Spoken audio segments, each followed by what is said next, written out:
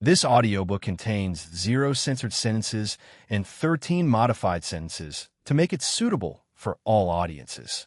Visit our website to listen to the original version without censorship or modifications. Link in the channel bio. Thermal landscape of spiritual density. He scanned the massive trunks and the thick canopy above. At first, he saw nothing but the ambient cold blue of the ancient wood. Then, the smell hit him. It wasn't the fresh, ozone scent of raw essence or the damp smell of moss.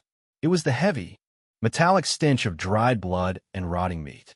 Soul moved forward cautiously, stepping around a massive fern, and entered a wide, natural clearing. What he saw made his eyes narrow into dangerous slits. It was a territorial marker, and a profoundly arrogant one at that. In the center of the clearing, the massive corpses of 5 blood apes, yes, the exact same omen blood species that had nearly torn Varn's chest open back of the grove, had been brutally piled up and wedged between the massive, jagged roots of a dead tree. Seeing that their flesh was still intact, it was clear that they had been slaughtered, not for food, but for display. Their 4 muscular arms hung limply, their chests ripped open, their cores completely devoured. Someone is flexing, Soul thought, stepping closer to examine the gruesome pile. He reached out and touched the torn armor of one of the apes.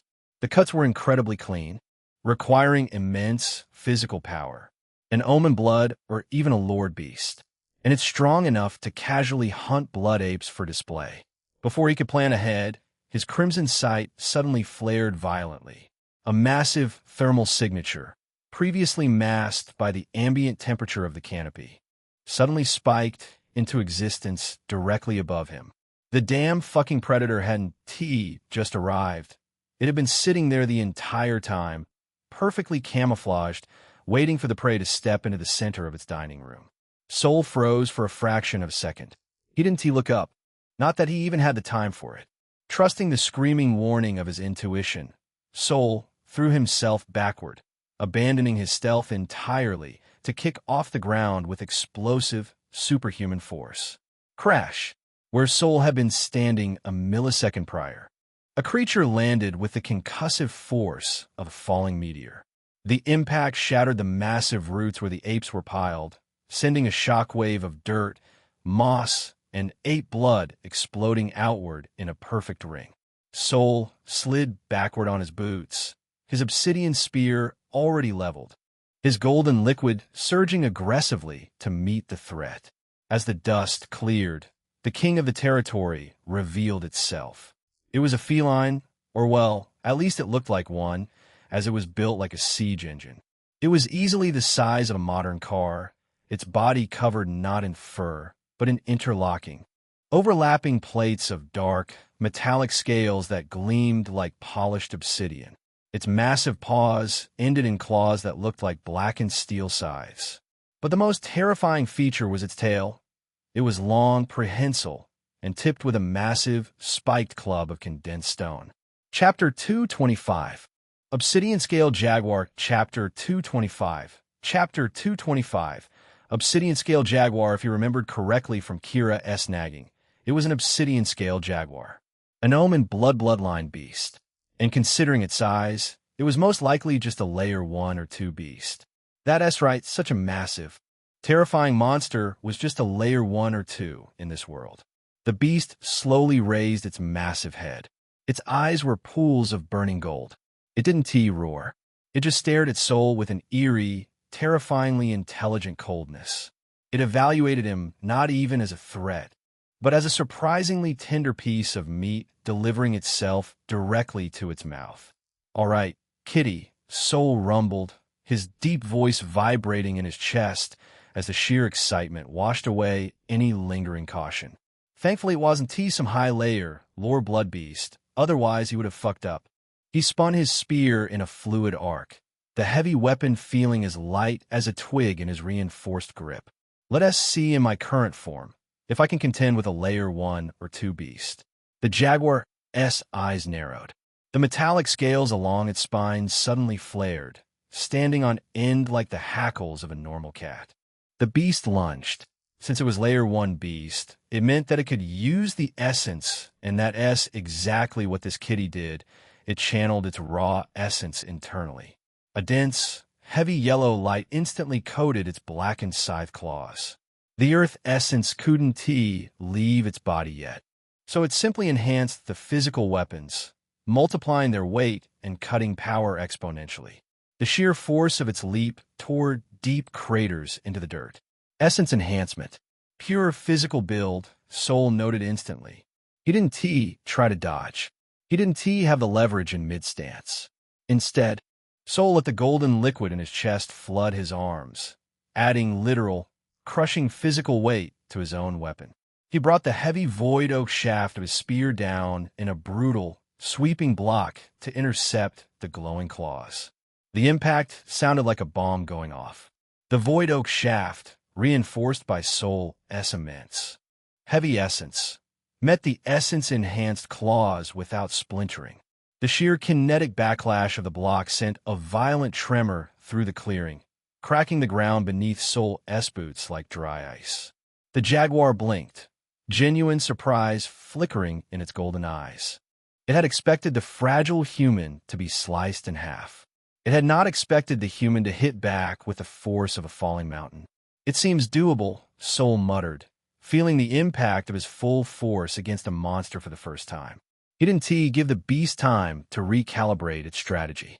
My turn, he growled with a grin. He pushed off the cracked earth, the moss exploding behind him. The gap between them was 50 feet, and Soul closed it in just a few seconds. He was a blur of dark leather and bone armor. He drew his arm back, his muscles bulging as the golden liquid engine in his chest roared to life, demanding to be let off the leash.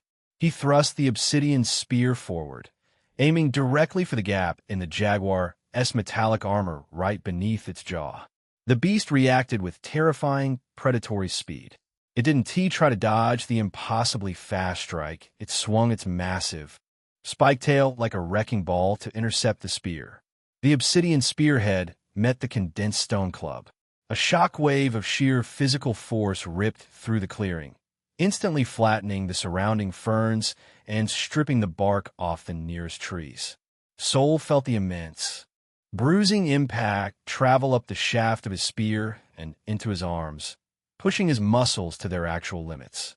He was pushed back a single step, his boots carving deep trenches in the dirt.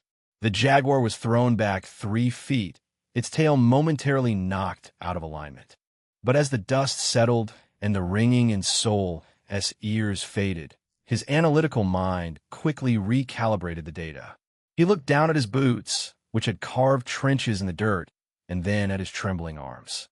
Soul's internal monologue paused, squinting through the fading debris.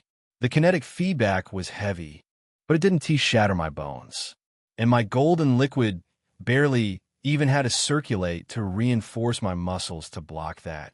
He pushed his crimson sight deeper, peering past the beast's intimidating metallic obsidian scales and directly into its spiritual center. The core inside the jaguar was the absolute trademark of an omen blood. It possessed the okayish genetic ceiling and the innate magical traits Zephyra had lectured about. But as Soul analyzed the density and the structural rings of the core, the truth clicked into place. It's not a Layer 2 beast, Soul realized. A mixture of relief and faint disappointment washing over him. It's a Layer 1. An omen blood, yes, but it's still just a juvenile at the very bottom of its progression path. It's a big kitten flexing in the shallow end of the pool. The obsidian-scaled jaguar, however, did not consider itself a kitten. Infuriated that the fragile, unarmored biped hadn't been crushed into paste by its tail, the beast let out a deafening, metallic roar that shook the bioluminescent fungi from the surrounding roots. It bared its fangs, and the earth essence within its body flared, causing its entire scaled form to emit a dense, heavy yellow aura that visibly distorted the air. "All right, Junior," Soul let out a breathless, exhilarated laugh. The ant had been a joke, but this required him to actually circulate the heavy, viscous ocean inside his chest. This was a real fight. He chuckled, adjusting his grip on the void oak spear and shifting his weight. You're not the final boss I'm looking for, but you're a perfect test subject for my new powers. Let us dance. The jaguar lunged again, using its earth essence to dramatically increase its physical mass and traction. It practically teleported across the clearing. It relied on sheer, overwhelming physical brutality. It swiped its glowing, side-like claws in a rapid, devastating three-hit combination. The claws were so heavily infused with earth essence that the sheer air pressure from the swings tore deep gashes into the damp earth below them. Close quarters essence brawler.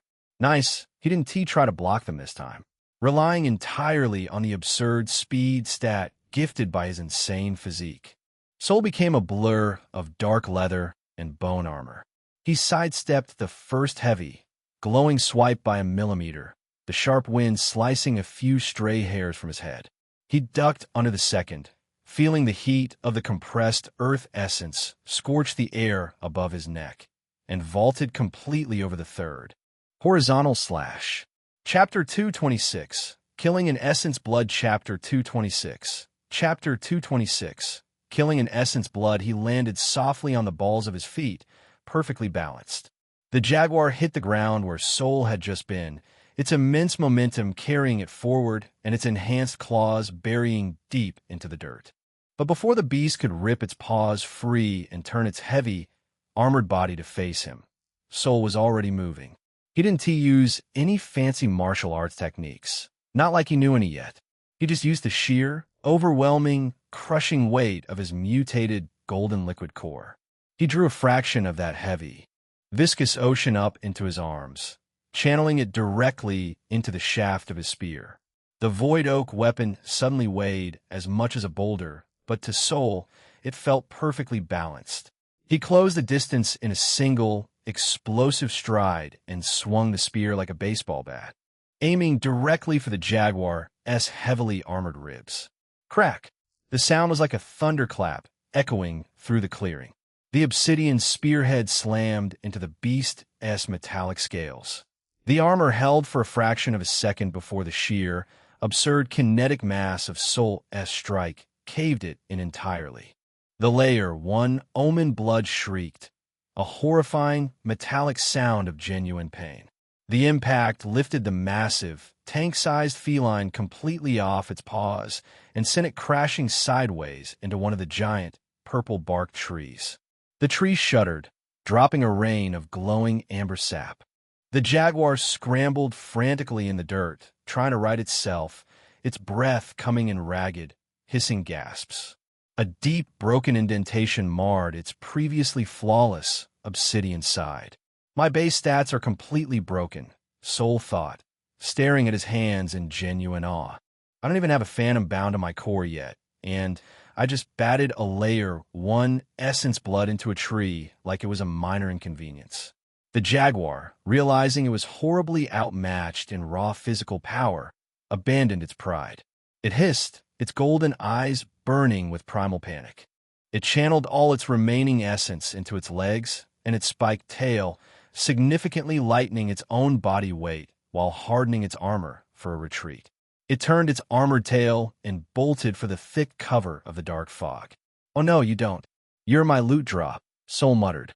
He dropped his stance, the golden liquid flaring violently in his chest, and launched himself after the fleeing beast. The jaguar was fast, but Soul was a transmigrator with a cheat. He crossed the clearing in 3 massive bounds, intercepting the beast just as it reached the tree line. Soul didn't use the spear. He dropped it, diving forward and grabbing the thick, scaled scruff of the jaguar's neck with his bare hands.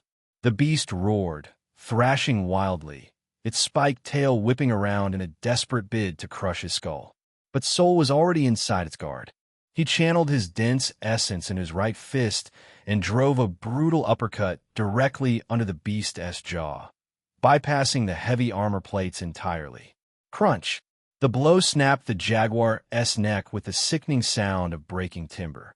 The massive beast's golden eyes rolled back, its body going completely limp, sliding heavily into the damp moss. Soul stood over the corpse, panting slightly, rolling his shoulders to bleed off the adrenaline. Layer 1 or not, that was a solid workout, he muttered, wiping a streak of dirt from his cheek. He didn't waste time celebrating. The instructions echoed clearly in his mind. The moment the beast dies, place the jade directly onto its corpse. Sol quickly reached into the inner pocket of his leather tunic and pulled out one of the pristine, freezing cold blood jade Valara had personally refined. It felt perfectly smooth, completely devoid of the vile, rotting shadow that had tainted the ancestral jades. He knelt beside the massive, armored corpse of the obsidian-scaled jaguar and pressed the crimson stone firmly against the beast's chest, right over where its blazing core resided. For a second, nothing happened. Then, the ancient runes carved into the surface of the blood jade flared to life with a brilliant, pulsing red light. Sol could feel a sudden, intense suction radiating from a stone. The corpse of the jaguar shuddered. A thick, vibrant stream of spiritual energy began to bleed out of the beast's physical body, drawn inexorably into the gem. Sol watched in fascination as the spectral form of the jaguar, its roar silenced, its pride broken by death, was forcefully funneled into the mineral prison. Did he mention the higher-tier soul stones can also accommodate lower-tier beast souls too. But as for why people usually don't do that, it's simply because higher-tier soul stones are extremely rare.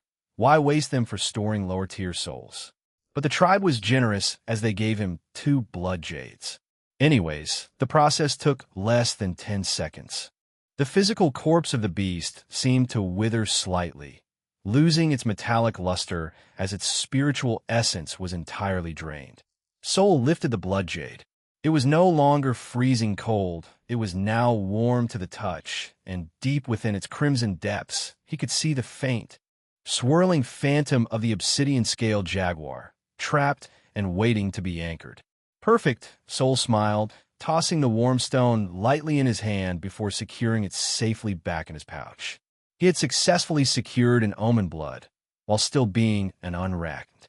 It was an incredible prize that would make any warrior in the Vaynar tribe a highly respected elite. But for Sol, it was just a backup plan, a safety net.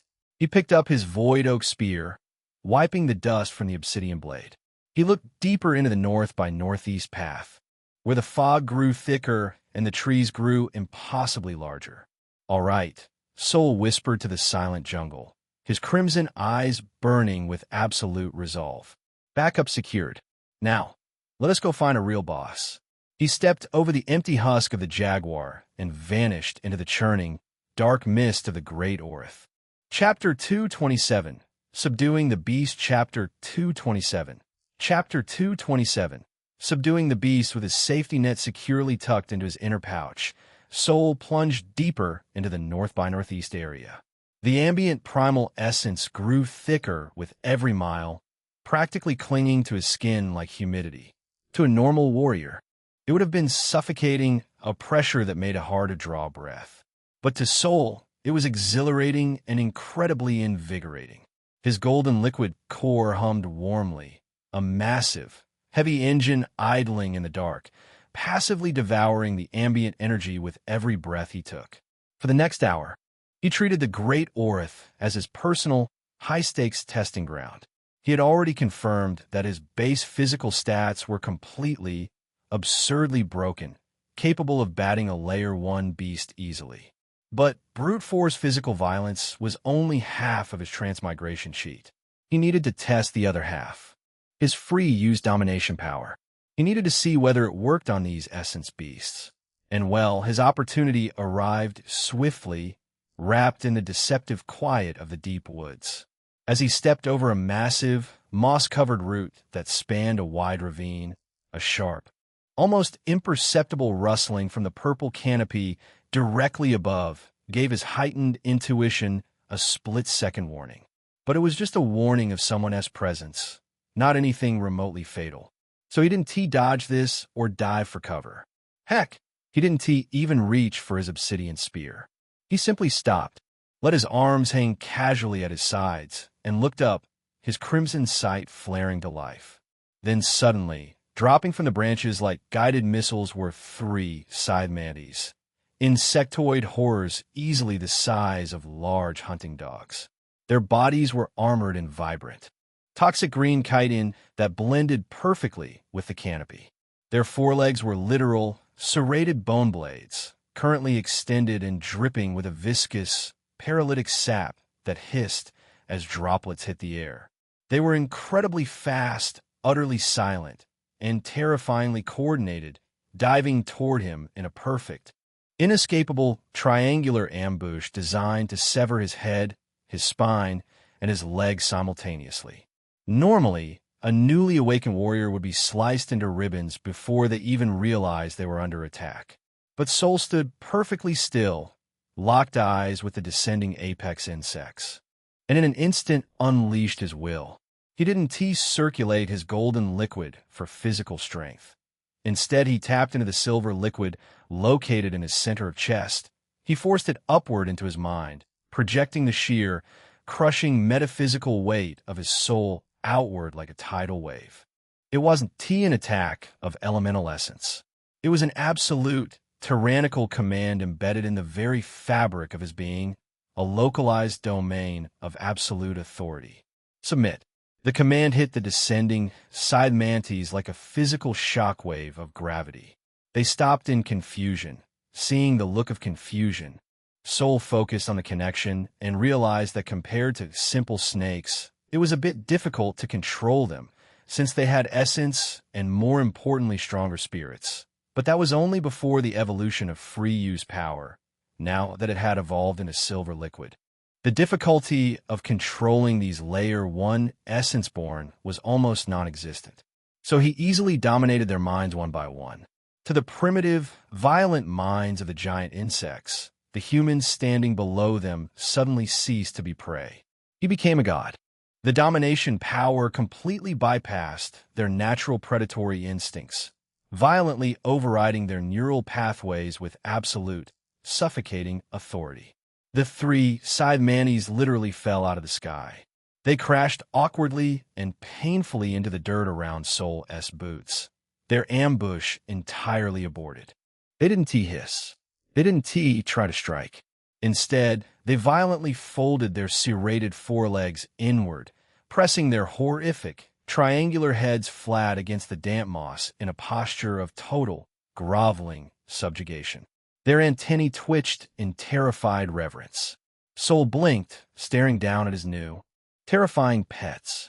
He lowered his spear, tapping the flat of the obsidian blade gently against the armored head of the largest mat. It didn't even flinch. It just pressed itself harder into the dirt. Well, Soul muttered, a slow, dangerous grin spreading across his face. That is aggressively overpowered. Congratulations, Bugs. You're my personal vanguard. Now, what should I name you? How about calling you Mickey and you Pete? As for you, well, I can't think of anything right now. You're number 3. Not like I know the difference between you 3. He couldn't help chuckling because of his own weird antics. With a mere thought, he ordered them up. The 3 manties rose instantly in perfectly synchronized unison, their faceted eyes locked onto him, like perfectly disciplined hounds awaiting his silent commands. For the next 2 hours, the Great Orith became his private hunting lodge. Soul used the 3 scythe manties as his frontline tanks and aggro bait. He would send them scurrying through the dense, thorny underbrush to flush out prey, saving his own energy while he calmly analyzed the local fauna from the shadows. It was brutally, terrifyingly efficient, and gave Soul the chance to look undeniably cool without breaking sweat. His insect vanguard flushed out a massive, venomous spear-horned stag, a beast whose antlers dripped with a neurotoxin that wilted the ferns around it. The stag charged like a runaway train, intending to skewer the insects. With a mental flick, he commanded the manties to intercept. The manties intercepted it flawlessly. One took the brunt of the charge, getting impaled on a glowing antler, but the other 2 instantly flanked the beast, using their size to hamstring its hind legs and pin it to the earth. The stag thrashed wildly, roaring in fury. From the shadows of the massive trees, Soul calmly stepped out. He didn't rush. He walked toward the struggling, massive beast with the casual stride of a man taking an evening stroll. The stag, seeing the human, ripped its head free and lunged, thrusting its remaining venomous antler directly at Sol's chest. Sol didn't even raise his spear. He simply tilted his torso a fraction of an inch, letting the lethal, glowing horns slide harmlessly past his ribs. In the exact same fluid motion, he flooded his right arm with the crushing density of his golden liquid and delivered a casual, open palm strike to the side of the stag's neck. Crack! The kinetic force of the palm strike was so absurdly high that it snapped the stag's thick neck instantly, the shockwave rippling through its flesh and shattering the bones on the opposite side. The massive beast dropped dead at his feet. He causally placed hand and absorbed its soul, like he did with jaguar and other beasts he had encountered until now. But he didn't know why, compared to before the encounter with Isilia and kind of evolution of free-use power, the effect minimal. Maybe it's because the boost from the goddess was too big and it evolved faster than what the souls of these beasts could compare with. Anyway, it was just a hypothesis. He needed to confirm it further.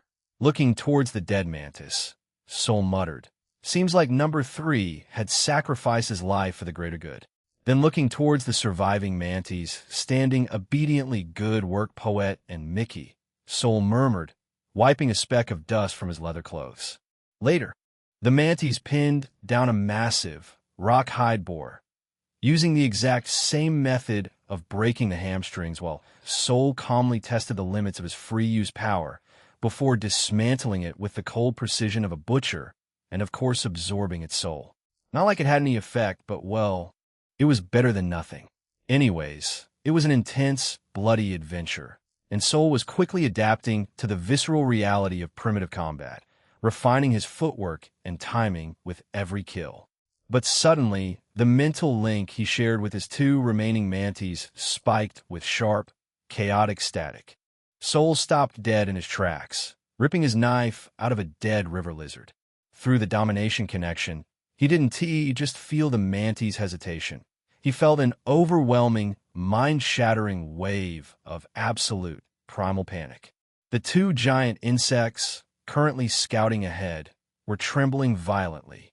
Their psychic feedback was a scream of pure terror, and they actively resisted his mental command to move another inch forward. What the hell is scaring mindless, mind-controlled insects? Sol thought, wiping his blade and gripping his spear tightly. Chapter 228. Terrifying Encounter. Chapter 228. Chapter 228. Terrifying Encounter. He issued a strict command for them to hold their ground, then slipped seamlessly into the shadows, utilizing a bit of beast repellent as an extra precaution, then creeped forward to investigate what had terrified his vanguard. He moved silently through a thick patch of glowing violet ferns, the air growing thick with a foul, acidic stench, and carefully peered over the edge of a massive, depressed crater in the forest floor. His breath caught in his throat. The crater wasn't made of dirt. It was a shifting, undulating, horrifying sea of matte black and rusted red. It was a colony. Thousands, no, tens of thousands of the giant, cat-sized armored ants he had killed upon first entering the jungle were swarming the massive basin. The continuous clicking of their massive mandibles sounded like a deafening, continuous torrential downpour of rain hitting a tin roof. They were currently engaged in the systematic, horrific dismantling of a massive, dead silverback behemoth, one of the Lord Beasts Zephyra had warned him about. As Sol watched, a stray, terrified, deer-like creature, panicked by a predator in the woods, stumbled blindly over the edge of the crater. In a fraction of a second, a black wave of ants surged upward like a liquid tide. They didn't just bite it. They fucking sheared the it apart with their iron-like mandibles while simultaneously vomiting their neon green, highly acidic blood directly onto the creature. The creature shrieked, but the sound was cut short as it literally melted into a bubbling slurry of bone and flesh in less than 5 seconds, completely absorbed by the endless hive. Sol's eyes widened. The hair on the back of his neck stood straight up. And just then these ants happened to see the mantis and surged forward. As for doing anything, nope, Sol whispered to himself, his expression deadpan. Absolutely not. A single ant had been a tutorial mob. A dozen would be a challenging fight. But an entire, coordinated colony measuring in the tens of thousands, capable of melting a beast into soup in seconds? You would have to be completely, hopelessly mentally sick to even think about challenging that, Sol, as pragmatic brain, concluded instantly. There was no ego here, only math. There is no loot drop in this entire world worth getting dissolved alive by 1,000,000 acidic ants. Knowing exactly when to walk away was the true mark of a veteran. He didn't hesitate. Sol made a ruthless, highly calculated tactical decision. He mentally severed the domination link to his 3 scythe mantis, but right before the connection snapped, he issued one final, absolute command.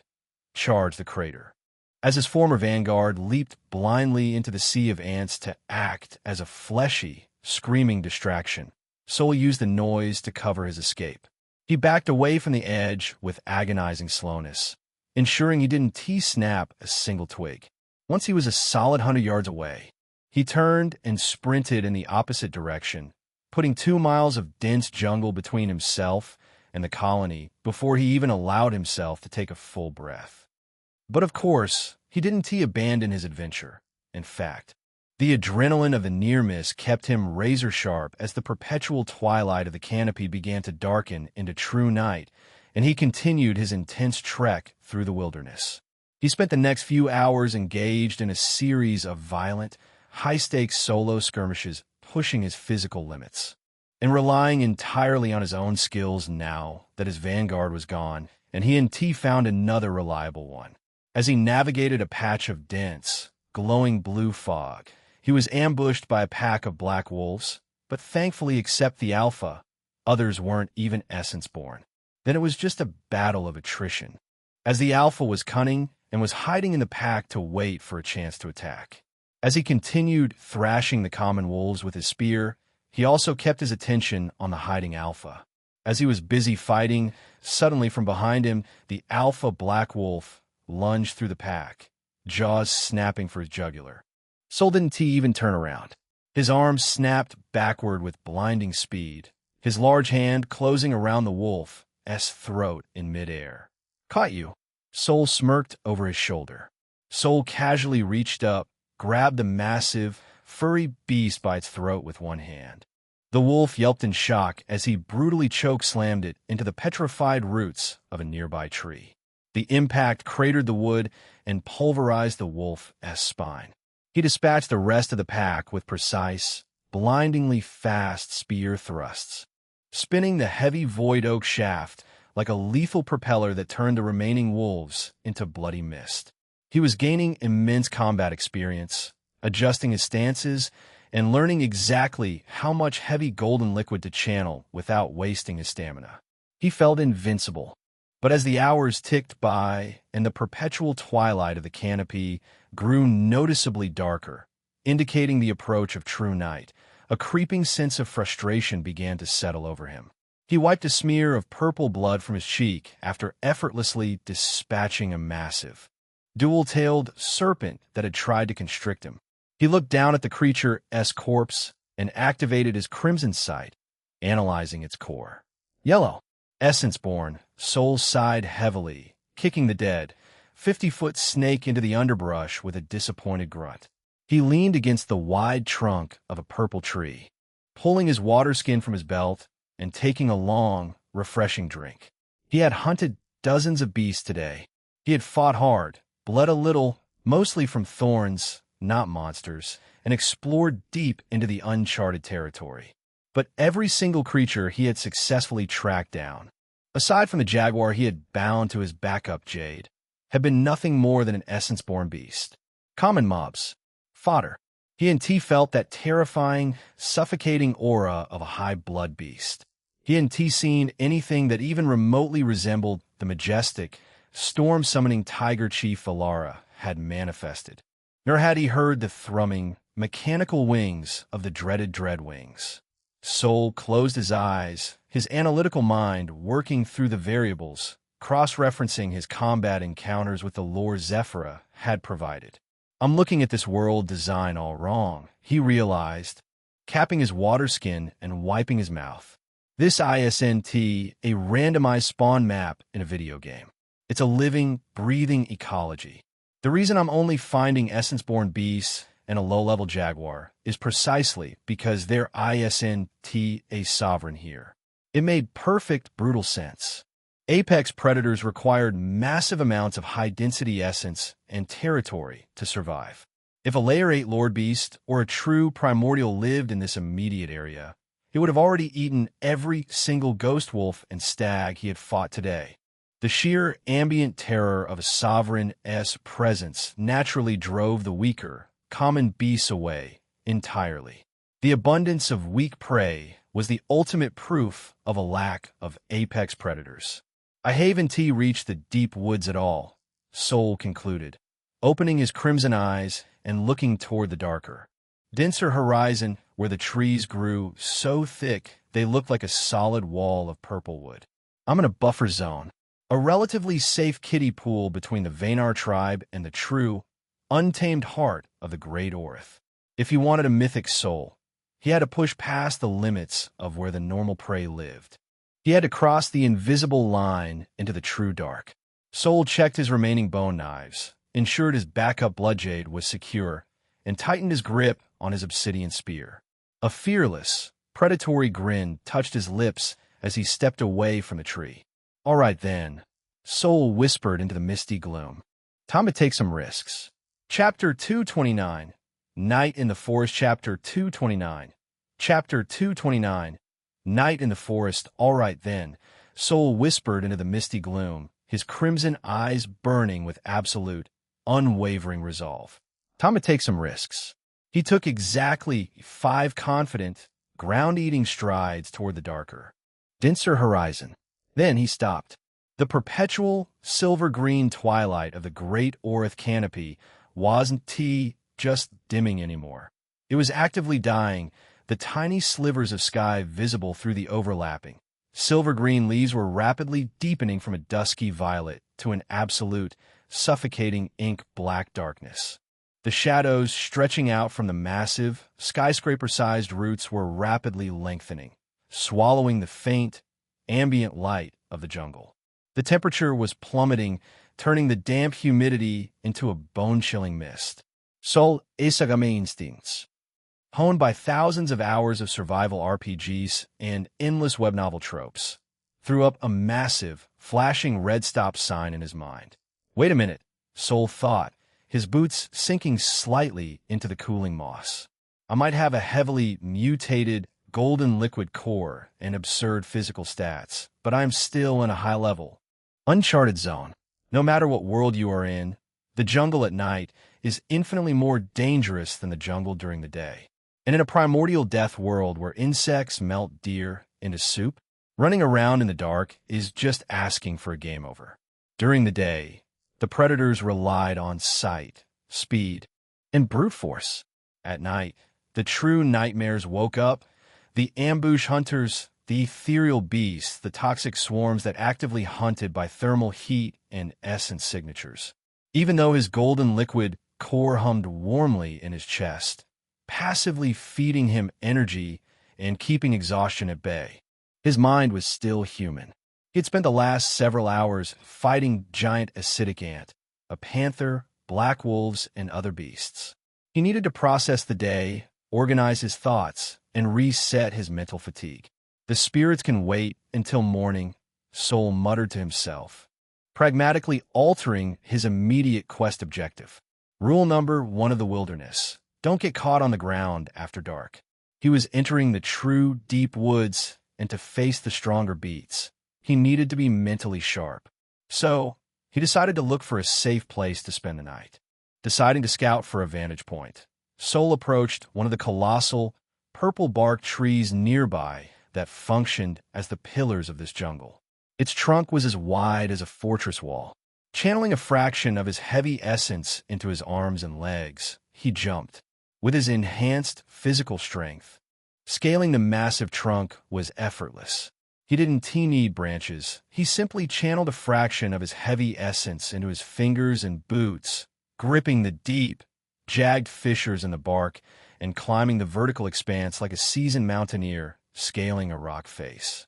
He moved silently, ascending dozens of feet in just a few seconds, moving with the terrifying speed and agility of a predatory spider, completely bypassing the lower branches where the canopy predators like to stalk. He climbed for several more minutes, the ground disappearing into a sea of dark fog below him. As he neared the upper middle section of the canopy, he paused, clinging to the bark to scout the surrounding area.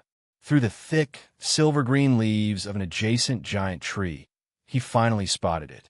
About 50 yards away, near the top of a particularly massive void oak, there was a natural hollow. It was a dark, recessed opening where a massive branch had likely snapped off centuries ago, leaving a cavity in the main trunk. It seemed doable, so Sol perfectly calculated the distance and the wind resistance. He pushed off his current tree, soaring through the damp air in a massive, terrifying leap of faith. He crashed through the canopy of the void oak, snapping a few minor branches, and landed heavily on the thick, petrified wood just below the hollow. He immediately activated his crimson sight and peered into the darkness of the cavity.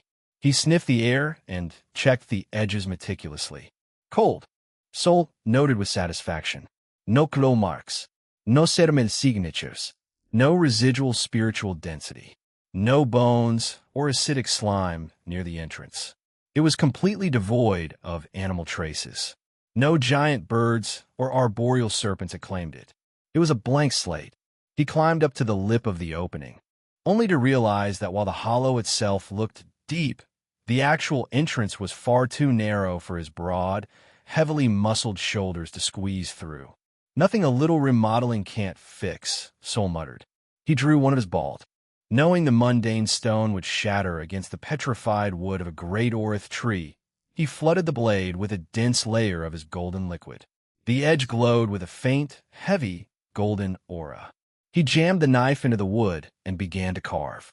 The reinforced blade sliced through the ancient, purple-black timber like a hot scalpel through wax. He worked quickly and quietly, shaving away thick slabs of bark and wood until the opening was wide enough. Sol slid inside. The interior of the hollow was surprisingly spacious, completely insulated from the damp, heavy air of the jungle. It was a natural, dry cavern suspended hundreds of feet in the air. The wood inside was smooth and dry, smelling faintly of old dust and rich, spice sap. It was easily large enough for him to stand up completely straight, and more importantly, he could lay down without having his boots hang out of the entrance. It felt like a high-altitude vacation spot, not a bad starter base. Sol grunted approvingly. He spent the next few minutes cleaning it up, kicking out centuries of accumulated dead leaves and loose wood chips. He then carefully scaled down a few branches to harvest a bundle of massive, fern-like leaves that felt as soft as velvet, making absolutely sure they didn't possess microscopic teeth or flesh-eating spores before bringing them back up. He layered the giant leaves across the dry wooden floor, creating a thick, surprisingly comfortable makeshift bed. Finally, Sol sat down on his leaf mattress. He let out a long, heavy exhale. For the first time since he had entered this primitive jungle, he actually had a moment to completely relax his nerves. The constant, razor-sharp tension that had gripped his muscles since he entered the great orith finally began to uncoil. He had time to actually relax his nerves, albeit just a bit. He unstrapped his bone armor, letting it clatter softly against the wood, and leaned back against the curved inner wall of the tree. He pulled the water skin from his belt and took several long, greedy gulps of the cool, metallic-tasting water. He dug into his woven pouch, pulling out a strip of the heavily salted essence meat and a glowing cyan starfruit. The meat was tough and tasted vaguely of copper, but it was packed with dense calories. The starfruit, however, was incredibly sweet and tart, bursting with a refreshing juice that instantly cleared the fatigue from his mind and instantly replenished the minor mental fatigue of the day as constant crimson sight usage. As he ate, Sol shifted his position, leaning against the edge of the carved opening to look out over the great Orith. Chapter 230. Multiple Moons? Chapter 230. Chapter 230. Multiple Moons? The canopy had parted just enough in this specific spot to offer a completely unobstructed view of the horizon. And what he saw made him stop chewing entirely. It was, without a shadow of a doubt, the most breathtaking, mind-shattering scene he had ever laid eyes on in either of his lives. Back on Earth, the night sky was a muted, polluted thing, a dark canvas dotted with a few struggling pinpricks of light and a single, lonely, cratered moon. This world was not Earth. He knew that. He knew he was standing in the absolute, primordial center of a vast, uncountable multiverse, and the sky above proudly, terrifyingly displayed that cosmic reality. The sky wasn't entirely black. It was a deep, vibrant tapestry of bruised violet and swirling, iridescent nebulae that looked like rivers of crushed diamonds flowing across the heavens. There was no atmospheric pollution here, no artificial lights to drown out the cosmos. The stars were impossibly dense, clustered so tightly together they formed glowing, ethereal clouds of silver, gold, and burning crimson. They felt incredibly close, as if you could reach up and scorch your fingers on them. But it was the moons that truly paralyzed him. Yes, moon's not moon. There wasn't just one. Dominating the celestial sphere, hanging in the sky with impossible, crushing majesty, were 9 distinct moons. Sol froze, the half-eaten fruit slipping slightly in his grip. He felt a sudden, dizzying wave of vertigo, convinced he was having some kind of essence-induced hallucination. He squeezed his eyes shut and rubbed them hard with the back of his hand, trying to clear away any glowing fungal spores or toxic pollen that might have drifted into his face and compromised his vision. He knew, fundamentally, that a planetary orbit like this shouldn't be possible without tearing the world apart with gravity. He opened his eyes and looked up again. Indeed, there were still 9 moons staring back at him. His mind raced, trying to process the sheer scale of the revelation. He had been in this brutal, primitive world for quite some time now, fighting and bleeding just to survive. But the sky hadn't looked quite like this before. Then again, his entire reality had just been violently upended. He had just been teleported across God's knew-what distance into this specific, hypermagical region, the Great Heartwood, the domain of the Vanar, a place so saturated with raw primal essence that it practically overflowed. More importantly, he had just awakened his core. Is it the sun core? Sol contemplated, his crimson sight involuntarily pulsing as he stared at the heavens. My golden liquid completely mutated my biology and my perception today. Am I only seeing them now because my spiritual eyes have finally opened to the true layers of this world? Or is this just what the sky always looks like from this specific continent? Whatever the reason, the sight was magnificent. They were massive, far larger than anything Earth's sky had ever hosted, hanging at varying altitudes and phases in a chaotic, beautiful orbital dance. One massive, dominant orb sat at the absolute center, glowing with a brilliant, pearlescent silver light that cast long, dramatic, daytime-quality shadows over the endless canopy below. It was the unquestionable anchor of the night sky. Surrounding it in a slow, celestial dance were its 8 sisters, or maybe brothers, smaller, but distinctly, vividly colored. Hanging low and heavy on the eastern horizon was a deep, bruised purple giant.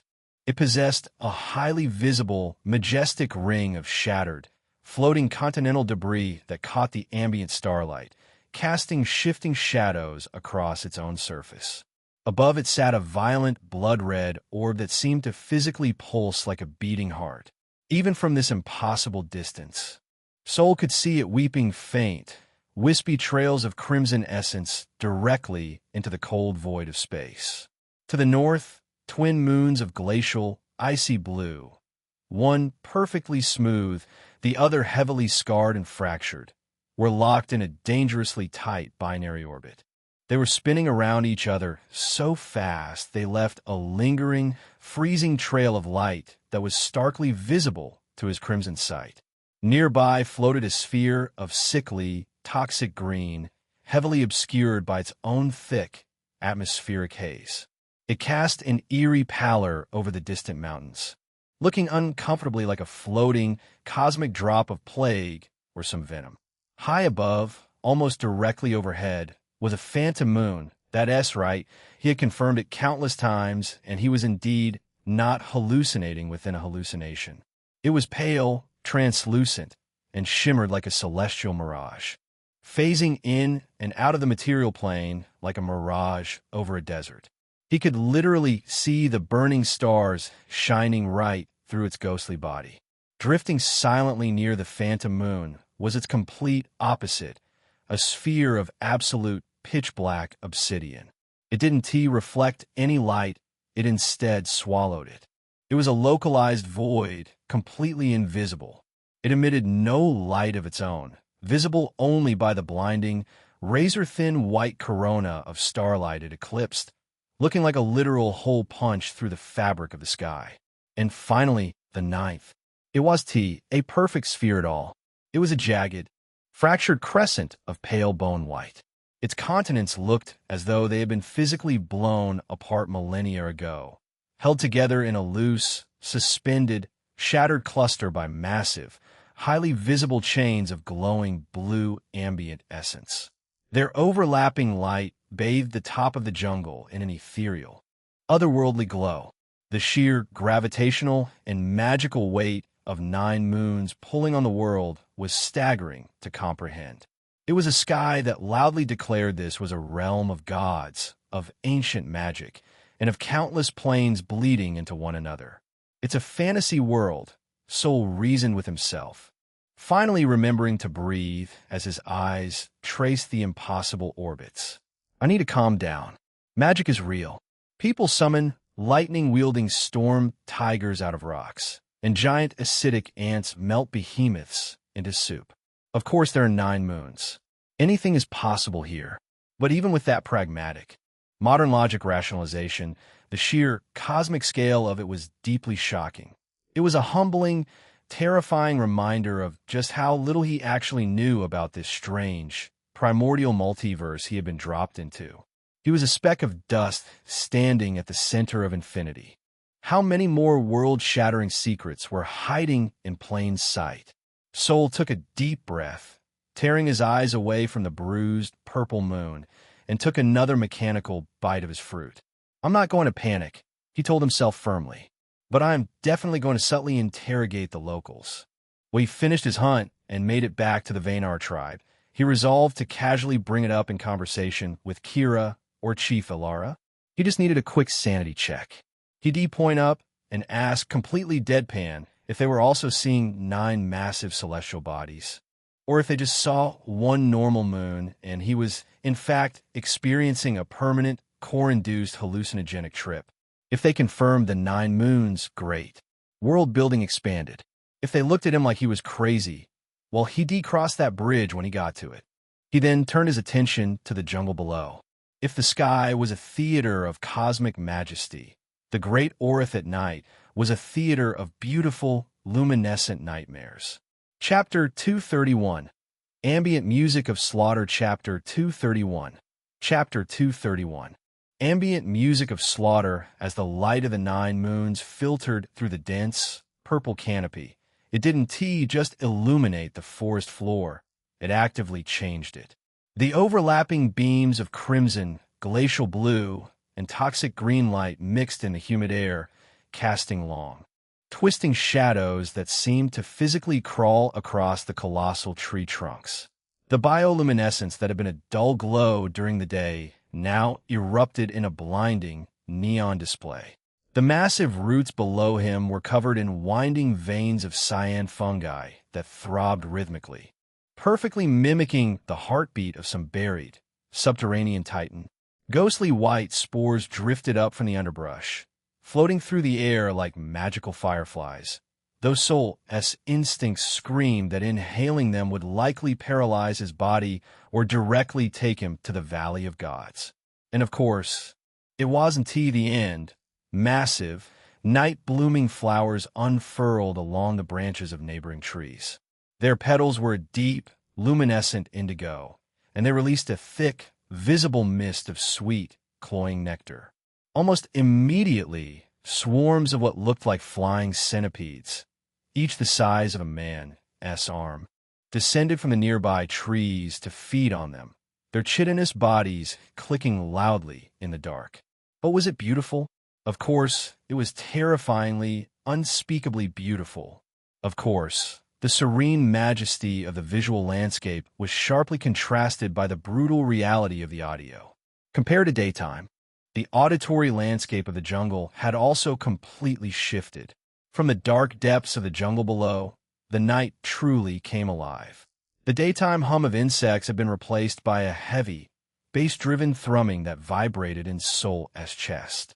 Distant, earth-shaking footsteps echoed from miles away, followed by the sound of massive trees physically splintering and crashing to the ground as titanic behemoths began their nocturnal migrations. The wind whistling through the skyscraper-sized trees sounded eerily like a chorus of weeping women carrying the sharp, metallic tang of fresh blood and the biting scent of raw, unsettled ozone. SKRUNK. A sudden, deafening shriek tore through the night sky, startling a flock of four-winged reptilian birds from a nearby branch, sending them squawking into the darkness. In fact, he had already noticed these birds, but they were just common essence-less beasts and seemed pretty tame, as even after sensing him, they didn't do much. The shriek didn't go unanswered. A chorus of guttural, bone-rattling roars echoed up from the pitch-black depths of the forest floor. Then almost instantly, another deafening, guttural roar echoed from the darkness several miles away, shaking the leaves outside his hollow, followed immediately by the frantic, mechanical screeching of something large and armored being violently torn apart. A chorus of high-pitched, chittering shrieks followed, likely a pack of scavengers fighting over the scraps. It was a chaotic, horrifying symphony of violence, survival, and brutal death. He just took another bite of his star fruit, chewing slowly as he listened to a particularly nasty shriek get suddenly cut short by a wet crunch. Sitting safely in his carved-out hollow, high above the madness was one thing. But assuming altitude equaled absolute safety in a primordial death world was how arrogant side characters died in Chapter 3. His point was violently proven a second later. Through the dense foliage, illuminated by the overlapping light of the 9 moons, Soul spotted a sudden, fluid movement.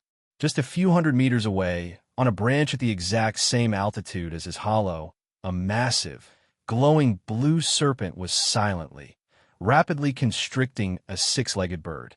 The bird didn't even have time to cry out before its ribs were crushed into powder. Soul swallowed hard, his mouth suddenly dry. Right? Snakes climb. Giant toxic insects fly. Altitude is a buffer, not a shield. The nonchalance he had been forcing to keep his own panic at bay evaporated. He tossed the remainder of his starfruit aside and sprang into action. He couldn't just sleep with a gaping, open doorway inviting every arboreal predator inside. He grabbed his chipped flint knife, channeling a heavy surge of golden liquid into the primitive blade to harden it, and leaned carefully out of the hollow. Moving with frantic but calculated precision, he reached out and began hacking at the surrounding canopy. He specifically targeted the thick, iron-hard branches covered in those nasty, jagged, hand-length thorns he had seen earlier in the day. With his enhanced strength, he snapped 3 massive, thorny boughs loose and hauled them back inside. Grunting with exertion, Soul wedged the thick branches horizontally across the opening of his hollow, driving their jagged ends deep into the soft, purple wood of the frame. He crisscrossed them, interlocking the nasty thorns to create a dense, brutal wooden grate. It would hold back a Layer 3 beast on a rampage. but it would absolutely shred the face of a wandering serpent or a pack of giant blood ticks trying to squeeze their way in while he slept. With the physical barricade secured, he still didn't feel safe enough, so he moved on to chemical warfare. He secured his weapons, the void oak spear and his bone knives, right next to his makeshift bed of silver leaves, keeping them within immediate arm's reach. Then, he unhooked the small leather pouch Zephyra had given him. He popped the seal. The smell hit him instantly, a foul, incredibly acrid stench that smelled like a mixture of burning sulfur, crushed bone, and rotten citrus. It made his eyes water instantly. He didn't notice during daytime, but here in this closed, cramped place, that acrid smell was infinitely stronger. Gods, that his vile soul gagged quietly. But vile was exactly what he needed. He took a handful of the beast-repelling powder and sprinkled it generously along the wooden sill of the hollow, dusting the thorny barricade he had just built. Not taking any chances, he took another handful and actively rubbed the gritty powder directly onto his dark leather armor, his boots, and even smeared a bit on his neck and forearms. It burned his nose fiercely, but it was infinitely better to endure a burning nose than to wake up being digested alive. Finally feeling like he had done everything physically possible to secure his save room, Soul retreated to the back of the hollow. He stretched out on his makeshift bed of velvet leaves, his muscles groaning in protest after a full day of slaughter. He leaned his head back against the wood and listened to the continuing, violent orchestra outside. Another nasty shriek in the distance was suddenly cut short by a sickening, wet crunch. Soul let out a long, shaky breath. A wry, slightly strained smile touched his lips as he gazed up at the slivers of the 9 moons visible through his thorny grate. Honestly, Soul thought, a dark humor acting as his final coping mechanism. If you force yourself to be aggressively positive, and completely ignore the fact that literally everything down there is actively trying to melt you, eat you, or lay eggs inside your chest cavity, it actually provides a pretty decent ambient track. It definitely beats the sound of blaring city traffic and sirens, anyway. The heavy, comforting warmth of his golden liquid core acted like a natural heated blanket against the chill of the Orth night. The overlapping, multicolored light of the moons spilled through the gaps in his barricade, painting the wooden floor in surreal hues of crimson, silver, and glacial blue, keeping the pitch-black darkness at bay. With a final, lingering look at the sprawling, infinite cosmos and the glowing, lethal terrors of the primordial jungle, Soul tightened his hand around the cool, reassuring shaft of his void oak spear. Lulled by the distant, rhythmic sounds of apex predators slaughtering each other in the dark, he closed his eyes and let his exhausted mind drift into a deep, dreamless sleep. Chapter 232. Woken up by a cute bird? Chapter 232. Chapter 232. Woken up by a cute bird? Next morning, the first thing Soul woke up to was a rhythmic, persistent tapping. Top, top, top. It wasn't the earth-shattering roar of some behemoth or the mechanical thrum of some obnoxiously large insect pack. Instead, it was light, hollow, and felt right next to his head. At first, he didn't care much and was about to go back to sleep, but suddenly he remembered where he was, and instantly, all the sleepiness was gone and his eyes snapped open. The heavy, golden liquid in his stomach and silver liquid in his chest instantly flared from a dormant hum to the roaring furnaces. He shot up from his bed of silver leaves, his hand blindly grabbing the shaft of his void oak spear before he was even fully conscious. He dropped into a crouch, leveling the obsidian blade at the thorny wooden grate he had built the night before, fully expecting a toxic serpent or a pack of giant insectoids trying to chew their way inside. But as his sleep-blurred eyes finally adjusted to the glaring, golden light streaming in from the outside world, his grip on the spear loosened slightly. Through the gaps in the crisscross thorns, he saw a bird. It wasn't a massive, four-winged reptilian monstrosity. It was just a bird. It was big, but was indeed a bird. It was roughly the size of a large earth pig, covered in incredibly vibrant, fluffy plumage of bright azure and gold. It had large, dark, innocent-looking eyes and a short, curved beak that it was currently using to gently peck at the wood panels of his hollow. It paused its pecking, tilted its head curiously, and peeked through the hole, looking directly at Sol with a completely harmless, almost comical expression. Sol stared at it for a long second, his racing heartbeat slowly returning to normal. He let out a long, heavy sigh of absolute relief, lowering the tip of his spear to the wooden floor. "So, it's just a cute bird," Sol muttered, his shoulders sagging as he ran a hand through his messy hair. "Of course. Morning in the jungle. I'm getting too jumpy. But this was the Great Orith. And the Great Orith didn't do cute." Suddenly, the fluffy bird opened its beak. From deep within its throat, a terrifying, muscular inner jaw shot outward with the speed and violence of a coiled spring. It was a horrific, barbed appendage, slick with saliva and lined with circular rows of needle-sharp teeth. The inner jaw smashed straight through the thick, iron-hard thorns of his barricade, splintering the wood instantly as it snapped wildly, aiming directly for Sol's face. "Hayak!" Sol shrieked. It was an incredibly high-pitched, undeniably unmanly sound that tore from his throat before his brain could even process what was happening. Without thinking, driven entirely by pure, blind panic and his sharp reflexes, Sol violently thrust his void oak spear forward. The heavy obsidian blade met the lunging nightmare jaw perfectly. It drove straight down the creature's horrific, tooth-filled mouth, pierced straight through its stomach, and exploded out of its feathery backside with a sickening vet crunch.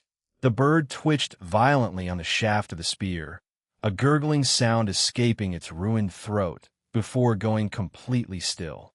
Silence returned to the hollow. Sol stood there for a long moment, breathing heavily, staring wide-eyed at the fluffy, colorful bird skewered perfectly on his weapon. He slowly cleared his throat. He puffed out his chest, deliberately dropping his voice an octave back to its normal, heavy rumble. "Damn it," Sol coughed in a deep, manly tone, looking around the empty hollow as if checking for witnesses. "Scared the shit out of me." It seemed the old saying was really true. Unexpected things terrified a man the most. Not like I was actually terrified or anything, Sol quickly rationalized to himself, nodding firmly. It was just an instinctive reaction. Yes, a purely biological, involuntary, highly trained, instinctive reaction to a sudden threat. Very manly. He looked at the bizarre, alien bird, its horrifying inner jaw still protruding slightly around the spear shaft. "Why does this feel like breakfast delivered straight to my door?" He couldn't help but mutter, a wry smirk returning to his face as the adrenaline faded. "I don't remember placing an overnight room service order, though." But since it was indeed delivered right to his door, he wasn't going to turn down free protein. Sol grabbed the ruined, thorny barricade and violently tore the remaining wood away, tossing the splinters into the jungle below. He stepped up to the edge of the hollow and looked out, fully expecting to see the scorched, acid-burnt hellscape from last night, teeming with prowling monsters. But no, it was peaceful. In fact, it was super peaceful. The sun was rising, casting brilliant rays of warm, golden light that pierced through the overlapping canopy. The sky visible above the trees was a clear, vibrant azure, dotted with occasional, fluffy white clouds. A cold, essence-dense morning wind blew directly into his face, instantly washing away the fatigue of sleep and leaving him feeling incredibly refreshed. Normal, actually harmless-looking birds were chirping happily in the distance. The bioluminescent fungi had dimmed, replaced by the natural, vibrant greens and purples of the daytime flora. It looked like a scene straight out of a serene, magical paradise. It was a completely jarring, mind-bending contrast to the apocalyptic hell he had witnessed just a few hours ago. This world is really bipolar, Sol decided, seeing that the immediate airspace was safe. He quickly strapped on his bone armor, gathered his water skin and supplies, and with the cute nightmare bird still securely skewered on his spear, carefully climbed down the massive trunk. His boots hit the damp moss of the forest floor. He looked around. The jungle was still happy and peaceful. The chaotic tracks and acid burns from the nocturnal migrations were already being swallowed up by the rapidly growing magical moss. He shrugged, adjusting the spear on his shoulder. First things first, breakfast. He needed water to clean the bird and refill his skin. As he began to search the underbrush, his eyes caught on a peculiar, massively bulbous plant sitting near the roots of an ancient tree. It looked like a giant, swollen green teardrop covered in thick, leathery skin. Chapter 233. Deep Inside the Orith. Chapter 233. Chapter 233.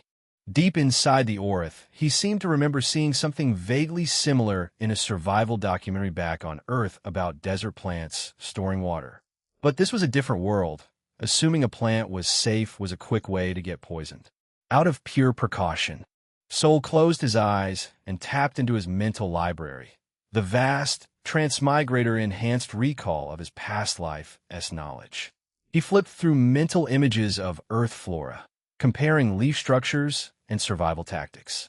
He opened his eyes. It did indeed look remarkably similar in biological function to a barrel cactus, even though the one sitting in front of him was countless times larger and looked significantly fiercer, possessing thick, defensive barbs along its base. Still, it was worth a shot. He drew his flint knife and carefully made a small, precise puncture near the top of the bulbous plant. Instantly, a clear, pressurized stream of liquid started gushing out. Sol caught some in his palm and brought it to his nose. He sniffed it cautiously. No acidic burn, no sickly sweet scent of neurotoxin. It just smelled clean, like morning dew.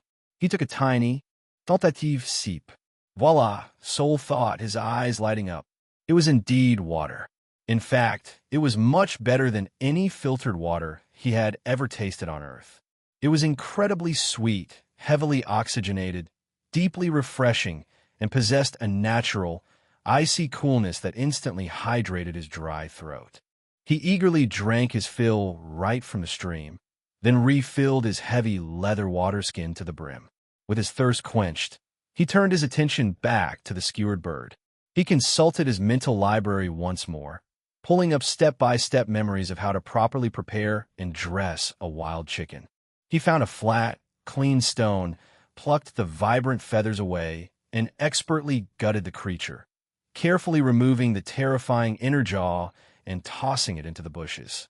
He washed the meat thoroughly with the gushing water from the plant. Using a piece of dry void oak and his flint knife, he sparked a small, smokeless fire.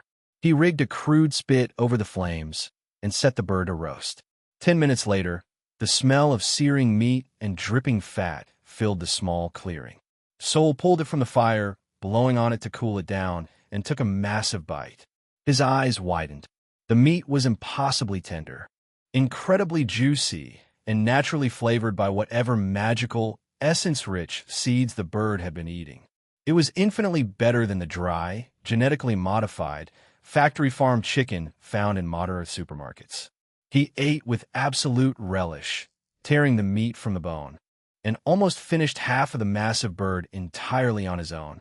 He stopped, letting out a heavy, satisfied sigh. As for the remaining half, well, it was for the hungry guests who had been staring at him from the distance for the last 5 minutes.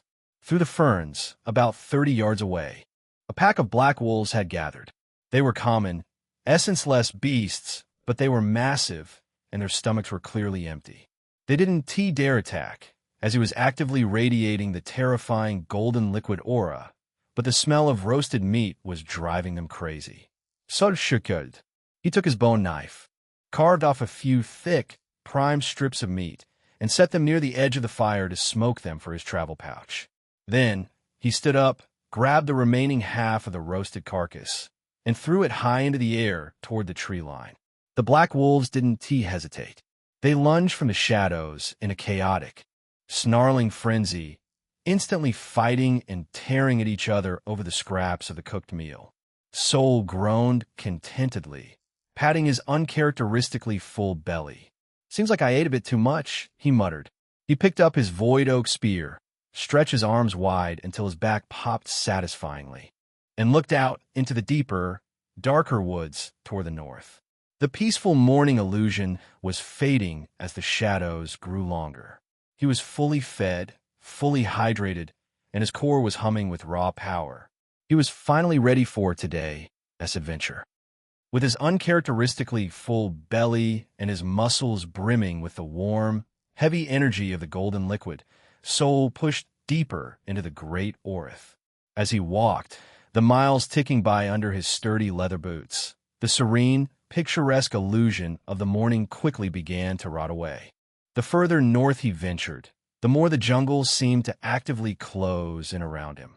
The purple trunks of the colossal trees grew denser, their bark taking on a dark, almost necrotic hue, weeping a thick sap that smelled like burnt sugar and sulfur. Their sprawling canopies overlapped so tightly that the bright azure sky was choked out entirely, plunging the forest floor back into a heavy, oppressive twilight that made distinguishing shadows from predators incredibly difficult. As he crossed what his logic assumed was the invisible boundary of the buffer zone and entered the true deep woods, the atmosphere shifted violently. The air grew thick again, but it wasn't just the damp humidity of the swamps. It carried the faint, sharp metallic scent of raw electric ozone and the unmistakable, lingering copper tang of spilled blood that had seeped permanently into the soil. The ambient primal essence felt heavy, almost toxic, pressing against his skin like a physical weight. His golden liquid core had to actively churn just to filter the chaotic, violent energy out of his lungs with every breath. The relatively harmless, pretty bioluminescent fungi that had lit the previous zones were entirely replaced by more powerful, aggressive types. Massive growths of deep crimson and sickly, toxic yellow lichen clung to the roots like glowing tumors, emitting faint hisses and releasing microscopic spores that made the air shimmer like a heat mirage. And the silence here wasn't peaceful. It wasn't the quiet of a sleeping forest. It was the tense, suffocating, breathless silence of an active war zone waiting for the next artillery strike to land. There were no chirping birds, no rustling insects, no distant howls. Every living thing in this sector was either holding its breath, hiding, or already dead. He had been exploring this hostile environment for nearly an hour, his crimson sight sweeping the gloom, when a low, rumbling noise vibrated straight through the damp earth and into the soles of his boots. It sounded like distant thunder, but the rhythm was entirely too chaotic. It was punctuated by the sharp, explosive snapping of massive timber, trees the size of watchtowers being violently uprooted and splintered into matchsticks. Curiosity, fueled by the intoxicating confidence of his absurd base stats and his absolute need to find a phantom worthy of his core, instantly won out over caution. Sol adjusted his grip on the heavy void oak shaft of his spear, a feral, anticipatory grin touching his lips, and veered directly toward the noise. He didn't make it 50 yards. Without a single snapped twig of warning, his heightened intuition flared, a sharp, freezing prickle of mortal danger shooting up his spine like an electric shock. The dense, thorny underbrush to his immediate right simply exploded outward in a shower of dirt and shredded leaves. Chapter 234. Ambush. Chapter 234. Chapter 234. Ambushed. The dense, thorny underbrush to his immediate right simply exploded outward in a shower of dirt, shredded leaves, and pulverized wood. A heavy, muscular blur erupted from the shadows of a petrified root, aiming a lethal, scythe-like swipe directly at his body. Sol didn't even have time to blink. Trusting entirely in the reflexes hammered into his cells, he violently pivoted on his heel, bringing the heavy shaft of his void oak spear down in a brutal, sweeping block. Clang! The impact didn't sound like wood hitting flesh. It sounded like a blacksmith's hammer striking an anvil. A jarring shock shot up Sol's arms, making his teeth rattle. The attacker didn't bounce off. It absorbed the concussive blow with terrifying resilience, its massive claws tearing deep gouges into the dirt as it dug in, letting out a low, guttural hiss that sounded like grinding stones, followed by a wet, aggressive snarl. Soul vaulted backward, kicking up a spray of damp moss, creating a solid 10 feet of distance, and finally got a good look at his ambusher. It looked like, well, a honey badger on steroids, easily possessing the bulk of a black bear, but built incredibly low to the ground like a furry, heavily armored siege tank. Its coarse fur was a stark, aggressive silvery white along its broad back, contrasting fiercely with an obsidian black underbelly. But the most alarming feature was the raw, dense essence practically rolling off its thick hide in visible waves, actively hardening its fur into literal, jagged stone spikes that scraped against each other with a sickening clack-clack sound as it moved. Soul's crimson sight flared automatically, piercing the creature's thick hide to analyze the dense, chaotic red core burning inside its body. An omen blood, Soul realized, his eyes widening slightly in genuine surprise. Layer 1. Another one? That's the second omen blood I've run into since entering the deep woods. And it seems to be incredibly aggressive. The great badger didn't give him time to calculate the pros and cons.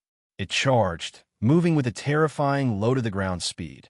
Driven by the notoriously hyper-aggressive, never-back-down nature of its species, it relied entirely on sheer, overwhelming physical mass and indestructible defense. It closed the gap with a terrifying speed, a deep, rattling roar ripping from its throat as its jaws unhinged to reveal rows of yellowed, bone-crushing teeth dripping with foul-smelling saliva. "All right, tough guy," Soul grunted as he planted his boots, drew his arm back, and thrust the obsidian spear forward with enough force to one-hit a normal Layer 1 beast, aiming directly for the beast's glowing yellow eye. The badger didn't dodge and simply lowered its head. Screech.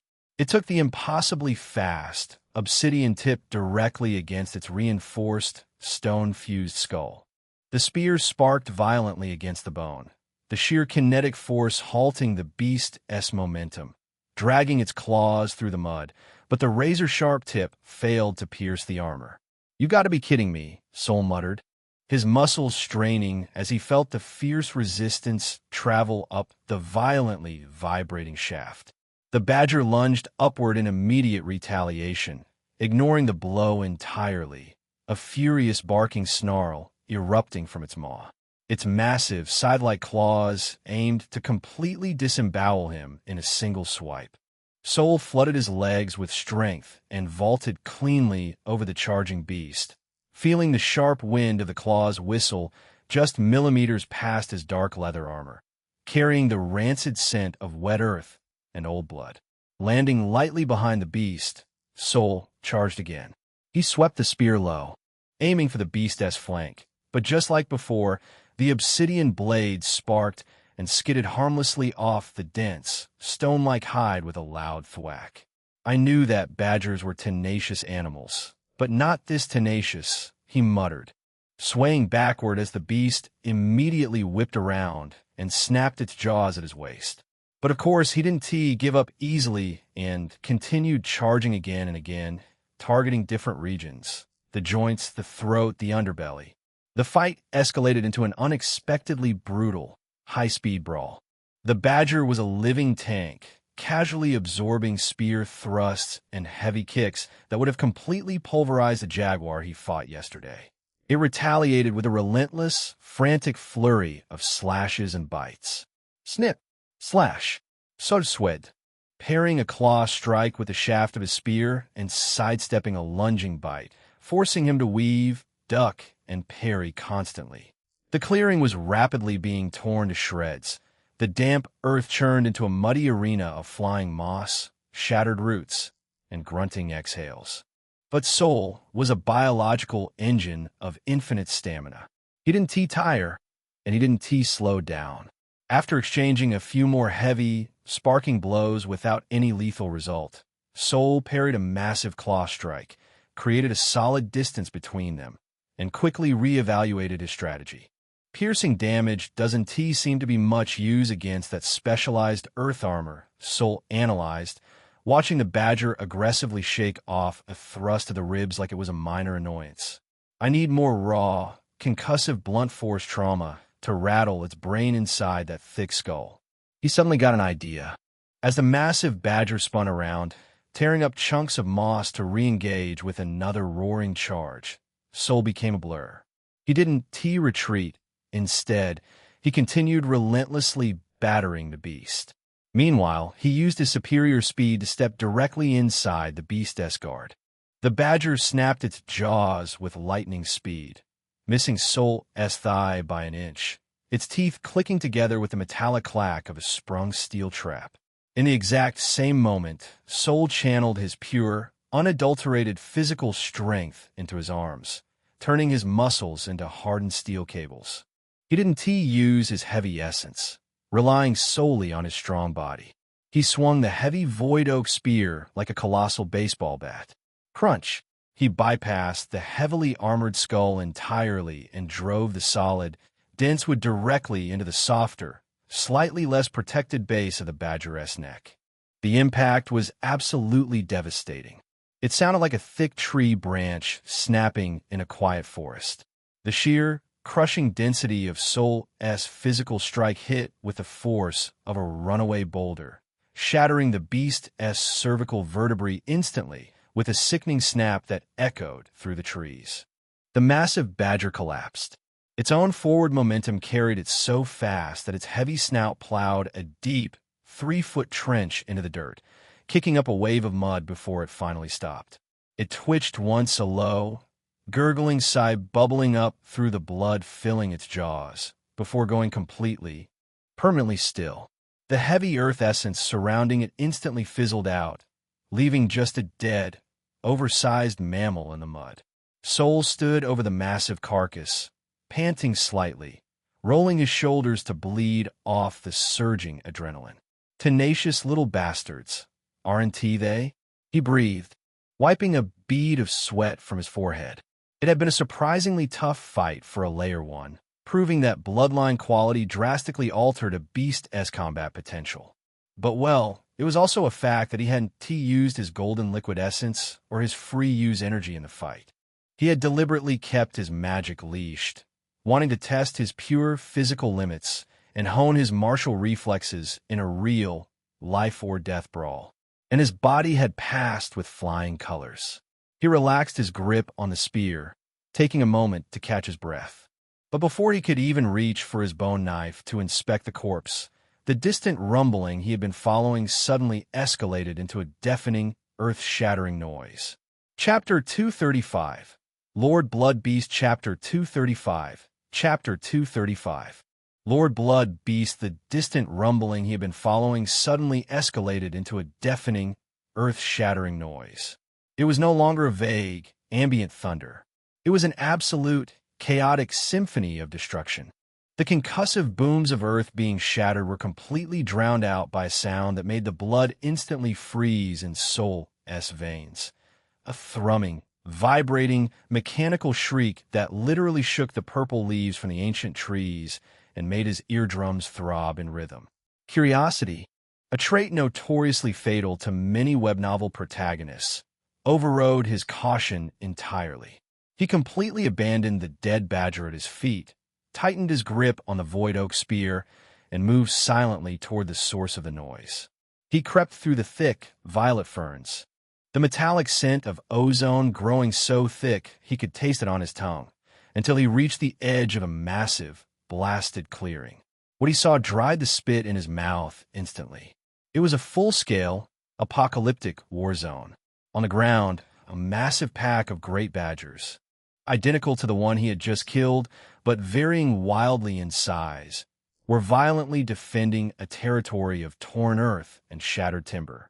And descending from the sky above them was a living, breathing nightmare. A swarm of dreadwings. They matched the High Shaman Zephyr's terrifying description flawlessly, but seeing them in action was infinitely worse than hearing a campfire story. Their translucent, crystal wings streaked with pulsing black veins sliced through the air with terrifying, mathematical precision. Their bodies were heavily armored in jagged gray stone, and their massive, hooked mandibles dripped constantly with a neon green, corrosive venom that hissed violently as it hit the earth, melting the mud into bubbling slurry. They were dive-bombing the badgers like coordinated strike fighters. The air was thick with flying acid, enraged roars, and the sickening crunch of dense bone meeting razor-sharp crystal. Sol's first primal instinct was to turn around, activate his speed cheat, and run as fast as his goddess-enhanced legs could carry him. But then, an even louder, more terrifying screech shattered the air, accompanied by a massive cloud of dust and debris erupting from the very center of the battlefield. Sol squinted, focusing his crimson sight to pierce the chaotic dust cloud. When the thermal signatures finally registered in his mind, his jaw slightly dropped. Hovering just above the fray was a dreadwing that completely dwarfed the others. Its wingspan was easily 30 feet across, creating its own localized windstorm. Its jagged stone armor was deeply etched with glowing, toxic green runes. And the ambient essence around it was so impossibly thick, it was literally warping the air like a heat mirage. A Lord bloodline, Sol swallowed hard, his gamer brain doing the terrifying math. Judging by the sheer, suffocating density of that core, it's at least layer 3, in the 9 layers of progression. Every third layer was a major evolutionary hurdle. A layer 3 wasn't just incrementally stronger than a layer 2. It was an exponential leap. It was a creature that had crossed a biological bottleneck, elevating it from a mere monster to a true, walking calamity. And more importantly, despite its overwhelming power and terrifying venom, the Lord Dreadwing wasn't gaining the upper hand, because directly below it, rearing up on its hind legs and roaring with enough force to visibly crack the bedrock, was its equal, a layer 3 Lord Bloodline Great Badger. It was the size of a small house, its silvery fur practically glowing with condensed earth essence. It was creating a localized gravity while that was actively dragging the lesser dreadwings out of the sky, crushing their crystal wings under its sheer, oppressive weight before ripping them apart with its jaws. Is it my luck or my absolute misfortune to walk right into a kaiju movie? Sol thought, completely mesmerized by the clash of titans. But as he was busy staring at the apocalyptic battle of the Layer 3 Lords, he made a fatal error in his situational awareness. Starting from the Essence-born rank, beasts gained increasing intelligence as they leveled up. A Layer 1 was cunning. A Layer 2 possessed deep tactical understanding. But Lord Beast possessed the intelligence equivalent to a 6 or 7-year-old human child. It was that terrifying cognitive leap, the ability to form complex strategies, hold grudges, look for opportunistic advantages, and know when to cut their losses, that allowed them to survive so long in a world this brutal. And that intelligence trickled down to their packs. A smaller skirmish group fighting near the edge of the clearing, a mix of 3 Layer 1 Great Badgers and 2 massive Layer 2 Dreadwings, had suddenly paused their blood feud. They turned their heavy heads, their golden mammal eyes and faceted insectoid gems locked perfectly onto Sol hiding in the ferns. Instantly, their ancient hatred was suspended. They looked at each other, and some primitive, silent agreement was reached. The strange biped, radiating an incredibly dense, heavy golden liquid aura, wasn't just an intruder. He was a high-value threat, or perhaps a high-value meal that was too good to pass up. Through his peripheral vision, Sol saw them turn. Even though he had been focusing on the Lords, his intuition pinged violently. Without a sound, the 2 rival factions lunged simultaneously toward him. Sol didn't hesitate. He spun on his heel and instantly ran for his dear life, completely abandoning any thought of observing the Lord fight for opportunistic loot drops. But they were fucking relentless. The badgers tore through the underbrush with terrifying momentum, snapping small trees in their path, while the 2 Layer 2 Dreadwings took to the air, completely ignoring the thick canopy as they chased him down from above. Sol weaved desperately through the massive purple trunks, utilizing his goddess-forged speed. But the Dreadwings had the ultimate aerial advantage. SSSSHHH splash. A massive glob of smoking. Neon green acid slammed into the trunk of a tree just inches from Sol's shoulder, instantly melting the thick bark and sending a cloud of toxic fumes into the air. He ducked hard, sliding under a massive, petrified root just as a second glob of acid melted the damp moss exactly where his boots had been a millisecond prior. Chapter 236. Surrounded. Chapter 236. Chapter 236. Surrounded. As he focused on avoiding the relentless aerial bombardment, the Badgers rapidly closed the distance on ground, their jaws snapping inches from his heels. His initial goal had been to just back away and escape the aggro radius, but these bastards kept chasing him. And since two of them were flying, acid-spitting Layer 2 Omen Bloods, running away indefinitely in a dense jungle was becoming mathematically impossible. One slip on a slick route, or one direct hit from that acid, and he was dead. Sol gritted his teeth, his crimson eyes flashing with sudden, violent annoyance. Fine, Sol thought, his patience evaporating. He dug his heavy boots hard into the dirt, skidding to an abrupt, violent halt that kicked up a wave of mud. He spun around, dropping his center of gravity, and channeled a massive surge of golden liquid directly into his arms. The leading Layer 2 Dreadwing, assuming the exhausted prey had finally given up, dove straight for his head. Its terrifying, serrated mandibles opened wide to deliver a lethal, point-blank bite of acid. Sol didn't dodge. He thrust his heavy void oak spear straight up into the air. He didn't aim for the heavily armored stone thorax. He aimed directly for the creature's gaping, venom-dripping mouth. The sheer, blinding speed and crushing physical force of Sol's thrust caught the Layer 2 insect completely off guard. Crunch squelch. The obsidian blade pierced the roof of its mouth, bypassed its armor entirely, and drove straight through its primitive brain, exiting the top of its faceted skull in an explosion of green fluid. The beast didn't even have time to react, let alone shriek, before it died instantly, its own downward momentum impaling it deeper onto the shaft. Sol violently jerked the heavy spear sideways, using the dead Dreadwing's own massive weight to tear the blade free. He threw the bleeding, twitching carcass directly into the mud, forcing the charging badgers to awkwardly stumble over it. He lowered his spear, breathing heavily, a cruel, feral smile spreading across his face as he looked at the remaining 4 Omen Blood beasts. Okay, Sol sneered, his golden liquid core roaring to life, actively begging for the slaughter. Since you bastards want to die so badly, I'll be happy to help you relieve the pain of living. He didn't run anymore. He actively lunged directly into the pack of beasts, going on an absolute rampage. As he fought, his analytical mind worked in overdrive, processing the battlefield. He realized quickly that the biggest, most annoying feature of the Dreadwings was their combination of flight and acid spit, requiring constant, high-speed evasion. Meanwhile, the Badgers were incredibly tenacious, utilizing their strong earth defense to tank hits that would have split a normal beast in half. But thankfully, most of his current attackers were only Layer 1, and the greatest aerial threat was now dead in the mud. He was surrounded, outnumbered, and fighting high-tier Omen Bloods in the darkest part of the Great Orith, while 2 lords waged war just a mile away. And he had never felt more alive. The dark woods echoed with the sickening thud of the dead Layer 2 Dreadwing hitting the mud. Sol didn't pause to admire his handiwork.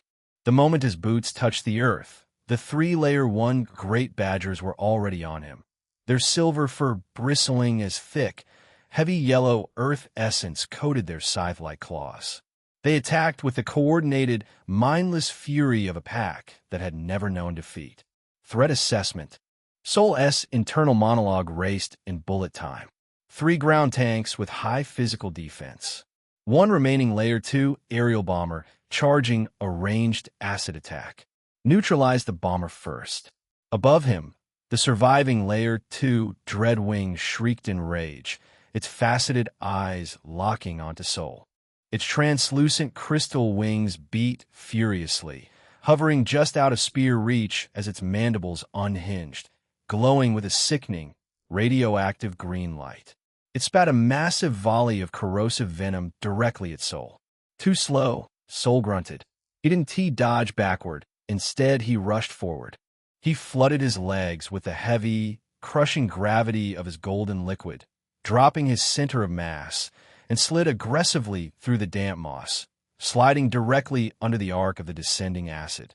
The neon green venom splashed violently behind him, melting a thick fern into bubbling sludge. Before his slide even finished, the leading badger snapped its jaws at his face. Soul planted his left boot hard into the dirt, halting his momentum instantly. He grabbed the heavy void oak shaft of his spear with both hands and drove the blunt butt of the weapon upward in a vicious uppercut. Crack! The wood slammed into the underside of the badger's jaw, rattling its brain inside its reinforced skull and knocking its front paws off the ground. Using the momentarily stunned beast as a stepping stone, Soul channeled maximum output into his calves and vaulted directly off the badger's broad, armored back. He launched himself 20 feet into the air, completely defying gravity, and met the hovering dreadwing face to face. The giant insect's faceted eyes widened in primitive shock. It hadn't expected the ground-bound prey to suddenly take to the sky. Bugs près, Sol sneered. In midair, he spun his body, using his sheer momentum to swing the obsidian spear in a devastating, horizontal executioner-esque arc. The black glass blade bypassed the creature's thick stone armor entirely and sheared cleanly through the joint of its right crystal wing. The dreadwing shrieked in absolute agony as its wing was severed cleanly off.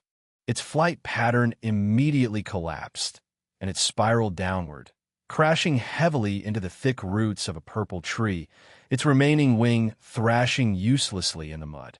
Soul landed heavily back on the forest floor, the golden liquid in his chest roaring like an open furnace. He was instantly surrounded by the 3 enraged badgers. Aerial threat neutralized. Time to break some rocks. The fight turned into a brutal brawl. The great badgers were relentless, relying on their earth-hardened fur to tank his thrusts. But Soul was a biological engine of infinite stamina. He didn't tire. He didn't slow down, and his spatial awareness was absolute. He wove through their snapping jaws and glowing claws with terrifying precision. He parried a swipe with the shaft of his spear, stepped inside the guard of the second badger, and delivered a devastating, golden liquid-infused palm strike directly to its ribs. He had previously killed a Layer 2 Omen Blood, so what were these Layer 1? They were slower, weaker, and smaller than that Layer 2. The sheer concussive force bypassed the armor and shattered the beast's internal organs, dropping it instantly. The third badger lunged for his hamstring. Soul violently pivoted, sweeping the spear low to trip its front legs, then brought his heavy boot down in a brutal, earth-shattering stomp directly onto the back of its neck. Crunch! Within 60 seconds, the clearing was dead silent. The 3 badgers and the 2 dreadwings lay dead in the churning mud, completely eradicated by a newly awakened youth who hadn't even broken a sweat. Soul stood amidst the carnage, breathing heavily, a wild, exhilarated grin on his face. He rolled his broad shoulders, wiping a speck of acidic spray from his leather armor. Okay, Soul murmured, his crimson eyes glowing faintly. That was a solid warm-up. Chapter 237. Surrounded again, Chapter 237. Chapter 237. Surrounded again, okay, Soul murmured, his crimson eyes glowing faintly. That was a solid warm-up. He stood amidst the carnage of the 5 high-tier beasts, rolling his broad shoulders as the heavy, comforting warmth of the golden liquid hummed in his chest. The adrenaline of the skirmish was still singing in his veins, but his mind was already moving to the next objective. Just a mile away, the apocalyptic clash of the Layer 3 Lord Beasts was still raging. The distant, continuous concussive booms and mechanical shrieks echoed through the dense canopy, a violent reminder that the true masters of the Great Orth were still contesting against each other's throat. Sol tightened his grip on the Void Oak Spear. Now, let us go see if I can find an opening to third-party that boss fight. Of course, that would be the ultimate goal, but I doubt I'll be able to find the opportunity. But doesn't T hurt checking it out? But just as he took a single, confident step forward to move toward the noise actually came to him. Boom! The earth beneath Sol's boots violently bucked, hitting with the force of a localized magnitude 8 earthquake. The sudden, violent upheaval nearly threw him completely off balance. A shockwave of pure, unadulterated physical force ripped through the dark woods, originating not from the Lord Beasts, but from the dense tree line directly in front of him. The shockwave flattened the massive purple ferns for hundreds of yards in every direction, snapping petrified roots and sending a blinding cloud of dust and debris washing over the clearing. Sol snapped his head up, his crimson sight flaring to maximum capacity to pierce the dust. The thermal signatures that lit up his vision made the breath completely stall in his lungs.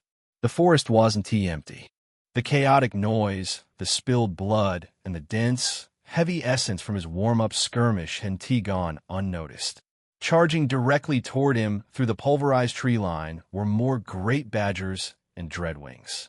And this time, they didn't number in a small, manageable hunting party. They numbered in the literal hundreds. It was a tidal wave of fur, stone, crystal, and venom.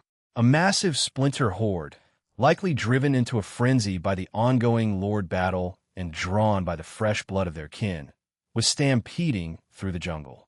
Dozens of massive, Layer 2 Omen Blood great badgers tore up the earth like living bulldozers, accompanied by legions of Layer 1 lackeys. Above them, the canopy was practically blotted out by a massive, buzzing cloud of dread wings, their translucent wings vibrating with a deafening, mechanical roar that drowned out all other sound. To them, the humans standing in the middle of their dead kin, radiating a suffocating golden liquid aura, wasn't just an intruder. He was the perfect, glowing target for their leaderless, redirected rage. Sol didn't even think for a fraction of a millisecond. Nope, his pragmatic survival instinct screamed. He spun on his heel, completely abandoning any arrogant thoughts of observing the Lord fight, and ran for his absolute life. He moved with blinding speed, his evolved muscles launching him through the dense jungle. But sheer physical speed on the ground had its limits in a primordial forest. Sol had to weave around massive, skyscraper-sized purple trunks, vault over slippery, moss-covered logs, and dodge the snapping maws of opportunistic flora. The dreadwings had the unobstructed sky. Within minutes, the horrifying, vibrating hum grew deafeningly loud right above his head. The Layer 2 dreadwings, significantly faster and more aerodynamically coordinated than the common mobs, had completely bypassed the treacherous terrain and swooped down to cut off his escape route. 6 massive, heavily armored insects dropped into the small clearing ahead of him, their crystal wings beating furiously to kick up blinding clouds of dirt. Their hooked mandibles clicked menacingly, snapping the lower branches of the trees as they formed a literal wall of chitin and stone. Behind him, the roaring, earth-shattering stampede of the badgers grew louder. The trees were violently shaking. He was completely encircled. He didn't have any option to just run his way out. If he didn't fight right here, right now, his only result would be to become a high-protein snack for a horde of overgrown bugs and angry mammals. Fine, Sol thought, his crimson eyes narrowing into dangerous slits as he skidded to a halt. Let us dance. The leading Layer 2 dreadwing didn't wait. It lunged, its massive, side-like mandibles snapping horizontally for his neck, intending to decapitate him in a single strike. Sol didn't retreat. He ducked under the sweeping jaws, feeling the sharp wind whistle past his ear, and used his full, unbridled physical power to thrust his spear upward. The blunt shaft slammed directly into the creature's armored underbelly. The concussive force of Sol's golden liquid-enhanced strength knocked the massive insect violently backward. sending it crashing into the trunk of a tree with a sickening crunch. Using this momentary opening, he spun and attacked the second and third dreadwings closest to him. He became a blur of dark leather and golden essence, his void oak spear sweeping in wide, devastating arcs. He forced the giant insects to frantically back away to avoid getting their delicate crystal wings shattered by his heavy blows. But they didn't retreat far. They simply adjusted their formation and kept attacking, swarming him from multiple angles. Sol couldn't find a single opening to land a finishing blow. Every time he wound up for a lethal thrust, another insect would dive to intercept his weapon. And then the ground forces arrived. The tree line behind him exploded as the vanguard of the great badgers crashed into the clearing. The earth physically shook as dozens of massive, stone-armored mammals joined the fray. The encirclement was complete. The battle escalated into an absolute claustrophobic nightmare. It was a chaotic, high-speed melee where a single misstep meant being torn to shreds. Sol fought like a demon. His golden liquid core roared, flooding his limbs with infinite stamina and crushing density. He easily slaughtered the common essence-born beast that foolishly tried to swarm his legs, his obsidian blade turning them into bloody mist. He swept his spear low, shattering the kneecaps of a leaping Layer 1 badger, and smoothly transitioned the momentum into a backhand strike that caved in the skull of a descending Layer 1 dreadwing. But the Layer 2 Omen Bloods were a completely different breed of terror. There were simply too many of them this time, and under the pressure of the chaotic horde, they seemed to be working in a terrifying, instinctual coordination. The dreadwings would dive from the canopy to force Sol into a defensive, upward block, and the exact moment his spear was occupied, a heavily armored Layer 2 Great Badger would ram into him from his blind spot. Clang! Sol parried a scythe-like claw swipe from a massive, silverback badger, the impact sending a jarring shock up his arms that made his bones ache. Before he could counterattack, a crystal wing sliced through the air toward his back, forcing him to violently contort his body to avoid being bisected. He was constantly on the defensive, forced to weave, duck, and parry a relentless storm of stone claws and razor-sharp mandibles. But as he fought, bleeding slightly from a shallow, grazing cut on his cheek, Sol's analytical mind processed a crucial tactical anomaly. Chapter 238. Dual Silver Golden Eruption, Chapter 238. Chapter 238. Dual Silver Golden Eruption, they R&T using their acid, Sol noted, sidestepping a lunging insect and driving the butt of his spear into its thorax. It was true. The dreadwings, usually so eager to rain bone-melting venom from the sky, were engaging entirely in close-quarters physical melee. The sheer density of the horde was actually saving his life.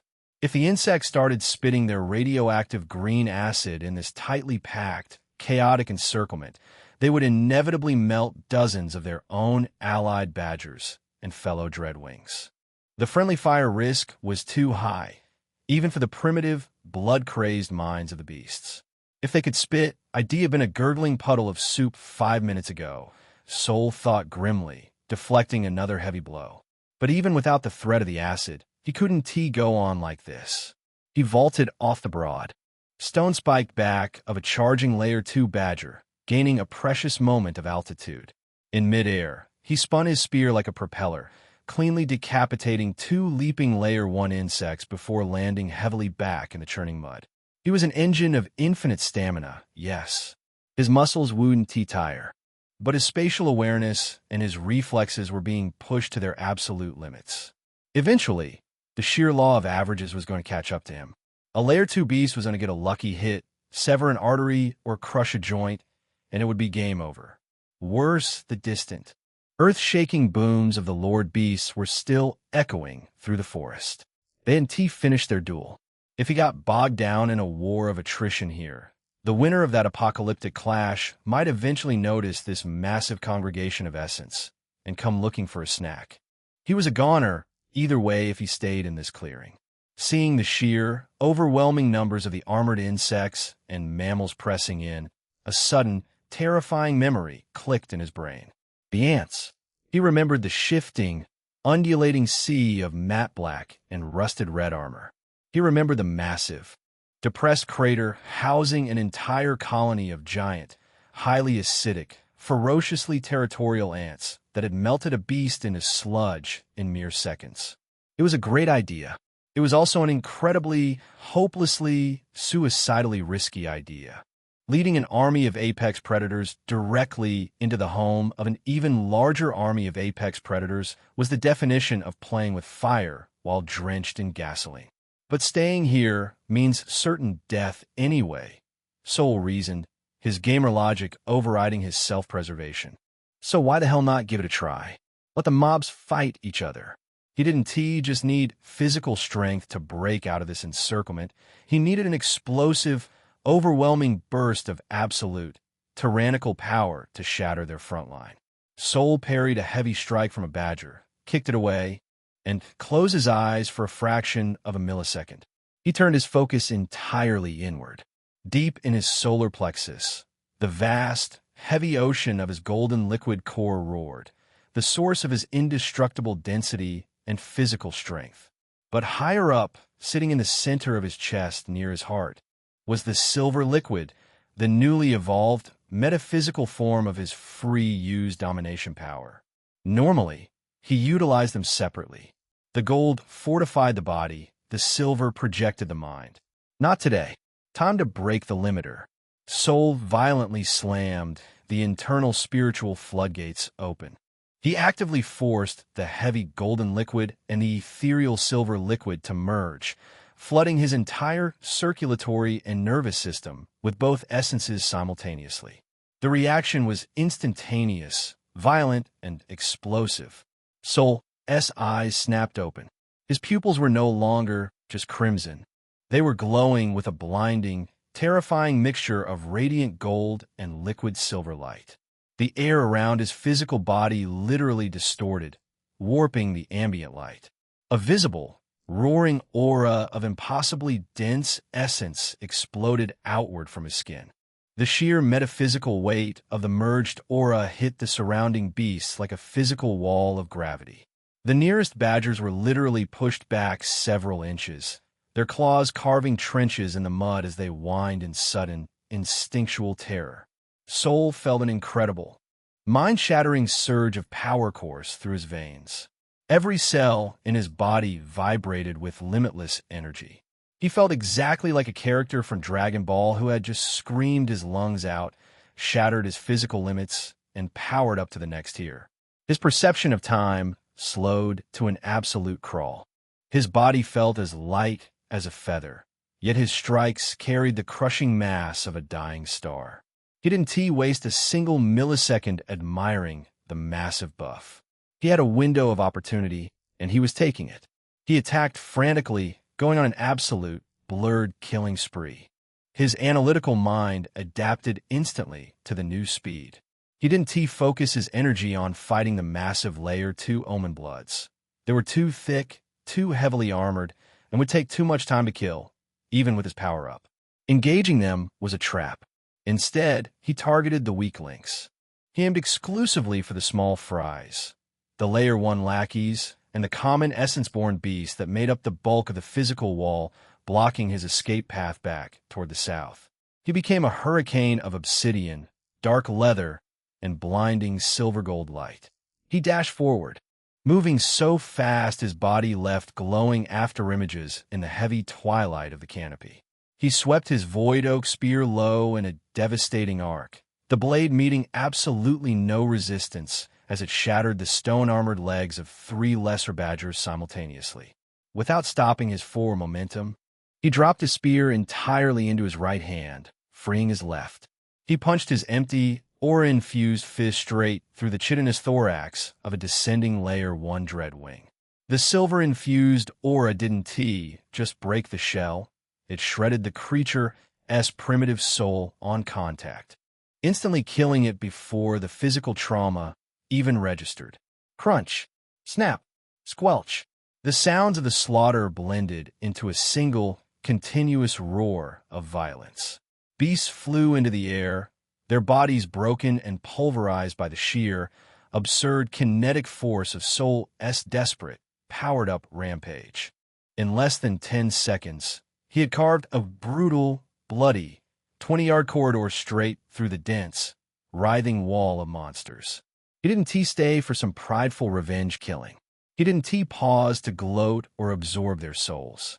He used the momentary shock and physical disruption of his explosive breakout to shoot directly through the gap in the encirclement, leaving the roaring, confused horde behind him in the dust. He made a run for it. But of course, they weren't going to just let him off. The shock of the breakout lasted only a moment. When the horde realized what had happened, they went completely, unapologetically mad.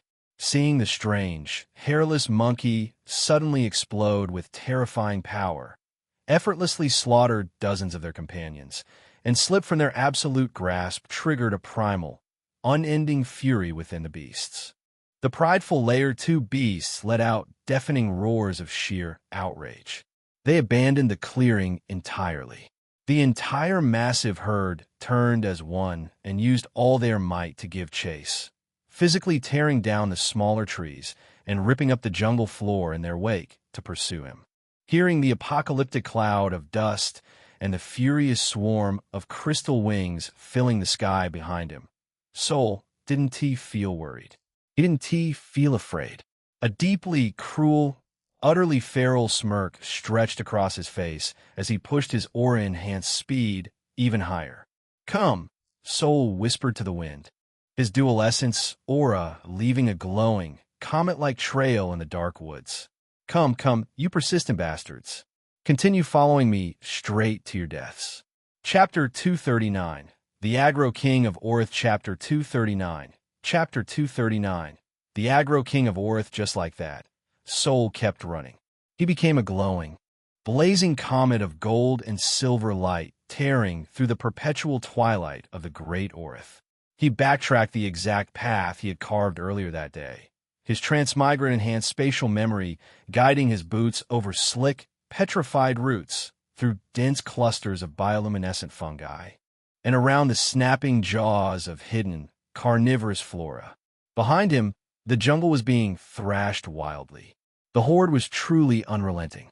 The sheer, apocalyptic noise of hundreds of enraged, omen-blood beasts stampeding through the dense brush sounded like a localized tectonic collapse.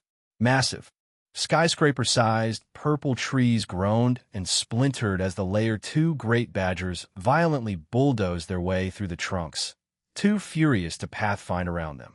Above the snapping timber, the mechanical, vibrating shrieks of the dreadwing swarm pierced the heavy air, accompanied by the constant, terrifying hiss of errant acid melting the foliage as they frantically tried to target his blurring silhouette.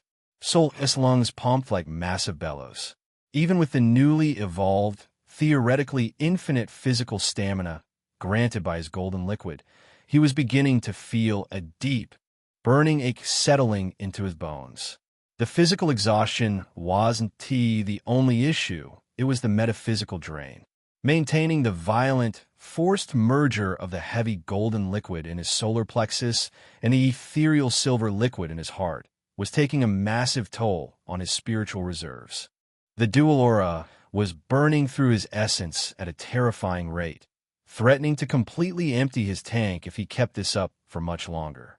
Just a little further, Soul gritted his teeth, his jaw locked tight with concentration. Don't drop the aggro. Keep them mad.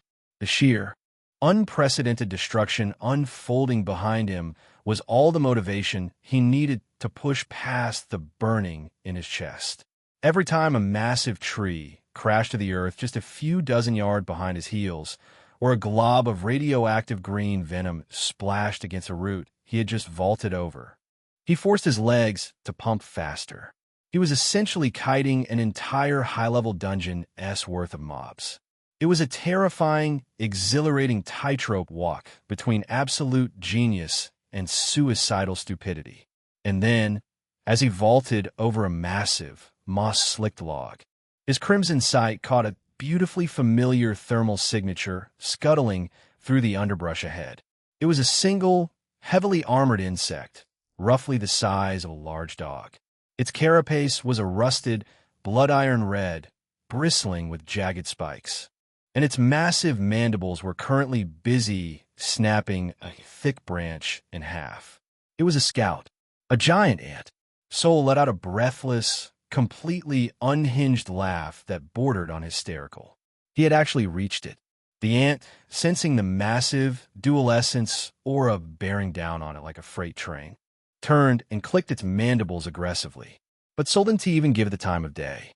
He laughed again, a wild, echoing sound, and violently squeezed the very last dregs of his explosive silver-gold power into his calves. With a deafening sonic boom that shattered the air and kicked up a massive crater of mud, Sol exponentially increased his speed. He blurred past the scout, and so fast the wind of his passage sent the heavy insect tumbling backward into the ferns. He had successfully created a crucial 50-yard gap between himself and the leading aerial dreadwings. He crashed headfirst through a final, dense wall of giant, glowing violet ferns. Boom! The claustrophobic trees suddenly broke, revealing a massive, depressed clearing. He was back. He had successfully navigated right to the edge of the colossal crater that housed the apex ant colony, and the colony was already ready for the grand welcome. The sheer volume of noise echoing from the north, the localized earthquakes caused by the charging badgers, the shrieks of the dreadwings, and hysterical laughter of Sol had put the entire massive hive into a state of absolute, hyper-aggressive high alert. The crater was a shifting, undulating, horrifying sea of matte black and rusted red. Thousands of giant, highly acidic ants were swarming the basin, boiling out of the subterranean tunnels. The continuous clicking of their massive, iron-like mandibles sounded like a deafening torrential downpour hitting a tin roof. They were in full battle formation, their antennae twitching frantically, ready to defend their territory from the approaching disaster. Seeing the human burst from the ferns, radiating a blinding aura, the entire outer perimeter of the hive instantly swiveled toward him. Hundreds of soldier ants raised their abdomens, preparing to vomit a wave of bone-melting acid. But before their primitive, hive-mind neural networks could even process the command of fire, Sol was already past them. He didn't slow down. He didn't engage. He didn't even draw his spear. He burned the absolute last drop of his speed boost to completely bypass the outer rim of the crater, running along the very edge of the steep drop-off. As he blurred past a massive cluster of heavily armored soldier ants, he flashed them a bright, incredibly smug smile, raising 2 fingers in a mock salute. "Thanks for the hard work, boys," Sol yelled breathlessly, his voice echoing over the clicking mandibles.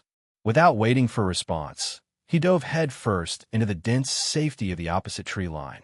The exact second he was concealed by the thick foliage, he immediately channeled a burst of golden liquid into his hands and feet and scrambled 30 yards straight up the trunk of a colossal void oak tree, perching himself on a thick, sturdy branch high above the ground. He immediately severed the connection between his golden and silver liquids, forcefully dropping the dual aura to avoid completely emptying his core.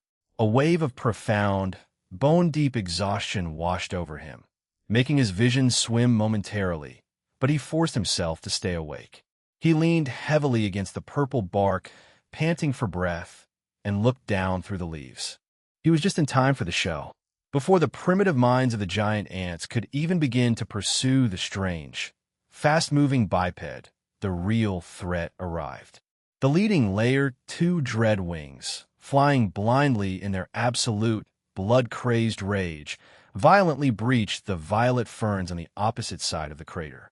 Because all their predatory focus, all their burning, insulted anger was locked entirely on his Sol's fading essence trail, they suffered a massive, fatal lapse in spatial awareness. They completely failed to realize that they had just aggressively invaded the airspace of another apex colony. As for what happened next, it was brutally, gloriously predictable. The giant ants, already on high alert, and agitated by the noise, saw a swarm of massive, hostile flying insects charging aggressively into their home. They didn't care about the small, hairless monkey that had just run past. To the ruthless logic of the hive mind, the Dreadwings were an invading army aiming for their queen. The crater erupted. A literal, physical wave of black and rusted red armor surged upward. Hundreds, maybe thousands of soldier ants launched themselves from the high branches, the petrified roots, and the edges of the crater, leaping dozens of feet into the air to intercept the diving Dreadwings. Instantly, the clearing was transformed into an apocalyptic battle zone. Chapter 240, Chaotic Three-Way War. Chapter 240. Chapter 240, Chaotic Three-Way War. Instantly, the clearing was transformed into an apocalyptic meat grinder. A literal hell's cape of chitin, fur, and corrosive fluids. The Dreadwings, finally realizing they had flown directly into a meat grinder, shrieked in panic. Free from the friendly fire restrictions of their own tightly packed horde, they also unhinged their mandibles and unleashed massive, continuous torrents of neon green acid. The radioactive rain fell upon the hive. Hundreds of ants were instantly melted into hissing, bubbling foul puddles of sludge, their carapaces dissolving under the horrific toxicity. But the ants were entirely, terrifyingly unfazed by casualties. They didn't feel fear. They only felt the imperative to protect the nest. They swarmed the massive insects through the acid rain. Their iron-like mandibles sheared through the delicate, translucent crystal wings of the Dreadwings with sickening crunches, grounding the aerial bombers instantly. Once a Dreadwing hit the dirt, it was buried under a writhing mound of black and red armor, the ants vomiting their own corrosive, orange-black fluids directly into the gaps of the Dreadwing's stone armor. As more and more time passed, the vibrations of the massive war drew the true horrors from deep within the subterranean anthill. The ground in the center of the crater buckled and caved in. From the depths, massive, heavily armored commander ants emerged, monsters that possessed their own omen bloodlines. Several terrifying Layer 2 variants pulled themselves into the light. They were the size of small armored cars, their carapaces a deep, polished obsidian, and their jagged mandibles literally glowed with a terrifying, dark red heat that sizzled the damp air. These Layer 2 ants didn't just bite. They clamped their superheated mandibles onto the grounded Dreadwings, instantly melting through the stone armor and bisecting the massive insects in a spectacular shower of sparks and boiling neon blood. Then, the final piece of the chaotic puzzle arrived. The tree line exploded in a shower of splintered wood and pulverized ferns as the Layer 2 great badgers broke through. They were foaming at the mouth, their eyes bloodshot with a berserker-esque rage. Being hyper-aggressive, fiercely territorial mammals that possessed absolutely zero chill and an inherent hatred for anything that wasn't a badger, they didn't pause to assess the tactical situation. They didn't care that the Dreadwings were technically their allies in the chase against Sol. They saw a chaotic battlefield absolutely crawling with giant, disgusting bugs, and they went completely, unapologetically berserk. The badgers indiscriminately attacked everything in sight. They roared, their silver fur bristling with dense, yellow earth essence that formed a shimmering coat of crystalline armor, and waded directly into the sea of ants. They tackled the massive Layer 2 commander ants, their essence-hardened claws tearing through thick chitin like wet paper.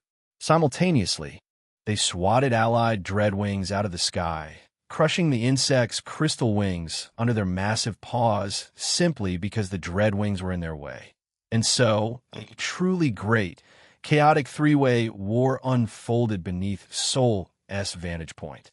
Initially, the invading Dreadwings and the Great Badgers, possessing superior individual bloodlines and high-tier area of effect attacks, seemed to be gaining the upper hand. The Badgers were walking tanks, casually crushing tens of lesser ants under rock and claw, while the Dreadwings rained localized artillery strikes of venom from above.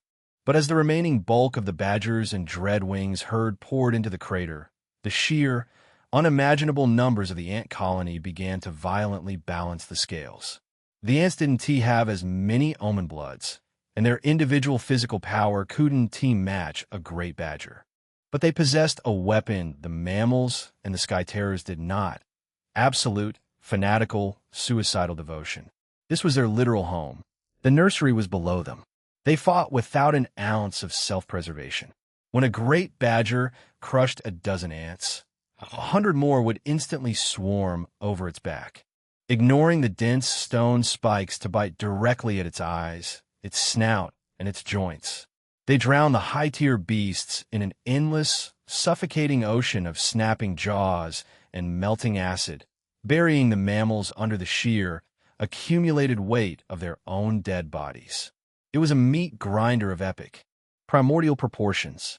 The shrieks of the dread wings, the roaring of the badgers, and the deafening clicking of the ants merged into a continuous, physical wall of noise. The air above the crater grew thick with the foul, choking stench of melting stone, burnt chitin, and vaporized blood. As for what the soul was doing, he was lounging comfortably on his thick, sturdy branch, perfectly concealed by the broad, overlapping violet leaves. He leaned his back against the purple trunk, let out a long, contented sigh, and pulled his leather waterskin from his belt. He uncorked it with his teeth, took a long, incredibly refreshing drink of the sweet, cool plant water, and wiped his mouth with the back of his glove. He looked down at the apocalyptic, three-way war unfolding in the crater below. His crimson sight picked up the massive, swirling thermal blooms of hundreds of beasts dying every single minute, their loose souls dissipating into the heavy air. Soul crossed his legs, resting his void oak spear casually across his lap. A deeply smug, incredibly cruel, and utterly satisfied smirk stretched across his handsome face as he watched a massive Layer 2 badger get slowly, agonizingly dismantled by a swarm of 1,000 superheated ants. This, Soul murmured softly to himself, raising his waterskin in a mock toast to the carnage below, is exactly what you get for daring to surround the great soul. Enjoy the eviction notice, you stupid bastards. He settled back against the bark, ready to enjoy the show. He was in no rush. He would wait for the three factions to completely annihilate each other, grinding their numbers down to a manageable fraction. And when the dust finally settled and only the exhausted, battered survivors remained, he would drop down and reap the absolute motherlode of essence and materials. The great Orith was brutal, but for a transmigrator who knew how to exploit the agromechanics, it was a paradise of free loot. Chapter 241. Climax of the Battle. Chapter 241. Chapter 241. Climax of the battle. The great Orith did not possess a concept of mercy. It was a realm entirely dictated by the primal, unapologetic laws of bone, essence, and absolute violence. Likewise, the battle in the crater below had escalated from a chaotic skirmish into a localized, apocalyptic meat grinder. Soul sat perched high up in the dense, violet foliage of the colossal void oak branch, his legs dangling casually over the edge of the abyss, watching the great Orith demonstrate exactly why humanity hid behind wooden walls and heavily warded ruins. This was a mere territorial dispute. It was a biological war operating at maximum capacity, a pure, unfiltered display of the brutal, primitive laws that governed this savage world. It was a mesmerizing, horrifying spectacle of nature operating at its most ruthless capacity. Down in the massive depression, the three-way war had entered its white-hot stage. The initial shock of the clash had worn off, replaced by a suffocating, blood-crazed frenzy. The sheer volume of ambient primal essence being expelled by hundreds of high-tier beasts was visibly distorting the air above the crater. The atmosphere had turned into a toxic soup of glowing green acid fumes, floating earth dust, and the sickeningly sweet smell of vaporized, superheated insect blood. And it was becoming incredibly clear who the ultimate victor was going to be. The Dreadwings and the Great Badgers possessed vastly superior individual bloodlines. A single swipe from a Layer 2 badger could crush a dozen ants in a paste, and a single volley of acid from a dreadwing could melt a trench through the horde. But the ants were an ocean, and you couldn't T-punch an ocean to death. The dreadwings, the terrifying aerial bombers that the High Shaman Zephyra had spoken of with such profound dread, were being systematically eradicated. Their initial advantage of flight had been completely neutralized by the sheer, overwhelming volume of the ant colony. In fact, their greatest advantage, their aerial mobility and ranged artillery, was rapidly turning into a fatal liability. The Layer 2 bombers had spent the first 10 minutes carpet-bombing the ant swarm with radioactive green venom, melting hundreds of the rusted red drones into hissing sludge. But their venom sacs were biological, and under the frantic, terrified pace of the battle, they began to run dry. Without their acid, they were forced to dive lower to use their hooked mandibles and razor-sharp crystal wings. Every time a massive, crystal-winged insect dove to snatch an ant in its mandibles, a dozen more rusted red soldier ants would launch themselves from the high embankments, latching onto the fragile, pulsing veins of the dreadwing's wings. Sol watched, his jaw tight, as a massive Layer 2 dreadwing was dragged from the sky. It hit the churning mud with a sickening crash, its mechanical shrieks instantly muffled as a literal tidal wave of black and red chitin washed over it. The insect's stone armor was dissolved by a concentrated volley of formic acid, and within seconds, it was reduced to a twitching, hollowed-out husk. And even if they didn't get down, the massive, obsidian black Layer 2 commander ants didn't just know how to bite. They possessed the horrifying ability to violently eject their own soldiers. Using their massive, superheated mandibles like organic catapults, the commanders launched clusters of the smaller, rusted red soldier ants directly into the air. Sol continued to watch in morbid fascination as a massive, 30-foot dreadwing swooped down to bisect a batch of ants. And he successfully did so, but it didn't. He knew that it was a trap all along. Before the insect could pull up, a dozen catapulted ants slammed into its translucent crystal wings. They didn't try to bite the stone armor. They clamped their iron-like jaws directly onto the fragile, pulsing black veins within the crystal wings, and violently twisted. The dreadwing shrieked, a deafening, mechanical sound of pure terror, as its left wing shattered like a pane of glass. Its flight pattern collapsed instantly. The massive beast spiraled out of the sky, crashing heavily into the very center of the ant swarm. It didn't even have time to react as a tidal wave of black and red armor washed over it. The massive insect thrashed, its remaining wing kicking up a storm of dirt. But it was useless. The ants swarmed over its faceted eyes, blinding it. They poured into the gaps of its shattered stone armor, tearing at the soft, pulsing flesh beneath. Within 60 seconds, the shrieking stopped. The massive dreadwing was reduced to a hollow, twitching husk of hollowed-out stone. The great badgers weren't faring much better. The undisputed kings of close-quarters brawling, these massive, silver-backed mammals were fighting with a hyper-aggressive, never-back-down tenacity that defined their omen bloodlines. They formed small, tightly packed defensive circles, their fur glowing blindingly bright with dense, yellow earth essence that hardened their bodies into jagged, impenetrable stone spikes. A single swipe from a great badger could crush 20 ants in a paste. But the ants didn't care, and continued their suicidal attacks. The sheer, unimaginable numbers of the colony were simply drowning the mammals with their bodies. The ants willingly threw themselves onto the stone spikes, impaling themselves just to weigh the massive mammals down. The corpses piled up into literal, fleshy ramps, allowing fresh waves of superheated commander ants to swarm directly over the badgers' heads, biting at their eyes and tearing at their softer underbellies. Sol watched a Layer 2 great badger, fighting to its absolute last breath. Its earth armor was heavily cracked, weeping thick streams of dark red blood. One of its eyes had been melted by leftover dreadwing acid, and 3 of its legs were completely buried under a writhing mound of biting ants. But the badger refused to fall. It let out a guttural, earth-shaking roar, channeling every last drop of its internal core into its jaws.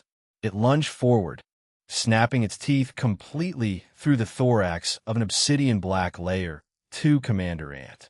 Crunch! The massive ant was bisected. But as it died, the commander's superheated, dark red blood exploded outward, pouring directly down the badger's throat. The great badger let out a horrific, gurgling scream as its internal organs were instantly flash-boiled. It thrashed violently, crushing a dozen more ants in its death throes, before finally collapsing, steam violently hissing from its open jaws as the light faded from its remaining eye. The shrieks of the dying insects, the guttural, earth-shaking roars of the cornered badgers, and the deafening, torrential clicking of thousands of mandibles created a physical wall of sound that made Soul's eardrums throb. It was a total, systematic annihilation. The ants were on the verge of entirely wiping out the combined horde that had chased Soul here. Soul leaned back against the rough bark of his branch, pulling his water skin from his belt to take a slow sip. He should have been relieved. He had successfully outsourced his absolute destruction to the local wildlife. The horde that had relentlessly chased him through the deep woods was currently being ground into fertilizer. He was safe, his pursuers were dying, and the path back south toward the Vaynar tribe was wide open. He could simply wait for the battle to die down, slip away into the shadows, and head back to the Vaynar tribe with the Layer 1 Jaguar soul he had secured earlier. Chapter 242, Dangerous, Intoxicating Idea. Chapter 242, Dangerous, Intoxicating Idea. But as he sat there in the shadows of the purple canopy, a deeply dangerous, intoxicating thought began to creep into his mind. The Lord Beast bloodlines. He looked away from the crater, his crimson eyes peering through the dense canopy toward the distant north, where the 2 Layer 3 lords, the gargantuan Dreadwing and the colossal Great Badger, are fighting. Soul knew, he absolutely knew, that going back for them was incredibly, monumentally risky. It was the kind of monumentally stupid, arrogant risk that usually got side characters killed in the middle chapters of a fantasy novel. He had just escaped a gruesome, agonizing death by the absolute skin of his teeth, relying on a combination of extreme luck, infinite stamina, and suicidal wits to kite hundreds of monsters into this exact meat grinder. Going back out there, or trying to capitalize on this current war, meant exposing himself to the apex predators of the Great Orith all over again. But he couldn't let the thought go. It gnawed at him, a relentless itch in the back of his mind. Opportunities like this didn't just come around daily. In a video game, you could farm a boss. In a living, breathing, unpredictable ecology of the Great Orith, witnessing 2 Layer 3 lords, creatures capable of leveling mountains and commanding vast territories. Fight was a miracle akin to winning the cosmic lottery, and in every fight there is always a winner and a loser, and since these beasts don't have much to do with the souls, so that would be his opportunity. And then there was the queen of this very colony. A hive this massive, capable of fielding Layer 2 Omen Blood commanders and wiping out hundreds of high-tier beasts, didn't just spawn from nothing. The heart of this colony, the slumbering monarch deep within the earth, had to be an entity of unimaginable power, perhaps even a Layer 3 herself. Initially seeing so many ants, he didn't even dare stay here, but now saw the beasts kill each. He had a very dangerous and intoxicating idea. He touched the center of his chest, feeling the heavy, rhythmic thrum of his golden liquid core and the cool, ethereal presence of the silver liquid resting near his heart. I can't just walk away from a Layer 3 Lord soul. Soul reasoned with himself, his crimson eyes narrowing. If I anchor a common beast, or even a Layer 2 Omen Blood, my progression is bottlenecked. I'll be strong, sure, but if I can secure a Lord Beast Blood Spirit, I become a true powerhouse. Furthermore, the ticking clock was deafening in his ears. The Vaynar tribe wasn't just sitting peacefully in their wooden palisades. They were on the brink of an existential war. The Juruan, a rival faction described as ruthless and overwhelmingly powerful, was marching on the Great Heartwood. If he returned with a mediocre spirit, he might survive, but what about the tribe? Chief Valara, Kira, the High Shaman Zephyra. Sol closed his eyes, recalling the faces of the people who had taken him in. He thought of Chief Valara, the stern but fiercely protective leader who had manifested a storm-summoning tiger to intimidate the elders. He thought of the High Shaman Zephyra, whose ancient eyes held the wisdom of generations, and who had entrusted him with the sacred, untainted blood jades. And he thought of Kira, the fiery, spear-wielding warrior who had guided him, fed him, and looked at him with a mixture of awe and hope. They had placed the weight of their survival on his shoulders, hailing him as the divine envoy. Sol wasn't he some kind hero, nor did he even consider himself one. Heck, if he had to label himself, he would definitely choose to be a villain.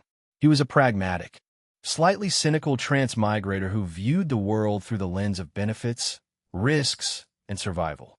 But he wasn't ungrateful either.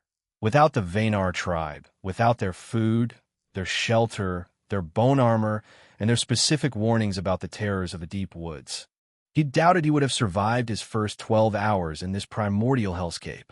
He owed them. He owed them a debt of life. He didn't want the Vaynar tribe to be annihilated. He didn't want to see their wooden walls burned to the ground and their people slaughtered by the Jaruan. He had to stay in this world for the foreseeable future, and he needed a secure base of operations. He needed allies. If he could secure a Lord Beast spirit, he could completely change the tide of the upcoming war. A normal beast spirit cut it. Sol concluded, his eyes snapping open, blazing with a mixture of gold and crimson light. If I want to protect the Vaynar, if I want to actually matter in the upcoming war, I need a game changer. I need a Lord Beast. With the entire massive ant colony currently swarming the surface to eradicate the badgers and dreadwings, their heavily fortified subterranean hive was left entirely vulnerable. The soldiers were outside. The commanders were outside. The path into the heart of the colony was wide open. So he made up his mind.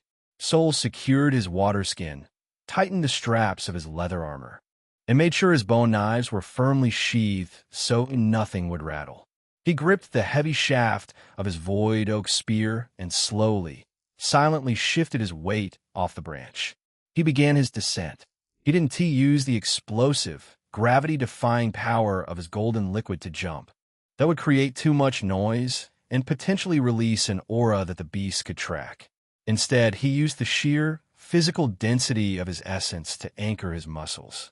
He gripped the deep, jagged fissures of the massive bark, his fingers sinking into the wood like iron pitons, and climbed down the colossal trunk with the agonizing, meticulous stealth of a hunting panther. Every single inch of downward movement was calculated. He carefully navigated around glowing clusters of cyan fungi, avoiding the snapping, carnivorous vines that clung to the lower sections of the tree. The sensory overload increased exponentially the closer he got to the ground. The noise from the crater, just 100 yards away through the dense ferns, was deafening. The ground literally vibrated against his feet. The air was thick with the suffocating stench of formic acid and vaporized blood. Sol pressed his back against a massive, petrified root, staying deep in the heavy shadows of the underbrush. He began to edge his way carefully around the perimeter of the battlefield, his crimson sight sweeping the gloom for any stray beast that might have flanked the main engagement. His heart pounded a steady, high-stakes rhythm against his ribs. He was completely exposed now. If a Layer 2 commander ant spotted him, he would be swarmed in seconds. Thud squelch. Suddenly, something massive, heavy, and wet violently slammed into the mud right beside his left boot. A spray of thick, acidic green fluid splashed violently against the side of his dark leather armor, hissing as it began to eat into the material. Sol's heart almost stopped completely. The breath vanished from his lungs. He froze entirely, instantly turning into a statue. His golden liquid core flared violently in his chest, ready to flood his limbs with explosive power. His knuckles turned white as he gripped his spear in a reverse hold, fully prepared to thrust it blindly into whatever apex predator had just ambushed him from the shadows. Chapter 243. Inside the Hellhole. Chapter 243. Chapter 243. Inside the Hellhole, he thought he had been caught. He thought a Layer 2 beast had spotted him leaving the tree. He slowly, agonizingly turned his head, his eyes wide, his muscles coiled like a steel spring ready to snap. Lying in the mud, mere inches from his leg, was indeed a dreadwing. But it wasn't he attacking. It wasn't he even breathing. Heck, it wasn't he even complete. It was just the torso.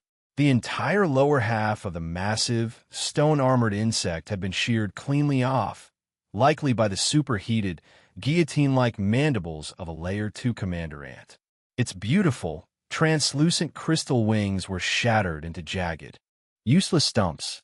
The creature's massive, faceted gem eyes were still wide open, staring blankly and accusingly up at the overlapping purple canopy. Thick, glowing green blood was rapidly leaking from its ruined, open thorax, actively melting the moss and dirt around Soul's boot into a bubbling, toxic puddle. It hadn't ambushed him. It had simply been violently thrown from the crater during the chaotic melee, a piece of biological shrapnel landing right next to him by pure, horrific chance. Soul stared at the bisected insect for 3 long seconds. Slowly, he let out a long, shaky, entirely silent exhale through his nose. His grip on the void oak spear relaxed just a fraction, the overwhelming tension bleeding out of his shoulders. He closed his eyes, willing his racing heartbeat to slow down from a frantic gallop back to a manageable sprint. Gods, Soul mouthed silently, carefully stepping back to avoid the expanding pool of acid. I'm going to have a literal heart attack before a beast even manages to touch me. This world is terrible for my blood pressure. He took a steadying breath, recentered his focus, and continued moving. He navigated the treacherous perimeter of the battlefield, using the colossal root systems and the dense patches of giant ferns as cover. He moved with agonizing slowness, constantly checking the sky for falling debris or stray aerial bombers. Finally, after what felt like an eternity of creeping through the shadows, he reached his destination. Carved into the side of a massive, sloping embankment just outside the main crater was the entrance to the colony. Because the inhabitants of the Great Orith were terrifyingly massive, the entrance wasn't a small, hidden hole in the dirt. It was a cavernous, gaping maw easily 15 feet high and 20 feet wide. It looked like the entrance to a subterranean dungeon, reinforced with hardened, regurgitated earth and thick layers of dried, acidic saliva that gave the walls a sickly, glossy sheen in the dim light. The ants are a subterranean species. Their tunnels must spiderweb for miles in every direction, including north. Subterranean, with the entire colony currently swarming the surface to fight the badgers and dreadwings, the tunnels should be relatively empty. As he looked inside, all he could see was darkness. It was dark. It was incredibly, profoundly scary. The sheer scale of the tunnel was a glaring reminder that he was willingly walking into the literal belly of the beast. Soul paused at the threshold, taking one last look at the apocalyptic war raging in the crater behind him, ensuring no stragglers were watching him. Then, he turned and stepped into the absolute blackness of the entrance. The transition was immediate and intensely oppressive. The moment he stepped out of the twilight of the jungle and into the subterranean tunnel, the deafening noise of the massive war above became muffled, replaced by a heavy, suffocating silence that pressed against his eardrums. The air here was incredibly humid, clinging to his skin and his clothes like a wet, heavy blanket. The stench of raw formic acid, damp earth, and potent chemical pheromones was so concentrated it made his eyes water instantly.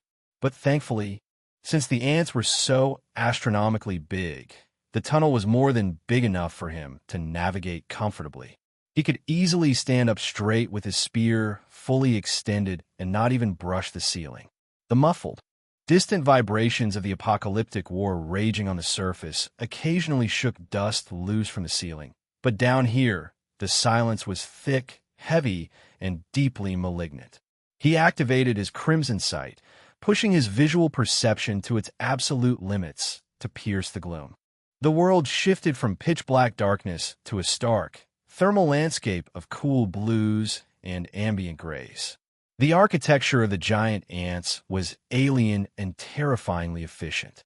The walls of the tunnels were perfectly smooth, lacking the jagged roughness of a natural cave. They had been meticulously excavated and cemented together by millions of mandibles, coated in a thick, glossy layer of regurgitated earth and dried acidic slime. It looked less like a tunnel and more like the inside of a colossal, petrified esophagus. Thick, petrified tree roots broke through the ceiling and walls at random intervals, covered in a strange, pale, bioluminescent mold that provided a very faint, sickly yellow glow to the subterranean world. The stench was nearly unbearable. It wasn't tea, just the sharp, chemical burn of raw formic acid. It was layered with the cloying, sweet reek of decay, the musty odor of ancient fungus, and a thick, heavy musk of aggressive pheromones that made his eyes water and his throat close up. "All right," Soul breathed, his voice barely a microscopic whisper in the dark. "Let us see what a multi-generational apex colony keeps in its basement." The tunnel before him was a winding, jagged labyrinth of hardened earth.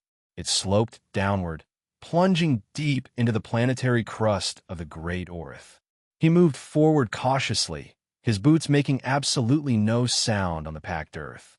He kept his breathing shallow, actively suppressing the heavy, roaring aura of his golden liquid core until it was nothing more than a faint, contained ember in his chest. In this pitch-black labyrinth, stealth was his absolute only armor. After 10 minutes of silent descent, the tunnel began to wind and descend deeper into the earth. It wasn't a single, straight path. Within a few more minutes, Soul reached a massive junction where the tunnel branched off into dozens different, equally massive corridors, leading to different sections of the sprawling underground empire. As he stopped and looked around, he felt the crushing, claustrophobic weight of the great Orith bearing down on his shoulders. Millions of tons of earth and petrified root systems hung directly above his head, held up only by the hardened, regurgitated spit of giant insects. Left, right, or center, Soul thought. Looking at the intersection, he crouched down, examining the floor. He didn't possess a tracking skill, but common sense dictated that the most heavily trafficked tunnels would have the most wear and tear.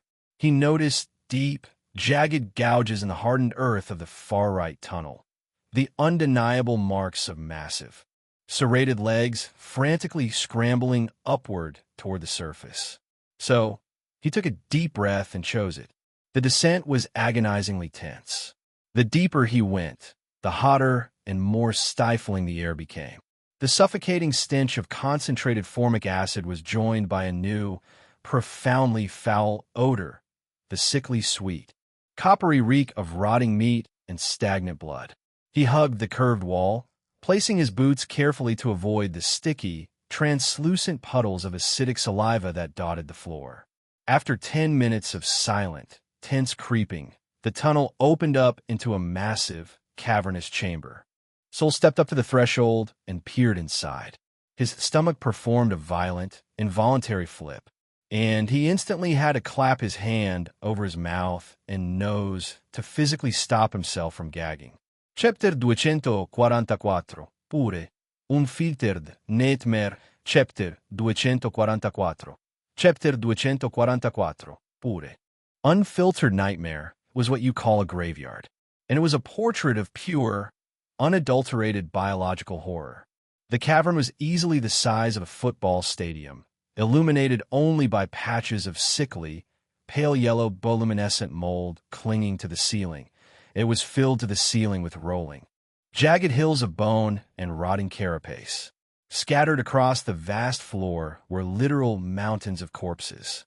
Soul saw the half-melted, unrecognizable carcasses of great badgers, their stone-spiked fur dissolve to expose the rotting muscle beneath.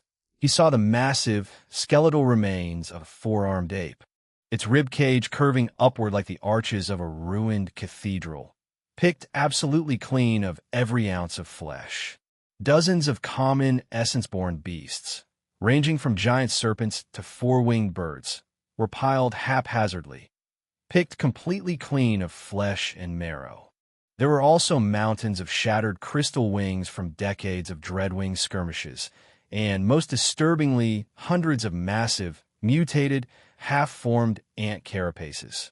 They were the failed experiments of the colony, the deformed soldiers and commanders that had been ruthlessly cannibalized and discarded by their own sisters. The ambient heat of decomposition in this room was suffocating. Crunch. Sol froze entièrement. He could swear that the sound hadn't come from him. Click. Scrape. Click. Soul remained statued, his golden liquid core instantly flaring. From behind a towering pile of ribs of deer-like creatures, a thermal signature flared into his vision. It was a faint, sickly yellow-orange. A scavenger ant crawled into view. It was a specialized worker caste, roughly the size of a large wolf. But its body was pallid and almost translucent, lacking the heavy armor of the surface soldiers. Its mandibles were flat and serrated, designed for crushing bone rather than slicing flesh, and it dragged a bloated, acidic abdomen behind it. It was entirely blind, its head lacking faceted eyes altogether. It navigated purely by scent and vibration, its long, pale antennae sweeping the air frantically. Soul knew he couldn't let it leave this room. If it caught his scent and released an alarm pheromone, the entire hive would instantly turn their attention from the surface ward down into the tunnels. But unfortunately, he didn't have any way to cover his smell, at least not yet. So it had smelled him. The scavenger paused, its antennae locking directly onto Soul's position. Its mandibles parted, preparing to release a high-frequency chemical shriek to alert the hive. Soul didn't let it. He moved with the terrifying, silent speed of an executioner. He didn't use his spear. The obsidian blade would have scraped against the carapace and made a sound. He simply flooded his legs with pure, golden liquid density and closed the 30-foot gap in a single, blurring stride. He didn't use the obsidian blade of his spear. Slashing the thick chitin might make too much noise. Before the scavenger could even twitch, Soul's left hand shot out like a viper, clamping brutally around its mandibles and forcefully holding its mouth completely shut. Simultaneously, his right hand, his fist, hardened into a blunt weapon of flesh and bone, struck the back of the ant's pale head. Squelch! His fingers pierced the soft, unarmored chitin at the base of the skull, driving straight into its primitive brain cluster and crushing it instantly. The giant insect convulsed violently in his grip, its legs kicking out, but Soul held it suspended in the air, his muscles locked like steel cables until the twitching completely stopped, dropping the rotting meat from its jaws. Soul stood over it, his breathing shallow and controlled. He waited for 10 agonizing seconds, listening for any shift in the ambient hum of the hive. Nothing. He gently, silently lowered the massive corpse to the ground, pulling his bloody hand free and wiping the pale fluid on a nearby badger skull. Too close, Soul muttered, his heart hammering against his ribs. He quickly skirted the edge of the bone pit, slipping into another tunnel on the opposite side. The air here began to grow perceptibly warmer, the humidity spiking so drastically that condensation began to drip from the ceiling like a slow, toxic rain. The next chamber he entered shattered his pragmatic, gamer-logic detachment, replacing it with pure, visceral, stomach-churning horror. It was the abattoir, the larder. But the colony didn't just store dead meat. In the sweltering, damp heat of the subterranean depths, dead meat rotted too quickly. So they kept it fresh. Soul stared through his crimson sight at a scene pulled straight from his worst nightmares. Hanging from the ceiling and plastered against the walls were dozens of massive beasts, completely encased in thick, glowing green cocoons of hardened acidic resin. There were massive, multi-legged panthers, giant serpents, and even a few of the fierce, silver-backed great badgers. And they were all glowing with bright red thermal signatures. "They're alive," Sol realized, a cold sweat breaking out across his forehead. The ants and tea killed them. They had paralyzed them with a specialized, non-lethal neurotoxin, dragged them miles underground, and entombed them in resin, leaving only their mouths and spiracles exposed so they could breathe. They were living pantries. As Sol watched in horrified silence, a pair of rusted red worker ants scurried up the wall to a paralyzed, softly whimpering jaguar. Using their razor-sharp mandibles, they carefully, methodically sliced a chunk of fresh meat from the beast's exposed flank. The jaguar's eyes rolled back in agonizing, silent terror, unable to move a single muscle as the ants consumed it alive, piece by agonizing piece. This was the brutal, unvarnished reality of the primitive world. It wasn't an honorable duel between warriors. It was a slow, agonizing harvest in the dark. Sol clenched his jaw so hard his teeth ached. He forced himself to look away, hugging the shadows of the wall, moving with agonizing care to avoid the scurrying workers. He suppressed his aura to absolute zero, practically holding his breath as he slipped through the chamber of living horrors and ducked into the next descending corridor. The heat was becoming oppressive. His dark leather armor clung to his skin, slick with sweat. The smell of pheromones had grown so thick it tasted metallic on his tongue. He quickly crossed the nightmarish larder, eager to escape the suffocating smell of rot, and slipped into a tunnel on the opposite side. This new corridor sloped deeper, and the atmosphere shifted again. The air grew significantly warmer, practically boiling with humidity. The walls here weren't just packed earth. They were coated in a soft, pulsating, white organic webbing that felt sickeningly spongy under his boots. He knew he was getting closer to the heart of the colony. The tunnel widened, revealing another massive chamber. But this one wasn't filled with the dead. It was filled with the unborn. Sol crouched behind a thick, petrified root at the entrance and looked into the nursery. If the larder had been disgusting, the nursery was pure, unfiltered nightmare. Hanging from the ceiling and packed into thousands of hexagonal earthen cells along the walls were the eggs. They were massive, translucent, glowing pale red sacs, each the size of a beer keg. But it wasn't the eggs that made Sol's skin crawl. It was what had hatched from them. Chapter 245. VIP Pass Through Hell. Chapter 245. Chapter 245. VIP Pass Through Hell. But it wasn't the eggs that made Sol's skin crawl. It was what had hatched from them. Sol could literally see the dark, curled-up shapes of the larval ants twitching and developing inside the fluid. Writhing blindly over the egg clutches were thousands of pale, fleshy grubs. They were horrific, pale, segmented worms, also known as larvae, each the size of a large dog, possessing no legs, only a massive, gaping circular maw lined with tiny, hooked teeth. They lacked the hard chitin and legs of the adults, consisting only of a blindly thrashing, bloated body and a horrifying, circular mouth filled with rasping, needle-like teeth. They writhed blindly over one another in a massive, wriggling pile, emitting high-pitched, wet squeals that set Sol's teeth on edge. Gods above, Sol thought, a wave of profound revulsion washing over him. I am never, ever complaining about spiders in my bathroom again. Scuttle, scuttle. Two caretaker ants, possessing slightly thinner mandibles and distended abdomens, were moving among the grubs. They were vomiting a thick, glowing green slurry, likely the chewed-up meat they had harvested from the larder, directly into the gaping mouths of the writhing larvae. Sol needed to cross this room to reach the deeper tunnels, but the caretakers were actively patrolling the floor. He took a deep breath, suppressing his disgust. He couldn't avoid them.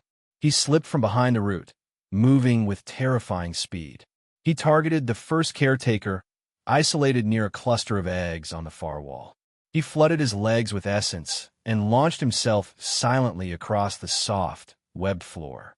He grabbed the ant's head with his bare left hand, his golden liquid granting him the strength of a hydraulic press, instantly clamping its mandibles shut to prevent it from screeching.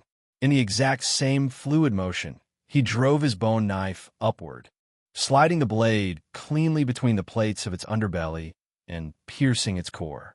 He lowered the massive, dying insect gently to the floor to prevent a thud. The second caretaker turned, its antennae vibrating wildly as it sensed the sudden lack of its partner's pheromones. It spotted Sol, a stark, dark figure standing amidst the pale, glowing eggs. Its mandibles opened to release a high-pitched alarm hiss. Whoosh! Solden even stepped forward. He simply hurled his heavy void oak spear like a javelin. The obsidian blade crossed the cavern in a fraction of a second, carrying the absurd, crushing kinetic force of Sol's full strength. It struck the caretaker dead center in its open mouth, pinning the massive insect violently to the earthen wall behind it. The spear vibrated with a low hum, the ant instantly dead, completely silenced before it could make a single sound. Sol quickly jogged over, wrenched his spear free from the wall, and wiped the acidic blood off the obsidian blade onto the webbed floor. He stood in the center of the writhing, squealing nursery, completely surrounded by the grotesque, pulsating heart of the colony's future. The heat was unbearable, and the sheer alien wrongness of the environment was beginning to weigh heavily on his mind. He looked at the 4 different tunnels leading out of the nursery, all descending deeper into the suffocating blackness. I'm getting lost, Sol realized. His crimson sight only showed him the immediate thermal environment, not the layout of a labyrinth that likely spanned for miles in every direction. The architecture is 3-dimensional. They build up, down, and laterally. If I took the wrong path, I could end up wandering these dark, humid tunnels for days until I starved, or until I stumbled into a barracks filled with thousands of resting soldier ants. He needed a map. He needed a guide. As he moved ahead, his eyes locked onto a lone, rusted Red Scout ant that was separated from the main group of caretakers. It was a Layer 1 essence-born, currently busy grooming its antennae near the edge of the tunnel entrance, completely isolated from the others. Sol didn't reach for his spear. He didn't ready his muscles for a physical strike. A highly dangerous, entirely reckless idea blossomed in his mind. He stepped out of the shadows, revealing himself perfectly to the scout. The giant ant instantly froze, its faceted eyes locked onto the bipedal intruder, its mandibles parted, the acidic sacs in its abdomen clenching to release a warning pheromone scream that would alert the entire nursery. Now, Sol didn't use the heavy, physical gravity of his golden liquid. Instead, he tapped deep into the center of his chest, into the cool, ethereal reservoir of his silver liquid, the evolved, absolute manifestation of his free-use domination power. He didn't project it outward as a physical shockwave. He focused it into a single, needle-thin beam of pure, tyrannical metaphysical authority, shooting it directly from his mind into the primitive, instinct-driven neural cluster of the ant. Submit. The command wasn't a suggestion. It was a violent, absolute override of the creature's biological coding. The scout ant went rigid. The chemical scream died in its throat before it could even be voiced. Its mandibles snapped shut, and its aggressive posture instantly collapsed. To the primitive, hive-mind-connected brain of the insect, the human standing before it suddenly ceased to be an intruder or prey. The connection was formed. It was infinitely smoother and more profound than his control over the jaguar or the mantises. The silver liquid bypassed the ant's formidable essence resistance entirely, violently rewriting its loyalties. Sol became its queen. He became its god. Sol let out a quiet breath, wiping a line of sweat from his temple. Controlling a Layer 1 insect was surprisingly taxing in this pheromone-heavy environment, but the link was secure. He stepped forward, standing directly in front of the massive, rusted red ant. He didn't speak aloud. He pushed his intent through the silver thread connecting their minds. Take me to the queen. The shortest, safest path. The ant's antennae twitched in terrified, absolute reverence. It slowly turned around, its jagged legs clicking softly against the floor, and bypassed the writhing sea of larvae, leading Soul into a completely unassuming, narrow tunnel hidden behind a massive, petrified root. The guided tour of the abyss had begun.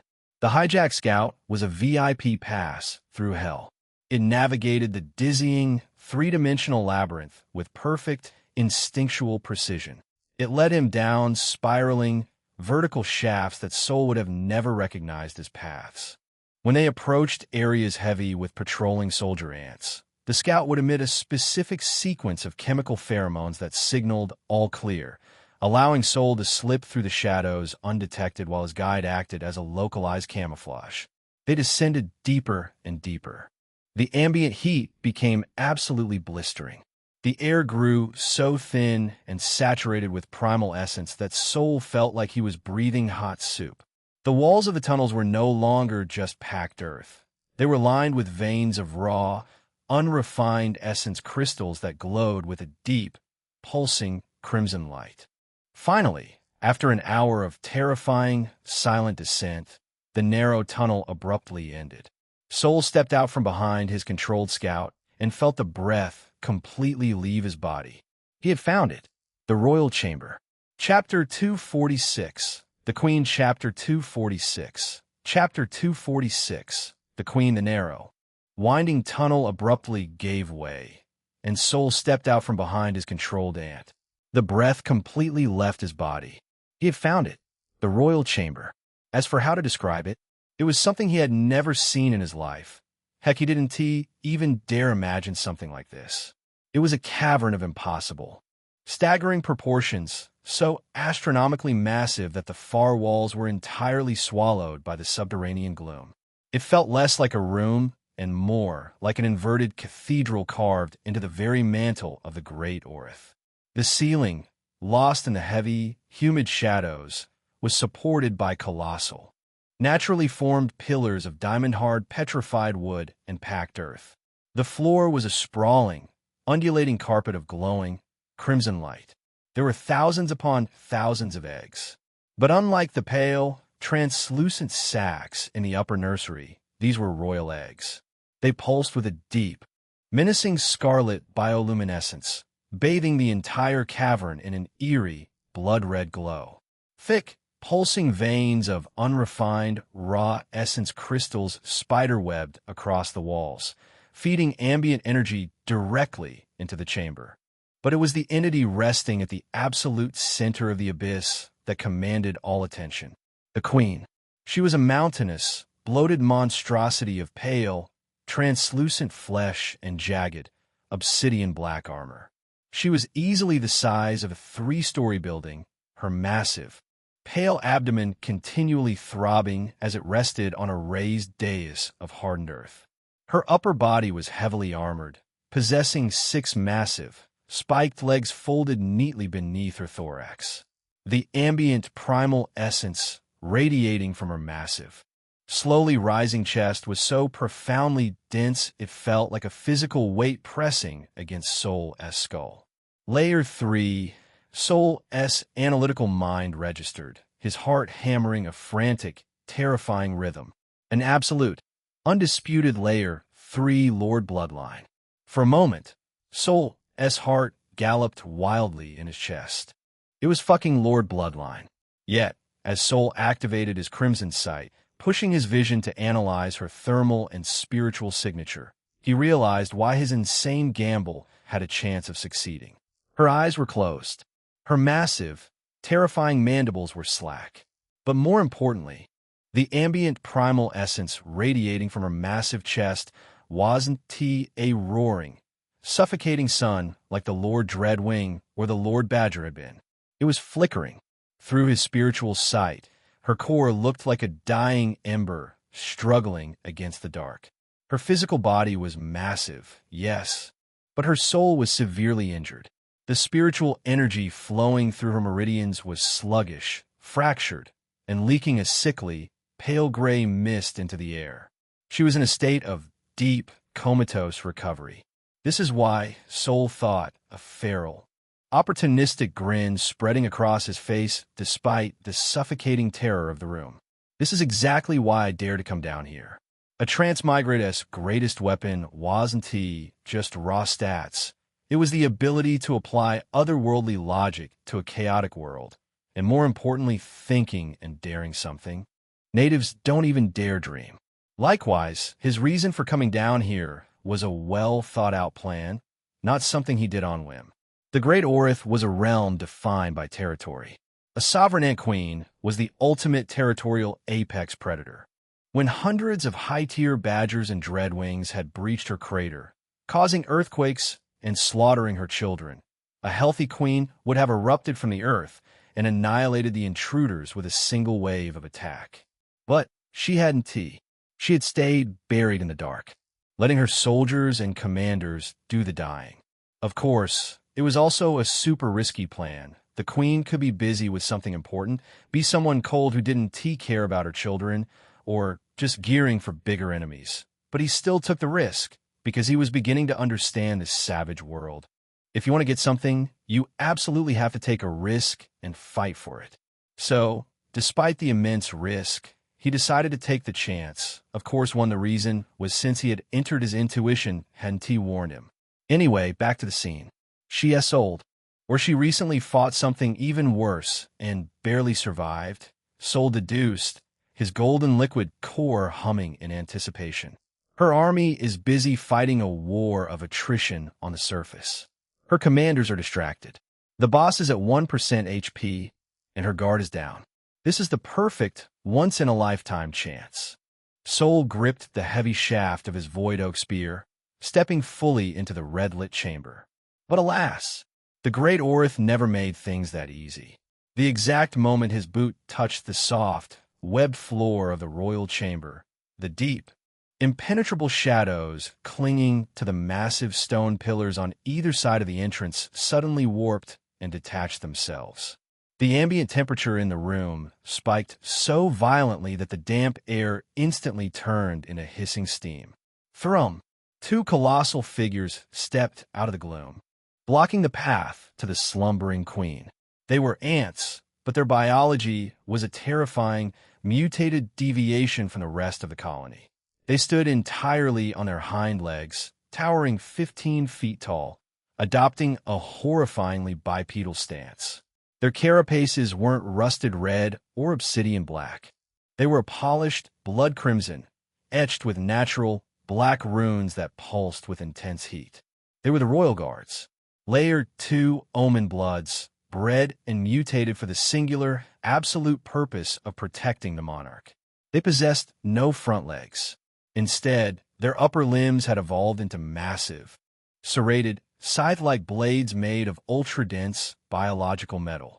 The blades dripped constantly with a superheated, bubbling acid that hissed as it hit the floor, melting the stone instantly. Their faceted eyes locked onto Sol.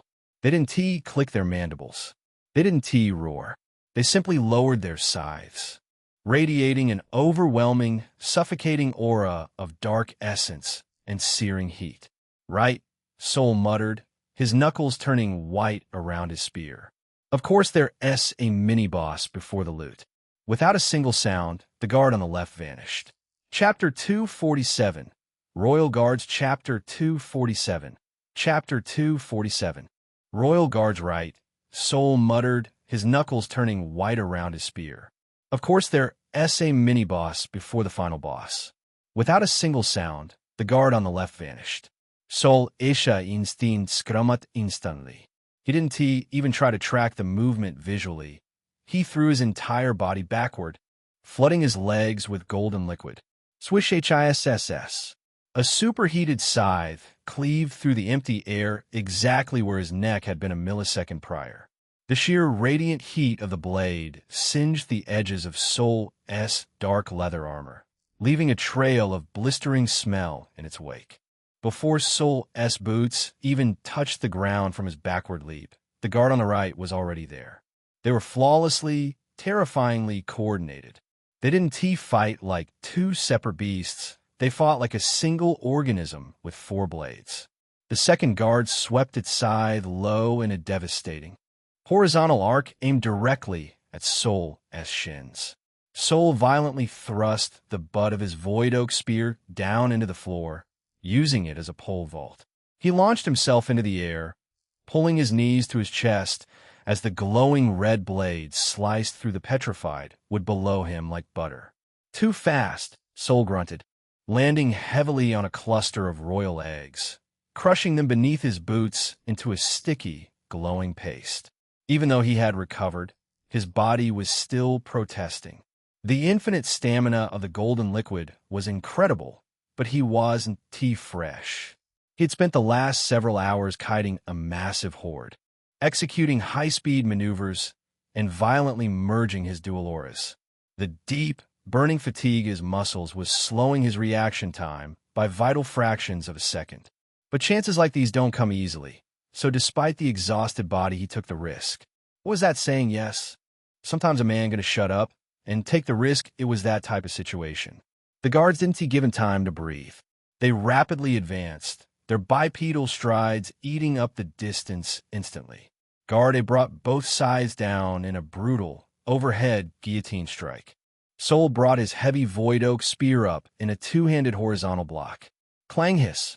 The impact drove Sol to his knees, cracking the floor beneath him. The superheated biological metal of the scythes bit deeply into the dense void oak shaft, the acid immediately trying to eat through the indestructible wood. The sheer physical weight of the 15-foot insect was really crushing. Get off! Sol roared, his golden liquid core flaring. He angled the shaft, letting the scythe slide off to the side, and lunged upward, thrusting the obsidian blade directly at the guard's thorax. Clink! The obsidian blade, capable of piercing standard stone armor, sparked harmlessly against the blood-crimson runes etched into the guard's chest. The Omen blood defense was simply too dense. Before Sol could pull his spear back, Guardby flanked him. A scythe swept in from his blind spot. Sol twisted his torso violently, but he wasn't fast enough. The superheated tip of the blade grazed his left shoulder.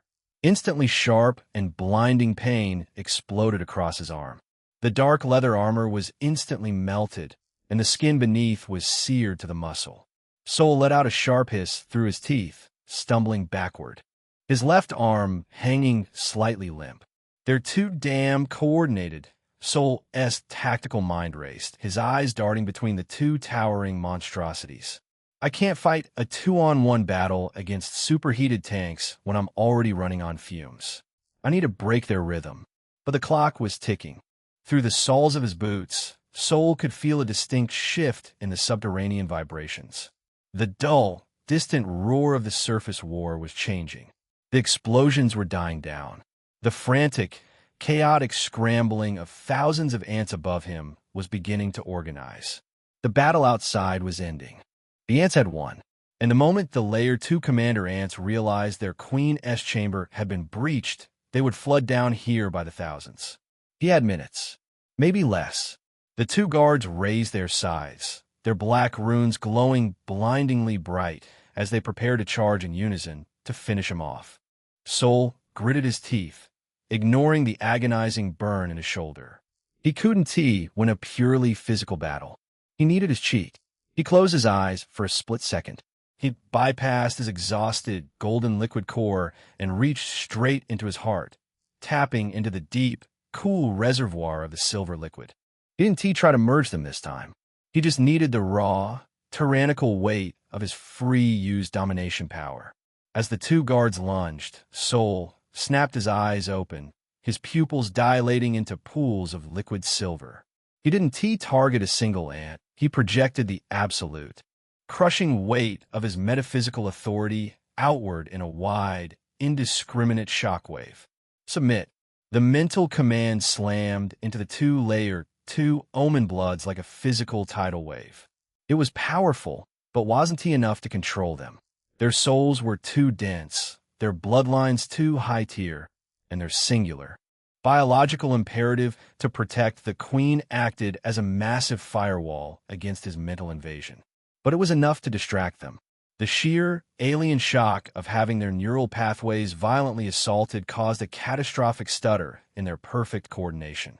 Both guards froze mid-lunge for exactly half a second, their faceted eyes widening, their sides trembling as their brains fought off the silver liquid.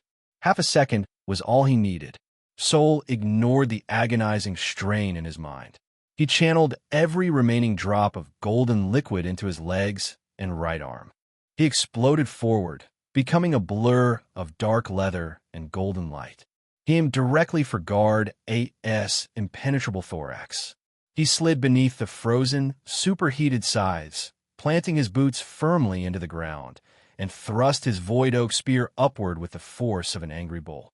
The obsidian blade slammed against the Guard's thorax, a shell so dense it rang like iron, refusing to yield. For a heartbeat, the weapon skidded uselessly across the beast's armor, sparks spitting as if the jungle itself mocked Sol's strike. Chapter 248, Intercept. Chapter 248, Chapter 248. Intercept. Then he roared, driving forward with golden essence flooding his veins. The spear vibrated, light burning along its edge, and the impossible shell began to crack. The blade punched through, grinding past the chitin wall, splitting it open with a sound like stone shattering. Skelch crack. The blade sheared cleanly through the cartilage and buried itself deep into the creature's internal organs. Sol violently twisted the shaft and ripped it free in a geyser of superheated, acidic blood. Guard, it let out a horrifying, high-pitched mechanical shriek. It staggered backward, its life force rapidly draining from the massive wound. But the mental stun had worn off. Guard B, enraged by the mortal wounding of its partner, went completely berserk. Its crimson runes flared with an almost blinding intensity. It didn't bother with calculated strikes anymore. It launched itself at Sol in a frenzied, desperate whirlwind of superheated blades, intending to chop him into pieces. Sol was entirely off balance from his killing strike. His left arm was still numb from the burn, and his lungs were screaming for oxygen. He parried the first frantic strike, the impact sending him stumbling backward. He dodged the second, feeling the heat singe his eyebrows. But the third strike was a perfect hit. Garby swung its massive right scythe in a low, unavoidable arc, aimed directly at Sol's torso. The blow slammed into Sol's torso with the force of a falling tree. His ribs crunched, his lungs collapsed, and the world went white. He was lifted from the ground, flung like a rag into the air. His back slammed heavily against the petrified pillar, the stone biting into his spine. The impact stole the air from his lungs, his chest seized. No air, no breath. Only fire in his lungs. He coughed, but nothing came, only blood rising bitter at the back of his throat. His vision blurred, stars bursting behind his eyes.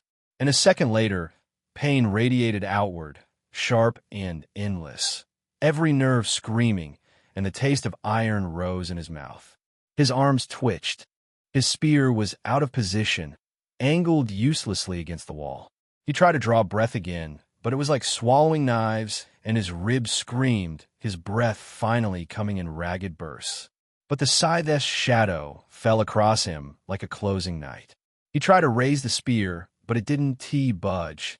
So he had no leverage to block, no space to slip aside.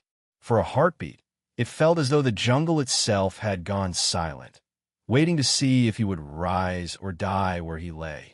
I'm dead, Sol thought, time dilating as the glowing red blade came closer and closer. Finally, as the glowing red blade carved toward his waist, Sol suddenly smirked and sent a violent, razor-sharp command down the mental link. Intercept. Scree.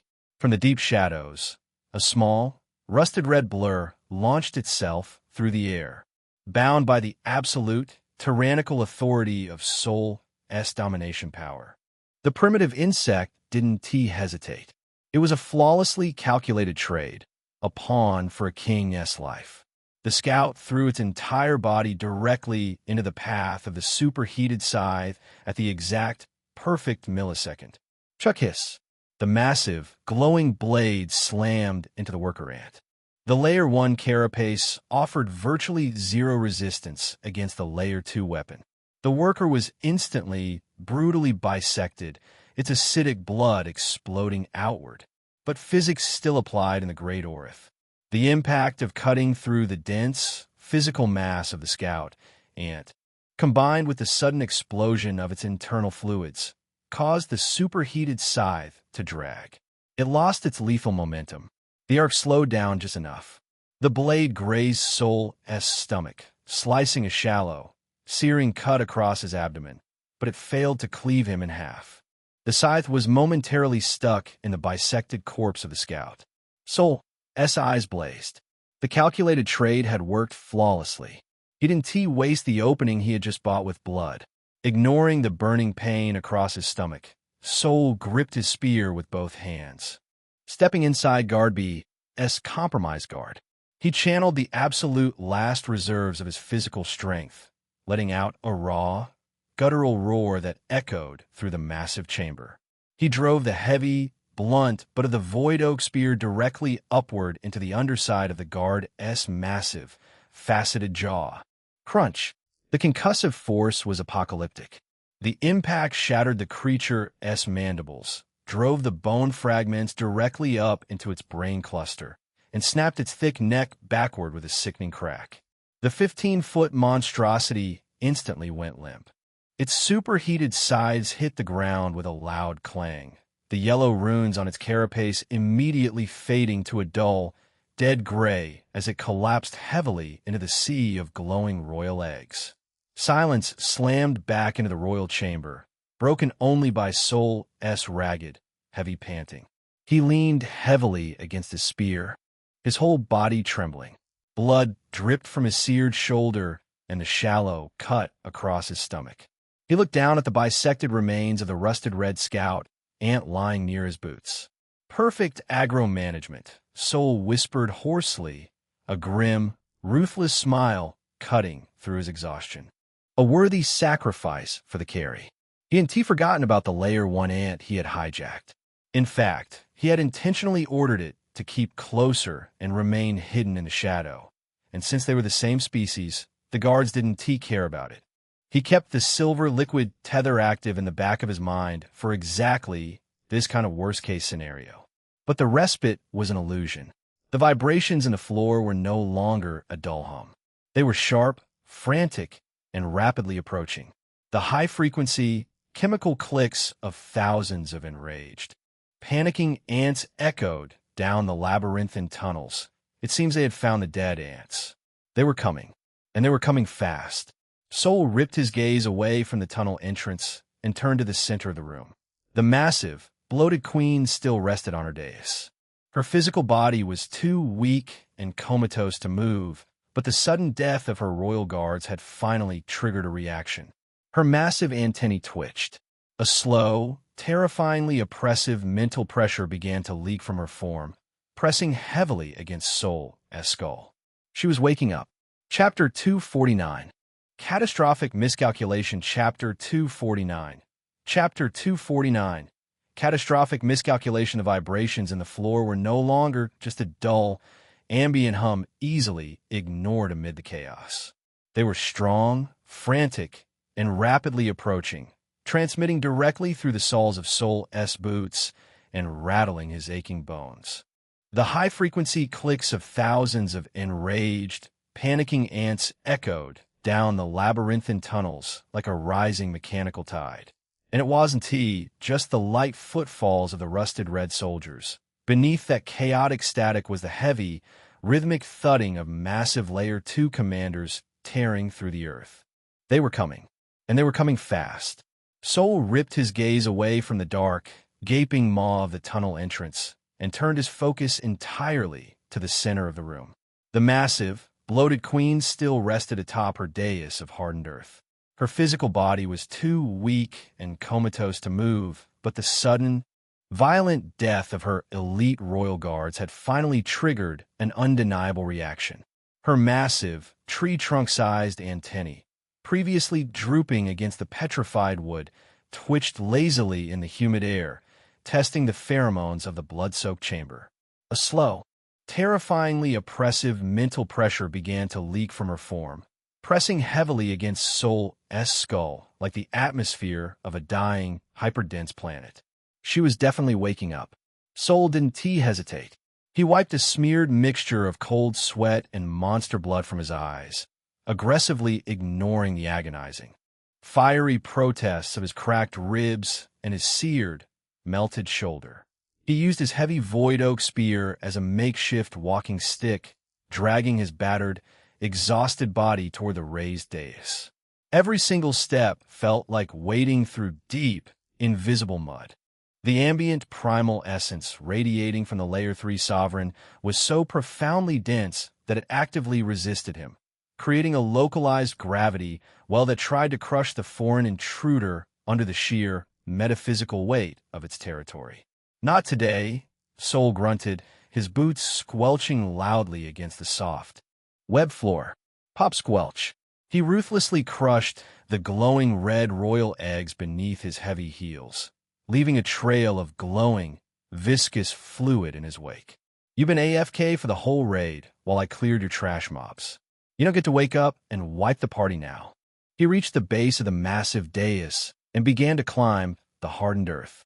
Up close, the queen was truly a portrait of grotesque, alien majesty. Her pale, translucent abdomen throbbed with a sickly, arrhythmic pulse, illuminating the dark veins beneath her skin.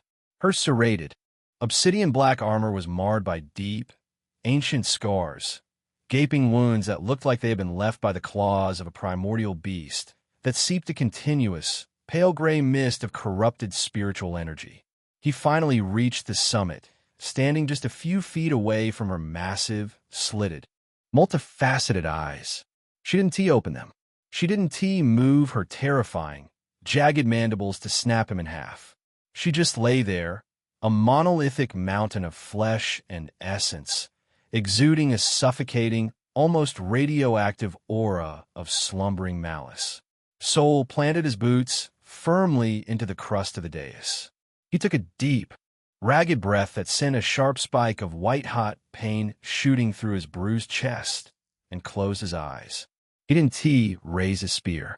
A physical attack against a Layer 3 lord, even a dying one, was a fool's errand. Striking that obsidian carapace would likely just shatter his void oak weapon and awaken her fully. Triggering a physical retaliation, he had zero stamina left to dodge. He needed to bypass the physical realm entirely. He needed to strike at the soul. He reached deep into the center of his chest, completely bypassing the heavy, exhausted furnace of his golden liquid core, and tapped directly into the cool, bottomless, ethereal reservoir of his silver liquid. This was the evolved form of his free-use domination power, his otherworldly cheat, his absolute, tyrannical authority. He didn't project it outward as an indiscriminate, blunt force shockwave like he had against the royal guards. He gathered every single remaining drop of the silver essence within his mind, compressing it, refining it, folding the metaphysical weight over and over until it was a single, razor-sharp needle of pure, unadulterated will. With a silent, spiritual roar, he drove that mental needle directly into the Queen's massive, slumbering consciousness. Submit. The exact millisecond his consciousness breached her spiritual defenses, Sol realized he had made a miscalculation. And not just any miscalculation, a catastrophic, potentially fatal one. She wasn't waking up. She had been fucking awake the entire time. The comatose, flickering essence, the sluggish, broken spiritual energy leaking into the air, it wasn't a sign of defenselessness. It was bait. It was a perfectly laid, terrifyingly ancient trap spun by a predator that had hunted souls for centuries.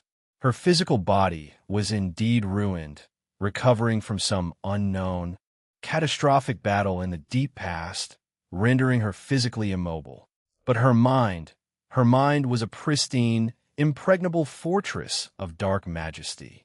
She was a Layer D3 Lord Blood Sovereign specializing in mental powers, and she had felt his unique, undeniably foreign soul the very moment he entered her subterranean tunnels.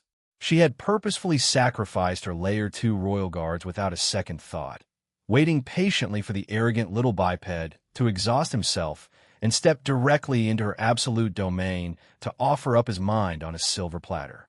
Soul didn't just hit a mental wall. He was violently sucked into a metaphysical black hole. His physical surroundings, the red-lit cavern, the blistering heat, the choking smell of acid and blood, vanished instantly. Sensory deprivation hit him like a physical blow. When his spiritual vision finally adjusted, Soul found himself standing in a vast, sprawling, infinitely bleak mindscape that looked like a barren, obsidian desert stretching out beneath a bruised, blood-red sky. And rising from the center of that desolate desert was the true, unfettered projection of the Queen. She wasn't weak here. She wasn't a bloated, crippled grub resting on a mound of dirt. She was a towering, multi-headed leviathan of swirling dark essence and pure, unadulterated psychic malice. Chapter 250. Mental War. Chapter 250. Chapter 250. Mental War. Millions of glowing, invisible threads connected her massive form to the horizon. The literal, collective consciousness of her entire hive, feeding her their boundless rage, their endless hunger, and their absolute, fanatical devotion. A voice that wasn't a voice, but a crushing, tectonic pressure, echoed in the very center of Soul's projected mind. Fodder.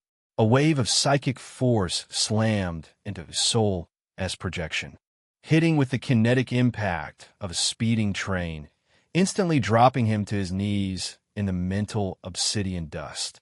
In the physical world, the backlash was immediate and violent.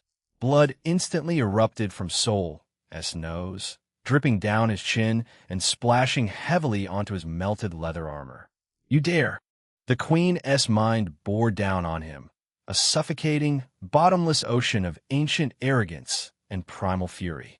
"You bring ruin to my young ones, slaughter my vanguard, and now you seek to leash me?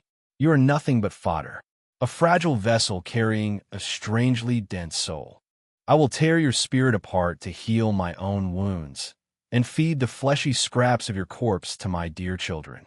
The mental pain was unlike anything Soul had ever experienced in either of his lives. It wasn't the sharp burn of a physical cut. It was as if thousands of microscopic, white-hot needles were being driven directly, repeatedly into his cerebral cortex. His silver liquid, usually an absolute, tyrannical force that violently rewrote the neural pathways of lesser beasts, was suddenly fighting a desperate, losing battle against a mind that had effortlessly controlled a sprawling empire for centuries. "I'm not just husk for beasts to feed on." Soul ground out, his teeth gritted so hard he thought his jaw might snap. His spiritual projection planted its boots into the obsidian desert. Slowly, agonizingly, inch by painful inch, he forced himself to stand back up under the crushing, planetary gravity of her will. He pushed back. He forced his silver liquid to expand outward from his core, creating a glowing, brilliant silver domain around himself to counter the encroaching, suffocating darkness of the Queen's mind. It became a battle of pure, agonizing attrition. The Queen was incredibly, terrifyingly cunning. When her initial wave of crushing pressure failed to instantly shatter his silver barrier, she didn't just blindly push harder. She adapted, dissecting his defenses with the precision of an apex predator. The obsidian desert of their shared mindscape began to writhe and bubble. The dark sand beneath Soul's projected boots transformed into a surging, literal ocean of rusted red mandibles and clicking chitin. She flooded the spiritual link with the collective, ravenous hunger of millions of ants. It wasn't just mental static. It manifested as phantom, agonizing pain. Soul felt the sensation of 10,000 tiny, acidic bites tearing at his spiritual flesh, trying to drag his individuality down into the mindless, consuming void of the hive. "Get out of my head!" Sol roared, sweeping his arms outward. The silver liquid flared into a solid, blinding dome, incinerating the mental swarm that clung to his legs, reducing the phantom ants to ash. But the queen didn't relent. If the swarm couldn't consume him, she would break him from the inside out. She actively attacked his humanity, probing the cracks in his armor to unearth his deepest fears. The mental landscape violently shifted again. The silver dome flickered, and suddenly, Sol was no longer standing in a desert. He was trapped in the sweltering, claustrophobic darkness of the subterranean larder. He couldn't move. He was paralyzed, completely encased in a glowing green cocoon of acidic resin. The illusion was hyper-realistic. He could feel the slick, suffocating slime sealing his mouth and nose, the phantom acid slowly, agonizingly eating through his skin to expose the nerves beneath. "You're nothing but meat." The Queen's tectonic voice vibrated through the resin, laced with ancient, mocking cruelty. "You are already digested." Sol thrashed in the mental prison, his panic spiking, his silver aura dimmed, his focus wavering under the sheer, simulated agony. Sensing his weakness, the queen twisted the knife. The resin melted away, replaced by the crackle of burning wood and the stench of blood. He was standing in the center of the Vaynar tribe. The wooden palisades were a raging inferno. Sol was forced to watch, completely paralyzed by the queen's crushing psychic weight, as the Jeruan vanguard breached the gates. He saw Kira, her fiery eyes wide with terror, violently skewered by a dozen spears. He saw the high shaman Zephyra ruthlessly struck down, her ancient blood pooling in the dirt. The grief, guilt, and sheer terror were injected directly into his emotional center, bypassing his logic entirely. It felt as real as the spear in his hand. Seeing it working, she pushed the notch even further. The flames of the Vaynar tribe melted away, replaced by the familiar, rustic sights of the Osari tribe. He saw Aunt Lyra, Evera, Nia, and the other girls. At first, they stood at the edge of the village, their eyes scanning the dark tree line, fraught with worry for him. But the Queen's illusion accelerated time mercilessly. Days bled into weeks, and their worry faded into dull indifference. They simply forgot about him. They laughed, they worked, and they continued their lives as if Sol had never even existed. Then, the true nightmare descended. The gates of their huts were shattered by Varric's brother and his vicious warband. Sol was forced to watch, paralyzed and mute, as the women he cared for were brutally dragged from their homes and tied ropes. He saw Aunt Lyra struck down into the dirt. He saw Evera and Nia bound, stripped of their dignity, and forced into brutal, humiliating servitude as captives for them. They were beaten, broken in spirit, and paraded like cattle through the mud, their eyes hollow with absolute despair. "Stop!" Sol screamed, his voice tearing his throat in the mental space, unable to endure the visceral, agonizing horror of their degradation.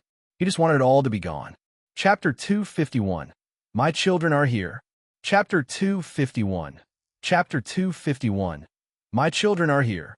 You failed them, the queen whispered from the constantly shifting shadows, her presence wrapping around his mind like a suffocating serpent. You are weak. Your arrival brought only ruin. Submit to the hive. Become one with the dark, and the pain will end. For a terrifying, agonizing heartbeat, Sol's silver domain cracked. The darkness began to pour in, ready to overwrite his consciousness and turn his physical body into an empty, drooling husk. But unfortunately for her, Sol was a transmigrator.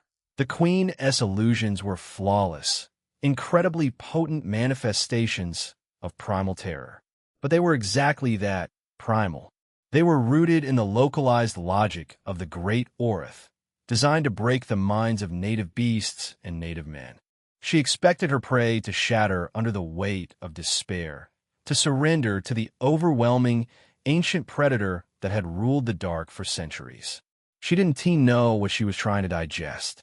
As the simulated despair threatened to drown him, a different set of memories sparked to life. Memories of Earth. The glaring lights of modern cities, the cold logic of a different reality, and, most importantly, the terrifying, absolute, mind-shattering void between worlds that his soul had already crossed to get here. His soul possessed a fundamental density, a structural integrity forged by an otherworldly journey that the primitive sovereign simply couldn't comprehend or easily dismantle. And with that, something scattered throughout his body started to gather in his hollow cavity on the chest before merging with the silver liquid. I am not from your world. Soul's mental projection suddenly opened its eyes.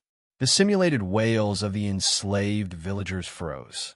The bleeding phantoms of his friends glitched, their forms blurring into static as Soul's pragmatic, stubborn arrogance surged back to life. The anger that ignited in his chest wasn't the frantic panic of a trapped animal. It was the cold, furious indignation of a hunter realizing the gods themselves had twisted fate, and he was someone who had even dared defy a goddess. What is this ant in front of him? I survived the death. Soul roared in the mental space. His voice shattered the illusion like brittle glass. The enslaved phantoms dissolved, tearing away the Queen's constructed nightmare and returning them to the barren obsidian desert. His silver aura exploded. It violently expanded into a blinding, tyrannical star of absolute authority that actively burned the encroaching darkness away. I deceive an entire damn army of beasts. I even wiped your elites while you slept. Soul took a massive step forward in the mindscape, pointing a glowing silver finger directly at the multi-headed Leviathan in the blood-red sky. You are nothing but a stationary loot drop hiding in the dirt. Submit. In the physical world, the toll of the metaphysical war was becoming gruesome. Soul's body began to violently, uncontrollably tremble.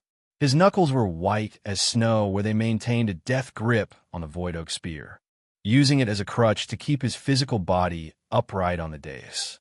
The delicate capillaries in his eyes burst under the immense intracranial pressure, turning the whites a terrifying, solid, weeping crimson. Blood dripped steadily from his nose, painting his chin and his leather armor red. The spiritual tug-of-war was severe. It demanded every single microscopic fraction of his concentration to force his silver liquid into the Queen's damaged defenses. He battered against her ancient mind like a siege ram, striking the same fracture in her injured soul over and over again. If he broke the link now, or if his focus slipped for a billionth of a second, the backlash would shatter his soul into a million pieces. He was completely, utterly blind and deaf to the physical world around him, which meant he didn't hear the deafening, explosive crash as the main tunnel entrance finally gave way. Boom! The massive, petrified roots guarding the royal chamber were blasted apart in a shower of acidic sludge and shattered wood. The commanders had arrived. Dozens of Layer 2 obsidian ants, the size of armored cars, flooded into the cavern. They were followed by thousands of rusted red soldier ants, their mandibles clicking in a frantic, terrifying crescendo of absolute rage. They had fought a war on the surface, survived the collapse of their crater, and raced through the dark miles of tunnels to protect their monarch. What they saw froze them in their tracks for exactly 1 second. The sacred cavern was in ruins. The glowing red royal eggs were trampled into paste.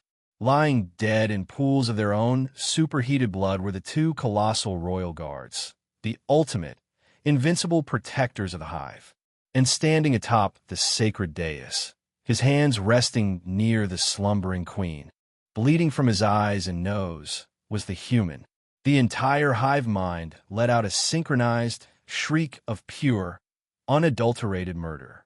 They all charged at once. The cavern shook as the massive Layer 2 commanders scrambled over the dunes of eggs, their superheated mandibles glowing with lethal, white-hot intent. They didn't care about the physical exhaustion of their surface battle. They were driven by the absolute biological imperative to eradicate the threat to their queen. Soul's physical instincts, the heightened reflexes hammered into his cells, screamed at him to move. He could feel the vibrations of the charging horde through the soles of his boots. He could feel the sudden, massive spike in ambient heat as the commanders closed the distance. But he couldn't defend himself. He couldn't raise his spear. He couldn't even open his eyes. Don't move. His pragmatic mind clamped down on his physical reflexes. If you dodge, the mental link breaks. You die anyway. Finish the cast. In the mental landscape, the queen sensed the arrival of her army. A cruel, triumphant vibration echoed through the dark void. My children are here, she mocked, her psychic pressure intensifying, trying to crush Soul's silver domain once and for all. You have lost. Your flesh will be consumed before your mind even breaks. Chapter 252, Submission. Chapter 252. Chapter 252, Submission. Shut up, Soul screamed, ignoring the frantic warning bells ringing in his physical body. The distance closed rapidly. 100 feet, 50 feet. In the mental mindscape, Soul made a suicidal gamble. Now or never. He abruptly, violently dropped his glowing silver domain. He abandoned all defense. The protective barrier that had been keeping the Queen's suffocating darkness at bay vanished in an instant, leaving his spiritual projection completely exposed in the obsidian desert. To the Queen, it looked like capitulation. It looked like the fragile, alien mind of the biped had finally snapped under the crushing weight of her sovereign will. Mine, her tectonic voice roared in absolute triumph. The multi-headed Leviathan lunged, a tidal wave of psychic malice crashing down to consume his unprotected consciousness. But she had fallen for the oldest gamer bait in the book. Soul hadn't dropped his shield out of weakness. He had retracted it to consolidate his mana pool. By dropping his defenses, he allowed her towering darkness to swallow him entirely, letting her pull his consciousness directly into the deepest, most vulnerable center of her own being. In the physical world, the leading Layer 2 commander, a massive, scarred monstrosity missing half a leg from the Badger War, reached the base of the dais. It lunged upward, its superheated mandibles opening wide, aiming directly to snap Soul in half at the waist. 20 feet, 10 feet. The searing heat of the commander's jaws radiated against Soul's face, singeing his hair and turning the sweat on his skin to steam. He could hear the chitin clicking. He could smell the rotting meat and acidic saliva bubbling in its throat. Back in the pitch-black center of the Queen's mind, surrounded entirely by her essence, Soul unleashed his trap. He hadn't just retracted his silver liquid. He had compressed every single remaining drop of it. He condensed it into a blinding, hyperdense singularity of absolute domination, a single point of impossibly heavy, tyrannical light, and he drove it with suicidal force directly into the very center of the Queen's fractured psychic core. It was a metaphysical atom bomb. The Queen realized her error a fraction of a millisecond too late. As the silver singularity pierced the ancient scars of her soul, her triumph instantly morphed into absolute, panicked terror. No, the mental landscape violently convulsed. She fought back with the desperate ferocity of a cornered god. She poured centuries of ancient pride, the accumulated psychic weight of thousands of loyal drones, and a sheer, overwhelming authority of her Layer 3 Lord bloodline onto that single silver point, trying to crush the singularity before it could detonate. The resistance was pure physical agony for Soul. His brain felt like it was literally boiling in his skull. Blood poured freely from his nose and the burst capillaries in his eyes, painting his chin and leather armor crimson. She tried to violently sever the spiritual link, thrashing in the mental void, willing to tear a chunk of her own soul away just to expel the invader. She screamed, unleashing a psychic frequency that threatened to liquefy Soul's consciousness entirely. She battered his mind with images of her own terrifying power, trying to force him to submit to the natural hierarchy of the great Orith. You cannot leash a sovereign, she roared, her darkness desperately squeezing the brilliant silver light, fighting for her very autonomy. Watch me, Sol snarled through bloody teeth, his willpower locked into an unbreakable vice. He didn't yield a single inch. He leaned into the blinding agony, weaponizing his own pain, forcing the singularity deeper and deeper into the core of her being. The silver light exploded. It violently ripped through her ancient defenses, bypassing her pride, her age, and her sovereign status. It didn't negotiate. It conquered. The silver liquid flooded her neural pathways like a surging river of molten iron, washing away her resistance. It violently seized the foundational reins of her biological coding, overriding her free will, and burned Sol as absolute authority into her soul like a branding iron. The queen let out one final, defeated wail that shook the very foundations of the spiritual realm, her colossal leviathan form collapsing as she was forced, fundamentally and irreversibly, to bow to her new master. The mental landscape shattered into a million pieces of falling glass, even though it seemed like a long time had passed. In the physical world, less than a fraction of a second had passed. The Layer 2 commander Ant's superheated mandibles were exactly 3 inches from Sol's chest. The radiant heat was already blistering his exposed skin, the stench of its acidic, bubbling saliva filling his nostrils. The air was practically vibrating with the kinetic force of its lunge. Sol's eyes snapped open. The solid, weeping crimson of his burst capillaries was instantly swallowed by a blinding, liquid silver light that poured from his pupils, illuminating the gloom of the dais. He didn't try to dodge. He didn't try to raise his heavy void oak spear. He bypassed his physical body entirely and forced a single, booming, absolute command down the newly forged, unbreakable link to the queen. Stop them. The massive, comatose body of the queen violently convulsed behind him, her tree trunk-sized antennae, previously twitching with sluggish malice, snapped straight up into the humid air like lightning rods. A silent, high-frequency pheromone and mental shockwave erupted from her colossal form, sweeping across the entire cavern in a literal microsecond. It carried the absolute, unquestionable, biologically hardwired voice of the Hive Mother. Halt! The leading Layer 2 commander froze completely. It didn't slow down, it turned into a statue. Its massive, superheated mandibles locked wide open, trembling violently against the air just inches from Sol's singed leather armor. The sheer physical momentum of its lunge carried its colossal bulk forward slightly, the jagged, glowing tip of its lower jaw physically brushing against Sol's shirt, instantly burning a charred hole through the fabric. But the muscles refused to bite down. The creature's primitive, rage-filled brain was entirely overridden by the absolute imperative of the queen.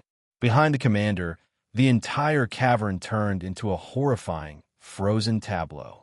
Thousands of charging, rusted red soldier ants dug their jagged legs into the soft floor, skidding to abrupt, violent halts that tore up the webbed earth and crushed the royal eggs beneath them. The massive Layer 2 commanders, previously scrambling over the dunes of the nursery with murder in their faceted eyes, froze mid-step. Their mandibles clicked shut in perfect, terrifyingly synchronized silence. The deafening, chaotic roar of the swarming army, the clicking, the hissing, the scraping of armor against stone, was instantly, unnervingly replaced by an eerie, pin-drop silence. Not a single insect moved. They didn't even twitch. Sol stood there on the edge of the dais, his chest heaving, his breath coming in ragged, bloody, agonizing gasps.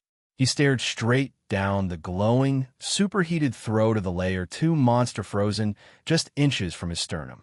He could feel the heat searing his face, but he didn't blink. Slowly, agonizingly, his muscles screaming in protest, Sol raised his left hand. He placed his bare, bloody palm flat against the massive, terrifying, armored snout of the Layer 2 beast. And with a grunt of exertion, He physically pushed the monster's head away from his body. Chapter 253. Anchor Ant Queen or Not? Chapter 253. Chapter 253. Anchor Ant Queen or Not? The commander didn't resist.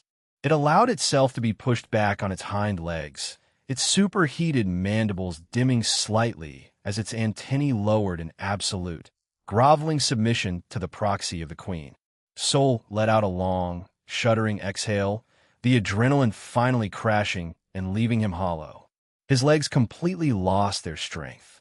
He dropped heavily to his knees on the hardened earth of the dais, burying the butt of his void oak spear into the ground and leaning all his weight against the shaft just to keep himself from collapsing face first into the mud. Blood dripped steadily from his nose, his seared shoulder, the shallow cut on his stomach, and his weeping eyes, painting his chin and his armor a slick, dark crimson. His cracked ribs burned with every breath. He had never been so thoroughly, profoundly exhausted in either of his lives. But as he forced his head up, a wild, breathless, completely victorious smile broke across his face. He looked over his shoulder at the massive, slumbering form of the queen. Her antennae were lowered again, her breathing steady, her formidable, ancient soul now wrapped entirely in the silver chains of his domination power. The link was established. It was heavy, terrifying, and felt like holding the leash of a slumbering, multi-headed dragon, but it was absolutely strong. He could feel it now. The vast, sprawling, infinitely complex network of the hive mind buzzing faintly at the very edge of his consciousness. It was a sea of thousands of connected minds, completely subdued, waiting silently in the dark for his command. It seemed like he had accidentally acquired a standing army. Well, Soul coughed, spitting a glob of metallic-tasting blood onto the dais. His silver-crimson eyes swept across the frozen, terrifying legion of apex predators filling the massive cavern, all waiting with lowered antennae. I guess I'm a queen now. The sheer, utter absurdity of the statement hung heavily in the humid, blood-soaked air of the royal chamber. Soul let out a wet, hacking laugh that immediately devolved into an agonizing coughing fit. He spat another mouthful of metallic-tasting blood onto the petrified wood of the dais, his entire body trembling violently from the adrenaline crash. His dark leather armor was in ruins, melted and scorched, and every single breath felt like a serrated knife dragging across the inside of his chest. He was at his absolute biological limit. If a stiff breeze hit him right now, he was fairly certain his skeleton would simply dissolve. But as he looked out over the sea of jagged mandibles, glowing runes, and hyperlethal biological weaponry, the pain was entirely eclipsed by a rush of sheer, intoxicating euphoria. The horde was his. Soul needed space to think, and more importantly, he needed space to breathe without the suffocating heat of the Layer 2 commanders pressing against him. He closed his eyes, focusing on the heavy, sprawling silver network that now tethered his mind to the millions of insects in the colony. He didn't speak aloud. He pushed a single, conceptual command down the hive network. Defensive perimeter. Leave the dais. Guard all entrances. The reaction was instantaneous and flawless. The massive Layer 2 commander ant that had been frozen inches from his chest immediately lowered its head until its superheated mandibles scraped the floor in a gesture of absolute subjugation. It backed away slowly, its movements surprisingly fluid and deferential. Behind it, the horde parted like the Red Sea. The thousands of rusted red soldier ants moved with terrifying, mechanical precision, scrambling backward over the dunes of crushed royal eggs. They fanned out, forming a massive, multi-layered defensive wall around the perimeter of the cavern. The colossal Layer 2 commanders positioned themselves at the mouth of every single tunnel leading into the chamber, their superheated sides raised outward, ready to instantly butcher anything that dared to enter. Within 30 seconds, the massive dais was completely clear. Soul was left in peaceful, eerie isolation with the slumbering queen. Okay, Soul breathed, allowing his grip on the void oak spear to finally slacken.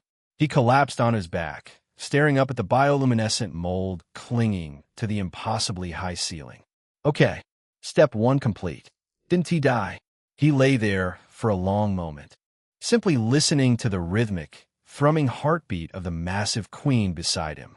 The oppressive, planet-crushing weight of her ambient essence was no longer hostile, because his soul had completely subsumed hers, her aura now washed over him like a heavy, protective blanket.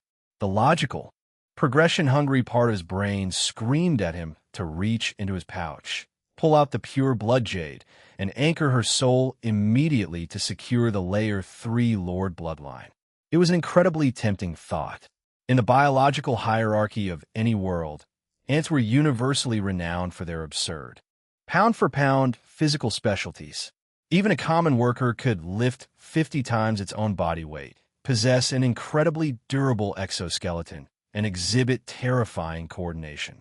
A Layer 3 sovereign, a literal super ant, would theoretically grant him an astronomical, passive boost to his raw physical strength and defense. But as he stared up at the patches of sickly bioluminescent mold clinging to the ceiling, Soul, as pragmatic mind, began to break down the actual stats of the loot drop. Her true power, the foundational core of her Layer 3 Lord bloodline, wasn't physical. Her body was bloated and practically immobile.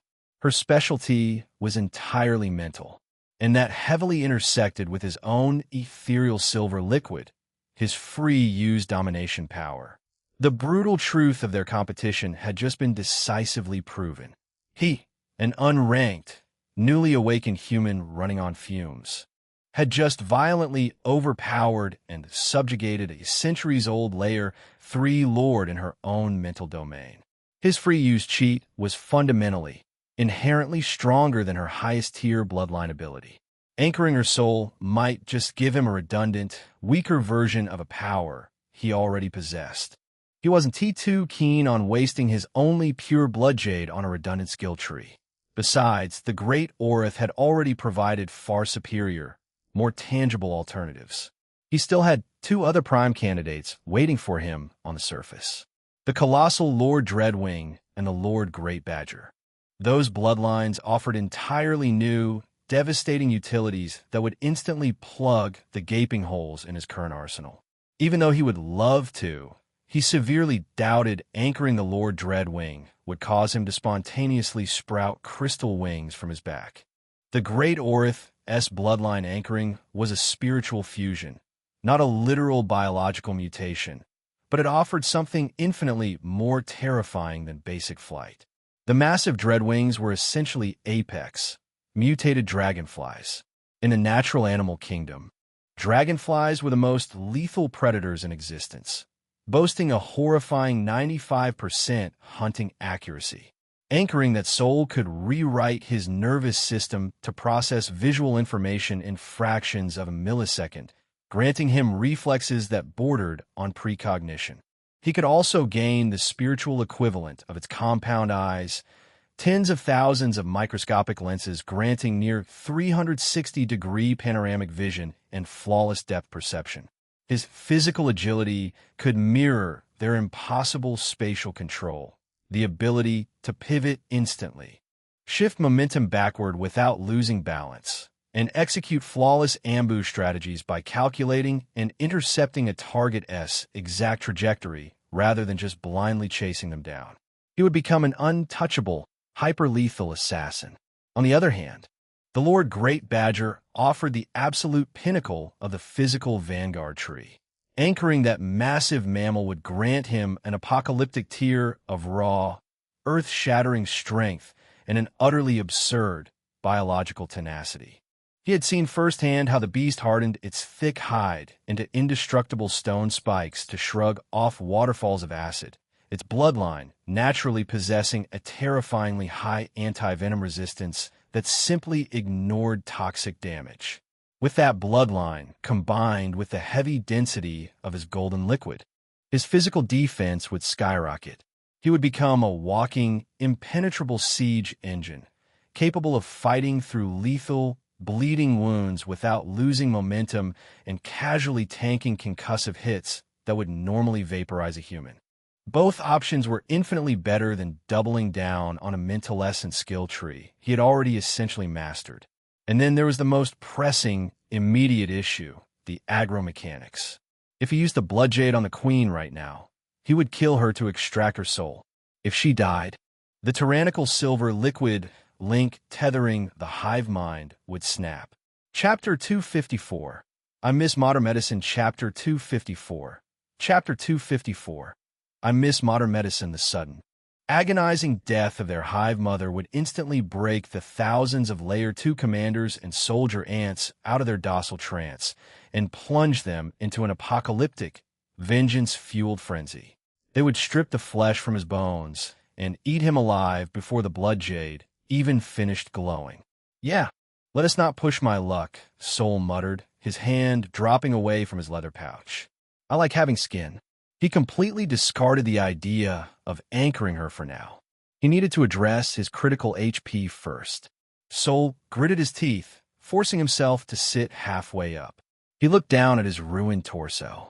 His dark leather armor was melted to his seared left shoulder, and his chest was a canvas of deep, ugly purple bruises. Every breath felt like jagged glass. Right? Can't let the hyper-regeneration set the bones crooked. Soul winced, his face pale and slick with cold sweat. He took a deep, ragged breath.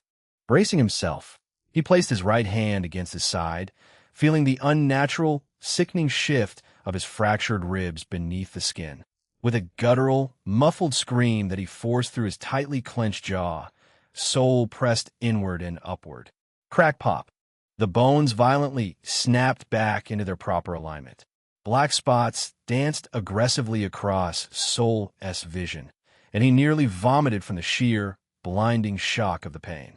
He collapsed flat onto his back again, his chest heaving, his entire body trembling uncontrollably as the agony slowly dialed down to a dull, throbbing ache.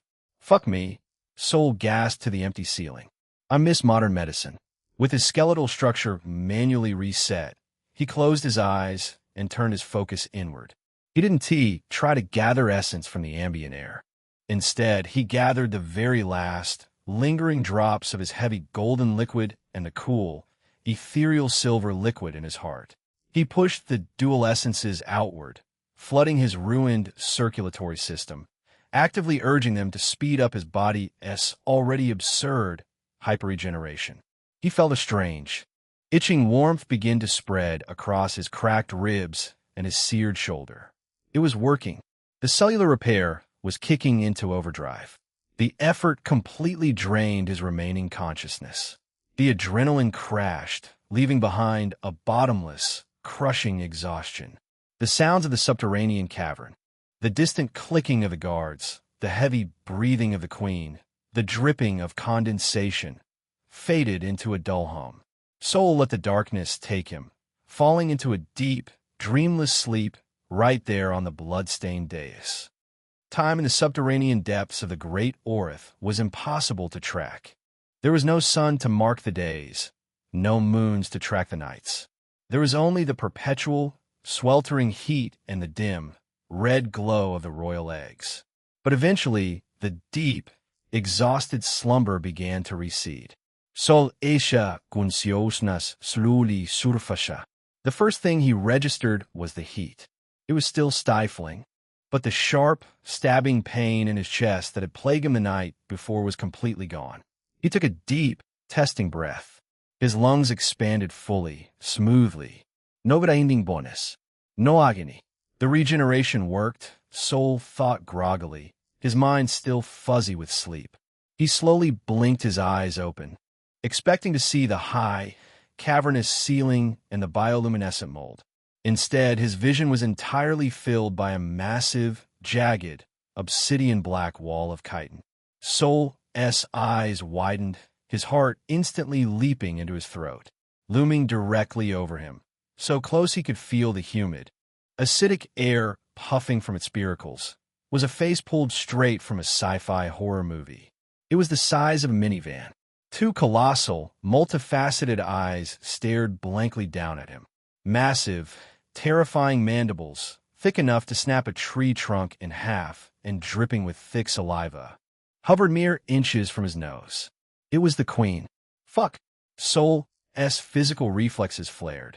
He instinctively scrambled backward, his hands desperately searching the dirt for his void oak spear, a jolt of pure, unadulterated panic flooding his veins.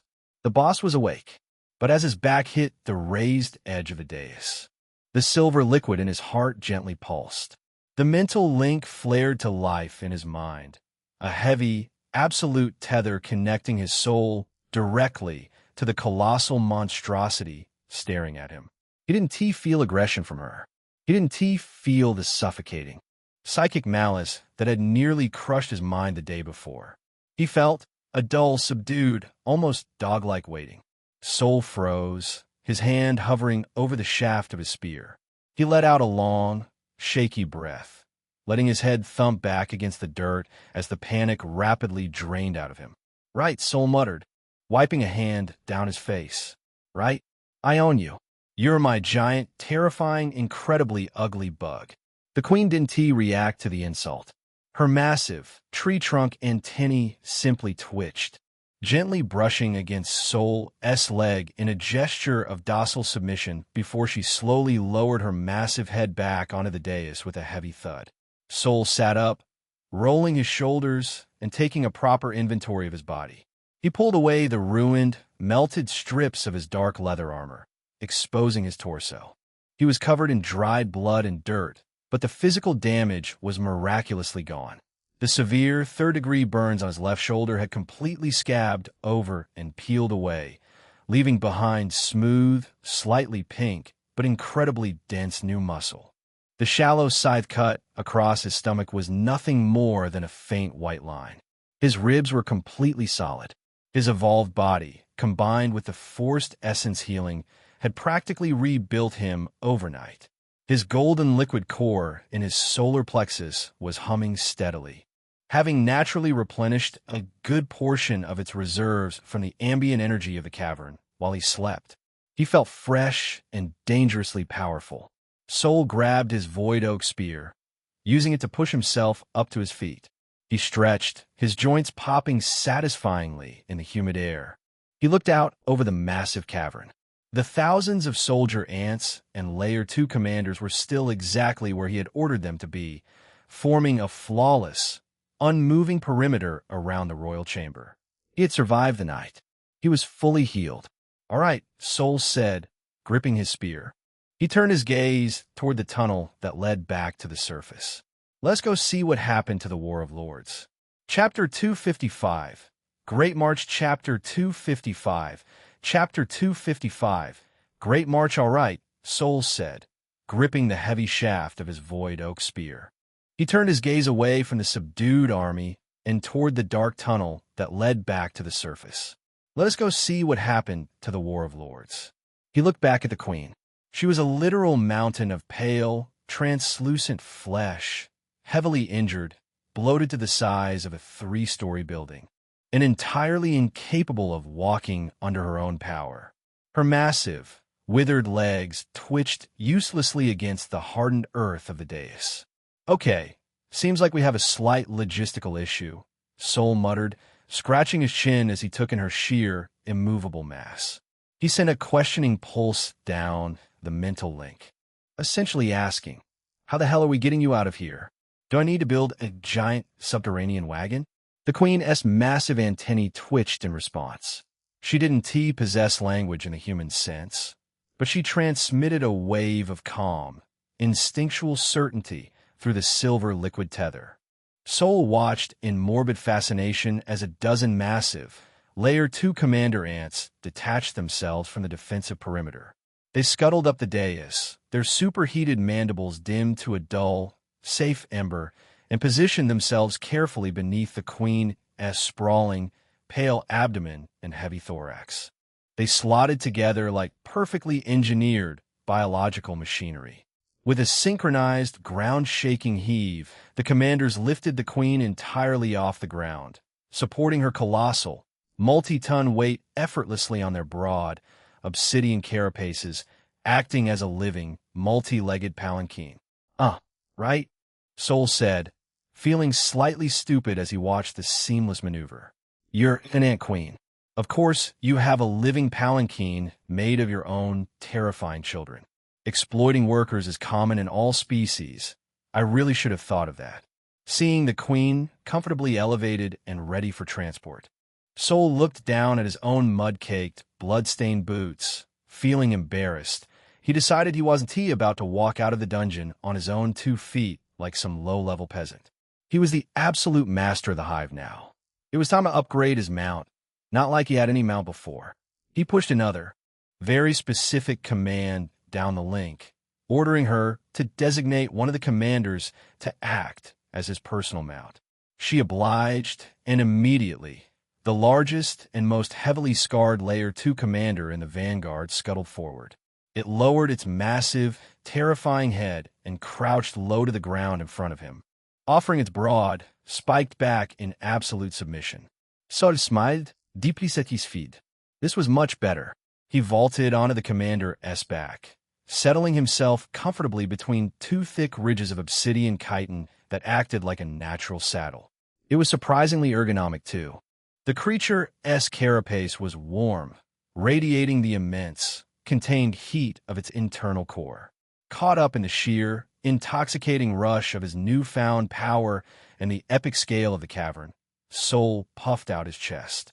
He gripped his void oak spear, pointing the obsidian tip dramatically toward the high ceiling like a conquering night king mounting his noble, albeit terrifyingly acidic steed.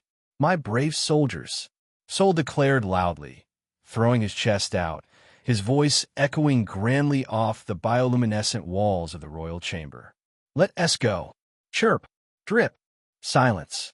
Absolute, deafening silence. The cavern remained entirely, painfully still. Not a single insect moved. Tens of thousands of unblinking, faceted eyes just stared blankly ahead. Sol lowered his spear, his cheeks flushing with sudden, intense embarrassment. The acoustic echo of his heroic speech faded into a deeply awkward, heavy silence. Right? They were ants. They didn't speak human languages. They didn't understand dramatic timing. And they certainly didn't care about his charisma stat. They only responded to the specific, chemical and telepathic commands of the hive mother. Ahem, Sol coughed quietly, clearing his throat and projecting the actual command through the silver liquid link to the queen. "Move out. Head for the surface." The queen's antennae twitched. A silent, high-frequency telepathic pulse washed over the cavern like a physical wave. Instantly, the cavern exploded into a cacophony of clicking mandibles and scraping chitin. Thousands of rusted red soldiers scrambled into perfect, geometric formation, creating a massive, living vanguard. The commanders carrying the queen began to march, their heavy, synchronized footfalls shaking the subterranean earth. Much better, Sol thought, recovering his dignity as a hyped, imaginary soundtrack began playing in his head. The Grand March had begun. If I had a soundtrack right now, it would be aggressively epic. Sol thought, an involuntary, feral grin spreading across his face as his own commander mount smoothly integrated into the center of the vanguard, carrying him forward with a terrifyingly fluid grace. As they moved, Sol's earlier question about how the colossal queen would fit through the labyrinthine tunnels was quickly answered. They didn't take the winding, claustrophobic path he had used to sneak in. The commanders led the procession toward the very back of the royal chamber, where a massive, perfectly smooth tunnel, easily 40 feet wide and reinforced with thick, glossy layers of dried resin, sloped upward at a gentle angle. It was the Royal Highway, a dedicated, subterranean evacuation route designed specifically for her massive bulk. The march upwards was surprisingly smooth. Sol sat comfortably on the back of his massive insect steed, the rhythmic, multi-legged gait completely lacking the jarring bounce of a horse. It was like riding a highly lethal hovercraft, lulling him into a strange, surreal sense of security. After what felt like an hour of steady, upward marching through the sweltering dark, the tunnel finally began to brighten. The oppressive, damp air grew fresher, losing the suffocating chemical stench of formic acid and replacing it with the intoxicating scent of freedom, crushed leaves, and morning dew. Finally, the tunnel broke the surface. His ant commander peeked its massive head out of the tunnel, and Sol was instantly bathed in glorious, warm sunlight. Sol blinked hard, raising a hand to shield his eyes from the sudden, glaring brightness. The 9 moons of the night had vanished, replaced by the heavy, diffuse, purple-tinged sunlight filtering through the massive, overlapping canopy of the jungle. The fresh, morning wind hit his face, cool and clean against his sweat-stained skin. He took a deep, dragging breath, filling his lungs with non-toxic air. He felt incredibly refreshed, genuinely, profoundly happy to simply be alive and out of the dark. But as his mount fully emerged from the tunnel, stepping out into the clearing, the smile faltered slightly. The royal highway had exited just to the east of the massive crater where the 3-way war had taken place, and it was absolute purgatory. The forest floor, usually a vibrant, impenetrable maze of ancient flora, had been completely obliterated for hundreds of yards in every direction. It looked as though a localized meteor strike had touched down in the Great Orth. Trees the size of modern skyscrapers have been violently snapped into jagged splinters or ripped entirely from the earth, their colossal, petrified root systems exposed to the sky like the ribs of rotting leviathans. The topography itself had been violently rewritten into a churning, apocalyptic wasteland of mud and gore. The broken, twisted bodies of massive dreadwings, their beautiful translucent crystal wings shattered into millions of useless, glittering shards, were half buried in the dirt, their stone armor cracked wide open. Alongside them lay the massive, silver-backed great badgers, the undisputed heavy tanks of the woods. Some were crushed under the sheer weight of fallen timber, while others were entombed beneath literal, rolling hills of thousands upon thousands of crushed, rusted red ants. The sheer, unimaginable volume of insect corpses created grotesque, fleshy mounds that altered the very shape of the terrain. The mud beneath Sol's mount wasn't brown. It was a slick, suffocating, blood-soaked crimson, intermixed with the glowing, toxic fluids of the fallen beasts. Deep, crater-like pools of bubbling, neon green acid still smoked lazily in the diffuse morning light, hissing and popping as they slowly melted the petrified roots and dissolved the remaining bone into sludge. The air was thick, heavy, and tasted sharply of copper, formic acid, and vaporized flesh. It was a horrifying, silent monument to the absolute, unforgiving brutality of the primitive world. A stark, visceral reminder that in this jungle there was no honor in death, only the raw, chaotic scramble of survival. However, as Sol looked closer, he noticed something incredibly strange. They haven't been eaten or scavenged, Sol muttered, looking closely at the untouched, fleshy corpses of the massive badgers. In a jungle this dense and hungry, a battlefield with this much fresh meat should have been absolutely swarming with opportunistic scavengers by morning. Yet the crater was completely devoid of anything living. They haven't been eaten or touched, Sol muttered, scanning the untouched corpses. He patted the hard chitin of his mount's neck.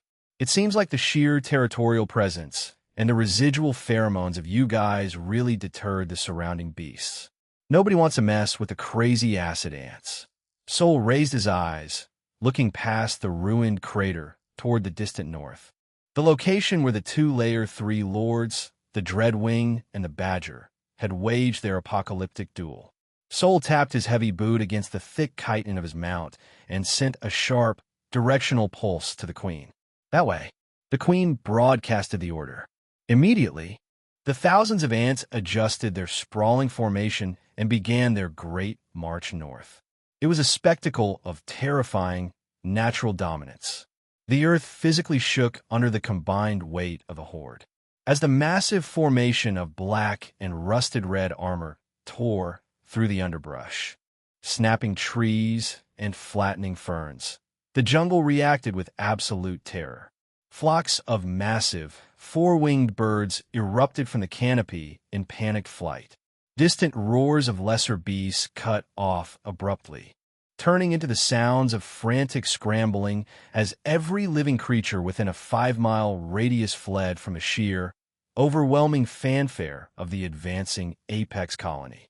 Sol sat comfortably on the back of his massive ant commander, completely insulated from the dangers of the deep woods by a literal moving wall of hyperlethal bodyguards, and of course thoroughly enjoying the intoxicating, tyrannical feeling of commanding an apex army that parted the jungle like the sea. It was definitely a massive upgrade from running for his life. He reached into his leather belt pouch, pulled out a strip of heavily salted, dried essence meat and his water skin, and casually ate his breakfast while his unstoppable legion carved a path straight toward the ultimate battle. Chapter 256, Valley of Death. Chapter 256. Chapter 256. Valley of Death. The great Orith did not believe in subtle transitions. One moment, the jungle was a suffocating, dense labyrinth of petrified roots and towering violet ferns. The next, it was violently ripped open, exposing the raw, bleeding earth beneath. As Sol rode atop the massive, 15-foot Layer 2 commander, flanked by thousands of heavily armored soldiers and an escort of colossal omen bloods carrying the Hive Mother, the signs of the apocalyptic conflict became impossible to ignore. The march north was a journey through absolute devastation. The air grew steadily thicker, losing the fresh scent of morning dew and replacing it with the heavy, metallic tang of spilled blood and the sharp, chemical burn of vaporized acids. The towering flora of the primordial jungle had been greatly eradicated. Trees with trunks as wide as modern houses were snapped like dry twigs, their jagged, splintered remains littering the churned mud.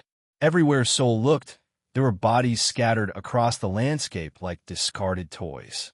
He saw the shattered, crystalline wings of massive dreadwings half buried in the dirt, their beautiful, faceted eyes dimmed and hollow. He saw the colossal, silver-backed corpses of great badgers, their stone-spiked fur melted away to expose the ruined, rotting meat beneath. It was a trail of breadcrumbs made of pure carnage, leading directly toward the escalating storm. From miles away, the noise was already deafening. It wasn't the chaotic, high-frequency clicking of an insect swarm. It was a deep, continuous, earth-shaking rumble that vibrated right through the thick soles of Sol's boots. The unmistakable, concussive booms of highly compressed essence detonating echoed through the canopy, followed by the terrifying, mechanical shrieks of aerial predators and the guttural, chest-rattling roars of massive mammals. The War of the Lords was still going on. Sol raised his left hand, his brow furrowed in deep concentration. He tapped his heel against the thick chitin of his mount and sent a sharp, absolute command down the mental tether connecting him to the Queen. Halt and conceal. The response was flawless and instantaneous. The Queen's massive, tree-trunk antennae twitched, broadcasting the silent, telepathic order across the entire hive mind.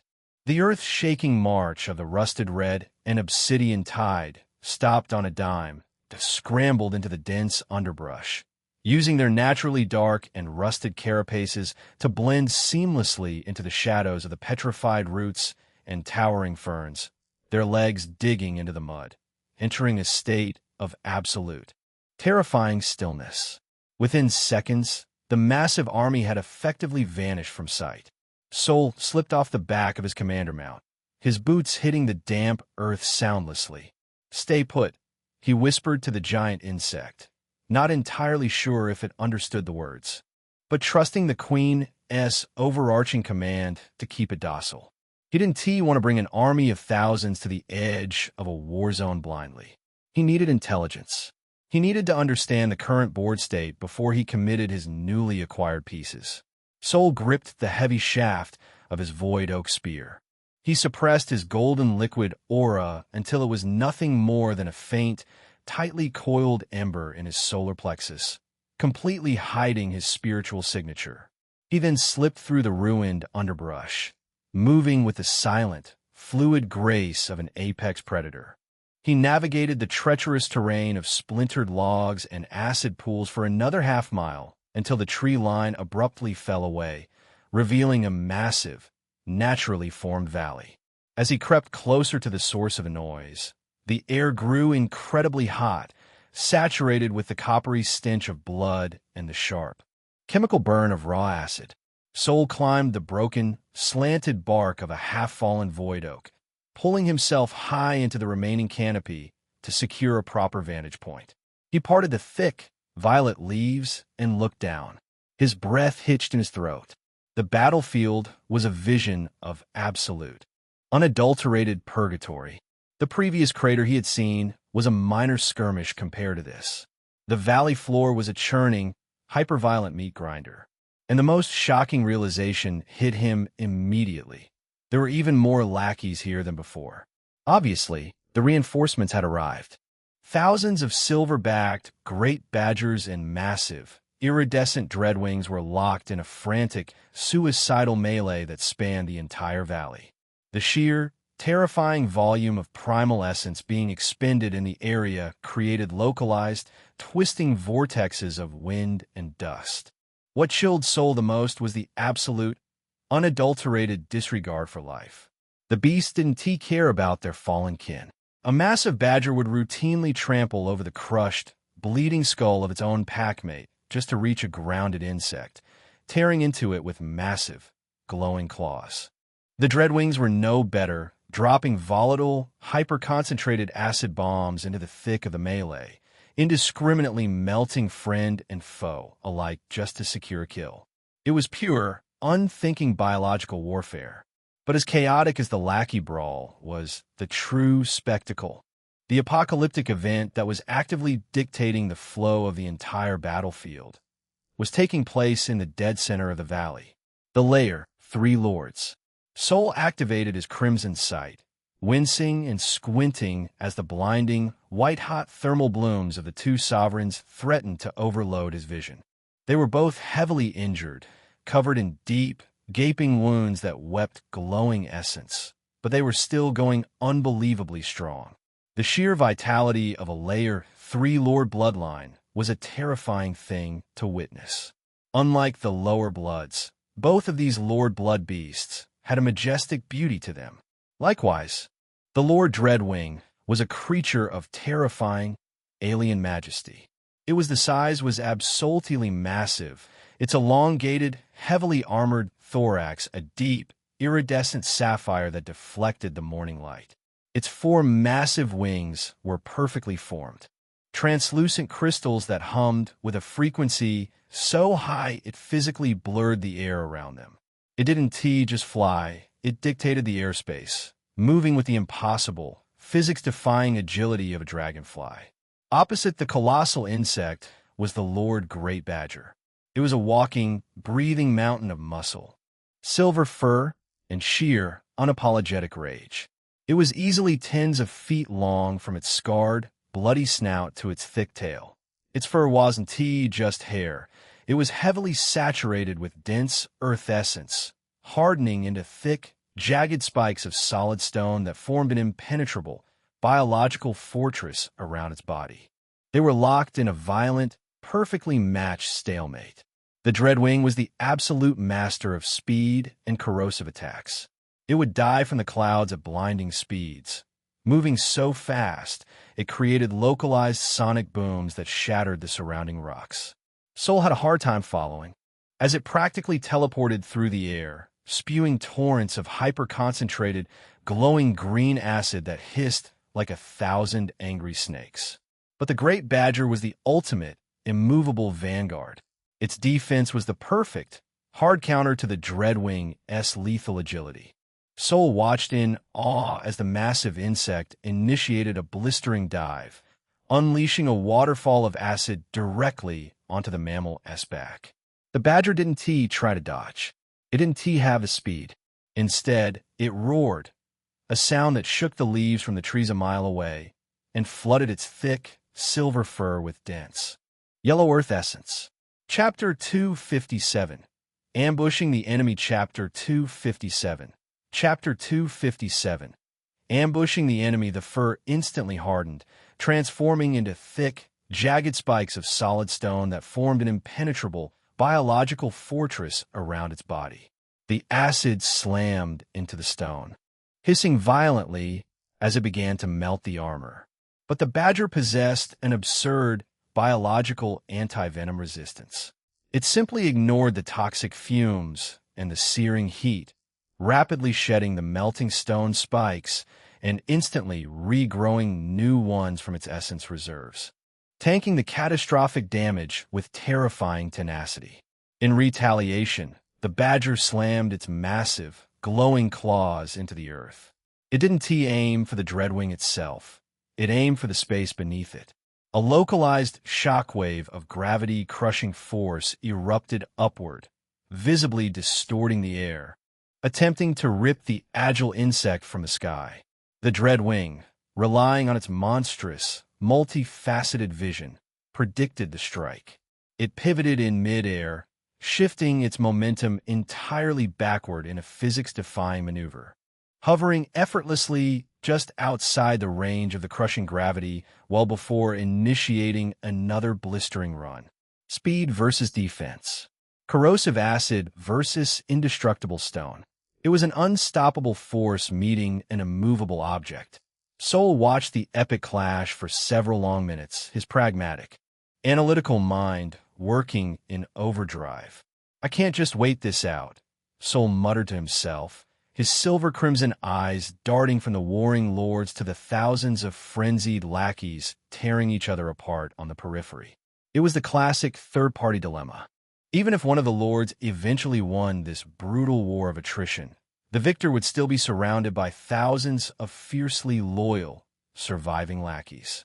He couldn't just casually stroll into the center of a valley filled with hundreds of Layer 2 Omen Bloods, tap the exhausted boss on the head with his blood jade, and walk away.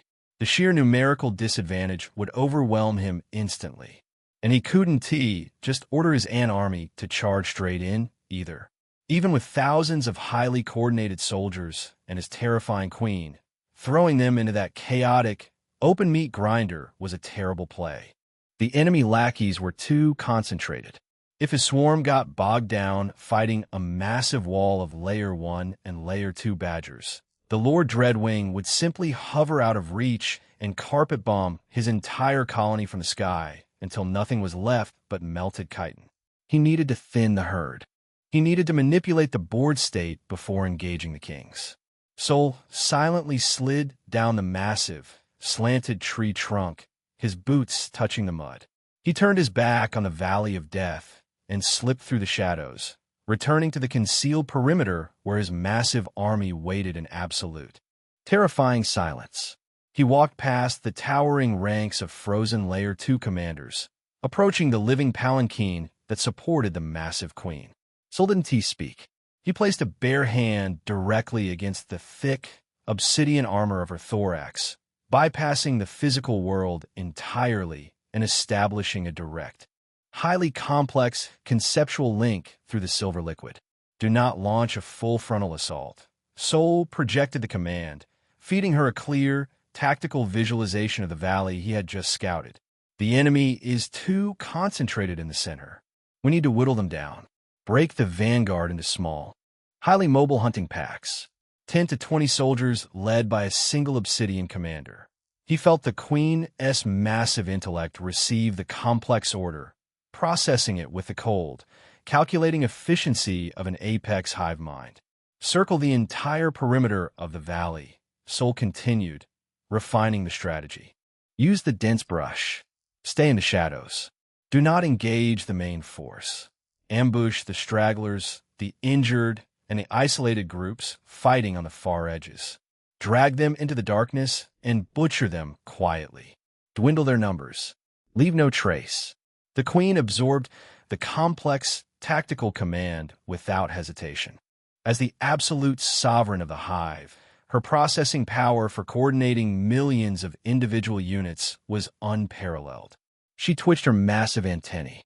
A silent, targeted frequency rippled through the resting horde. The rusted red sea of soldiers began to seamlessly, flawlessly fragment. They scuttled, lowering their bodies until their abdomens brushed the mud. They broke into hundreds of perfectly coordinated strike teams, melting away into the dense, towering jungle foliage that ringed the Valley of Death. Sol vaulted back onto his personal commander mount, staying safely concealed just inside the tree line, and watched the guerrilla warfare unfold. It was a terrifying masterclass in predatory efficiency. The ants were the ultimate biological assassins. On the far western edge of the valley, a pack of 6 great badgers, heavily wounded, bleeding from deep aerial acid strikes and panting heavily, had pulled back from the main melee to catch their breath near a cluster of petrified ferns. They never saw the hunters coming. From the thick, violet underbrush, 20 rusted red soldiers silently surged forward. They didn't roar to announce their presence. They simply moved like a collective shadow, latching onto the badgers' thick hind legs. Their razor-sharp mandibles clamped down, slicing cleanly through the tendons with sickening crunches. As the massive mammals collapsed into the mud with guttural cries of shock and pain, a massive, 15-foot Layer 2 obsidian commander dropped from the branches of a void oak above them. It landed with heavy concussive force, its superheated sides flashing in the diffuse light, cleanly decapitating 3 of the badgers in a single, blurring, horizontal arc. Before the remaining 3 mammals could even draw breath to sound an alarm, the soldier ants swarmed their faces, clamping their jaws shut and dragging their massive, thrashing bodies backward into the deep shadows of the jungle. Within 10 seconds, the area was completely empty, leaving nothing behind but smeared blood in the dirt. This silent, brutal execution repeated itself across the entire circumference of the battlefield. Grounded dreadwings, their delicate crystal wings torn and unable to achieve liftoff, were methodically swarmed from the bushes and systematically dismantled. Their legs were sheared off, their acid sacs ruptured, and their bodies dragged into the dark. Small skirmishes between isolated badgers and dreadwings were abruptly ended as ant squads ambushed both sides simultaneously, cleaning up the combatants with ruthless prejudice. Slowly but surely, the sheer volume of lackeys populating the valley began to noticeably thin out. The edges of the battlefield were being effectively and quietly neutralized. The chaotic roar of the melee began to lose its deafening volume. But the beasts of the Great Orith were not entirely mindless, and they were certainly not entirely blind. As the numbers on the periphery visibly dropped, and the piles of their own dead began to suspiciously vanish into the tree line, the Layer 2 Omen Blood commanders among the badgers and dreadwings began to sense the shift in the atmosphere. A massive, heavily scarred badger commander, standing near the center of the valley, suddenly paused its assault on a low-flying dreadwing. It raised its snout, sniffing the humid air aggressively. Its eyes widened as the distinct, sharp, overwhelming stench of formic acid finally cut through the heavy smell of blood and ozone. It let out a deafening, warning roar, slamming its massive paws into the ground and bristling its stone-spiked fur. Across the valley, the surviving lackeys suddenly broke off their frantic engagements with each other. The dreadwings hovered higher in the air, their crystalline wings humming as they frantically scanned the dark tree line. The remaining badgers formed tight, defensive circles, their glowing eyes staring out into the dense jungle. They were vigilant. They had noticed the missing bodies. They had smelled the ants. The element of surprise was officially gone. Sol sat atop his massive ant mount in the shadows, leaning casually against the shaft of his spear. He didn't frown. He didn't panic. He knew this moment was inevitable. You couldn't silently assassinate thousands of apex predators without eventually tipping off the elites. Well, as expected, I knew that wouldn't last forever, Sol muttered, a cold, ruthless smile spreading across his face as he watched the enemy lackeys bunch up defensively. It was already a massive win that we thinned them out this much. But I suppose playtime is over. It was time for Phase 2. Chapter 258. Full assault. Leave nothing alive. Chapter 258. Chapter 258. Full assault. Leave nothing alive. Sol sat atop his massive ant mound in the deep shadows of the tree line, leaning casually against the sturdy shaft of his void oak spear. He didn't frown, and he certainly didn't panic. He knew this exact moment was an inevitable mathematical certainty. You simply couldn't silently assassinate thousands of apex predators without eventually tipping off the highly perceptive elites leading them. Well, Sol muttered a cold, ruthless smile spreading across his face as he watched the enemy lackeys bunch up defensively in the center of the ruined valley. It was already a massive, undeniable win that we managed to thin them out this much without drawing the aggro of the entire map. But I suppose playtime is officially over.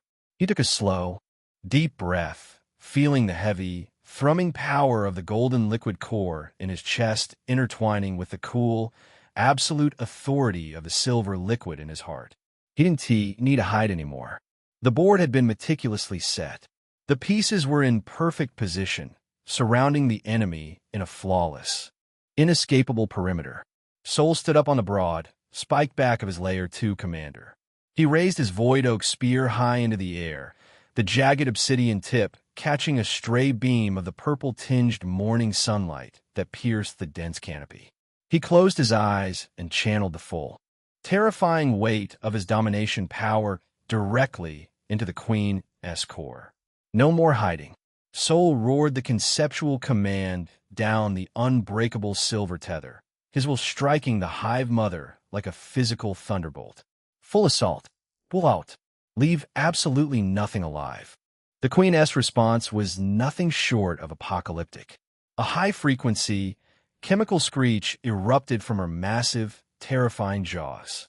It was a sound so incredibly loud, piercing, and profoundly alien that it caused the remaining leaves on the surrounding void oaks to physically wither, turn black, and drop to the churned earth. It wasn't just a noise. It was a physical shockwave of localized biological command, carrying the absolute, unquestionable mandate of the sovereign. From all 360 degrees of the surrounding jungle, the concealment broke. The underbrush exploded outward as if the jungle itself had detonated. The ants poured out of the dense tree line like a literal, surging tidal wave of rusted iron, obsidian chitin, and bubbling green acid. It was a terrifying, awe-inspiring display of absolute numerical superiority. Tens of thousands of soldier ants flooded down the steep, muddy slopes of the valley, a living, clicking, hissing carpet of death that swallowed the earth entirely. They didn't charge with the chaotic, disorganized frenzy of wild beasts. They moved with the terrifying, synchronized precision of a singular, massive organism directed by a flawless central intelligence. The rusted Red Sea of standard Layer 1 Essence-born soldiers was spearheaded by hundreds of massive, 15-foot Layer 2 Obsidian commanders. Their superheated, scythe-like forelegs glowed like furious, white-hot stars in the morning light, burning away the lingering morning mist and turning the damp air into scalding steam as they charged down the inclines. The sheer, overwhelming scale of the ambush was so profound, so earth-shatteringly massive, that even the two Layer 3 lords in the dead center of the valley abruptly halted their apocalyptic duel. High above the carnage, the Lord Dreadwing hovered midair. Its four crystalline wings hummed at a deafening, bone-rattling pitch as its 30,000 microscopic lenses tracked the vast, red tide spilling into its domain from every conceivable angle. Down below, the colossal Lord Great Badger paused mid-strike, its massive, glowing claws half-buried in the shattered earth. It let out a low, rumbling growl of profound confusion, its impenetrable, stone-spiked fur bristling as it surveyed the encroaching ring of mechanical death. For 3 agonizing seconds, the entire war zone was suspended in a state of absolute shock. The surviving badgers and the Dreadwings simply stared at the collapsing walls of the valley, realizing far too late that the earth itself was alive and actively coming to consume them. But the lords were Layer 3 sovereigns. They possessed an ancient, unyielding arrogance born from centuries of unchallenged apex dominance in the great Orith. The colossal dreadwing tilted its sapphire head, its compound eyes processing the thousands of tiny, scuttling forms. The great badger snorted, blowing a massive plume of dust from its scarred snout, seeing that the intruders were merely ants, creatures they typically viewed as nothing more than subterranean pests and occasional snacks, entirely regardless of their inflated numbers. The two lords let out simultaneous, utterly dismissive roars. They possessed lord-tier bloodlines. To them, the difference between a Layer 1 ant and a Layer 3 sovereign was the difference between a raindrop and a hurricane. And they had their own, more powerful kin. So, they completely ignored the swarming army, crashing into their vanguard. Their immense, destructive focus snapped right back to each other with terrifying intensity. The war between the lords instantly resumed, but the brief pause had somehow escalated their fury. The duel entered its absolute, white-hot stage. The dreadwing folded its wings in dove, breaking the sound barrier with a concussive crack that liquefied the eardrums of the beast directly beneath it. It unleashed a blinding torrent of hyper-concentrated acid that didn't just melt the ground, but permanently scar the bedrock. The great badger met the charge head-on, rearing up on its hind legs to a towering height of 60 feet. It slammed both of its front paws together, generating a localized gravity singularity that violently ripped massive, petrified trees from the earth and hurled them upward into the insect's flight path. The shockwave from their renewed clash radiated outward, bowling over dozens of ants and lackeys alike, but the red tide simply flowed around the devastation like water around stone. Crash! The vanguard of the ant horde finally slammed into the defensive circles of the great badgers, and the valley transformed into a literal blender of chitin, stone, and blood. Sol watched the macro-level war situation rapidly changing from his elevated, secure vantage point just inside the tree line. It was an epic, chaotic masterpiece of violence, a painting of pure survival rendered in red and green. Chapter 259. Conductor of Apocalyptic Symphony. Chapter 259. Chapter 259. Conductor of Apocalyptic Symphony. Sol watched the macro-level war situation rapidly changing from his elevated, secure vantage point just inside the tree line. It was an epic, chaotic masterpiece of violence, a painting of pure survival rendered in red and green.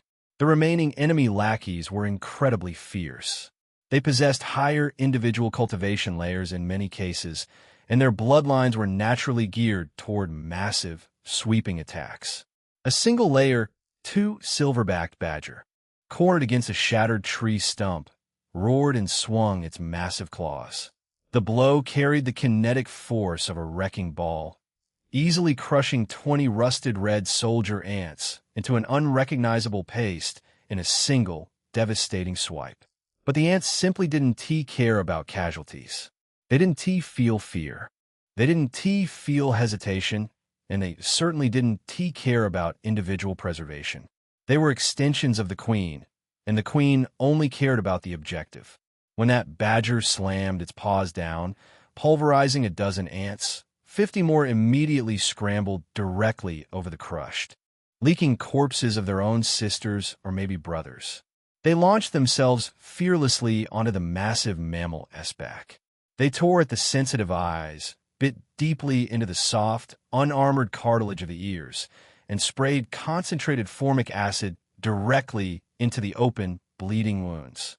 The badger thrashed wildly, howling in agony as it tried to shake the parasites loose, but it was already too late.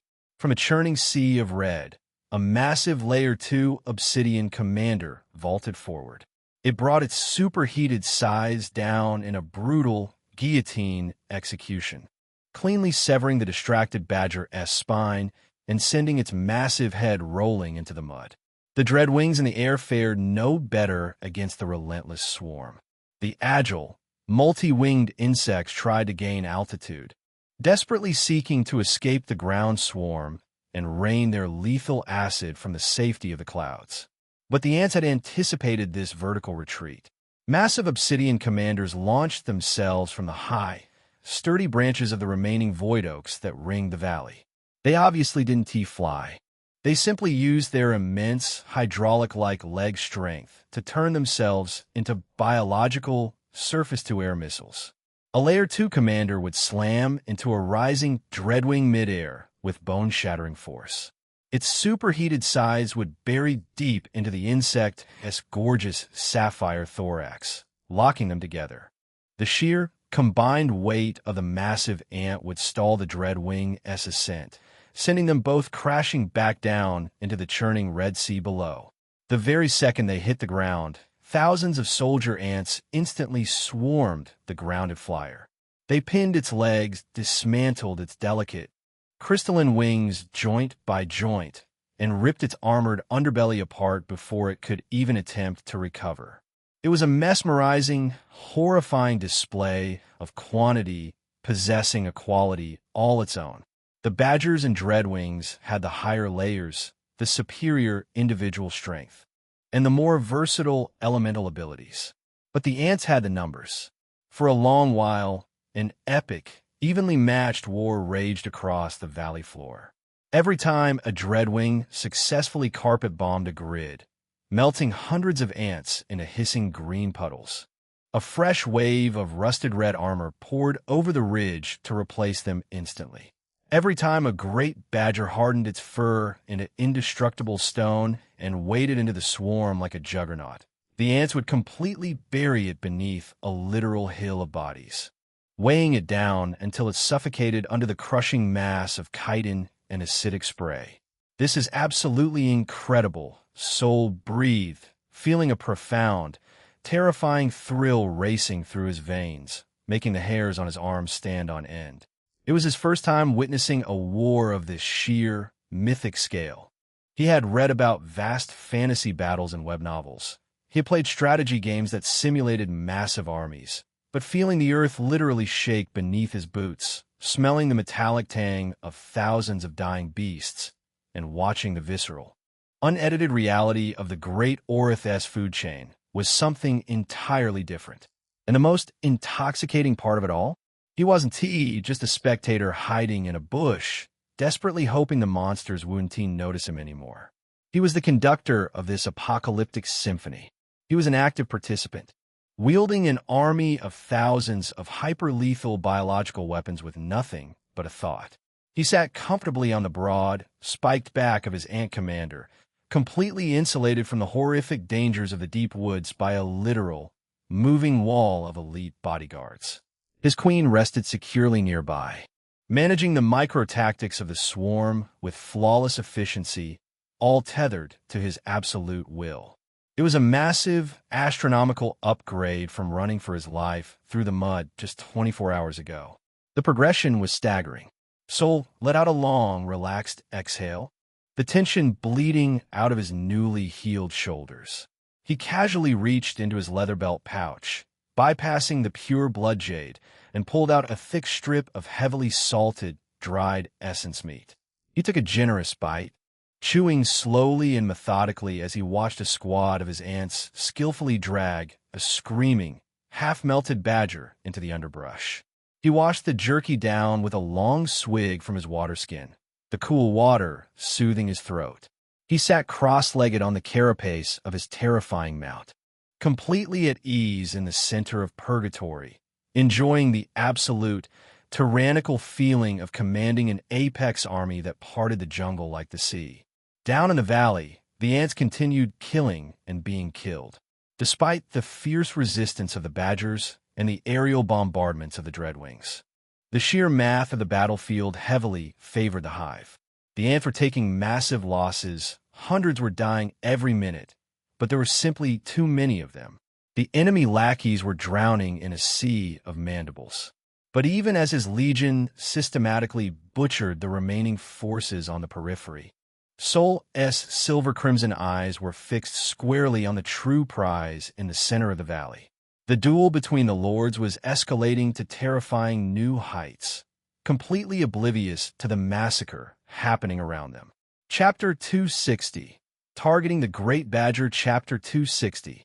Chapter 260. Targeting the Great Badger, he was the conductor of this orchestra of carnage. But while the lackeys ground each other into bloody paste, Sol's silver-crimson eyes were locked entirely on the true prize in the center of the valley. Down in the ruined valley, the War of the Lords was completely devoid of any grand philosophical meaning. It was just raw, uncompromising biology clashing at the highest possible tier of strength. The Great Badger was taking an absolute, terrifying beating. The two-layer three sovereigns were theoretically perfectly matched, acting as natural hard counters to each other. But in the practical reality of the battlefield, the Lord Dreadwing had completely abandoned the ground game. It fully utilized its absolute, inherent advantage, flight and super speed. It was a masterclass in aerial dominance. The massive insect didn't just fly, it dictated the very physics of the airspace. It would dive from above at speeds rivaling a modern jet. Moving so fast, it created localized sonic booms that shattered the surrounding petrified rocks into deadly shrapnel. The Great Badger was the ultimate vanguard. Its defense was astronomical. It hardened its thick, silver fur into indestructible stone spikes. And its lord bloodline possessed a terrifyingly high anti-venom resistance that simply ignored the Dreadwing's corrosive green acid. But the badger was tethered to the earth. It would slam its massive paws into the ground using pure, earth-shattering kinetic force to hurl massive boulders and splintered tree trunks into the sky, trying to swat the insect down. But the Dreadwing's 30,000 microscopic lenses calculated the trajectory of every projectile in fractions of a millisecond. It pivoted instantly in midair, shifting its momentum backward without losing a fraction of its balance, effortlessly weaving through the debris before initiating another blistering dive. Swoosh boom! The Dreadwing swooped down in a blurring arc of iridescent sapphire. Its massive, razor-sharp front legs, each the size of steel girder, sliced a deep, 50-foot trench across the badger's back. The impact violently ripped away the protective layers of hardened earth essence and shattered the stone spikes into dust. Before the colossal Great Badger could even roar in pain or swing its massive claws to retaliate, the insect was already gone. It pulled up into a sharp, vertical climb, completely out of reach, dropping a hyper-concentrated volley of glowing green acid bombs directly into the freshly exposed muscle of the badger's back. The Great Badger roared in pure, unadulterated agony. The sound physically vibrated the blood in Sol's veins from a mile away. The acid hissed violently as it ate through the thick silver fur and burned deep into the flesh.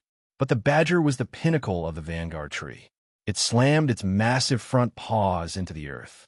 The ground fractured, and a localized shockwave of gravity-crushing force erupted upward in a wide pillar, visibly distorting the air, attempting to rip the agile insect from the sky and crush it against the mud. The Dreadwing didn't panic. It pivoted instantly in mid-air, shifting its momentum entirely backward in an impossible, physics-defying maneuver. It hovered effortlessly just an inch outside the range of the crushing gravity well, its crystalline wings humming a mocking tune, before initiating another blistering, supersonic dive. Speed, Sol analyzed, his eyes tracking the impossible, blurring movements of the Lord Dreadwing with absolute, intense focus. Speed is the ultimate power. The Badger had the strength to level a mountain and the defense to tank a meteor. But none of that mattered if it couldn't hit what it couldn't catch. The Dreadwing was a phantom swooping down, slicing deep trenches into the Badger's stone armor with its scythe-like legs, and flying back up into the clouds before the mammal could even swing its massive claws. Sol leaned forward on his commander mount, his grip tightening around his void oak spear, and his eyes locked onto the iridescent blur of the giant dragonfly. Meanwhile, his mind was rapidly calculating his own build. He already possessed an incredibly strong, durable physical body. His golden liquid core granted him hydraulic press strength, infinite stamina, and an absurd hyper-regeneration factor. He possessed absolute, tyrannical mental control thanks to the silver liquid. But he was severely lacking in mobility. If he encountered an enemy that could simply outmaneuver him, he would become nothing more than a stationary punching bag, exactly like the Great Badger was right now. He didn't just want flight. He wanted the Dreadwing's absolute, mathematical mastery of the kill. He wanted the reflexes that processed visual information in fractions of a millisecond, granting him reaction times that bordered on precognition. He wanted the spiritual equivalent of its compound eyes, the near 360-degree panoramic vision and flawless depth perception. He wanted to become an untouchable, hyper-lethal assassin. "I made my choice," Soul whispered to himself, a predatory glint igniting in his eyes. "The Dreadwing is going to be my first phantom." But to claim the loot, he had to intervene. If he let this play out naturally, the Dreadwing would eventually carve the Badger into pieces and emerge victorious, but would take too long. Worse, the Dreadwing would be far too healthy for Soul to safely subdue, even with his silver liquid. The two lords were perfectly matched in theory, but in practice. The Badger was a punching bag. He needed to level the playing field to ensure mutual destruction. He needed to manipulate the aggro and end this on his own terms. Soul closed his eyes, tapping deeply into the heavy, sprawling network of the hive mind, reaching directly for the slumbering, colossal intellect of the hive mother resting on her living palanquin below him. "Target the Great Badger," Soul commanded, projecting the image of the silver-backed behemoth into the Queen's mind. "Hit it with a concentrated mental spike. Don't try to control it. Just distract it. Break its stance." The Queen's massive antennae twitched. Even heavily injured, the Layer 3 sovereign possessed a mental capacity that dwarfed anything else in the jungle. And a silent, invisible ripple of pure psychic force shot across the valley. Chapter 261. Intervening into Lord S. Fight. Chapter 261. Chapter 261. Intervening into Lord S. Fight. A silent, invisible ripple of pure psychic force shot across the valley. It bypassed the physical chaos of the swarming ants and warring lackeys entirely, slamming directly into the Great Badger's mind like a metaphysical sledgehammer. In the center of the crater, the massive mammal suddenly staggered. Its glowing eyes rolled back in its skull, its massive front paws faltering mid-step just as it prepared to hurl another boulder into the sky. The dense, yellow earth essence that coated its fur flickered erratically. It was a momentary distraction, a fleeting lapse in its impenetrable defense. But against an apex predator with flawless hunting instincts, 1 second was a fatal eternity. The Lord Dreadwing capitalized instantly. It folded its 4 crystalline wings and dropped from the clouds like a sapphire guillotine.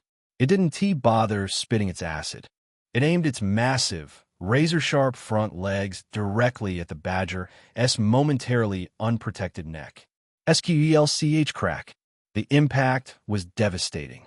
The Dreadwing's biological blades sheared through the thick muscle, glancing heavily off the Badger's colossal, reinforced spine. A geyser of hot, crimson blood erupted into the air, raining down on the rusted red ants swarming around their feet. The Dreadwing immediately flared its wings, preparing to launch itself back into the safety of the sky. But it had underestimated the sheer, apocalyptic tenacity of the Great Badger.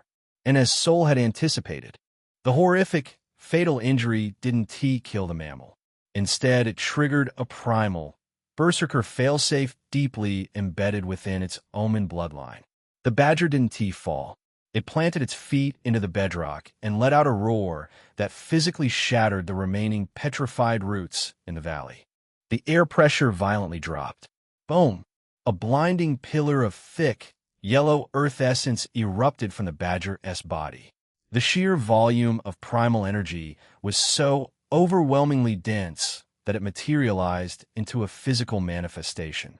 a colossal, translucent phantom outline of a badger, easily twice the size of the physical beast, glowing with raw, unadulterated tectonic power, manifested around it like a suit of ethereal armor.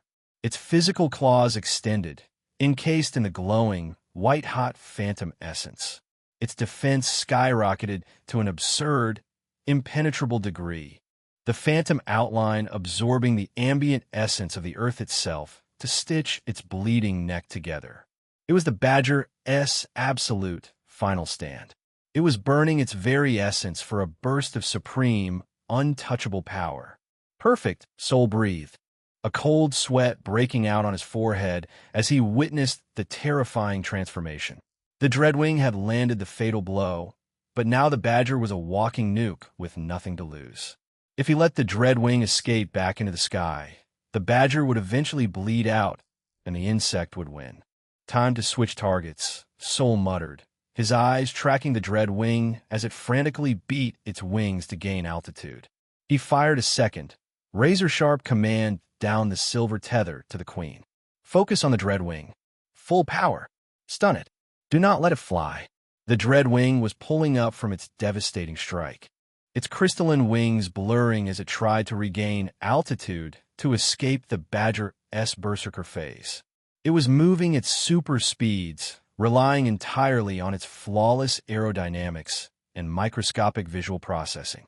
The Queen's mental blast slammed into the giant insect's neural cluster.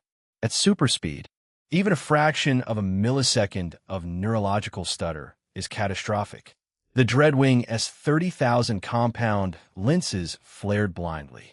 The complex, perfectly synchronized rhythm of its four wings violently lost the perfect rhythm. The massive sapphire insect stalled violently midair. It didn't plummet to the ground, but it lost all its upward momentum, hovering dazed, disoriented, and entirely vulnerable just 40 feet above the ground. The great Badger, encased in its towering, yellow, phantom armor, didn't hesitate for a microsecond. Driven by pure, unadulterated rage and the burning fuel of its own essence, it reared up on its hind legs. The phantom outline mimicked its movements, transforming the beast into a 60-foot-tall titan of essence. It slammed its glowing, oversized phantom claws directly into the stalled insect. The impact sounded like a mountain collapsing. The sheer kinetic force of the Badger's strike bypassed the Dreadwing's iridescent sapphire armor entirely, cracking its exoskeleton and violently crushing its lower thorax. The Dreadwing shrieked, a high-pitched, mechanical scream of pure agony that shattered the eardrums of the lackeys battling below. The giant dragonfly was swatted from the sky, crashing into the muddy, blood-soaked earth with the force of a falling meteor, sending a shockwave of dirt and crushed ants flying in every direction. The great Badger immediately dropped to all fours, the ground shattering beneath its weight, and charged the grounded insect, intending to tear its delicate, crystalline wings from its body and crush its head. Soul watched, his breath caught in his throat. The plan had worked flawlessly. The Dreadwing was gravely injured, its primary advantage, its speed, completely neutralized. The Badger was doing exactly what Soul needed it to do, beating his future loot drop to the brink of death. But the Lord Dreadwing was an apex predator of the Great Orith. It was a Layer 3 sovereign. It had ruled the skies, and it was not going to die quietly in the mud at the hands of a grounded mammal. As the colossal, phantom-buffed Badger lunged forward for the killing blow, its massive jaws opening wide, the gravely injured Dreadwing violently twisted its crushed thorax. Its multifaceted eyes blazed with a terrifying, toxic inner light. It didn't try to fly. It didn't try to dodge. Cornered, crippled, and facing absolute annihilation, the Lord Dreadwing didn't hold back. It abandoned all preservation instincts and tapped directly into its own essence. It unleashed its absolute, full power, preparing to meet the Badger's phantom assault with a catastrophic counterattack of its own. First of all, It bypassed its biological limits and weaponized the absolute entirety of its hyper-concentrated acid reserves. Its multifaceted eyes blazed with a terrifying, toxic inner light. Its massive mandibles unhinged, and it unleashed a point-blank volcanic eruption of neon green death directly into the great badger. Chapter 262. The Fall of Lord Dreadwing. Chapter 262. Chapter 262. The Fall of Lord Dreadwing. The Lord Dreadwing didn't hold back. Cornered in the mud, its lower thorax crushed and its flawless aerodynamics ruined. The apex predator of the skies tapped directly into its own fading life force. It unleashed the absolute entirety of its hyper-concentrated acid reserves, preparing to meet the Badger's phantom assault with a catastrophic counterattack. Its multifaceted eyes blazed with a terrifying, toxic inner light. Its massive mandibles unhinged, and it unleashed a point-blank volcanic eruption of neon green death directly into the descending great badger. It wasn't just a normal spray of acid. It was more like a pressurized, continuous beam of corrosive plasma. The heat was so intense, it instantly vaporized the falling raindrops and turned the muddy crater into baked ceramic. The beam slammed squarely into the great badger's chest. Even the colossal, 60-foot phantom outline of yellow earth essence hissed and buckled under the sheer, concentrated destructiveness of the Dreadwing's final strike. The phantom armor flickered violently, struggling to absorb the corrosive energy that threatened to melt the badger down to its skeleton. But the Dreadwing had a fatal disadvantage. Because of the Ant Queen's massive mental spike moments prior, the giant insect's nervous system was still lagging. Its neural pathways were misfiring, completely disrupting its typically flawless biological targeting. The continuous beam of acid wavered, shifting slightly off-center. It was a small error, but against the ultimate vanguard, it was the only opening required. The great badger roared, a sound that physically vibrated the blood in soul's veins from the tree line. Ignoring the searing agony of the acid melting the left side of its face, chest, and exposed bone beneath, the massive mammal pushed straight through the toxic geyser. But the Lord Dreadwing was a Layer 3 sovereign, and it refused to die on its back.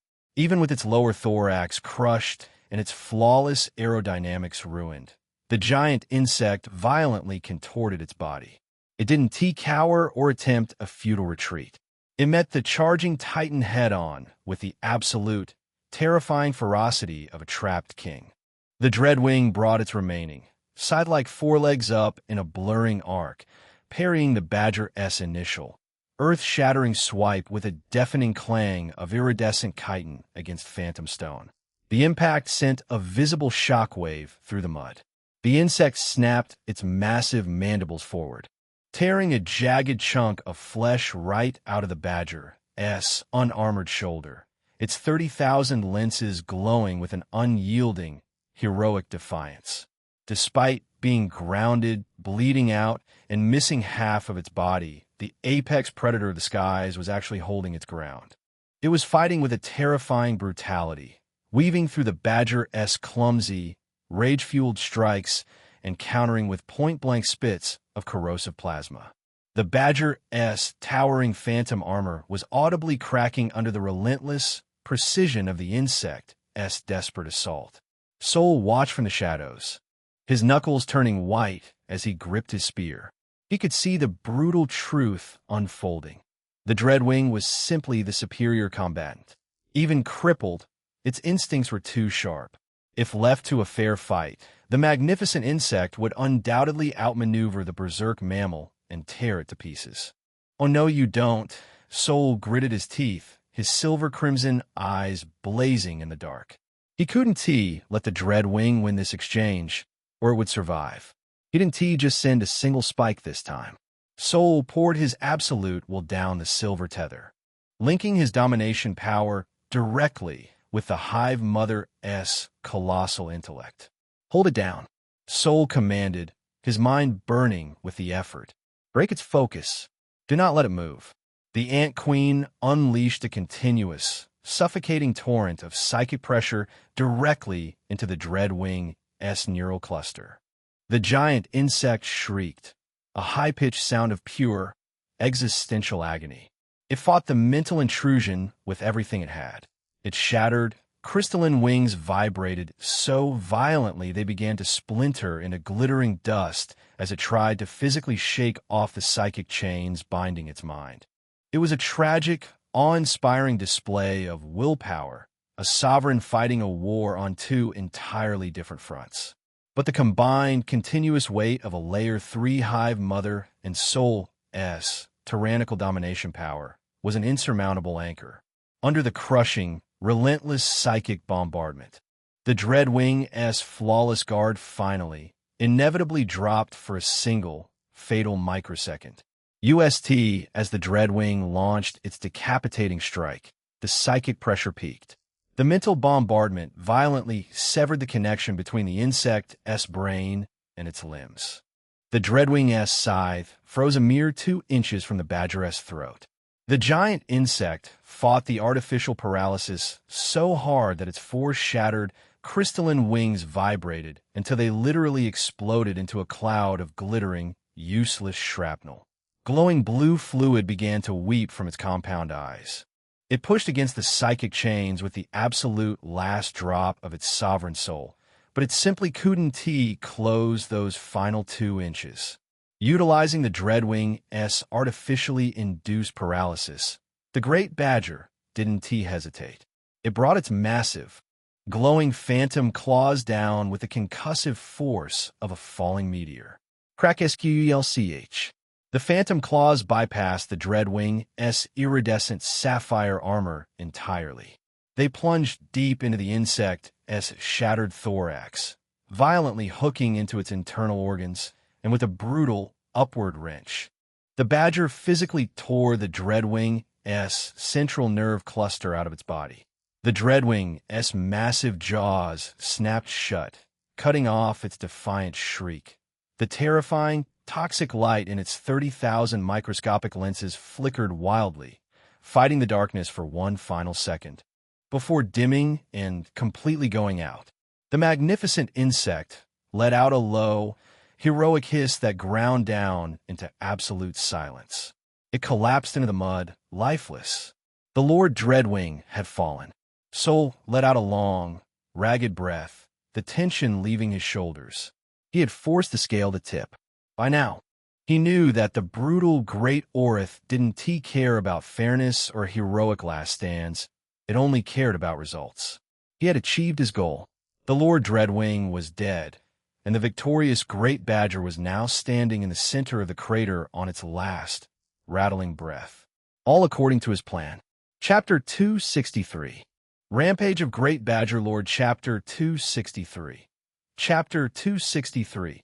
Rampage of Great Badger Lord. The Lord Dreadwing had fallen. In the center of the devastated crater, the victorious Lord Great Badger stood over the crushed corpse of its rival. It was a complete, horrifying ruin. Half its face was melted down to the gleaming white skull. Its massive neck was laid open, bleeding out from a severed artery, and the towering, 60-foot phantom armor encasing its body flickered erratically, like a dying light bulb. It should have collapsed. It should have allowed its exhausted, battered soul to finally drift into the ambient essence of the Great Orith. But as the dying Lord Badger raised its half-melted, ruined head, its one remaining, glowing yellow, eye swept across the blood-soaked valley. It didn't see victory. It saw its king getting massacred. On the periphery, the fight between the lackeys and the ant swarm had devolved into a mindless, apocalyptic bloodbath of mutual destruction. Enraged by the death of their kin, the surviving badgers waded into the rusted red ocean, crushing hundreds of insects with every step. But the ants were endless. The Lord Badger watched, its failing heart skipping a beat as a juvenile silver-backed badger was pinned to the muddy earth.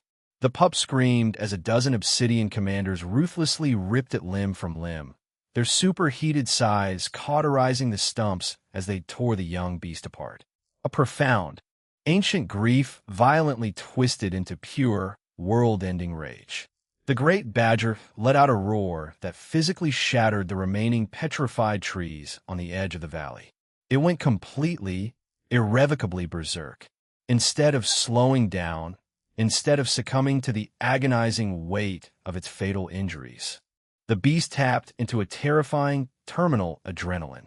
It knew its end was coming. It knew it was going to die in this mud, and it chose to take the orchestrator to hell with it.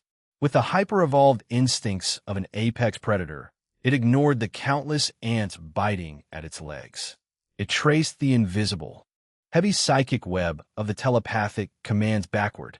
It followed the scent of the chemical markers, past the meat grinder, past the acid pools, past the tree line. It looked through the dense foliage and instantly spotted them in the deep shadows.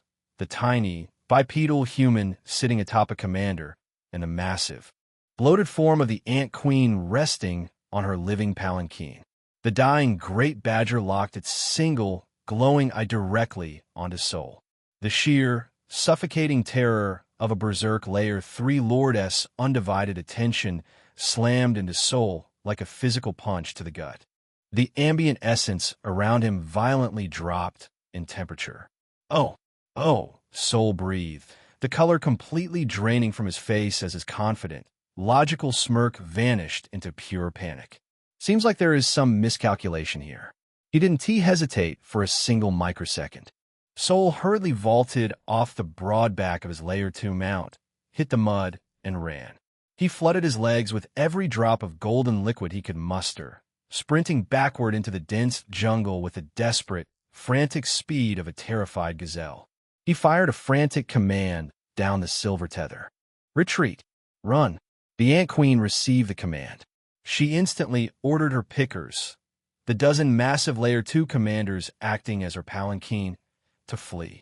Their jagged legs scrambled frantically, tearing up the mud as they tried to turn her massive bulk around. But with her bloated size, the size of a 3-story building, she simply couldn't run. The commander's legs sank deep into the muddy earth under her colossal weight. The great badger lord came charging toward them. It was a juggernaut of jagged stone and pure malice. It plowed straight through the battlefield, killing absolutely everything in its wake. Layer 2 obsidian commanders that bravely leaped into its path were literally torn in half by its teeth, their upper torsos tossed aside like bloody rags. Rusted red soldiers were crushed into paste under its massive, stomping paws. It breached the tree line in 3 seconds flat. It ignored Soul's fleeing form entirely. Its primal rage zeroed in exclusively on the Hive Mother. It lunged directly at the Ant Queen. Realizing physical escape was impossible, the Queen didn't cower. She was a sovereign.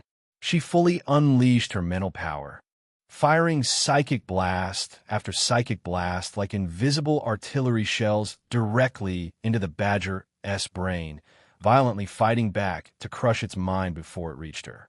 Seeing their Hive Mother under attack, her elite guard went into a suicidal frenzy.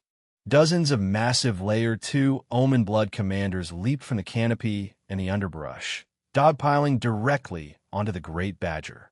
They desperately tried to drown the colossal mammal under their sheer numbers. They buried their superheated size deep into its spine, slashing wildly at its melting face and exposed, bleeding neck. But the great badger was completely lost to the berserker rage. It didn't care about the mental agony tearing at its brain. It didn't care about the superheated blades carving burning trenches into its flesh. It ignored the commanders swarming its body entirely. It slammed its massive, glowing paws directly into the Queen's bloated pale abdomen. The impact was sickening. Its gravity-infused claws violently ripped through her thick obsidian thorax, tearing her wide open. The badger drove its snout into the wound, gravely injuring the already battered Ant Queen. Pale spiritual mist and gallons of glowing, acidic fluids erupted all over the jungle floor. The Hive Mother shrieked, a horrific, high-frequency sound of pure, unadulterated physical agony that shook the leaves from the canopy. Pushed to the absolute brink of death, her physical body ruined beyond repair. The Ant Queen made her final, tragic play. She abandoned all physical defense. She stopped commanding her soldiers. She gathered the entirety of her remaining life force and her fractured soul, condensing her colossal intellect into one ultimate, hyperdense spear of absolute psychic annihilation. At the direct expense of her own soul, she unleashed her full mental power and drove the psychic spear straight into the great badger's brain. For a second that felt like an eternity, the world went completely, deafeningly silent. Chapter 264. Stepping into Battlefield. Chapter 264. Chapter 264. Stepping into battlefield, the great badger froze entirely mid-bite. The towering yellow phantom outline surrounding its massive body instantly shattered into a million dissipating sparks. Its one remaining glowing eye rolled completely backward into its skull. The colossal mammal statue. It held its terrifying, blood-soaked posture for one long, suspended second before crashing heavily onto its side in the mud. Completely, utterly dead. Soul, sprinting through the brush 100 yards away, felt a sudden, profound, terrifying emptiness hollow out his chest. The heavy, sprawling silver tether in his mind, the psychic connection that had linked his soul to thousands of ants, abruptly, violently snapped. The mental backlash hit him like a physical stone club, dropping him hard to his knees in the dirt with a violent nosebleed. Soul's connection with the Ant Queen was broken, meaning she had died too. Soul couldn't help but feel a fleeting pang of sorrow for the massive insect that had followed his orders to the bitter end, but he didn't have time to mourn. Back in the valley, the fight between the lower-level beasts had reached the kill-everything stage. With their lords dead and the hive mother gone, the remaining lackeys completely lost their minds. It was a senseless, screaming massacre. Slowly, agonizingly, time passed, and the deafening noise of the meat grinder began to calm down. Soul had climbed high into a nearby void oak, observing the purgatory from the safety of the branches. Almost 90% of the combatants had died. The valley was a literal lake of blood and acid. The few remaining, heavily injured badgers and dreadwings finally came to their senses, realizing the sheer futility of the slaughter, and limped or crawled away into the deep jungle. The battlefield was finally, unnervingly silent. The deafening, earth-shattering clatter of the meat grinder had been completely replaced by the wet, heavy sounds of settling mud, dripping blood, and the violent hiss of cooling acid pools. Soul slipped down from the high branches of the petrified void oak, his boots hitting the saturated, crimson earth with a morbid squelch. He stepped into the absolute purgatory, moving with a cruel, unyielding rhythm. The sheer scale of the carnage was staggering and equally sickening, but he didn't hesitate. When a half-melted Layer 2 obsidian commander twitched weakly in his path, its mandibles clicking in a dying reflex, Soul simply drove the heavy tip of his spear cleanly through its skull without breaking his stride, giving it the peace. When a crippled silverback badger tried to drag its ruined body away, he crushed its windpipe with a casual thrust to remove any unexpected surprise. Soul picked his way through the smoking, vitrified glass and melted stone at the dead center of the massive crater. The ambient heat here was still stifling, warping the air in shimmering, toxic waves. There, resting in a deep depression of its own ruin, the colossal, shattered corpse of the Lord Dreadwing loomed before him. Up close, it didn't look like a biological beast of the jungle. It looked like a crashed, sapphire alien spaceship that had violently plummeted from orbit. The sheer, impossible scale of the Layer 3 Sovereign was breathtaking. Its elongated thorax, easily the length of a commercial airplane fuselage, was plated in thick, iridescent chitin that shifted from a deep, oceanic blue to a toxic, glowing violet, depending on how the diffused morning light hit it. But that flawless, aerodynamic armor was now a landscape of absolute devastation. The great badger's phantom claws had completely caved in the lower half of its body, leaving a gaping, jagged crater of crushed exoskeleton and ruined internal organs. Thick, glowing blue fluid, the highly concentrated, volatile hemolymph that had fueled its supersonic flight, leaked sluggishly from the deep, splintered fissures. It pooled into the charred dirt, popping and hissing with a sharp scent of ozone and copper as it reacted with the ambient air. Its four massive, crystalline wings, which had once hummed with the terrifying power to shatter the sound barrier, were violently snapped near their muscular bases. What was left of them had been reduced to thousands of glittering, useless shards scattered across the bloody mud like a broken stained glass window. Soul slowly walked past its massive, saw-like front legs. Each one was the size of a steel girder, the razor-sharp, serrated inner edges still dripping with the melted, bubbling silver fur of its enemy. He finally stopped right in front of its terrifying, aerodynamic head. The Dreadwing's massive compound eyes, containing 30,000 microscopic lenses that had previously burned with a toxic, calculating light, were now completely dark and hollow. They reflected nothing but the ruined, purple-tinged canopy above, a dead mirror to the purgatory it had helped create. Soul stood entirely still before the dark, multifaceted eyes of the fallen apex predator, the heavy silence of the crater pressing in on him. He slowly reached into his leather belt pouch, his blood-stained fingers brushing against the cold, smooth surface of the pure blood jade. It was the designated, foolproof native tool for extracting a beast's soul before it dissipated into the ambient essence of the great Orith. But as his grip tightened around the crystal, he stopped. He didn't pull it out. He remembered the alternative method of subjugating a spirit, a brutal, metaphysical contest of wills that the native vanguards rarely attempted without catastrophic risk. But compared to the natives of this primitive world, Soul possessed a massive, unfair advantage. He had a transmigrator's mental fortitude, a soul that had literally survived the crushing, infinite void between worlds. He also possessed his free-use domination power, fueled by the ethereal silver liquid in his heart.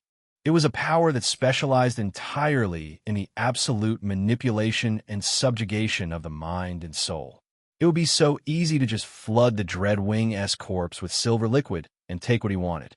No, Soul thought, his hand dropping away from his pouch. The silver liquid is too tyrannical. It doesn't just conquer, it devours. Chapter 265.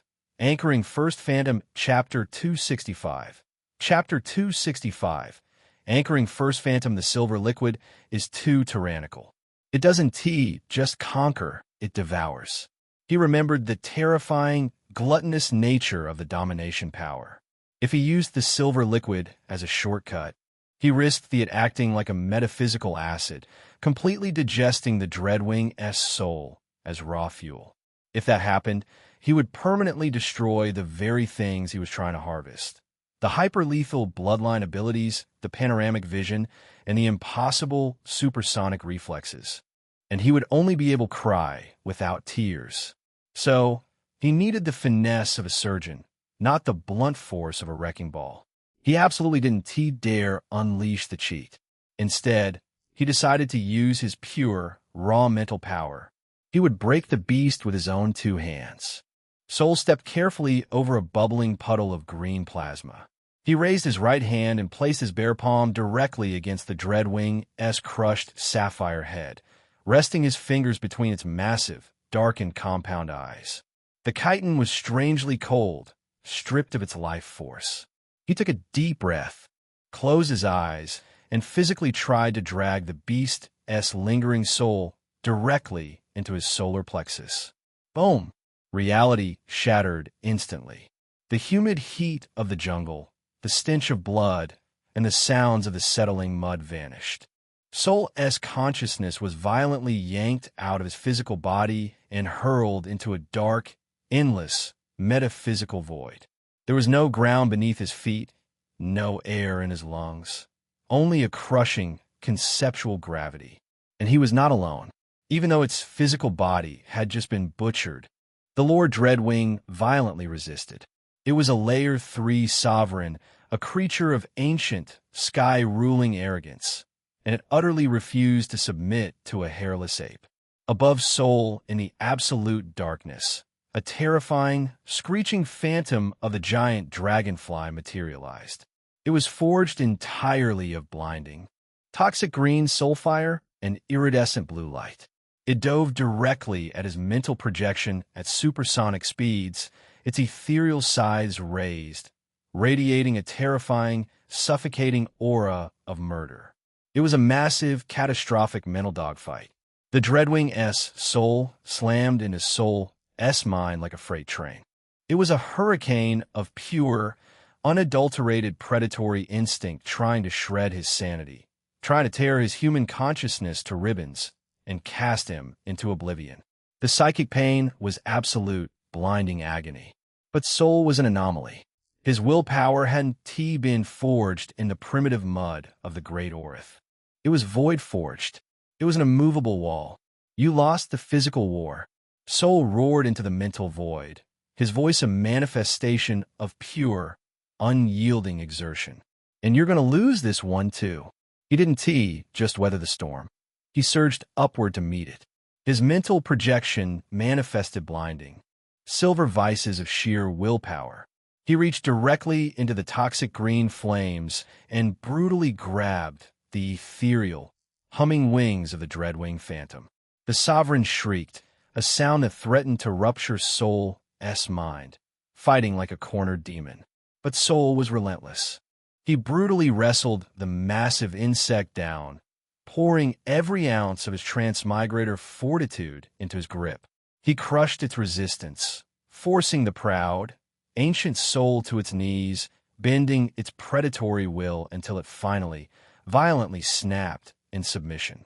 With a brutal, metaphysical heave, Soul ripped the subjugated spirit from the void and violently pulled it down into the core of his solar plexus. Soul's eyes snapped open in the physical world. He fell backward onto his hands in the blood-soaked mud, gasping frantically for air as if he had just breached the surface of a freezing ocean.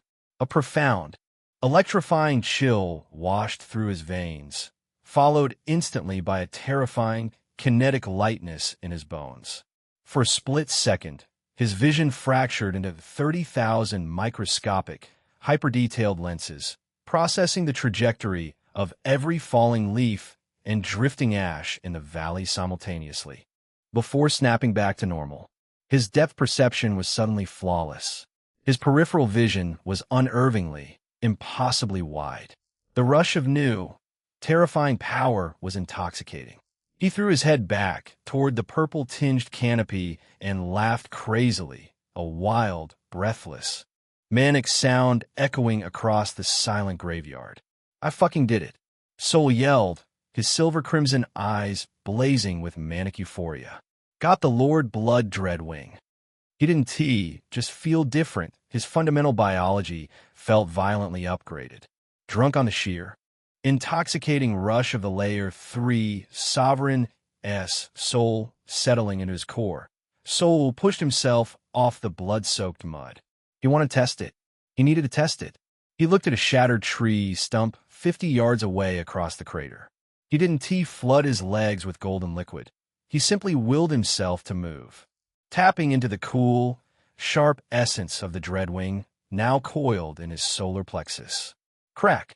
The mud beneath his boots exploded. Soul didn't run. He seemed to teleport.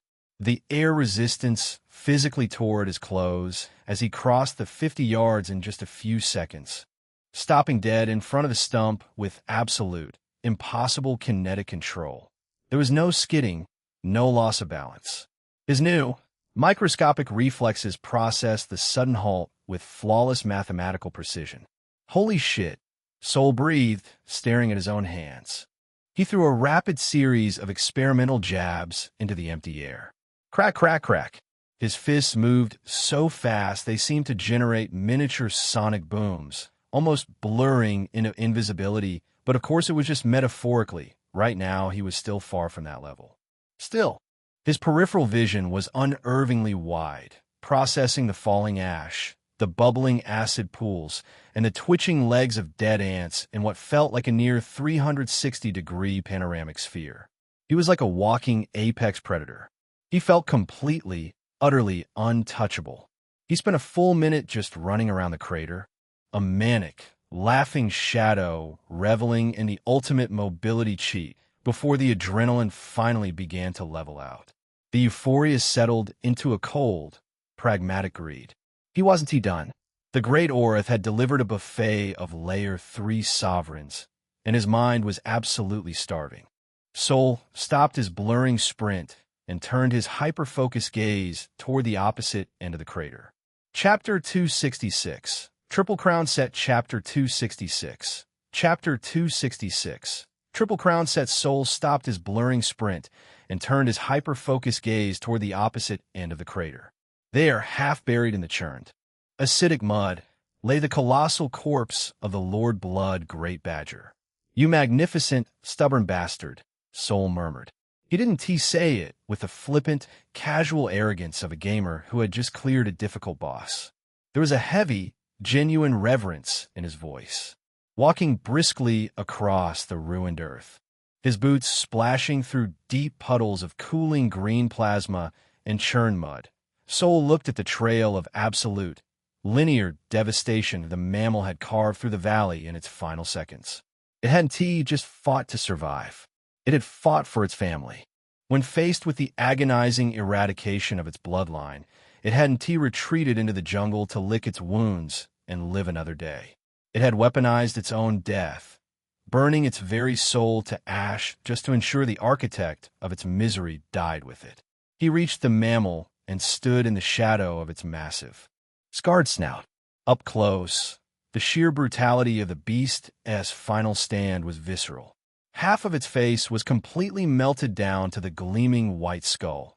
The silver fur fused into a hardened, blackened crust of blood and acid.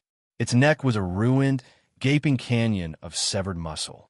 Yet, even completely broken and devoid of life, the beast radiated an aura of absolute, immovable majesty. Sol felt a strange, complicated knot tighten in his chest. He was the mastermind of this slaughter. He had actively orchestrated the red tide that tore the Badger-S pups to pieces. By the moral standards of the modern world he had left behind, he was the undisputed villain of this valley. But in the Great Orith, morality was a luxury afforded only to the dead. The Badger had played its hand flawlessly. Sol had simply stacked the deck. Still, looking down at the fallen sovereign, he couldn't help but feel a profound, overwhelming respect for the sheer, apocalyptic spite of the creature. It was a true king of the vanguard.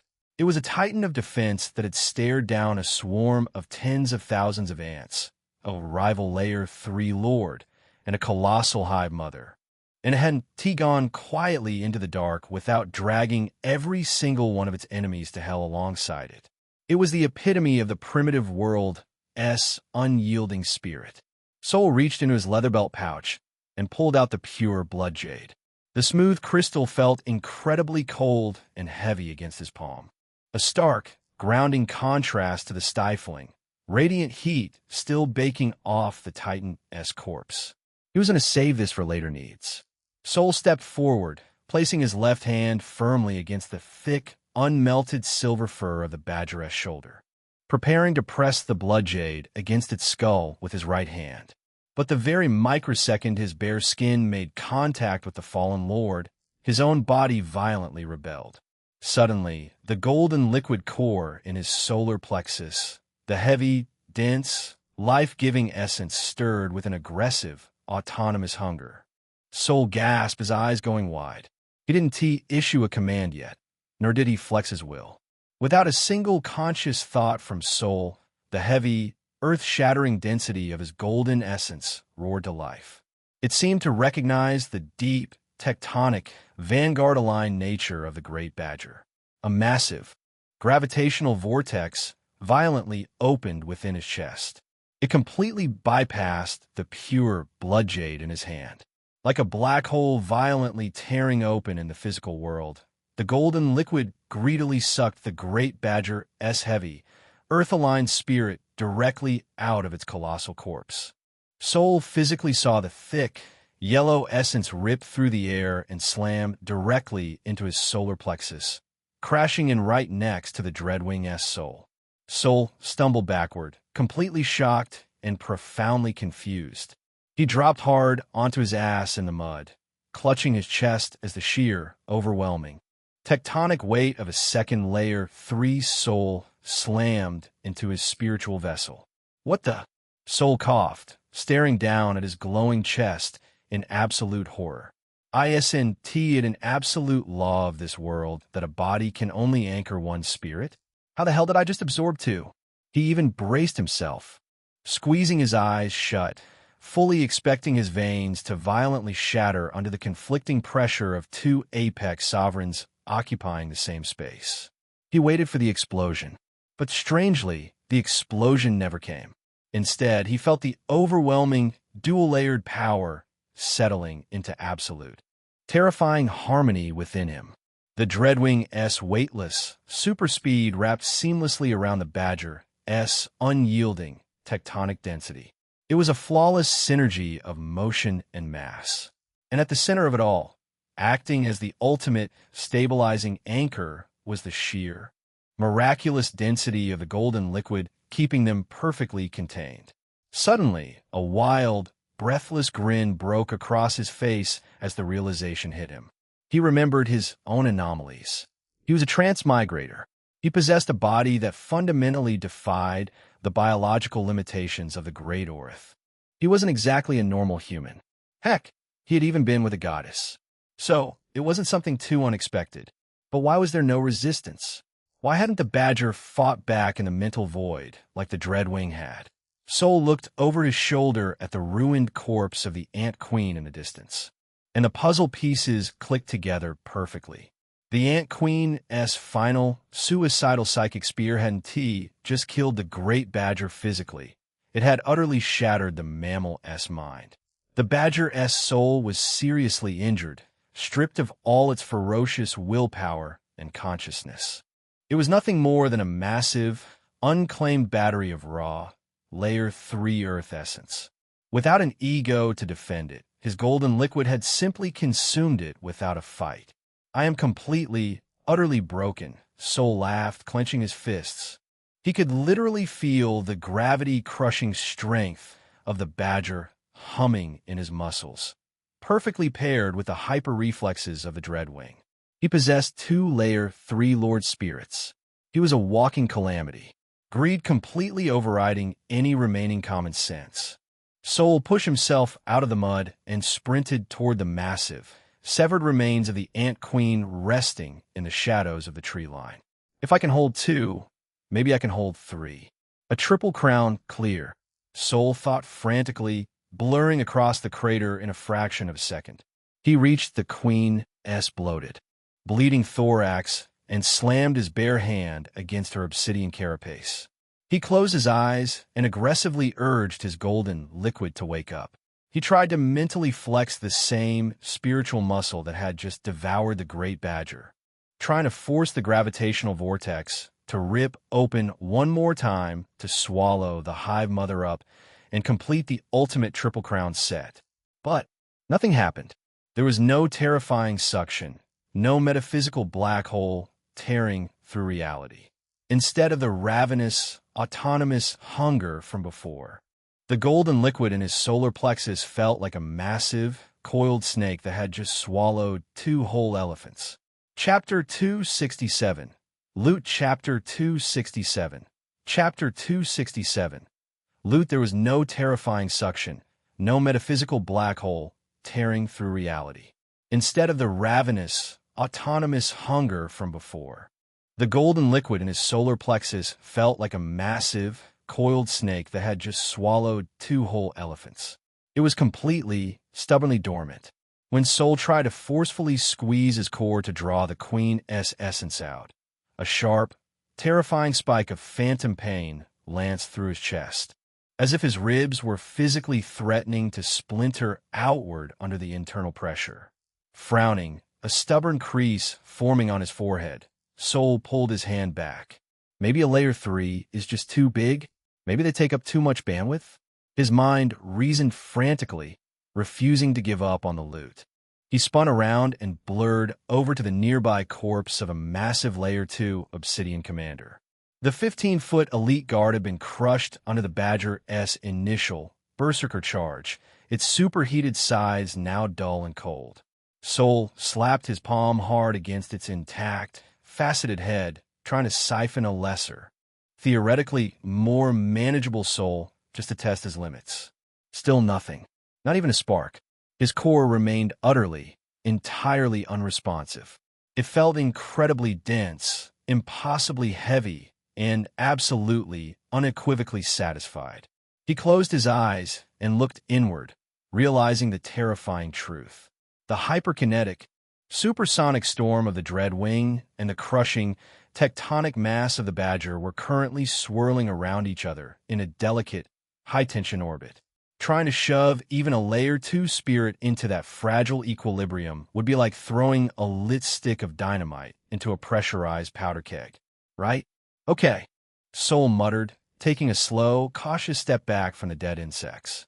The manic, greedy high of the double absorption was finally beginning to recede, rapidly replaced by a cold, sobering wave of pragmatism. He could feel the sheer, volatile power thrumming through his veins. It was intoxicating, but it was also incredibly dangerous. He raised his arm and wiped a thick streak of mixed blood, acid-tainted mud, and cold sweat from his brow, exhaling a long, shaky breath. Even with hyperregeneration and an evolved, transmigrator body, the physical vessel still obeys the basic laws of physics. Sol analyzed quietly, looking down at his own trembling hands. A cup can only hold so much water before it spills over. 2 Lord Blood Spirits seems to be the absolute, non-negotiable hard cap. Any more than this, and I don't just risk an internal collapse. I'll literally pop like a blood balloon, still refusing to walk away from the architect of this entire massacre empty-handed. Sol looked down at the pure blood jade, which was still perfectly clear in his hand. He pressed the crystal against the Ant Queen's shattered head, hoping to at least capture her formidable soul in the stone to use as a weapon or a bargaining chip later. But the crystal remained perfectly, stubbornly clear. Heck, it didn't even glow. He closed his eyes and tried to pry her soul out using his raw mental power, exactly like he had done with the Dreadwing. Still, no response, just an empty, hollow silence. In a final, desperate attempt, Sol unleashed his free-use domination power. He sent a tendril of the tyrannical silver liquid directly into her massive corpse to devour whatever was left. But as the silver liquid swept through her ruined vessel, it pulled back nothing but a handful of shattered, useless spirit energy and burned out, microscopic soul fragments. Sol lowered his hand, staring at the colossal insect that had, for a brief, glorious hour, been his absolute servant. He let out a slow, heavy sigh as the brutal truth settled over him. The Ant Queen had just died from her physical wounds. To secure the kill against the Great Badger and protect the remnants of her hive, she had completely overused her mental power. She had weaponized her own existence, burning her consciousness as fuel for that final strike, resulting in the absolute, irreversible annihilation of her own soul.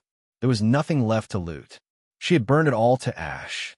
"Rest in peace, your majesty," Sol murmured, wiping the dirt from his hands.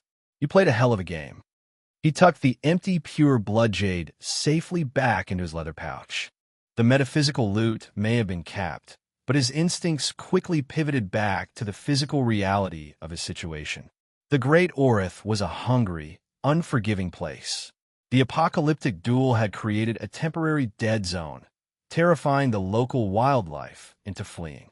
But that wouldn't last. The valley was currently a massive, miles-wide bowl filled to the brim with the scent of roasted flesh, vaporized acid, and the highly concentrated, incredibly valuable blood of 2 Layer 3 sovereigns and thousands of elite lackeys. It was the greatest free buffet in the history of the jungle. Soon, every scavenger, opportunist, and slumbering horror within a 100-mile radius would converge on this exact spot. Time to carve the physical drops and get the hell out of the open, Soul said, his silver-crimson eyes sharpening. He gripped his void oak spear and blurred across the mud, returning to the ruined corpse of the Lord Great Badger. The beast was dead, but its flesh was still saturated with dense, Layer 3 earth essence. For a human vessel relying on the golden liquid as hyperregeneration, eating high-tier essence meat was absolutely vital to maintaining his stamina. Soul drove the obsidian tip of his spear into the unmelted side of the badger's thick neck. Before, even with his baseline enhanced strength, cutting through sovereign tier muscle would have been like trying to hack through a tractor tire with a butter knife. But now, Soul tapped into the badger's own residual tectonic power resting in his core. He flooded his arms with the heavy, gravity-crushing density. The void oak spear slid through the silver fur and dense muscle like a hot scalpel through wax. With a few flawless, hyper-fast surgical cuts, guided by the Dreadwing's microscopic precision, Soul carved out 20 pounds of pristine, glowing silver essence meat from the beast's inner shoulder. He quickly wrapped the heavy, nutrient-dense slabs in broad violet leaves and packed them tightly into his rucksack. Next, he sprinted over to the shattered remains of the Lord Dreadwing. The acid sacs were completely ruptured and too volatile to safely harvest, but the physical armor was a different story. Soul moved to the base of the insect's torn wings. Among the thousands of shattered, useless fragments, he found what he was looking for: a single, unbroken, 3-foot-long shard of the Dreadwing's primary crystalline wing strut. It was incredibly lightweight, yet when he experimentally slammed it against a petrified void oak root, it cleaved clean through the ancient wood without leaving a single microscopic chip on the edge. It was the perfect raw material for a future blade. He secured the sapphire shard to his back, wrapping the base in leather. Just as he tied the final knot, a sound rolled over the valley. It wasn't the mechanical clicking of insects or the territorial roar of a mammal. It was a low, unnatural, multi-tonal hum that vibrated the muddy water in the acid pools. It echoed from the deep, uncharted northern expanse of the jungle, carrying an aura of ancient, suffocating hunger. The dinner bell had officially been rung. The real monsters of the Great Orth were waking up. Chapter 268. The Divine One has returned. Chapter 268. Chapter 268. The Divine One has returned. Just as he tied the final knot on his makeshift rucksack, a sound rolled over the valley. It wasn't the mechanical clicking of insects or the territorial roar of a normal mammal.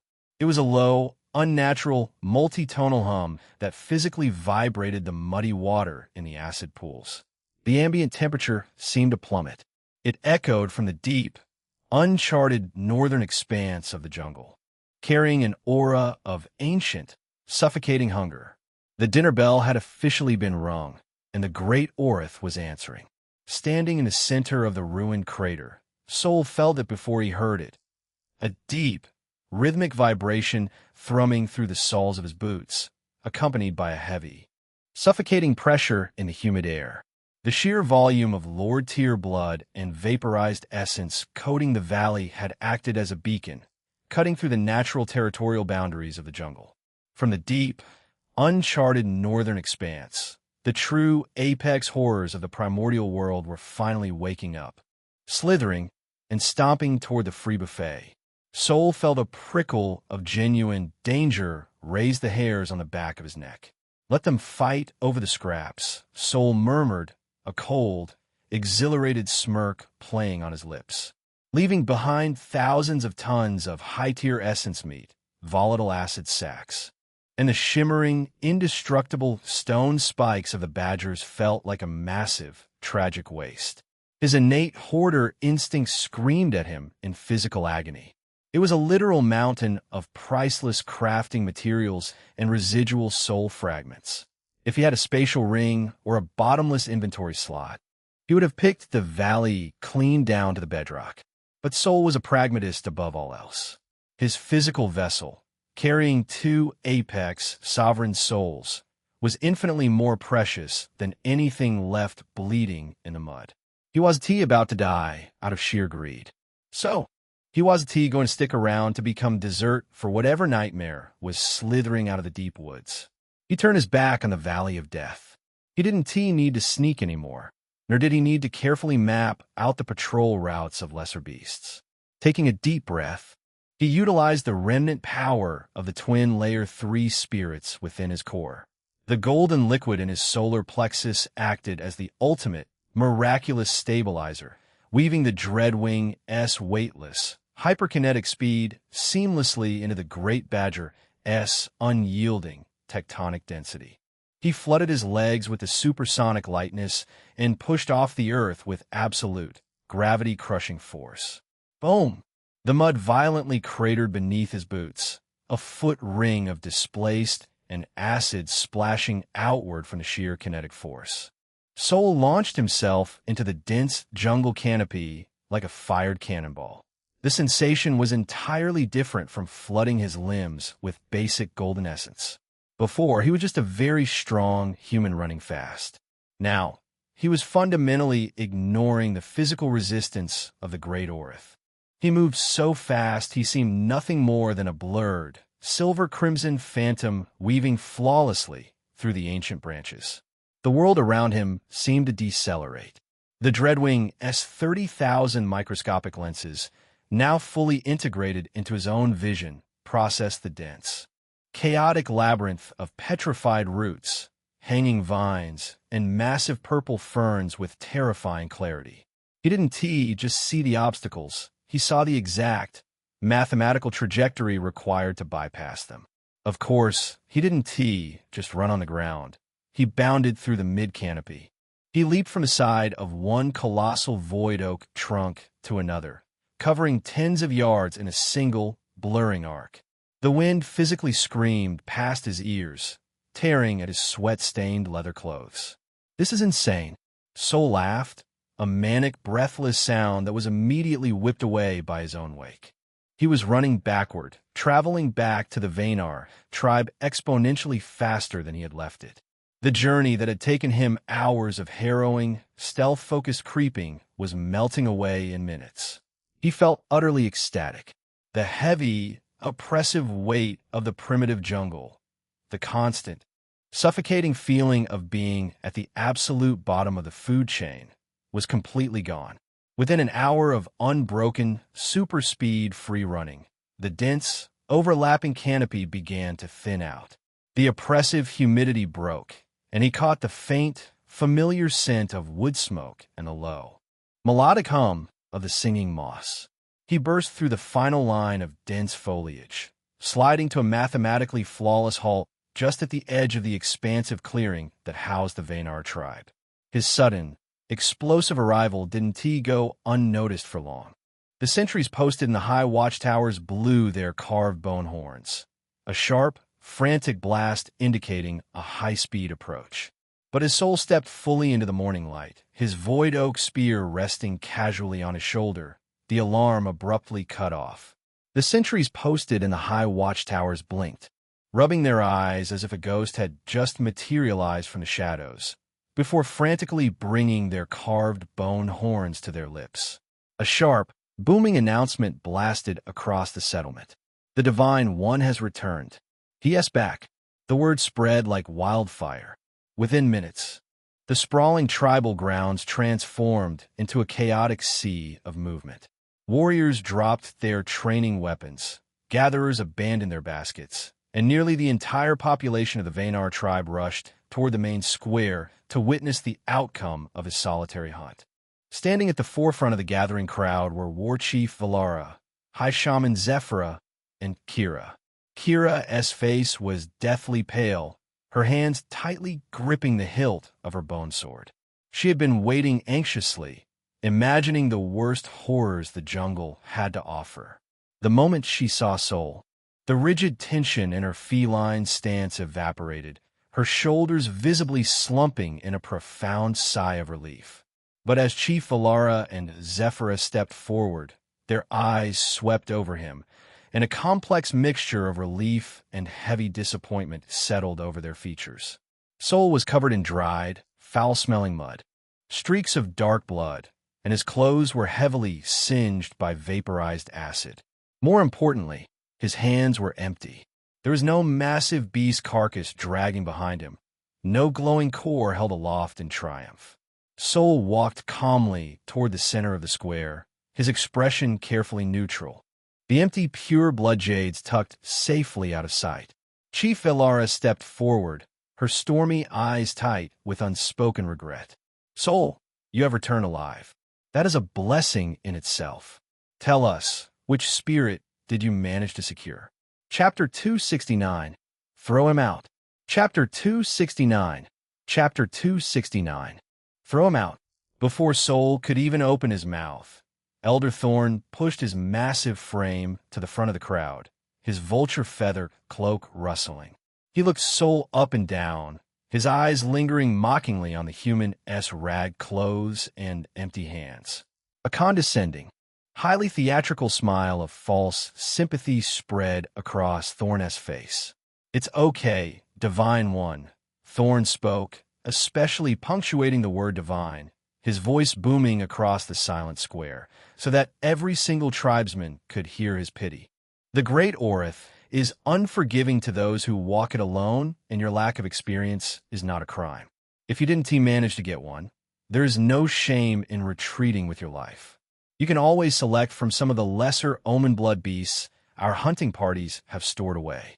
We will not let you go without an anchor, and it is safer that way." Standing just behind Thorn, his son Karash let out a sharp, poorly disguised scoff, looking at Sol with a smug, victorious smirk, crossing his arms over his chest. A few of the other lackey elders, firmly in Thorn's political camp, immediately chimed in to twist the knife. Indeed, an older, gray-haired elder nodded sagely. "An omen blood anchor is better than dying in the mud. It takes years for our best vanguards to even track a proper beast, let alone kill it," another added, shaking his head with feigned sorrow. Hearing the elders essentially declare the expedition a failure, the gathered tribe seemed to collectively imagine the worst. A low murmur of profound disappointment rippled through the crowd. Some women wailed softly in dismay, while the younger warriors sighed, looking down at the dirt. Even War Chief Alara's expression tightened fractionally, her stormy eyes dimming with unspoken regret, while Zephyra simply watched Sol with sharp, calculating intensity, taking a slow puff from her blue-bone pipe. Sol watched the entire theatrical display calmly. Didn't he look angry, nor did he look humiliated. Instead, a slow, very slight smirk tugged at the corner of his mouth. He let the murmurs of disappointment build for a few seconds, intentionally letting Thorn and Korash marinate in their perceived victory, letting them dig their own graves. He was a bit of dark-hearted himself, just a bit, not more, just a tiny bit. Then, Sol took a deliberate step forward. He specially took a deeper look at Thorn, his silver-crimson eyes locking onto the elder with a piercing, heavy intensity that made him subconsciously stiffen. "I didn't fail," Sol announced loudly, his deep voice carrying effortlessly across the entire square, ringing with absolute, unshakable authority. "I got a Layer 3 Lord Bloodsoul." There was silence. Absolute, suffocating, pin-drop silence. For a good few seconds, not a single person in the tribe so much as drew a breath. The words simply failed to compute in their primitive, deeply ingrained understanding of reality. To them, a Lord Blood wasn't just an animal. It was a walking natural disaster. Then, almost immediately, a massive, chaotic uproar detonated across the square. "What did he just say? Layer 3? Lord Blood?" A warrior near the front stammered, his eyes wide as dinner plates, looking around as if he had misheard. "Am I hearing that right?" "Right, that must be a mistake. It must have been an Essence-born Layer 3, another tribesman rationalized loudly in the crowd, trying to force the impossible statement into a believable, logical box. Yeah, haha. Even though it is just an Essence-born, it is very good that he managed to get a Layer 3 Essence-born. That's a great achievement in itself. But he specifically said Lord Blood, someone else muttered, looking around in confusion. The first man immediately shut him down. The Divine One must be joking, or he misspoke. It's definitely a Layer 3 essence born. Do you know how big of a campaign it takes to even challenge a Lore Blood? Let alone kill one solo. I would literally eat this spear if it was even an Omen Blood. We were talking about Layer 3, not Layer 1. It's absolutely impossible. The crowd erupted into a flurry of frantic, awkward rationalizations. For a moment, there were deeply awkward voices clashing in the field.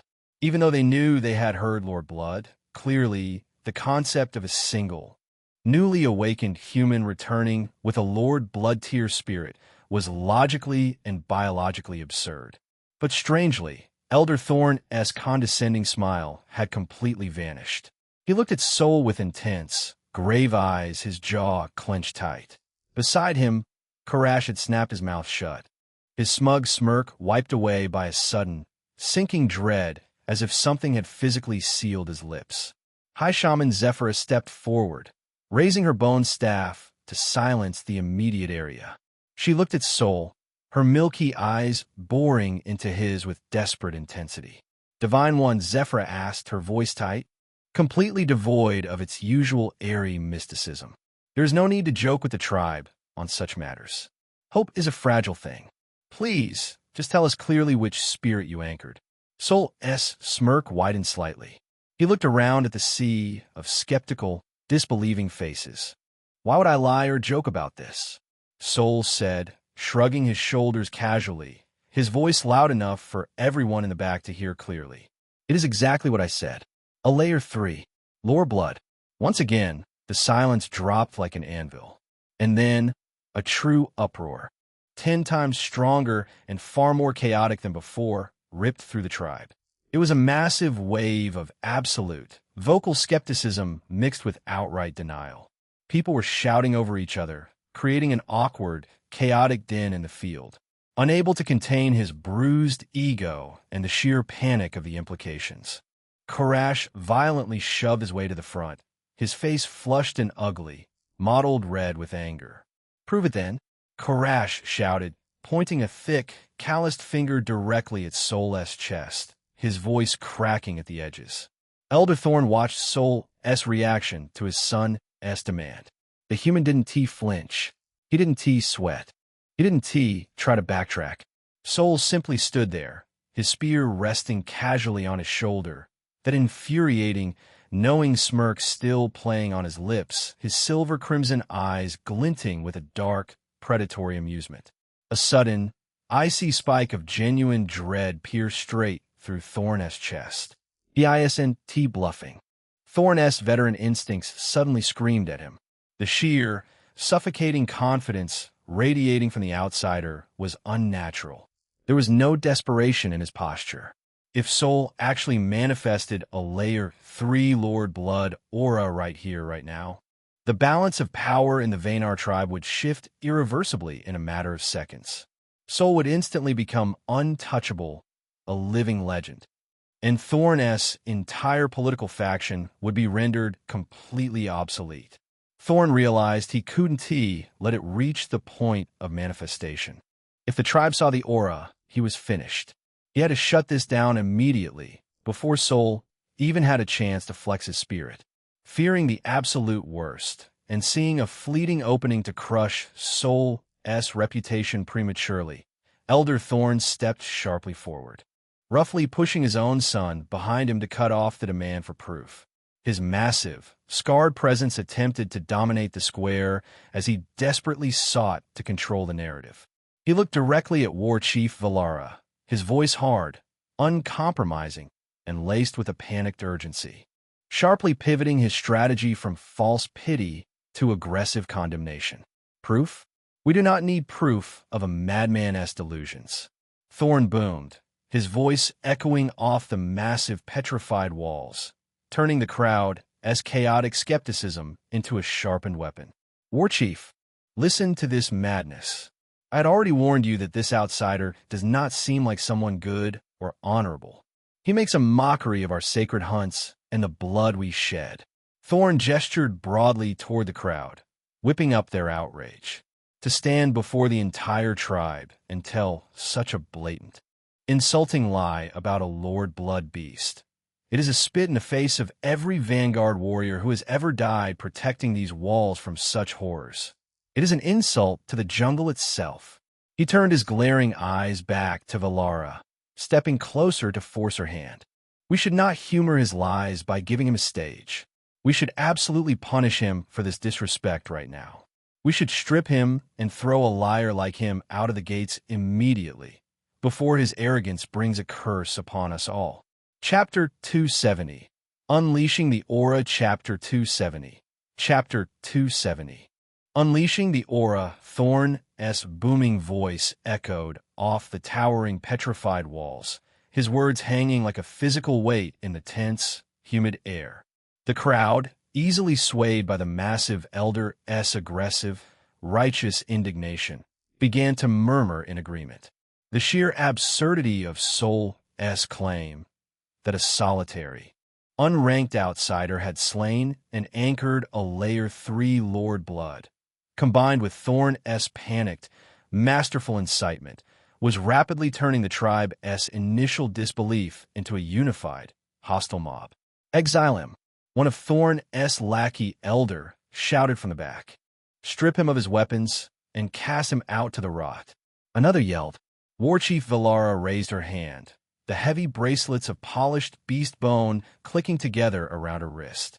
Her brow furrowed in deep, agonizing conflict. As a leader, she had to maintain order, and the outsider was threatening the very fabric of their tribal logic.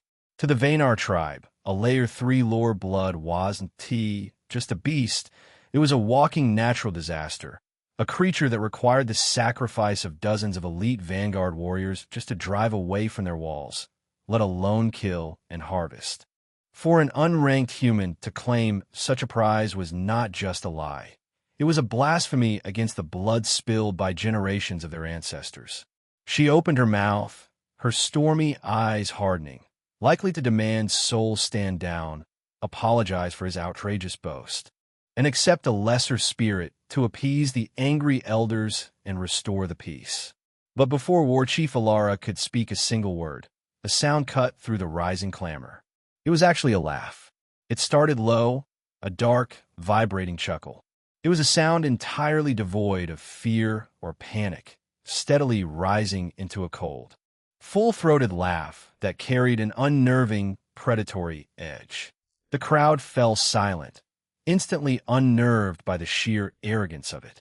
You laugh, Thorn snarled, his face contorting with ugly rage, though a single, telltale bead of cold sweat trailed down his temple, betraying his internal panic.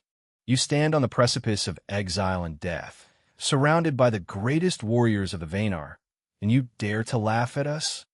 Soul slowly shook his head. The manic amusement faded from his face, replaced by a mask of absolute, chilling indifference. His silver-crimson eyes locking on a Thorn with a gaze so heavy it felt entirely physical. I'm not laughing at the tribe, Elder, Soul said, his voice dropping into a chilling, resonant timbre that easily carried across the vast expanse, defying the need to shout. I'm laughing at you, because beneath all that bluster, beneath all that righteous anger and theatrical pity, I can smell it on you. You're absolutely terrified. Insolent brat. Thorn roared, his face flushing a violent purple. His thick, calloused hand dropped toward the hilt of his heavy bone cleaver, his muscles bunching to strike the outsider down where he stood. I will personally. You will do exactly nothing, Soul interrupted rudely, freezing Thorn in place for a fraction of a second. Now that he had not one, but two phantoms, Soul had decided he was done playing politics. He was done letting this primitive, big fish in a small pond elder control the narrative and twist the minds of the people. Words were wind in the great Orith. Only power dictated truth. But he didn't draw a weapon, nor did he drop into a defensive combat stance. He didn't speak another word to justify his existence. He simply stopped suppressing the monstrous, dual-layered core resting deep within his solar plexus. Right now, he couldn't unleash the phantom like the chief, but he didn't need the full form. In the great Orith, just a raw, unadulterated essence was more than enough for the experts to recognize exactly what they were dealing with. Suddenly, the ambient temperature in the square violently plummeted. The humid, tropical air itself grew heavy. A wave of crushing essence erupted from Soul's body, expanding outward in a terrifying shockwave. It was the unadulterated, unrestrained aura of a Layer 3 sovereign vanguard. Specifically, the essence of the Lord Dreadwing, dripping with hyperlethal malice and apex supremacy. And just as he unleashed it, every single anchored warrior in the square felt their spirits violently cower, as if they had just met their ancient ancestor or their ultimate, inescapable nemesis. Even though the focus was not on the crowd, but still the impact on the tribe was instantaneous and utterly devastating.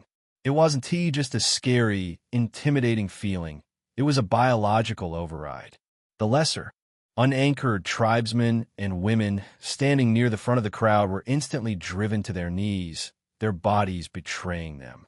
They gasped desperately for breath, their mouths opening and closing like fish out of water, as if a massive, invisible boulder had just been dropped directly onto their chests. The collective, horrifying sound of hundreds of people suddenly choking, wheezing, and crying out in the heavy air filled the courtyard. Dust kicked up as bodies collapsed into the dirt, entirely unable to support their own weight. The lower layers, the Layer 1 warriors and the newly awakened ones, felt their anchored beasts completely shut down. Their spirits refused to manifest. They cowered deep within their human host souls, whimpering in primal terror, entirely ignoring any frantic command from their masters to defend them. Karash, who had been sneering and demanding proof just seconds before, let out a pathetic, strangled yelp as the bones in his legs buckled entirely. He crashed face first into the packed dirt, his nose bleeding instantly from the sheer, crushing atmospheric pressure. He whimpered like a beaten dog, pressing his hands flat against the ground, completely unable to even push his own upper body up against the suffocating pressure. What is this?" One of Thornus' lackey elders choked out, his eyes bulging from their sockets. He fell heavily onto one knee, his bone spear clattering uselessly against the paving stones as his own Layer 2 spirit actively tried to bury itself deeper into his subconscious to hide. Behind them, the arrogant young warrior who had confidently declared he would eat his spear if Soul was telling the truth was currently trembling so violently he looked like a leaf caught in a hurricane. His eyes had rolled back in his head in absolute, primal terror, his bladder completely letting go as he collapsed into a senseless heap. War Chief Valara, High Shaman Zephyra, and the other Layer 3 elders fared slightly better, relying on their immense willpower and higher-tier foundations, though their faces instantly drained of color. As their inner beast snarled in defensive panic, Valara stared at the outsider, her stormy eyes wide with profound, unutterable shock. Zephyr's jaw went completely slack, all pretense of shamanic wisdom evaporating. The ancient woman's fingers trembled so badly that her prized bone pipe slipped from her grasp, falling on the hard earth as she stared at the sheer, miraculous density of the essence rolling in waves off the human. Lord Blood, it's real. By the ancestors, it's actually real, Valara thought, her mind spinning as she tried to calculate the sheer impossibility of what she was witnessing. But Soul wasn't focused on the war chief, the shaman, or the suffocating commoners. He directed the absolute, crushing epicenter of the Badger's gravity directly onto the man who had tried to ruin him. Even though he was a real prick, Elder Thorn was a seasoned veteran. He was a Layer 3 warrior who had fought unspeakable horrors in the dark canopy of the jungle. He possessed an omen blood beast, making him one of the strongest pillars of the tribe. He roared, a sound of desperate, furious defiance, his veins bulging like thick ropes against his thick neck. He poured every single ounce of his own spirit energy into his legs, his muscles screaming in protest, fighting with everything he had to remain standing and preserve his absolute authority. But against the Lord Blood, the absolute apex of the food chain in the surrounding. His Layer 3 omen blood resistance was nothing more than a dry twig trying to hold back a mountainous landslide. The elder groaned in pure, unadulterated agony, his right leg buckling under the invisible weight. He hit the ground hard, driven down violently onto one knee before the entire tribe. The mighty, condescending, politically untouchable Elder Thorn was now physically kneeling before the outsider he had just tried to banish. He gritted his teeth so hard they threatened to crack. His face turned a mottled, bruised purple as he desperately tried to lift his head to maintain some shred of his dignity. But the phantom weight of the Lord Blood was pressing directly against his spine, pinning him in place. Soul slowly walked forward. Chapter 271. Shock Crowd. Chapter 271. Chapter 271. Shock Crowd. His footsteps were light, completely unbothered by the pressure field he was generating, but in the silent, suffocating square, each soft step of his leather boots echoed like a death knell. He stopped right in front of the kneeling, trembling elder and looked down at him.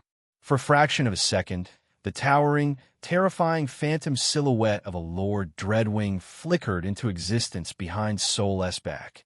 The massive, iridescent sapphire Dreadwing glared down at the tribe with its 30,000 multifaceted eyes, radiating an aura of ancient, unyielding, hyperlethal malice before seamlessly fading back. Soul leaned down slightly, his silver-crimson eyes glowing ominously in the shadow of his brow, radiating the cold apathy of a god looking down at a mortal. "Now," Soul whispered, his voice carrying clearly through the absolute, paralyzed silence of the tribe, dripping with dark, mocking amusement. "What are you saying about throwing me out of the gates, Elder Thorn?" Thorn's mouth opened, a line of drool spilling over his lips, but he couldn't say a single word. The pressure on his vocal cords was too immense. He could only stare up at Soul with wide, bloodshot eyes filled with a potent mixture of excruciating physical pain and dawning, absolute terror. Satisfied, Soul mentally pulled back. He didn't show it outwardly. His face remained a mask of cold, untouchable supremacy, but internally he was completely exhausted. Forcing the aura of Lord Dreadwing as an unranked was draining his golden liquid and silver liquid at a terrifying, suicidal rate. His core ached, his head throbbed with a phantom migraine, and his lungs burned as if he had inhaled liquid fire. If he held it for another 10 seconds, he would likely cough up blood and ruin the entire display of dominance. But he knew that he had to do it, because no matter what, he was an outsider. And in this volatile war situation, if he wanted to remain safe, he had to prove his worth. He had to show them he wasn't just useful. He was indispensable. And honestly, to project the essence, Soul had executed a miraculous, highly dangerous internal synergy. He had used his tyrannical silver liquid, the domination power, as a metaphysical floodgate, violently forcing the heavy, Layer 3 essence of the Lord Blood Dreadwing outward, while burning his golden liquid at a terrifying, unsustainable rate to heal the micro-tears in his flesh as the power surged through him. Slowly, carefully, Soul's silver liquid and golden essence emptied out of his immediate pathways, retreating back into the dense core of his solar plexus. The oppressive pressure vanished like a blown-out candle. The terrifying, leaden pressure disappeared entirely. He acted exactly as if he had casually, effortlessly removed the pressure himself out of sheer boredom. Finally, the crowd could breathe normally again. A massive, collective gasp of air ripped through the courtyard as hundreds of people violently inhaled, clutching their chests and coughing. But once again, there was silence. But it was a different kind of silence. It wasn't the silence of disbelief. It was the silence of absolute, reverent awe. The common people, those without the blessing of the spirits, had certainly felt the pressing, terrifying aura that had driven them to their knees. But they didn't possess the spiritual senses to truly understand what it meant. They only knew it was a power unlike anything they had ever felt. Someone near the middle of the crowd, a young gatherer, nervously nudged a pale, sweating warrior next to them. What was that? The commoner asked, gulping hard, her eyes wide with fear, even though the terrified reactions of the warriors and the war chief seemed to already spell out the impossible truth. The warrior slowly turned his head, his eyes still wide and dilated, his hands shaking as he wiped a thick streak of sweat from his brow. It indeed seemed to be layer 3. The weight. My spirit felt like it was going to shatter just being near him. My spirit beast wouldn't even answer my call.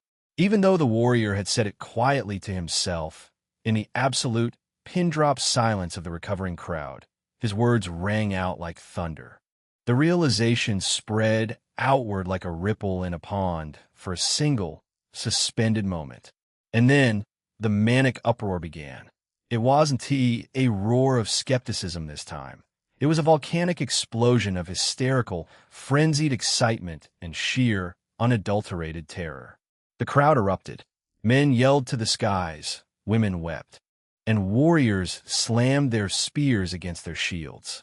The Vaynar tribe had a Lord Blood Phantom, an outsider, a man who had arrived at their gates with nothing but a strange manner of speaking, now held the power of a walking calamity. Elder Thorn, his pride entirely broken and his mind fracturing under the weight of his humiliation, hurriedly scrambled up from the dirt, stumbling over his own boots. Impossible! Thorn screamed, his voice cracking, spittle flying from his lips. He wildly gestured at Sol, refusing to accept the reality that had just literally crushed him. It's not possible. Even our greatest ancestors took a long time and an army of hundreds to even find one. Lord Blood Beasts have human-like intelligence. They rule entire sectors of the jungle. It must be a lie, a trick of the light, an illusion artifact, a trick of his strange magics. Shut up, Thorn, War Chief Alara commanded, her voice finally returning, cracking like thunder across the square. But Thorn seemed to have gone completely crazy. His entire political survival, his legacy, and his authority depended entirely on Sol being a fraud, and his mind twisted the facts into deranged conspiracies to protect his fragile ego. No, he must be a spy. Thorn rambled frantically, pointing a trembling finger at Sol, looking wildly at the crowd for support. He is a spy from another tribe, or the Deep Rot cults. They must have given this spirit to him to infiltrate us. Yes, that's it. No unranked human could kill a layer 3 Lord Blood. Thorn let out a manic, desperate laugh, looking around at his lackeys as if he had just solved a major, world-saving puzzle. His eyes wide with madness. We must apprehend him. We must kill him before he boom. War Chief Alara didn't say another word. She unleashed her own beast. A massive, spectral shadow of a storm tiger erupted from her back, its body crackling with blue lightning. Its deafening roar drowned out Thorn's hysterical rambling entirely. Because she was far more experienced in aura manipulation than Sol, she didn't hit the crowd with an area of effect blast. All the crushing, layer 2 pressure was focused entirely and exclusively on Thorn like a laser beam. The elder was pressed again, crashing hard into the dirt, coughing up a mouthful of blood. I said, "Shut up," Valara said coldly, her storm tiger phantom growling menacingly over the fallen elder, daring any of his lackeys to intervene. None did. They all stepped back, lowering their eyes in submission. Valara turned her back on Thorn, dismissing him entirely. She looked at Sol, her chest heaving slightly. She was absolutely shocked by the sheer magnitude of the aura she had just felt. But what truly terrified her, what sent a cold shiver down her spine as a seasoned veteran of the Great Orith, was the brief, flickering silhouette she had seen behind his back right at the end. She stepped closer to Sol, ignoring the manic cheering and hysterical uproar of the crowd around them. She stopped just a foot away and lowered her voice so only he and Zephyra could hear the tremor in her words. "That silhouette," Valara said, her voice trembling slightly, betraying her stoic exterior. "That wasn't just any beast. That was a dreadwing. a walking calamity of the skies. Sol didn't confirm or deny it, merely maintaining his calm, detached smirk, though he was privately focusing entirely on keeping his breathing steady. Valara looked at his torn clothes, the dried, highly toxic acid burns on the leather, and the absolute lack of any fatal physical damage to his actual body. She realized the impossibility of the situation. She instead asked the only question that mattered, the question that defied all logic, history, and reason of their primitive world. "Soul," Valara breathed, her golden eyes searching his for any hint of a lie. How? How did an unranked human possibly manage to kill and anchor a creature like that? Chapter 272, Suicidal Bravery and Miraculous Luck. Chapter 272. Chapter 272. Suicidal bravery and miraculous luck. The silence in the square was profound, broken only by the crackling of the nearby braziers and the ragged, bloody breathing of Elder Thorn, who still lay crumpled in the dirt under the watchful, spectral gaze of War Chief Valara S. Storm Tiger. Every single eye in the Vaynar tribe was locked onto Sol, even though she had tried to lower her voice. But thanks to the unleashed form of her phantom, her question hung in the air, echoing the collective disbelief of hundreds of seasoned hunters and gatherers. How did an unranked human possibly manage to kill and anchor a creature like that? Sol looked at Valara's intense golden eyes, then glanced at High Shaman Zephyra, whose milky gaze was sharp with analytical suspicion. He knew he was standing on a razor's edge. He had the power, yes, but the Great Orith was a world built on logic, brutal food chains, and undeniable physical truths.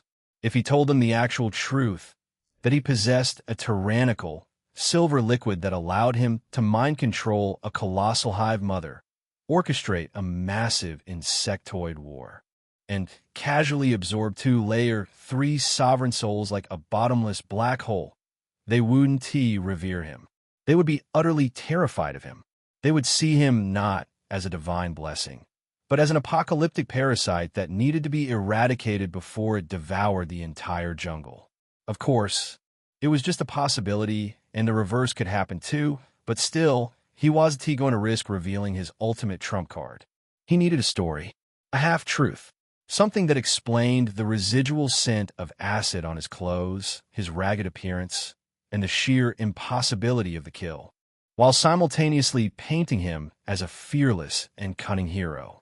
Sol let out a long, heavy sigh, expertly feigning the deep, bone-weary exhaustion of a warrior who had just walked through hell and back. He leaned casually against the smooth shaft of his void oak spear, looking over the crowd. "You're right, War Chief," Sol began, his voice steady, carrying a solemn weight. "It is impossible for an unranked human to kill a Layer 3 Lord Blood in a fair, head-on fight. If I had simply walked up and challenged the Lord Dreadwing, I would have been vaporized into red mist before I could even blink."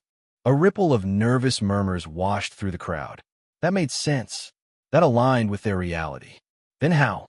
An older, heavily scarred hunter called out respectfully from the front row. "How do you hold the Sky Demon's essence?" Sol's silver-crimson eyes narrowed, taking on a distant, haunted look as if he were reliving a nightmare. He thought back to the apocalyptic crater, the melting flesh, and the apocalyptic clash of the Titans. "I didn't kill it," Sol said clearly. "I outsmarted it, and I survived." He paused, letting the dramatic tension build, ensuring every ear was hanging on his next word. "I tracked deep into the jungle, moving in the shadows for hours. But then the earth began to shake. The canopy above me was violently torn apart. I didn't stumble upon a sleeping beast. I stumbled into a war zone." Sol looked directly at Valara.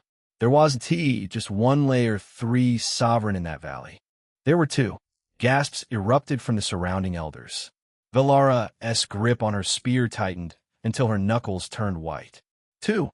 A Lord Dreadwing," Sol confirmed, nodding slowly, "and a Lord Great Badger. A true titan of the earth."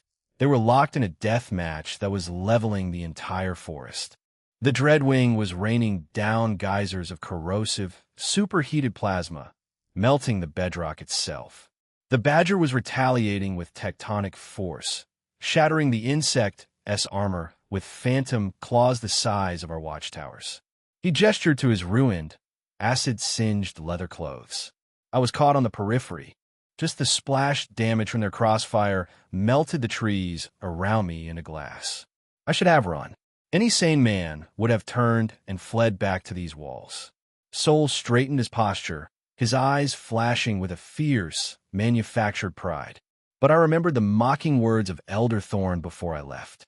I remembered the doubt in this tribe's eyes. I refused to return empty-handed. So I hid. I buried myself in the acidic mud, breathing through a hollow reed, and I watched gods tear each other to pieces. The crowd was completely spellbound.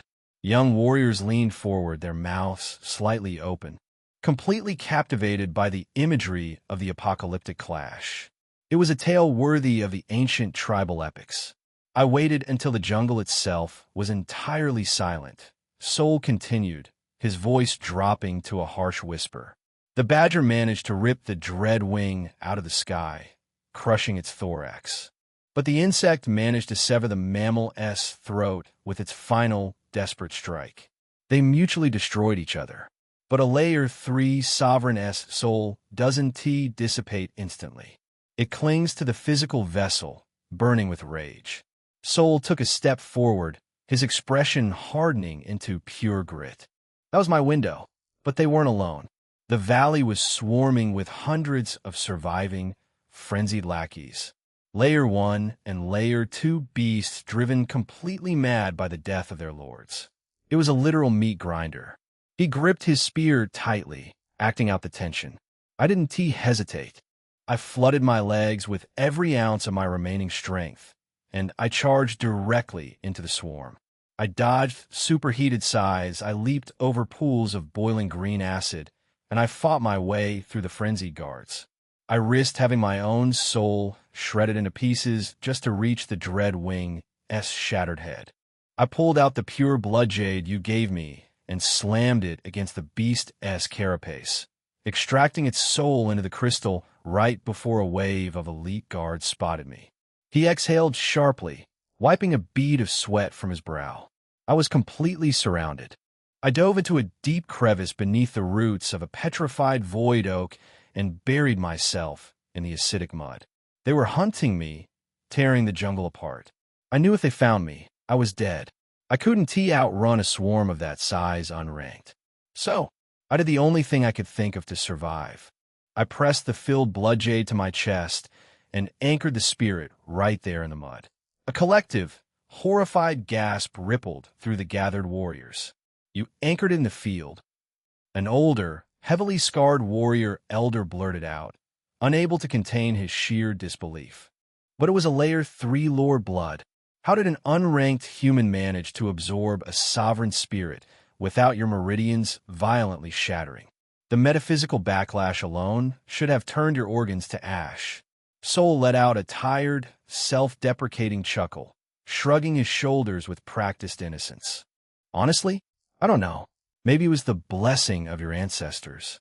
Maybe the goddess herself was watching over me. Or maybe the beast's soul was just so severely crippled and fractured from its death match with the great badger that it simply didn't have the strength to fight back. A miracle happened. I braced for my body to explode, but my core just absorbed it. He looked around at the awestruck faces. The sheer shock of the absorption knocked me out. When I finally came to, the aura of the Dreadwing had settled in my veins, and the valley was mostly quiet. The apex beasts had already scattered back into the deep woods. There were only a few scattered Layer 1 lackeys left wandering the crater. I used my new speed to fight my way through them, and I ran faster than I ever have in my life, carrying the prize back to these gates. When Sol finished speaking, the square remained silent for a long, stretched moment as the tribe collectively digested the sheer, suicidal bravery and miraculous luck of his actions. He had overpowered a Lord Blood, which would be a lie too vast to swallow. But he had done something arguably even more impressive to the great warriors. He had exhibited flawless stealth, infinite patience, and the absolute balls of steel courage to dive into a swarm of frenzied, high-tier beasts just to snatch the ultimate prize from the jaws of hell. It was the epitome of opportunism. It was the perfect, brutal cunning required to survive the Great Orth. Chapter 273. Red Sky. Chapter 273. Chapter 273. Red Sky. He had exhibited flawless stealth, infinite patience, and the absolute balls of steel courage to dive into a swarm of frenzied, high-tier beasts just to snatch the ultimate prize from the jaws of hell. It was the epitome of opportunism. It was the perfect, brutal cunning required to survive the Great Orth. By the goddess, one of the older warriors whispered, shaking his head in profound reverence. To walk into a sovereign clash and steal the loot, the sheer madness of it. High Shaman Zephyra, however, wasn't entirely swept up in the romanticism of the heroic tale. Her analytical mind was snagging on a geographical impossibility. She stepped forward, looking straight at him. Your bravery and the goddess's favor are undeniable, Divine One, Zephyra said, her raspy voice cutting through the rising awe. But something in your tale contradicts the ancient laws of the Orth. Did you travel to the depth of the northern swamps? Sol shook his head. No, I was in the inner area, directly northeast from the tribal borders, deep in the dense, petrified jungle canopy. Zephyra exchanged a sudden, highly alarmed look with War Chief Velara. The War Chief's storm-colored eyes darkened instantly. Northeast? Velara repeated, her voice laced with sudden tension. That is impossible. The inner northeast is entirely dominated by the terrestrial territories. It is the hunting ground of the great badgers. Lord Dreadwings are strictly aerial apex predators. They nest exclusively in the northern swamps, hundreds of miles away. A sovereign Dreadwing would never willingly abandon its territory to fight a terrestrial lord in the dense canopy. It abandons all its aerial advantages. A ripple of unease spread through the elders. The rigid, territorial boundaries of the Layer 3 beasts were the only thing that kept the jungle from devolving into total, apocalyptic chaos. Sovereigns did not casually cross borders. Sol frowned, his mind racing. He had genuinely wondered about that himself. When he was sitting in the trees, he had found it incredibly strange that a giant dreadwing and a massive earth badger were brawling in the same zip code. He had just assumed the Orth was a chaotic mess, but apparently it was highly unusual. Zephyra closed her milky eyes, her face scrunching in deep, troubled thought. She took a deep breath, inhaling the lingering scent of Sol's residual aura, before her eyes snapped open, wide with a terrifying realization. The red sky, Zephyr breathed, her voice trembling slightly. Red sky? Velara asked. Is the only logical explanation, Zephyra continued, turning to address the war chief and the gathered elders, her voice echoing with ominous weight. Even though it wasn't the normal red moon phenomena, it was indeed a red sky. The toxic crimson moon that periodically sweep across the world. We know it drives the lesser beasts mad, forcing them into senseless stampedes. Zephyra pointed a bony finger toward the northeast. If it's the result of Red Sky's influence, it would explain everything. It drove the Lord Dreadwing completely mad with distress. Blinded by the cosmic phenomena, it abandoned its natural habitat and fled, accidentally stumbling directly into the Great Badger's undisputed territory. A territorial dispute fueled by Red Sky madness. An elder muttered, his face pale. It forced two sovereigns to fight to the death. Sol stood perfectly still, his face an unreadable mask, but internally, his mind was doing backflips of pure joy. Holy shit, these people write their own lore to cover my tracks, Sol thought gleefully. Even though he was curious about this mysterious red sky phenomena, he was thankful that he needed to invent a complex ecological reason for the anomaly. The tribe's own deep-seated superstitions and knowledge of the world's natural disasters had just handed him an ironclad, unshakable alibi. It also perfectly answered his own internal questions about why the hive mother and the badger were all crammed into that specific valley. The ecosystem was currently experiencing a massive, unnatural migration event.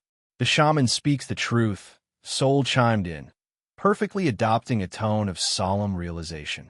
When I observed the dread wing, its movements were erratic. It fought with a rabid, mindless desperation, completely unlike the cold, calculating intelligence a sovereign should possess. It was fighting like a beast fleeing a wildfire. Velara nodded slowly, the final pieces of the puzzle clicking into place in her mind. The impossibility was gone. It was a freak, one-in-a-million convergence of natural disasters, territorial disputes, and the sheer bravery of the man standing before her.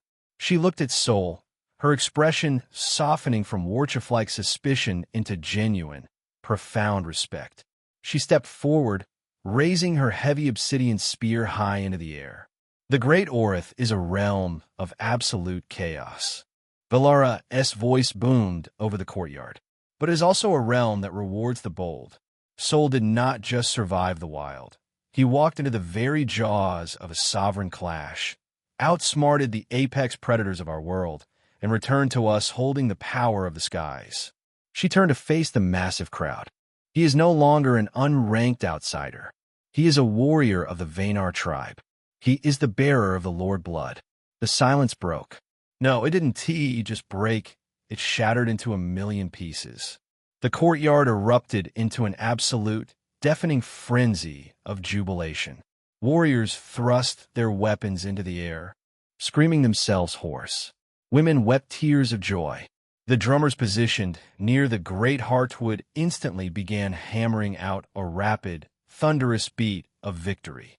Divine One, Divine One, Divine One. The chant started near the front and rapidly consumed the entire tribe, a rhythmic, earth-shaking chorus of absolute devotion. They had a Lord Blood warrior. Their tribe's status, their security, their future prosperity had just skyrocketed to unimaginable heights. Amidst the roaring crowd, Thorn's remaining lackeys hastily scrambled forward. They didn't look at Soul.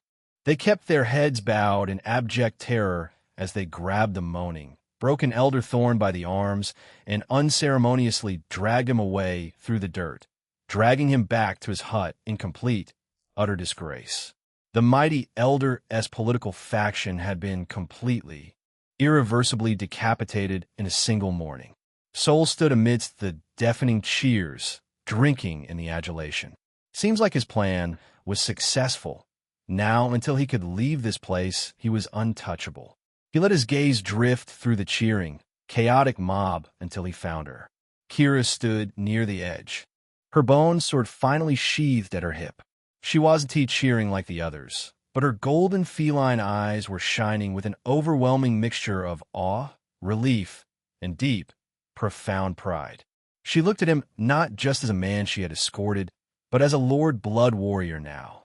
Soul flashed her a slow, knowing smirk, a silent promise of things to come, before raising his void oak spear to the sky, letting the Vaynar tribe scream his name to the heavens.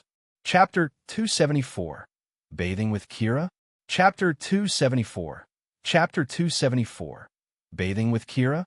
The aftermath of the tribal square's absolute pandemonium was a blur of shouting, cheering, and chaotic celebration, but Soul eventually managed to slip away from the overwhelming adulation of the crowd. He was a god to them now, a walking legend who held the sky and the earth in his palms. But beneath the terrifying aura he had projected, he was physically and mentally running on fumes. Kira didn't leave his side for a single second. The feline-eyed warrior expertly navigated him away from the mob of overly eager elders and swooning villagers, guiding him back to the quiet, secluded safety of his own quarters. The moment the heavy wooden door shut behind them, cutting off the deafening roar of the tribe, the adrenaline that had been keeping Soul upright finally began to crash. He let out a long, ragged exhale, leaning heavily against the petrified timber wall. "Come," Kira said, her voice unusually soft, stripped of its usual sharp edge. You smell like death and vaporized acid. The healers have already prepared hot water for you. She led him to the back of the spacious hut, where a large, hollowed-out wooden tub was waiting, steaming with hot water infused with crushed, fragrant violet leaves and medicinal jungle roots, and left. He stripped off his ruined, acid-singed leather armor and slipped into the scalding water. A deep, involuntary groan of profound relief escaped his lips as the heat soaked into his aching, overtaxed muscles. Soon, Kira came back, surprising Sol, but he didn't show any reaction. She also didn't seem to mind that he was bathing, and went to pick up a coarse woven cloth, dipped it into the hot, fragrant water, and knelt behind the tub. Gently, with a care that completely contradicted her status as a lethal warrior, she began to wash the dried mud, dark blood, and toxic residue from his broad shoulders and back. Even though, internally, he was even more confused, as they didn't seem to be close enough for such acts. But then he thought that it was primitive world with not much complicated stuff like shame, so he relaxed and let her help him out. The silence in the room was heavy, but it wasn't uncomfortable. It was the intimate, fragile silence of two people who had genuinely feared they might never see each other again. Sol leaned his head back against the rim of the wooden tub, closing his eyes. He could feel the slight, uncontrollable tremor in Kira's hands as she worked the cloth over his skin. "You were worried," Sol murmured, his voice a low, soothing rumble in the quiet room. Kira paused. She didn't speak for a long moment. When she finally did, her voice was thick with suppressed emotion. "You vanished into the deep woods alone. Sol, without a spirit, without a guide, in the middle of a territorial war zone. I thought the jungle had swallowed you. When the sentries blew the horn, and I saw you standing there covered in sovereign blood." She stopped, taking a shaky breath, her hands resting flat against his wet shoulders. "You are an absolute idiot. But I'm glad you're alive." Sol opened his eyes and reached back, gently placing his hand over hers. Her skin was calloused from years of gripping a bone sword, but it felt incredibly warm. He was genuinely touched. In this brutal, savage world of the Great Orith, where lives were snuffed out daily and empathy was often a fatal weakness, seeing this fierce warrior so visibly exhausted and worried over his safety moved something deep within him. "I told you I'd come back," Sol said softly, his thumb tracing the back of her hand. "I don't plan on dying anytime soon, Kira. I have too much left to do here." A faint, beautiful blush dusted her cheeks, extending to the tips of her ears. She pulled her hands back quickly, clearing her throat to regain her composure. "Get out and dry off. I brought you fresh clothes and hot food. You need to eat before your core cannibalizes your own muscles." 10 minutes later, Sol was dressed in a set of fresh, clean leather garments that fit comfortably over his newly refined physique. He sat at the small wooden table in the center of the room, ravenously tearing into a large wooden bowl of steaming, high-tier essence meat stew that Kira had brought.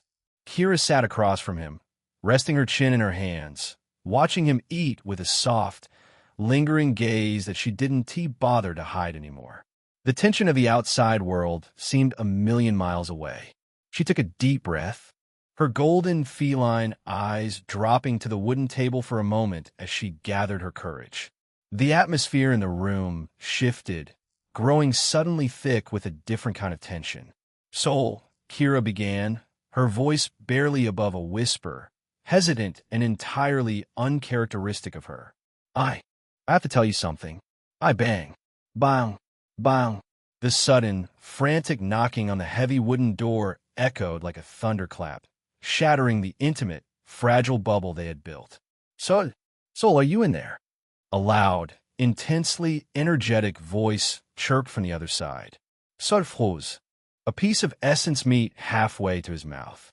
Kira's eyes widened, and she immediately snapped her mouth shut, her cheeks flaring with a brilliant, embarrassed crimson as she rapidly sat back in her chair, looking anywhere but at him, sighing in mild amusement at the universe's impeccable timing.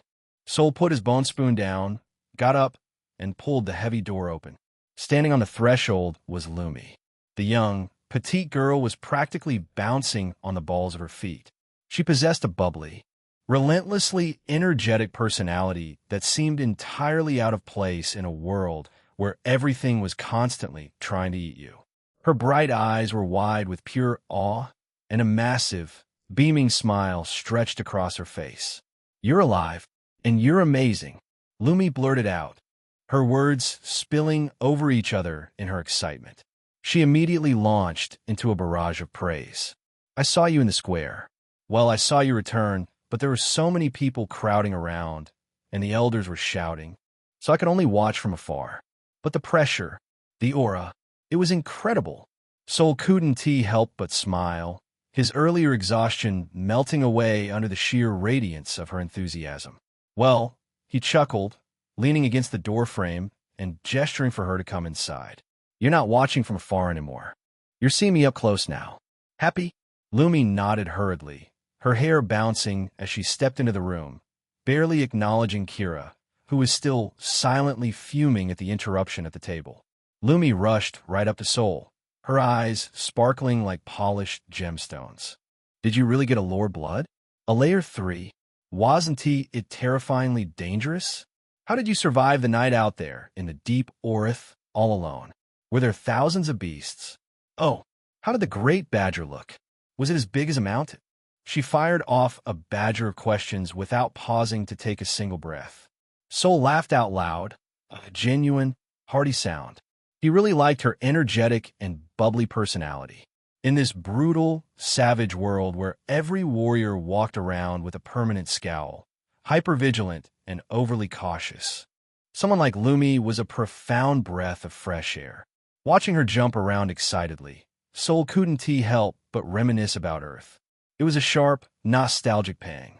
Only on his old, modern world could girls be this carefree, this delightfully innocent, without having to constantly worry about the apocalyptic dangers of giant beasts, tribal warfare, and starvation.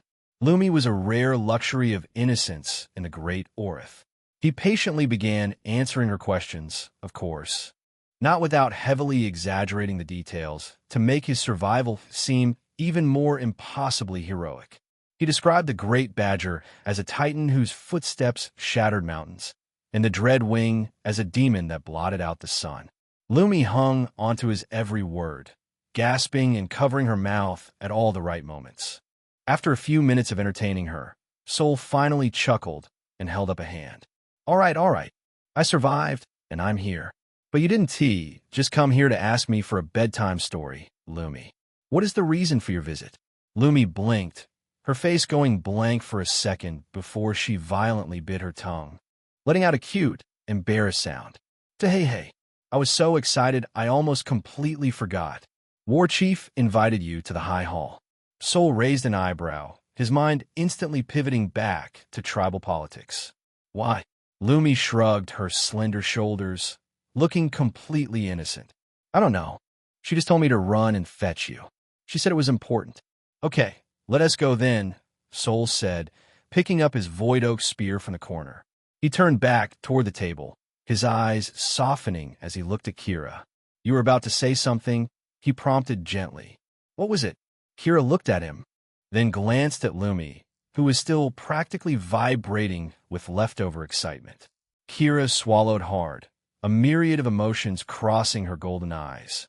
She opened her mouth, hesitated halfway through, and then firmly shook her head, the moment completely lost. It was nothing important, Kira said quickly, looking down at the table. Just nonsense. Sol obviously noticed the lie. Her body language was screaming that it was important, but since she clearly didn't want to tell him in front of an audience, he decided not to push it. He respected her boundaries. Chapter 275. Jurin Envoy Chapter 275. Chapter 275. Jurin Envoy, all right, Sol said smoothly. Do you want to come to the High Hall too? Kira nodded instantly, seemingly relieved by the change in topic, and grabbed her bone sword. The three of them stepped out and began the walk toward the center of the settlement. The atmosphere in the Vaynar tribe had fundamentally, irrevocably changed. Even though Sol had been a Divine One, most people really didn't know what the Divine One even was and just thought of him as a guest from afar. Now, the crowd practically parted like the Red Sea. Season Layer 1 hunters stopped what they were doing and bowed their heads respectfully as he passed. Women whispered excitedly behind their hands. Children stared at him with wide, idolizing eyes. He truly was viewed as the Divine One now, the undisputed apex predator of their walls. They reached the High Hall, a massive structure built directly into the hollowed-out base of the great heartwood tree. Inside, the air was thick with burning incense. War Chief Valara sat upon the elevated, carved wooden throne, looking regal and imposing. High Shaman Zephyra sat to her right, puffing on a freshly carved bone pipe, while a few of the remaining, loyal elders stood along the walls. Elder Thorn was conspicuously, delightfully absent. "You summoned me, War Chief," Sol announced, stepping into the center of the hall, flanked by Kira and Lumi. Valara nodded, her stormy eyes serious. "I did, Sol. You have achieved the impossible. You have anchored a Layer 3 Lord Blood, 2 of them, from the chaotic feel of your aura, though I dare not ask how. But with that miraculous power comes an equally terrifying burden. Because you are an outsider, you do not know the ancient mechanics of the Spirit Warrior. It is time to explain the deeper details regarding your power and what you must do next to survive it." Sol stood up straighter, his full attention locked on the War Chief. This was the lore drop he desperately needed. He had the hardware, but he lacked the instruction manual. "The power you hold," Valara began, her voice echoing in the cavernous hall, "is not just a weapon. It is a living, breathing parasite. As you may already know, this center of our power is called Sun Core. You might feel it as a dense heat in your chest. Sol Noded, the golden liquid in his solar plexus. Think of the Sun Core as a second stomach." Zephyra croaked from the side, taking over the explanation. "Just as your physical stomach digests the meat of beasts to nourish your flesh, your Sun Core digests the invisible wild essence floating in the atmosphere to nourish your soul and your anchored spirits." Valara leaned forward, her gaze intense. "There are 2 primary functions you must understand, Sol. First is the fuel. Whenever you activate your beast transformations, whether it is projecting the aura, enhancing your speed, or manifesting the physical characteristics of the beast you have, you're actively burning the essence stored in your core. It is the fuel for your miracles. And the second?" Sol asked, his brow furrowing. "Nourishment," Valara said darkly. "Your Sun Core acts as a spirit womb. The magnificent, terrifying Lord Blood spirits you captured are not dead. They are bound. They float inside this golden energy within you, in a state of suspended animation. But they are hungry." Zephyra pointed her pipe directly at Sol's chest. "If you overexert yourself, if you burn through all your essence in battle and your core runs dry, the womb becomes a cage. The spirits will starve. And a starving sovereign does not simply fade away. Divine One, if your Sun Core runs empty, the beast will turn on the host. They will cannibalize your core, eat your human soul from the inside out, and burst forth from your corpse as vengeful wraiths."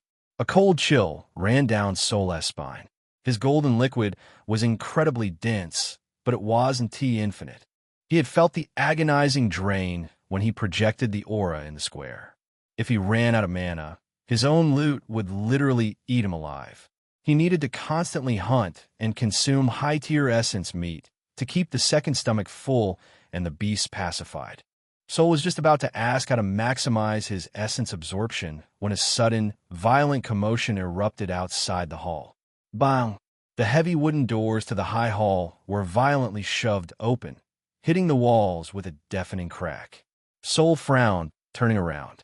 He was about to demand who had the audacity to interrupt the War Chief's council, but someone else was faster.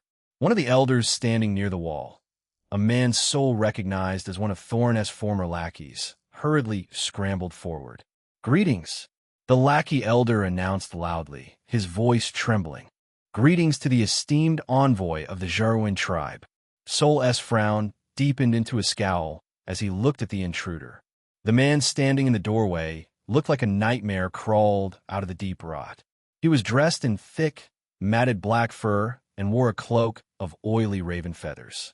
His face was painted with jagged, hideous black markings that made him look like a grinning skull.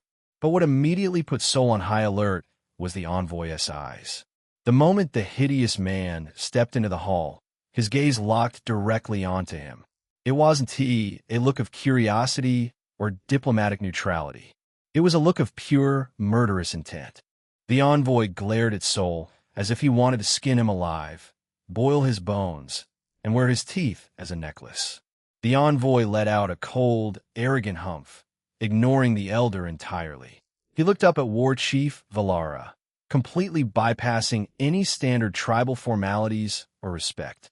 "I have relayed the information to your border guards, and now I bring it to you, War Chief," the envoy said, his voice grating and harsh like stones grinding together. He spoke with the supreme, arrogant confidence of a man who held all the cards. "Tomorrow at midday, Prince Gore of our esteemed Juruan tribe will personally come to your gates. He will finalize the deal." The envoy smiled, a horrific stretching of his black-painted lips, and shot another venomous glare directly at Sol. "You guys had better prepare to welcome him properly. Do not disappoint the prince." War Chief Valara's face was an unreadable mask of stone. Her knuckles were white on the arms of her throne, but she didn't say a single word. She didn't deny the envoy, nor did she kick him out for his blatant disrespect. Instead, the lackey elder who had greeted him hurriedly nodded his head, bowing obsequiously. Yes, of course. We will be ready for the prince's arrival." Sol stood to the side, completely and utterly confused. "Deal?" Sol thought, his eyes darting between the silent war chief, the groveling elder, and the arrogant intruder. What deal? And why the hell are the Juruan here? Before Sol could demand an answer, the hideous envoy turned on his heel. He threw one final, lingering, hate-filled glare at Sol, a silent promise of imminent violence, before his feather cloak swished and he marched out of the high hall, leaving a suffocating, heavy tension in his wake. Chapter 276. Reason for Pact with Juruan. Chapter 276. Chapter 276. Reason for Pact with Juruan. The heavy, petrified wooden doors of the high hall slammed shut with a resounding, echoing thud. Yet, the suffocating, foul tension that the Juruan envoy had brought into the sacred chamber refused to dissipate. It lingered in the air, thick, rancid, and entirely overpowering, cutting straight through the fragrant, calming smoke of High Shaman Zephyrah's medicinal incense. The envoy's blatant disrespect and the sheer, murderous malice he had directed at the room hung over the tribal council like a suffocating dark cloud. The lackey elder, the one who had been nervously groveling just moments before to appease the hideous intruder, suddenly looked incredibly uncomfortable. The adrenaline of his sycophancy was fading, replaced by the heavy, judgmental silence of the high hall. Under Sol's piercing, silver-crimson gaze, the man seemed to physically shrink. He wiped a thick layer of oily, nervous sweat from his forehead with the back of his trembling hand, offered a hasty, deeply uncoordinated bow to the war chief, and quickly scurried out of the hall through a side corridor. His rapid footsteps echoed against the stone, clearly eager to escape the highly volatile atmosphere he had just helped facilitate. Sol stood in the center of the cavernous room, his silver-crimson eyes sharp. He looked directly at War Chief Valara, who was currently rubbing her temples as if fighting off a sudden, blinding migraine. He looked toward the elevated throne, his silver-crimson eyes filled with genuine curiosity rather than judgment. "War Chief," Sol began gently, his tone laced with a quiet, grounding concern. "I do not mean to overstep my bounds as a guest, but I couldn't help but hear the envoy's words. A temporary alliance? And Prince Gore of the Juruan coming tomorrow to finalize it? What happened and why the sudden deal?" Valara let out a long, shuddering sigh. The stoic, untouchable war chief suddenly looked every bit her age, the crushing, relentless weight of tribal leadership physically pulling at her shoulders. She leaned back heavily against her carved wooden throne, staring up at the shadowy, vaulted canopy of the high hall. "We thought we had some time, Soul," Valara said, her voice heavy with a profound, bone-deep exhaustion. "When a marauder attacked us a few days ago, we assumed it was just another seasonal probing attack, albeit a bit more violent one. A raid to test our vanguard walls before the heavy rain set in. We deal with those every cycle." She looked back at him, offering him a weary, grateful smile for his respectful approach. "But the reports pouring in from our forward scouts while you were in the deep woods, they paint a much darker, much more terrifying picture. They're not just raiding. They are preparing for a massive, full-scale offensive. They are amassing numbers, and they're moving with an aggressive, tactical coordination we have never seen from them before. We have no choice but to agree to a temporary alliance with the Jarwin tribe to bolster our numbers." Soul frowned slightly, gesturing vaguely to his own chest, where the dual core of the sovereign spirits rested. "Even with my return, I know I am new to this, and I don't fully understand the depths of my own core yet. But couldn't the phantom of a Layer 3 Lord blood turn the tide? We have high walls. We have seasoned vanguard warriors. Can't we compete with these species ourselves behind our own fortifications? Your achievement is nothing short of miraculous. Divine One," Zephyra croaked from the sidelines, packing fresh, luminous blue leaves into the bowl of her bone pipe. Her milky eyes studied him with intense scrutiny. "You hold a terrifying potential, but you must understand the reality of your vessel. You are unranked. Your human body has only just absorbed the spirits." Valara nodded in agreement, leaning forward. "Even though you have anchored the phantom, Soul, it will take precious time for him to grow. It takes time to synchronize with you, and for your physical body to adapt to the sheer metabolic strain of projecting that aura. It will take time for you to learn how to properly manifest the phantom, and time for the beast's soul to grow and synchronize with your will. If you try to fight a full-scale, protracted war right now, pushing that sovereign essence for hours on end, your body would violently shatter before the battle was even half won. You need time to cultivate. Meanwhile, we need a meat shield to survive the immediate storm. Sodflonet, can't you compete with those other species yourselves? You have so many warriors. These have the walls, and even your excellency is also Layer 4 warrior. If it was just the Marauder tribe alone, it wouldn't be a big issue," Valara explained grimly. "We could hold the walls. Even with their numbers, our vanguard could repel them. But unfortunately, the Marauders have not come alone. They have joined hands with another, much more sinister faction. The Zerith tribe," Valara explained, her voice tinged with genuine, uncharacteristic dread. "They are ruthless, they are intelligent, and they are highly organized. They don't just charge blindly. They use cruel tactics. And worse, they have human equivalents of Layer 4 warriors." Valara took a slow, painful breath before delivering the final, crushing blow. "Our elite scouts confirmed the power scaling of their leadership. The Marauder chieftain possesses raw power equivalent to a Layer 4 human vanguard warrior. Both tribes have one. In fact, there are terrifying new reports that the Zerith tribe has 2 Layer 4 combatants." Soul's breath hitched slightly, his mind rapidly calculating the catastrophic math of the impending war. A Layer 3 sovereign, like the Great Badger or the Dreadwing he had encountered, was a walking natural disaster. It had taken a suicidal, mind-shattering psychic attack from a colossal hive mother just to brain-dead the Great Badger, and even then, half the valley had been melted into glass and churned into an apocalyptic crater. Of course, they were beasts and more powerful than humans or other species, but still, the concept of a Layer 4 entity was entirely apocalyptic. And the enemy coalition had 3 of them. The Vanar tribe's strongest combatant was War Chief Valara, sitting solidly at Layer 4.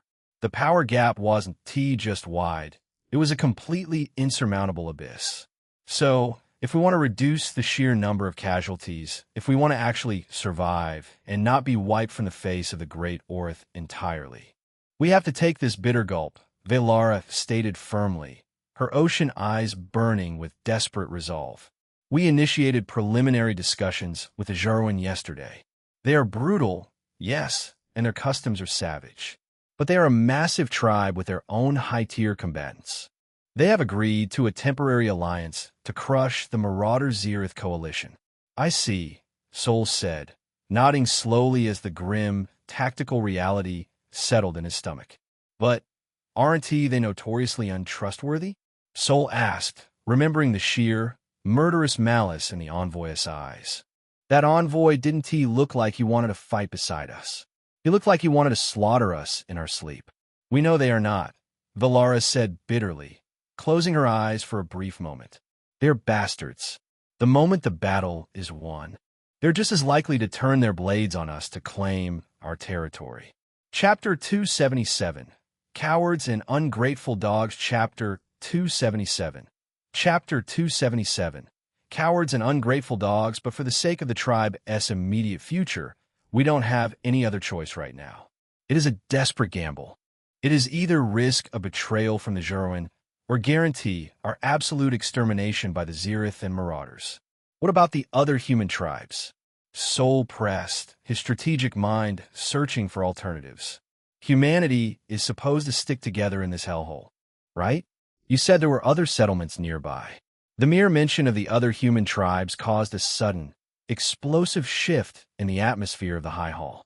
The simmering tension among the remaining elders finally boiled over. An older, gray-haired elder standing near the back wall suddenly slammed his fist violently against a stone pillar, his face flushed with fury. They are cowards and ungrateful dogs. Worse than the beasts of Arat. The elder roared, his voice trembling with a profound, bitter rage. We sent our fastest, most elite messengers to all 3 of the neighboring human settlements 2 nights ago. We had bled for them. Even though we had helped them before in their times of absolute difficulty, they still refused us without a single second of hesitation. Another heavily scarred elder chimed in, taking a step toward the center of the room, his fists clenched so tight his knuckles were stark white. Yeah, when they were facing dire threats, when they were facing annihilation from the beast tides, we helped without hesitation. They had been promising to help us when our time came, swearing blood oaths. But now that the Zerith are marching, they all ran away like cowards. The elders began to vent, their voices overlapping as they detailed the sheer, heartbreaking depth of the betrayal.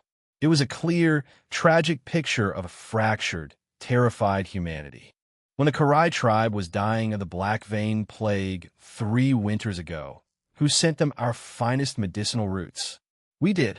We stripped our own storehouses bare to send them medicinal roots and pure essence, the first elder said, helpless frustration shining in his eyes. Our own children went hungry so theirs could live. And what did their chieftain tell our messenger yesterday? He made a pathetic, insulting excuse, claiming his warriors were too fatigued from the recent harvest to mobilize. A pathetic, cowardly lie to leave us to die. And what of the Dravik tribe? Another elder added, his tone turning as icy as a winter storm. Just last summer, a Layer 3 serpent nested in their primary waters.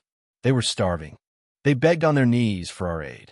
War Chief Velara personally led a squad, risking her own life and losing 2 of our best, most seasoned hunters to slay the beast and clear their waters. Yet, when we asked them to return the favor and stand with us against the coalition, they outright refused.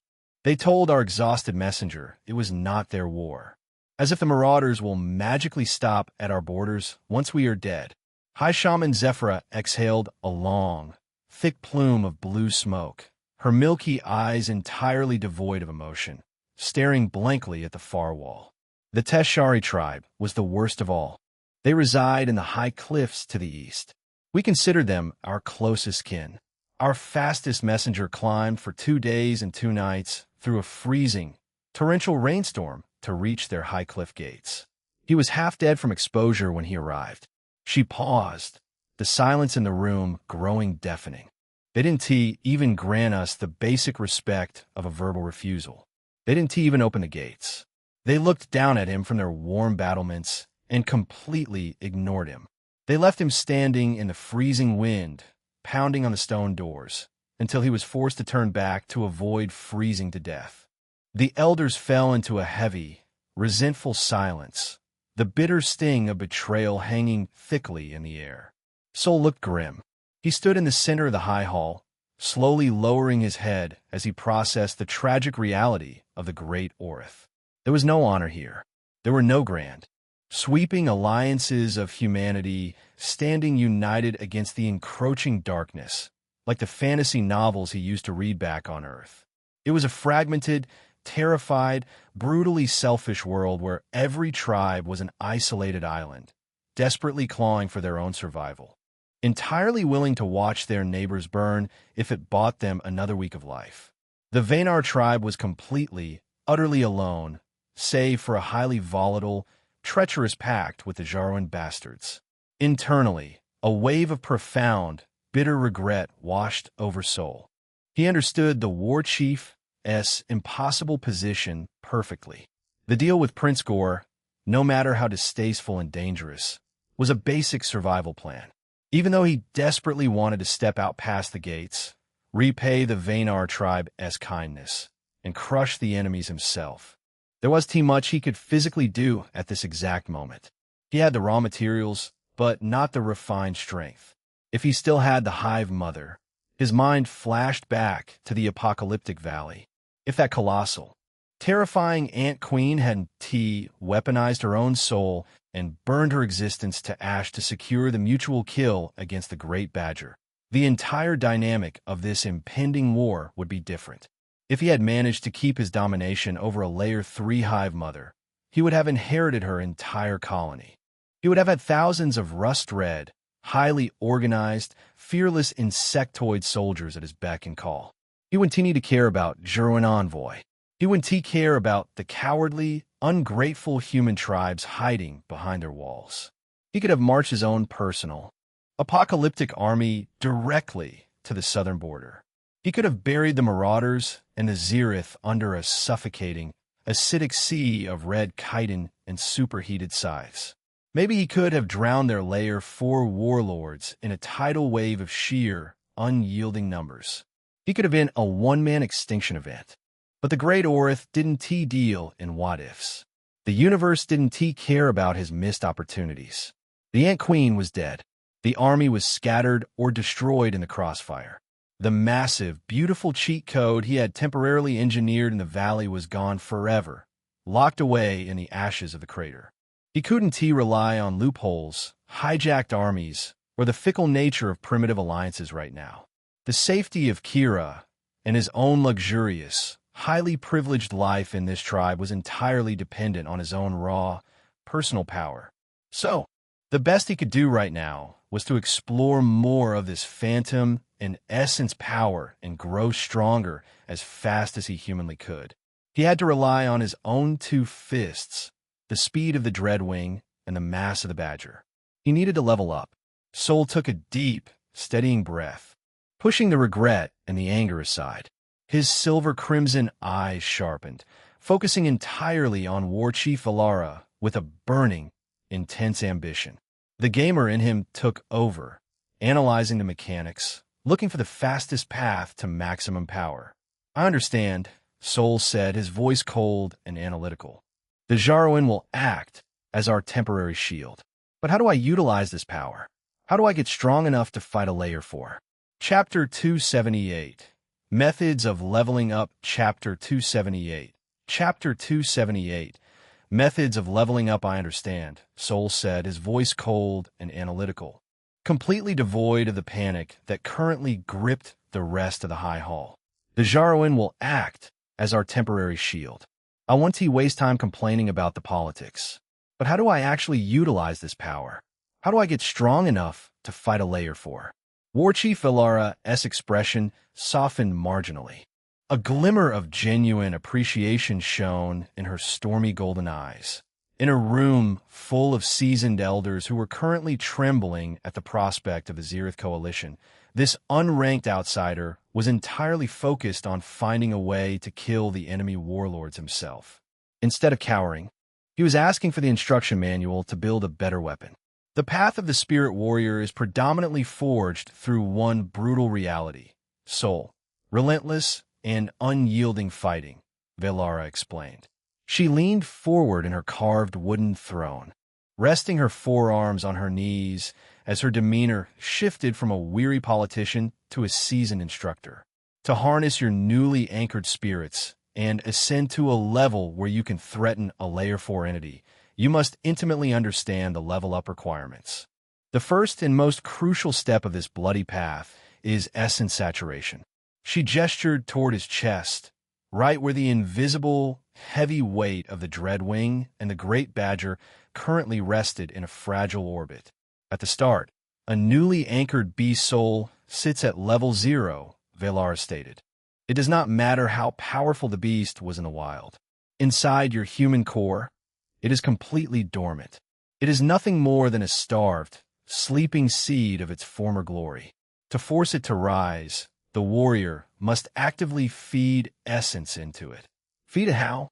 Soul asked, his silver-crimson eyes sharpening. His mind instantly mapped her words to experience points. He needed to know how to grind. Through 3 primary methods. High Shaman Zephyra croaked from the sidelines, her raspy voice echoing off the petrified timber walls. She pointed the stem of her blue bone pipe at him. The first is simple breathing, using breathing techniques to slowly draw the ambient wild essence from the atmosphere, but it is also slowest. The second is through battle kills, standing over the corpses of fallen enemies and absorbing their residual, dispersing essence before it returns to the world. The third, and most costly, is through grand ritual offerings of high-tier blood and rare herbs. Zephyra took a slow drag from her pipe, the blue embers flaring. The soul housed within you will drink this essence continuously. It will gorge itself on the energy you provide until it reaches a critical mass and is finally ready to reach the next layer. And once it drinks enough, it just gets stronger? Soul asked, completely fascinated by the mechanics of this world. It sounded deceptively simple. No, that is when the true danger begins. Zephyra warned, a dark, ominous shadow crossing her beautiful face. Then comes the feedback trials. Velara nodded grimly, her expression grave. A sovereign spirit is not a willing slave, soul. As the soul grows fat on the essence you feed it, it begins to push back against the confines of your human vessel. It remembers what it was. It remembers ruling the skies and shattering the world. It will violently flood your mind and body with its primal, feral instincts, agonizing phantom pain, or terrifying, hallucinatory visions of its past lives and its death. The warrior must endure this violent feedback without breaking. Velara continued, her voice tightening with the memory of her own trials. You must forcefully resist possession. You must master the beast's inherent, ravenous hunger and forcefully bend its specific, chaotic powers to your absolute will. It is a battle of pure ego within your own mind. Failure means being consumed from the inside out, Zephyra added bluntly, pulling no punches. Your mind will snap. You will become an abomination, a mindless, mutated husk driven only by the beast's wrath, until others are forced to put you down. But success means the soul submits to your dominance and stabilizes at a higher tier. But you don't have to worry, since you were able to anchor a Layer 3 Lord Blood. It shouldn't be much difficult for you at initial stages, as it's easily passable at initial levels. Soul absorbed the information perfectly, his eyes unblinking. It was a brutal, high-stakes progression system. He needed to grind essence saturation, trigger an evolution event, survive the perilous feedback trial, and secure new skills. It was incredibly high risk, but the rewards were undeniable. You must understand the stages of your power, soul, Velara instructed, holding up a calloused finger.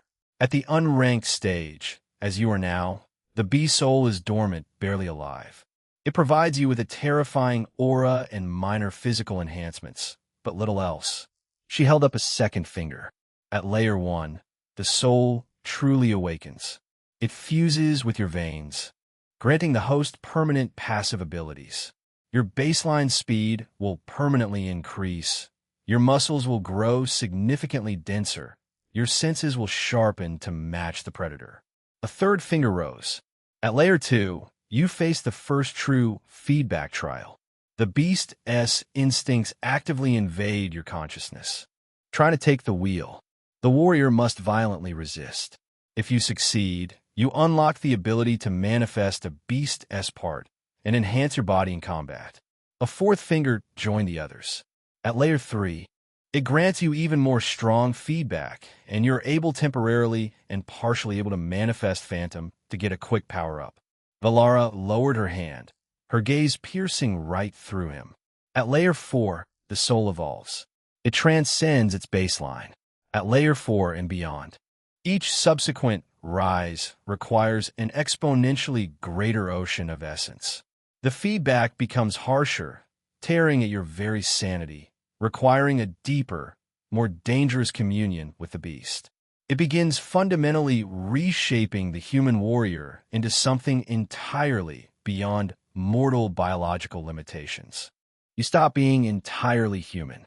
This is why it's so difficult to reach Layer 4, and this is where you also gain its true physical elemental traits.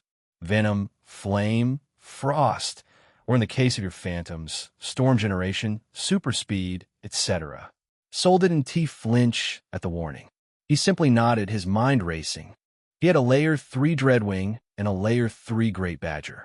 The hardware was top tier, but his software was currently level 0. He couldn't tap into their true skills and powers without risking his life, because he hadn't saturated them yet. He needed to feed them. Fust, I understand, Soul stated flatly. I need to saturate my core.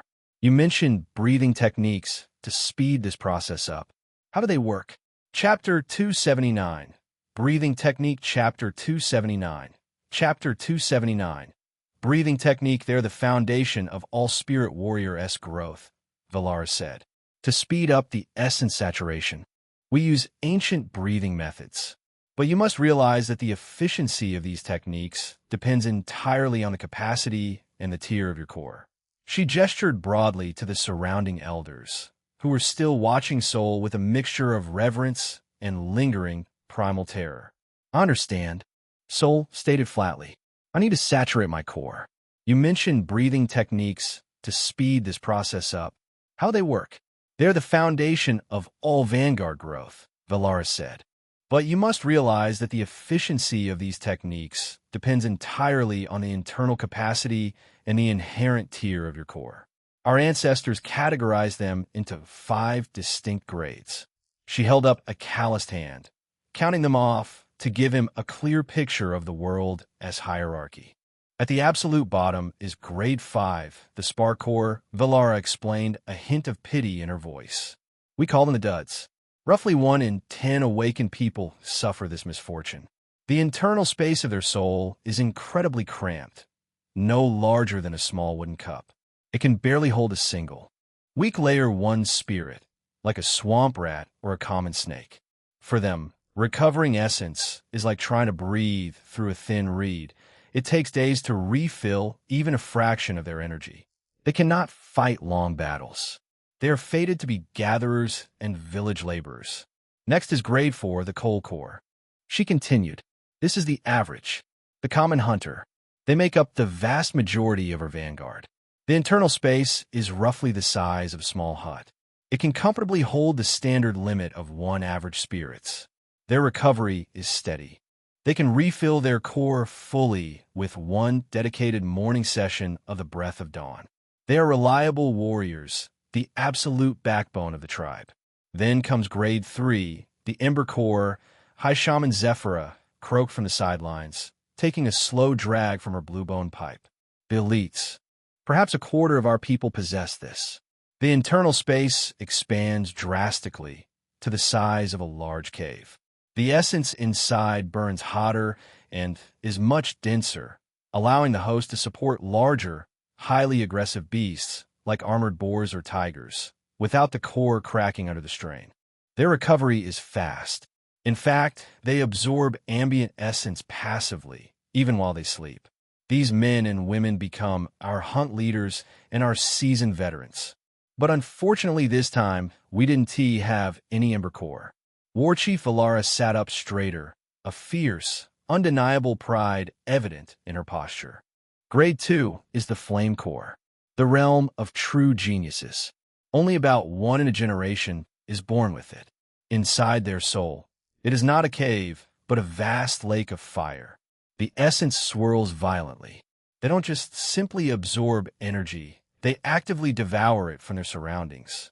Because of this incredibly rich environment, spirits housed inside a flame core heal and evolve twice as fast. We have been incredibly lucky and got 3 in our current generation, including me, Kira, and Zera.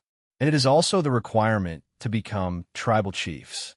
Valara paused, her voice dropping into a tone of absolute, hushed reverence. But above even that is Grade 1, the Sun Core, a genius among geniuses. A living legend, Valara breathed. The internal space is vast, radiant, and naturally flooded with light. Recovery, ISNT, just fast, is super fast when paired with advanced techniques. Spirits housed within a sun core evolve rapidly, and the bonds forged between beast and host are unbreakable. It is a mythic foundation. Valara looked at Soul's chest, right where his solar plexus was, with a look of profound, almost terrified bewilderment. As for your core, Soul, honestly, we don't know what to tell you, Valara admitted, shaking her head slowly. We don't have any records of a foundation like yours. It defies our history entirely. You will have to explore its depths and its endless endurance yourself. But no matter what it is, we are certain it must be vastly stronger and denser than even a sun core. In fact, Zephyra chimed in, the reason the sun core is so celebrated in our oldest legends is precisely because it possesses the unique, divine heat required to actually mutate a beast spirit into a variant form, completely surpassing its original biological limit. Hearing her talking about Sun Core in such a high regard, Soul smirked slightly. Golden liquid, he thought to himself. Yeah, it's definitely a step above Sunday. I need that breathing technique, War Chief, Soul said, his voice ringing with absolute determination. If Prince Gore is coming tomorrow to dictate terms, and the Zerith are marching with Layer 4 warlords, I cannot afford to waste a single hour. I need to start grinding. Valara smiled faintly, clearly pleased by his relentless drive. She didn't reach in her robes for a scroll or a bound book. Instead, she raised her right hand, her palm facing a shadowy alcove near the back wall of the high hall.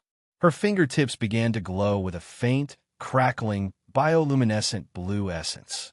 To Soul's absolute, jaw-dropping amazement, a heavy, polished stone tablet resting on a stone pedestal 50 feet away suddenly vibrated. With a low, resonating hum, the heavy slab of rock lifted smoothly off the pedestal. It floated directly through the air, completely defying gravity, guided entirely by Valara's telekinetic manipulation of her internal essence. She elegantly guided it across the vast expanse of the hall and gently floated it down directly into Soul's waiting hands. Soul caught the heavy tablet, the cool stone settling into his palms. His eyes were wide with pure, unadulterated wonder.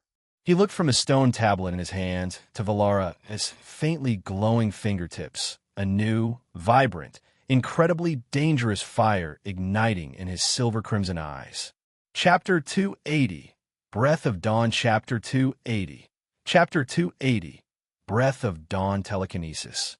He had assumed this world's power system was entirely restricted to physical body enhancement, aura projection, and manifesting beast phantoms to punch things harder.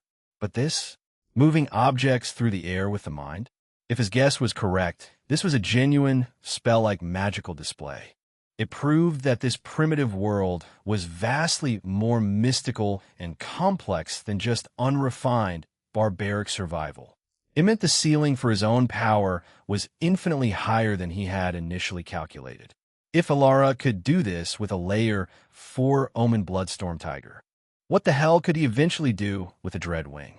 Even though Valara didn't quite understand the sudden, awestruck, ravenous fire in his eyes, assuming he was simply impressed by the ancient craftsmanship of the tablet itself, she continued her solemn explanation. This is our most guarded ancestral heritage, Valara said, her voice echoing with deep reverence. The breath of dawn. You do not read it with your eyes, soul. Just push a fraction of your essence into the stone. It will reveal the technique directly to your mind. Take great care of it, and return it to the High Shaman after you have committed it to memory. Soul nodded with a wide, irrepressible smile. He couldn't wait another second. He gripped the edges of the smooth, cool stone tablet tightly. Closing his eyes, he tapped into the dense, heavy reservoir of golden liquid resting in his solar plexus. He carefully separated a microscopic, thread-like tendril of his golden essence and pushed it outward, injecting it directly into the surface of the ancient artifact. Instantly, a magical phenomenon occurred that shattered his understanding of reality.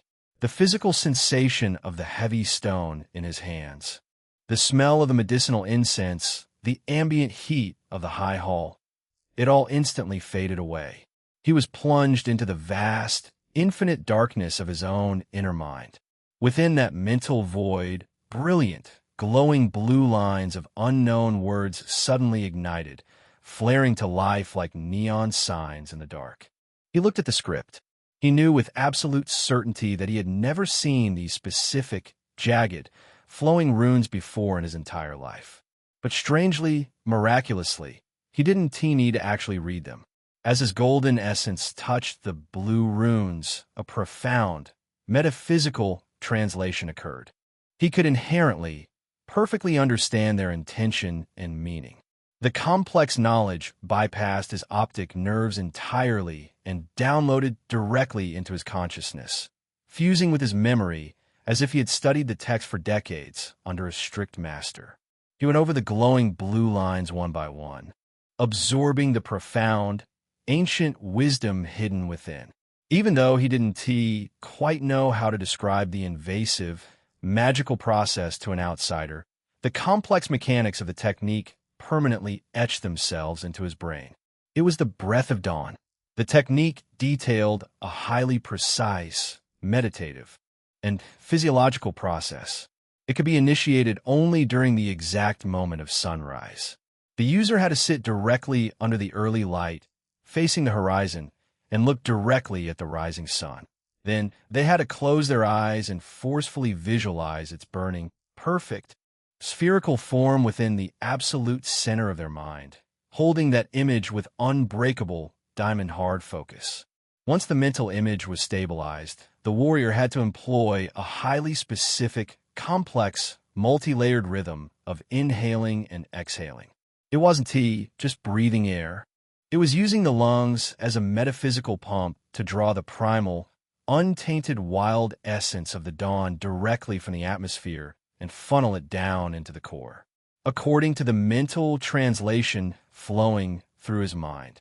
Successfully maintaining this specific rhythm could drastically increase a warrior's ambient essence absorption speed by at least a flat 20%. However, the glowing blue text also noted a crucial caveat. The true multiplier varied wildly.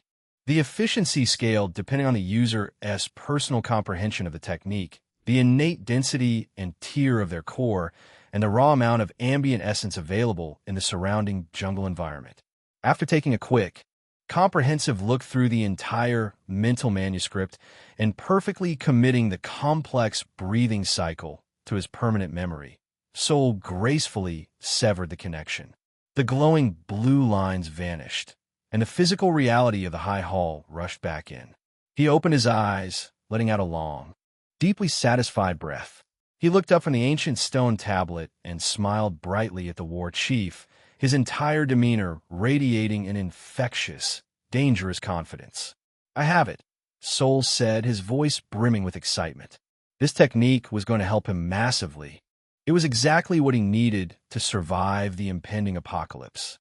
Even though his golden liquid already possessed an incredibly fast, anomalous baseline absorption speed, allowing him to recover his massive, exhausted reserves in just a few short hours without doing anything. Stacking a minimum 20% active multiplier on top of it was an absolute game changer. It was the ultimate cultivation buff, and, considering his core was leagued beyond a standard Sun core, that 20% might actually manifest as a 50 or even 100% increase in efficiency once he really got the hang of the rhythm and visualized the sun perfectly.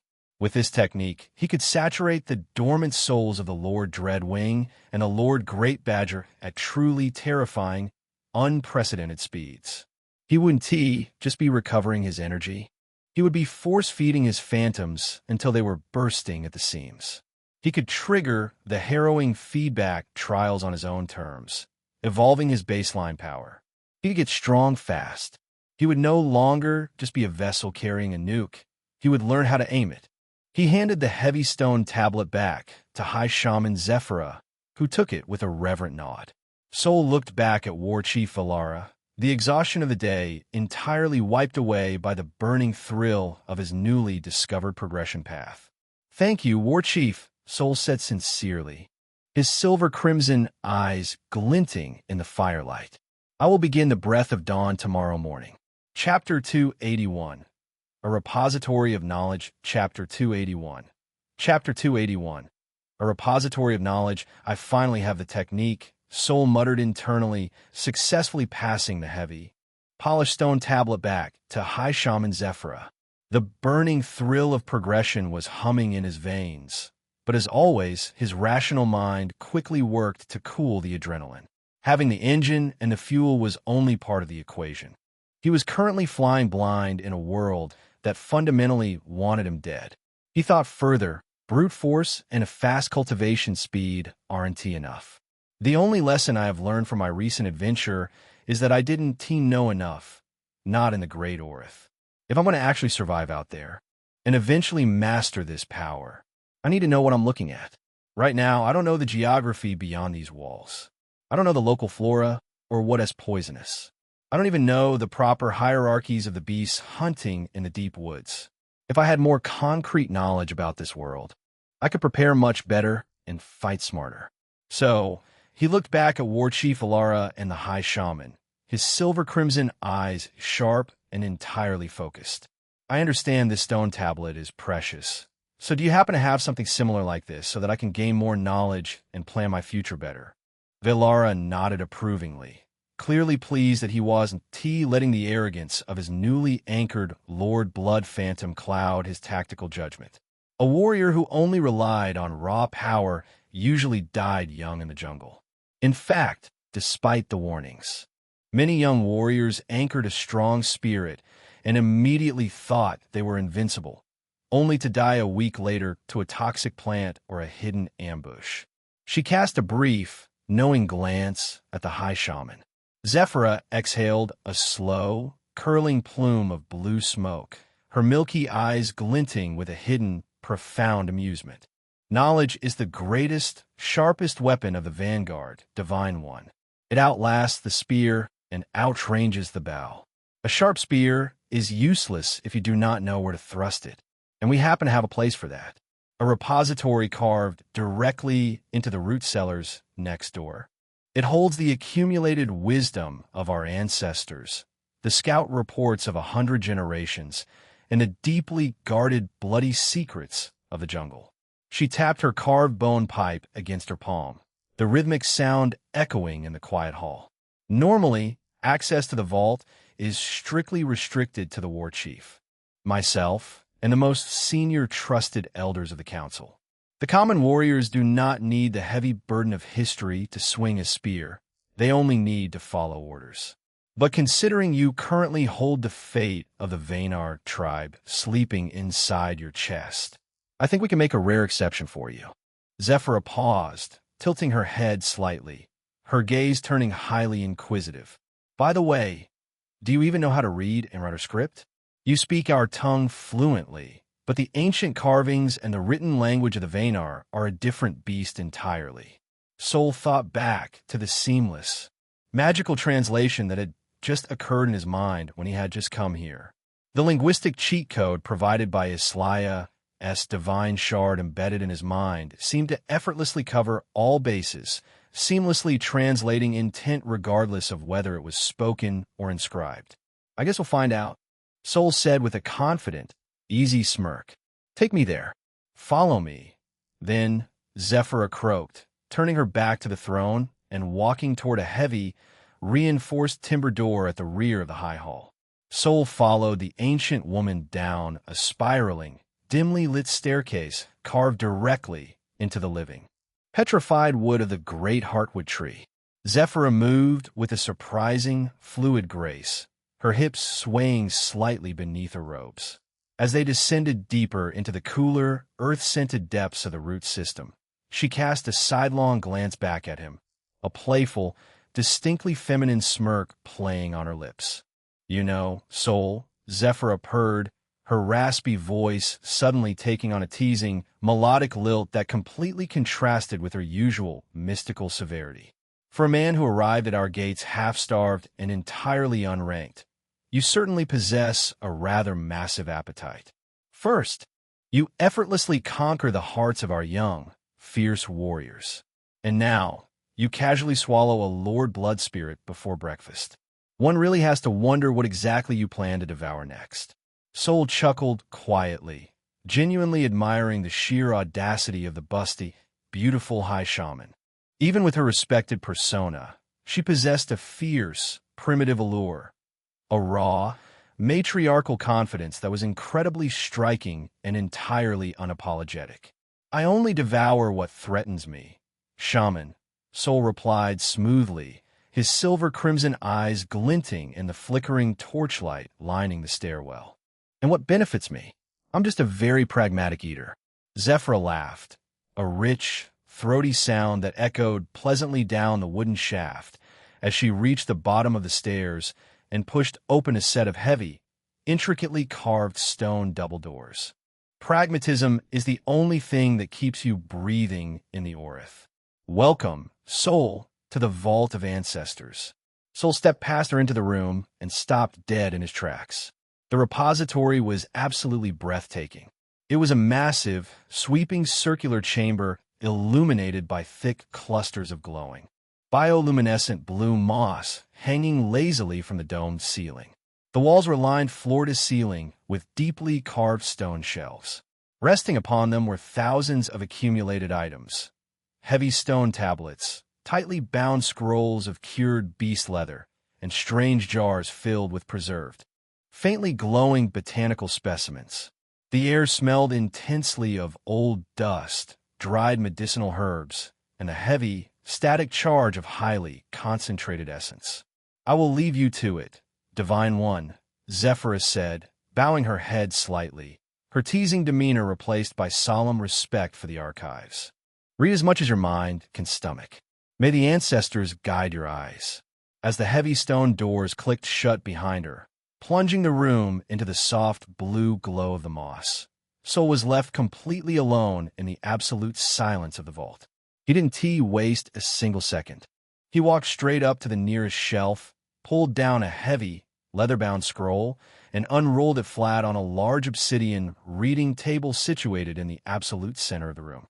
The moment his eyes focused on the strange, blocky runes of the Vaynar script, the same magical phenomenon from the teleportation occurred. A slight, invisible thrum in the hollow cavity in his chest activated his passive translation ability, and the alien symbols seamlessly rearranged themselves in his mind, carrying perfect, inherent meaning. He could read it, all of it, flawlessly. Sol pulled up a carved wooden stool, sat down, and dove into the deep end. He spent the entire day locked in the vault, completely immersed in a state of hyper-focused flow. He was a seasoned reader, reading the ultimate, unfiltered wiki for a brutal death world. And the sheer amount of data he processed was staggering. He started with the foundations, botany, and alchemy. Chapter 282. Treasure Trove. Chapter 282. Chapter 282. Treasure Trove. He started with the foundations, botany, and alchemy. He devoured scrolls detailing the complex flora of the Great Orith. He read about the sun lotus, a mythical, highly sought-after flower that bloomed only in the center of active, roaring volcanoes, capable of permanently expanding a warrior's internal core capacity. He meticulously memorized the visual profiles, scent markers, and side effects of over 200 highly toxic, parasitic plants that mimicked safe foraging food, knowledge that would undoubtedly save his life the next time he ventured into the deep woods. Next, he aggressively moved to the bestiary. He tore through the physical descriptions, territorial habits, breeding cycles, and elemental weaknesses of the horrors that stalked the jungle. He read about the deep rot, a sprawling, infectious biome to the south where mutated, fungal hybrid beasts resided. He studied the migration patterns of the massive herd beasts and the terrifying, isolated territories of the Layer 3 and Layer 4 apex predators. He studied the aerial predators, the subterranean horrors that swam through dirt like water, and the colossal, walking natural disasters that occupied the Layer 4 brackets. He learned that striking a storm tiger exactly 2 inches behind its left ear disrupted its ability to generate lightning, and that the armored plating of a siege boar was actually weakest right at the joints of its front legs. He spent the remaining hours delving deeply into culture, society, and geography. He mapped out the known territories, the trade routes, and the borders of the surrounding human settlements, noting their defensive capabilities and their historical alliances. He even read about the red sky, phenomenon Zephyra had mentioned earlier in the courtyard, discovering it was a cosmic tide of corrupted, dense essence that periodically swept the great Orith, driving lesser beasts to absolute madness and forcing even sovereigns to frantically migrate out of their established territories. He read about the history of the Sun Core, the different evolutionary paths of beast phantoms, and the tragic history of the Vaynar tribe's founding and the bloody rise and fall of dozens of previous war chiefs. It was a veritable treasure trove of knowledge.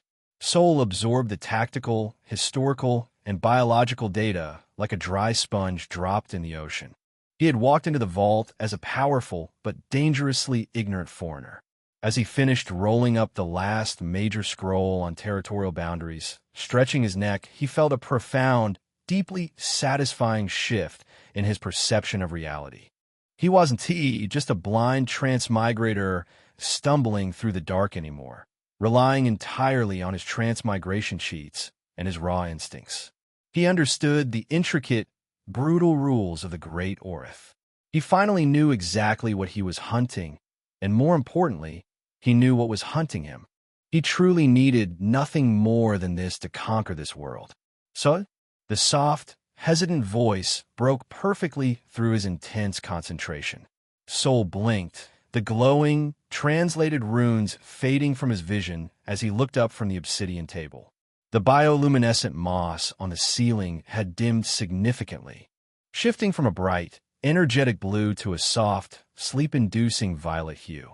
Standing in the heavy stone doorway of the vault was Kira. She had finally changed out of her heavy, warrior armor.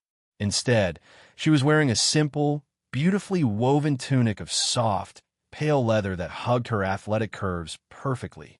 Her hair was damp, as if she had just bathed, and her stormy feline eyes were incredibly soft in the dim, mystical light of the vault.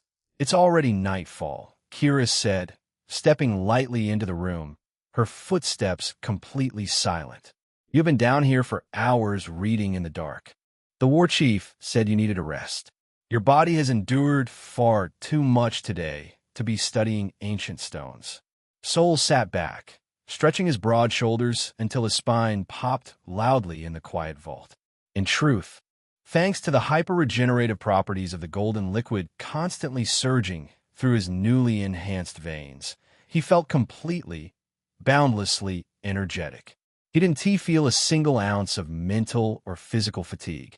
He could have easily stayed awake and read the entire right wing of the massive library until the sun came up.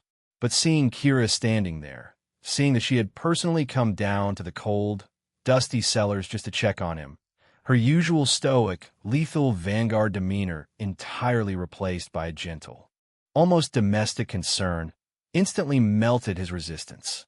"You're right," Soul said, offering her a warm, genuine smile as he carefully placed the final leather scroll back onto the table. "I've crammed enough doom, gloom, and beast anatomy into my head for one day. And besides, the vault isn't going anywhere. I have the war chief's permission now. Since I'm going to be staying here for a while, I can always come back and read more." He stood up, brushed the ancient dust from his trousers, and walked over to her. "Lead the way."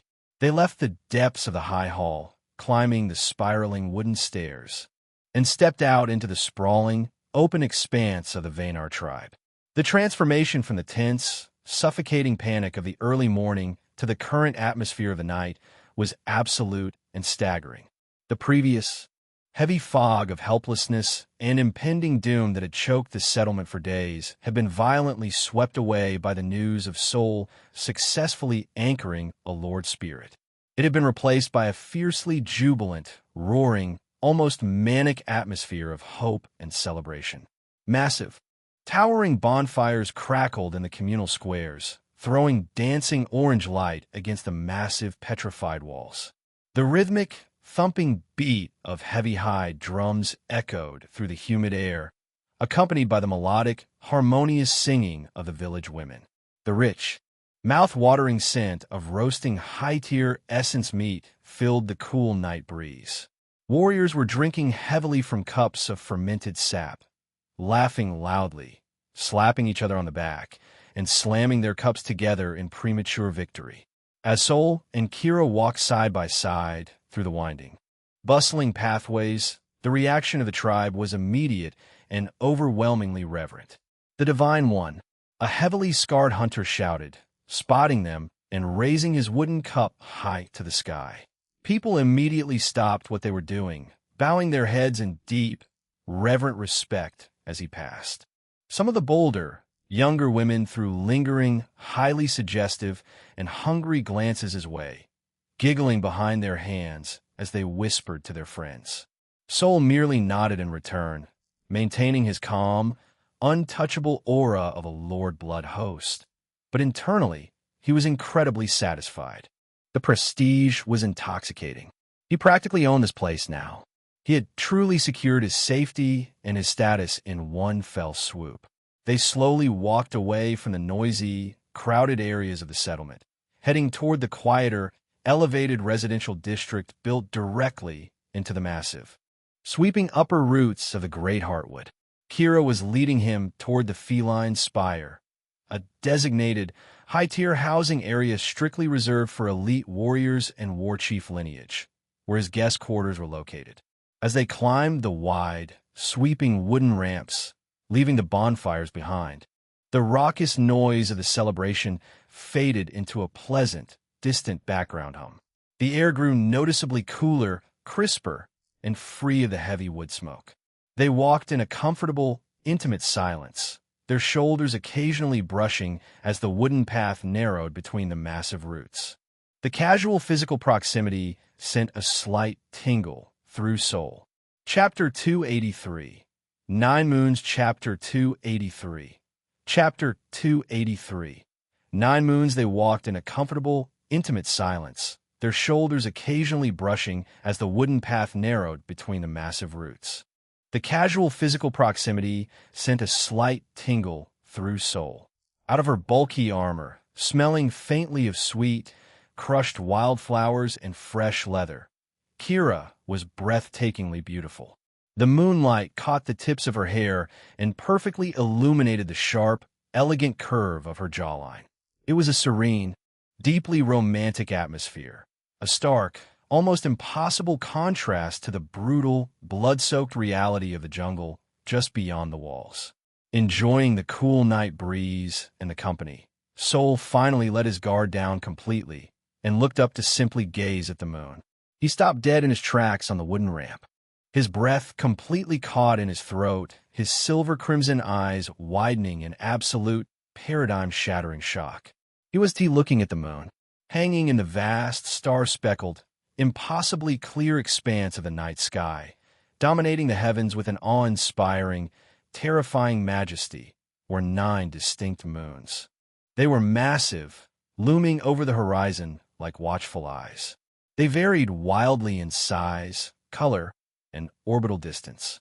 To the far left was a colossal blood-red sphere that seemed to actively pulse with an angry, internal, molten heat.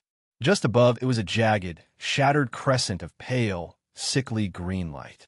Right in the absolute center of the sky hung a perfectly smooth, blindingly bright silver orb, flanked symmetrically by smaller satellites of deep violet and icy blue. The sheer gravitational impossibility of the celestial display was breathtaking. It was a sky straight out of a high fantasy, cosmic fever dream. He had been so incredibly focused on brutal survival, on fighting ants, evading badgers, surviving tribal politics, and mastering his core, that he had almost forgotten about them. Seeing him abruptly stop and stare upward, his mouth slightly open, Kira paused a few steps ahead. She turned back on the wooden ramp, following his intense gaze up into the starry expanse. The soft celestial light washed over her beautiful features, reflecting perfectly in her stormy feline eyes. "Isn't it beautiful?" Sol breathed, his voice laced with genuine awe at the sheer scale of the universe above him. Kira didn't look at the sky. She turned her head, looking directly back at Sol's striking profile. She studied the sharp, handsome lines of his face, the mesmerizing, glowing silver crimson of his pupils under the starlight, and the profound, powerful, otherworldly presence he radiated under the celestial light. "Yes," Kira whispered softly, her voice barely audible over the distant drums and crackling fires below. "It is indeed beautiful." Feeling the sudden, intense heat of her gaze on the side of his face, Sol slowly turned his head. Their eyes locked in the dim light. The romantic tension immediately spiked through the roof, thick enough to cut with his new obsidian spear. He couldn't help but let out a slight, awkward cough to break the sudden, overwhelming intensity. Caught staring so openly, Kira's cheeks immediately flushed a brilliant, deep crimson that was entirely visible even in the dim light. She quickly snapped her head away, looking straight up into the sky to violently hide her embarrassment, her pointed ears twitching nervously. "Why, yes," Kira stammered quickly, desperately trying to recover her stoic composure and failing miserably. "The moon is really beautiful today. The light is very clear tonight." Solblankt. The lingering romantic tension was instantly shattered, replaced by the sharp, analytical precision of his mind.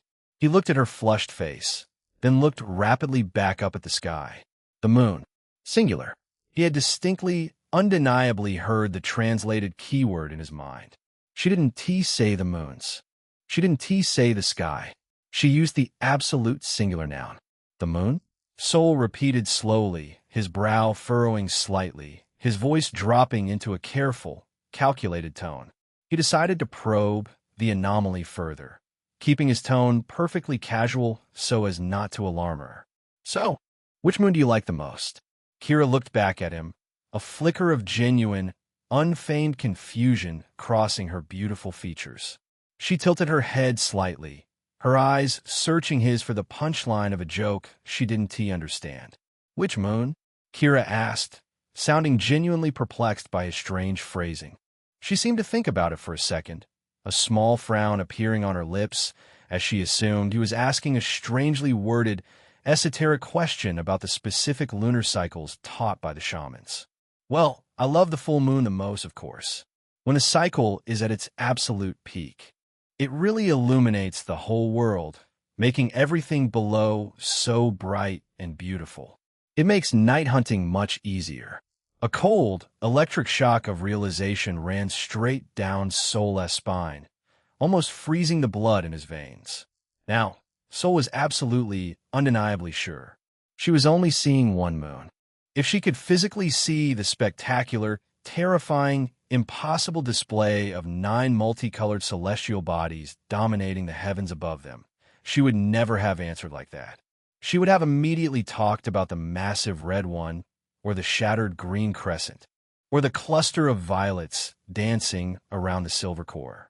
She wouldn't have defaulted to a standard description of lunar phases.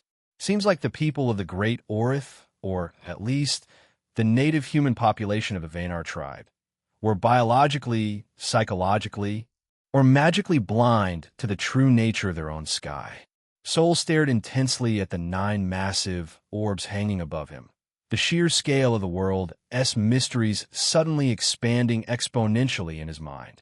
He wasn't just a transmigrator. His very perception of reality was fundamentally, terrifyingly divorced from the natives. Not believing something so incredibly strange and massive could be true without absolute, irrefutable confirmation, Sol turned to face Kira fully.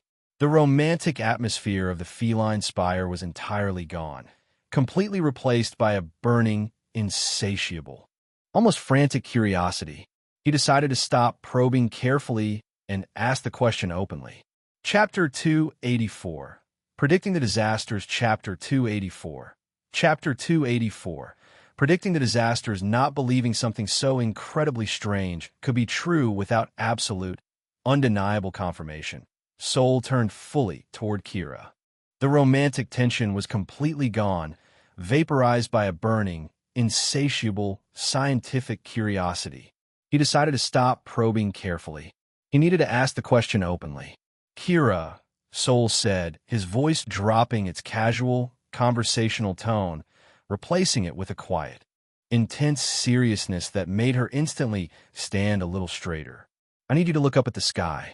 Tell me exactly what you see. Describe it to me. Kira blinked, her golden eyes wide. Sol, are you all right? You're acting strange. Just humor me. Please, describe the sky. Kira let out a small, nervous breath, turning her gaze upward. I see the stars, the great river of light stretching across the black. And I see the moon. It's a waxing crescent tonight, silver and clear.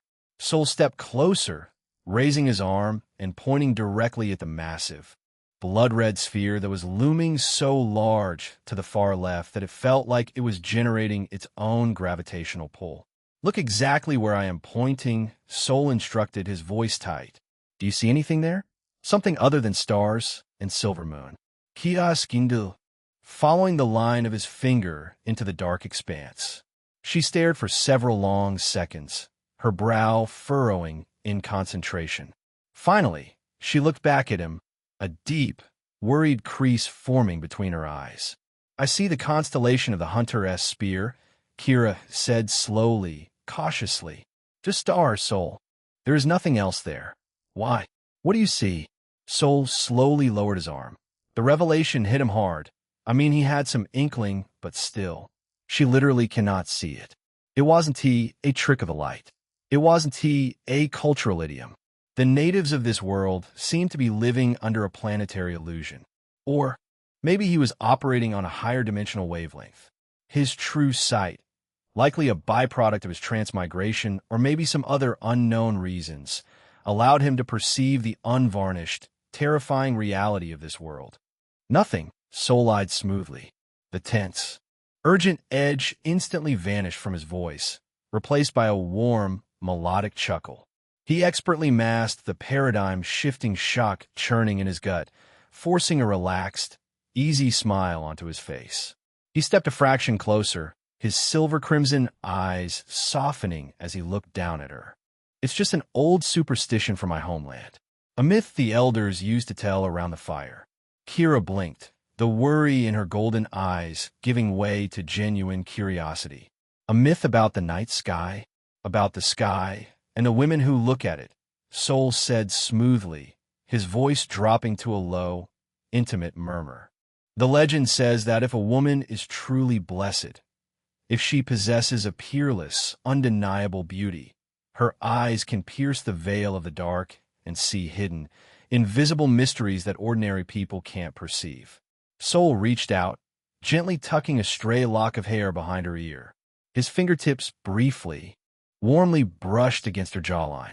I was just testing to see if the story was true. Because honestly, Kira, you are easily one of the most beautiful girls I have ever seen. I figure if anyone in this entire world could see the hidden magic in the sky, it would have to be you. The effect of his words was instantaneous and utterly devastating to her vanguard composure. The realization of the blatant, heavily romantic compliment hit Kira like an arrow straight into the heart. The deep, worried crease between her brows vanished, instantly replaced by a brilliant, burning crimson blush that spread from the bridge of her nose all the way down to her collarbone. Her breath hitched, her stormy feline eyes widening in pure, unexpected fluster. She was too used to this. In the brutal reality of the Great Orith, warriors spoke of blood, essence, and survival, not poetry and beauty. She opened her mouth to speak, but only a soft, embarrassed squeak managed to escape. She quickly averted her gaze, staring intensely at the wooden planks of the ramp as a shy, incredibly radiant smile broke across her lips despite her best efforts to suppress it. Her heart was hammering wildly against her ribs, completely drowning out the distant tribal drums. Kira exhaled a long, shaky breath, her shoulders completely dropping as the last remnants of her earlier tension melted away into a giddy, fluttering warmth. You, Kira Stamwell, entirely disarmed. She playfully swatted his arm, though her touch was incredibly gentle, lacking any of her usual warrior-esque strength. She was desperately trying to hide her overwhelming, shy happiness behind a mask of mild annoyance. You are really infuriating. I thought you were having a terrible vision from your sovereign spirits. Do not play tricks like that in the dark. The jungle has enough surprises without you inventing invisible moons, just two. She trailed off, biting her lower lip as her blush deepened even further. Just a what? Tell the truth? So should. His eyes crinkling with genuine amusement. He stepped back, giving her space to recover, and gestured gracefully up the ramp. My apologies. I couldn't resist. Let on. It's been a long day. They resumed their walk up the sweeping wooden ramps, but Sol's mind was moving at 1,000,000 miles an hour. He seamlessly connected this new, terrifying celestial revelation with the vast amounts of data he had absorbed in the Vault of Ancestors earlier that day. In the library, he had read extensive, terrified accounts of the red sky phenomenon, a cosmic tide of corrupted, dense essence that periodically swept across the continent. The ancient scrolls described it as a mysterious, atmospheric weather event that drove lesser beasts to absolute, rabid madness and forced apex sovereigns to aggressively migrate out of their territories. It was the exact phenomenon that High Shaman Zephyra had theorized caused the Lord Dreadwing to abandon its natural habitat and stumble into the Great Badger-S Valley. But looking at the massive, pulsing, blood-red moon hanging in the sky, a moon the natives couldn't even see, Sol realized the horrifying truth. It's not an aurora. It's not a weather pattern, Sol thought, his silver-crimson eyes darting up to the red sphere. It's an orbital cycle. When that massive red moon shifted its orbit, drawing closer to the planet, it likely bled its corrupted, highly dense essence directly into the atmosphere. The humans couldn't see the moon, so they just perceived the sky turning red and the ambient energy turning toxic. But the beasts of the Great Orith were far more attuned to the raw essence of the world. They could feel the gravitational and spiritual pressure of the red moon, even if they couldn't see it either. It drove them insane. This realization gave Sol a massive, unfathomable tactical advantage. The entire history of the Vaynar tribe was written by scholars who were biologically blind to the reality of their own world. They only understood the symptoms of the world as disasters. Sol now understood the cause. If he could map the orbital trajectories of these 9 moons, he could perfectly predict the random monster stampedes, the essence tides, and the sovereign migrations. He wouldn't just be reacting to the Great Orith. He would be reading its source code. Chapter 285. Limitless Core. Chapter 285. Chapter 285. Limitless Core. If he could map the orbital trajectories of these 9 moons, he could perfectly predict the random monster stampedes, the essence tides, and the sovereign migrations. He wouldn't just be reacting to the Great Orith. He would be reading its source code. They finally reached the summit of the ramp, arriving at the feline spire. It was a breathtaking architectural marvel, a massive structure grown directly out of the living, petrified wood of the great heartwood's highest branches. Unlike the crude guest area he had been given before, the feline spire boasted smooth, polished timber walls, wide balconies that offered a commanding view of the entire illuminated settlement, and intricate carvings of predatory cats interwoven with protective sapphire runes. Kira led him down a wide, open-air corridor to a set of heavy, beautifully carved double doors. She pushed them open, revealing his new quarters. Sol stepped inside, genuinely impressed. The room was massive, easily the size of a modern luxury penthouse. The floor was covered in thick, plush furs harvested from high-tier beasts. In the center of the room sat a large, sunken fire pit lined with smooth river stones, currently crackling with a warm, smokeless fire. There was actual ventilation, a washing area with a basin of fresh water, and a massive bed piled high with what looked like incredibly soft, downy feathers from a giant avian. It was a monumental upgrade from the drafty, cramped little hut he had been assigned when he first arrived. Kira lingered in the doorway, her hands clasped loosely in front of her. The soft light of the fire flickered across her face, highlighting the slight, lingering awkwardness from their earlier exchange under the sky. "These are your new quarters," Kira said softly. "The war chief ordered them prepared while you were in the vault. They belong to the highest echelon of the Vanguard. You earned them. They're incredible." "Thank you, Kira," Sol said, turning to face her. "And thank you for walking with me. It grounds me having you around."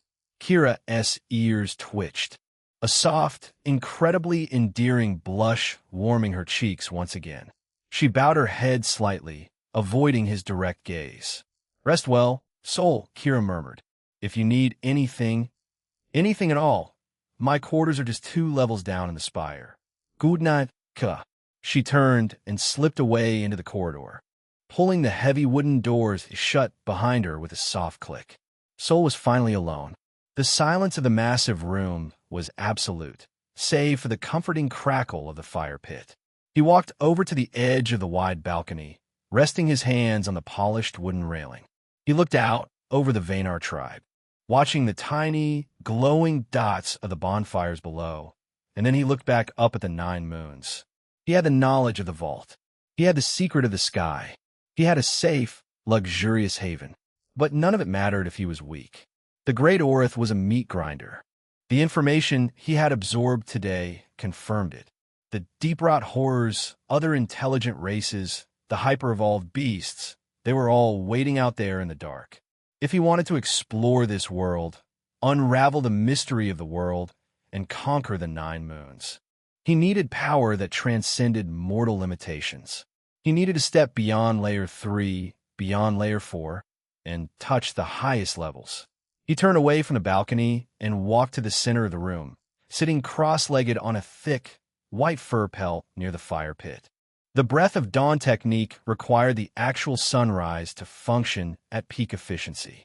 He had several hours of darkness left before the first rays of light would hit the horizon. But Sol was not a man who wasted time. He didn't need the sun to inspect his own engine. He closed his eyes, slowing his breathing, and turned his consciousness inward. He sank his mental focus deep into his solar plexus, diving into the core of his being. Instantly, his perception shifted. He was no longer sitting in a luxurious wooden room. He was floating in a vast, infinite, boundless ocean of glowing, radiant gold. Golden liquid, Sol thought. A sense of profound, all-washing over him. Warchief Valara had described the mythic sun core, the absolute pinnacle of human foundation, as a vast, radiant space flooded with light. But what Sol was looking at wasn't just a space. It was almost a universe. It was an endless, undulating sea of hyperdense, miraculous essence. There were no walls, no boundaries, no limitations to the internal space of his soul. It was truly an anomaly.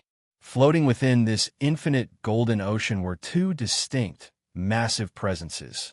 To his left, resting in a state of deep, suspended animation, was the soul of the Lord Dreadwing. It didn't look like a dead insect. It manifested as a swirling, violently churning, localized hurricane of sapphire lightning and razor-sharp wind, contained within a translucent, crystalline sphere. It radiated an aura of hyperkinetic speed and predatory malice, even in its sleep.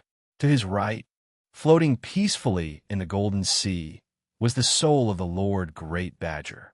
It manifested as a massive, impossibly dense, floating asteroid of hardened silver earth and tectonic pressure. It felt heavy, unyielding, and ancient, a sleeping mountain waiting to be awakened. Sol realized, with a thrill of absolute power, that his core was so unfathomably vast that the two-layer three sovereign spirits weren't even crowding each other. In a normal human vanguard, even a sun core would be straining to keep these two titans from violently clashing and tearing the host apart. But in Sol's golden ocean, they were like two small islands separated by 1,000 miles of water.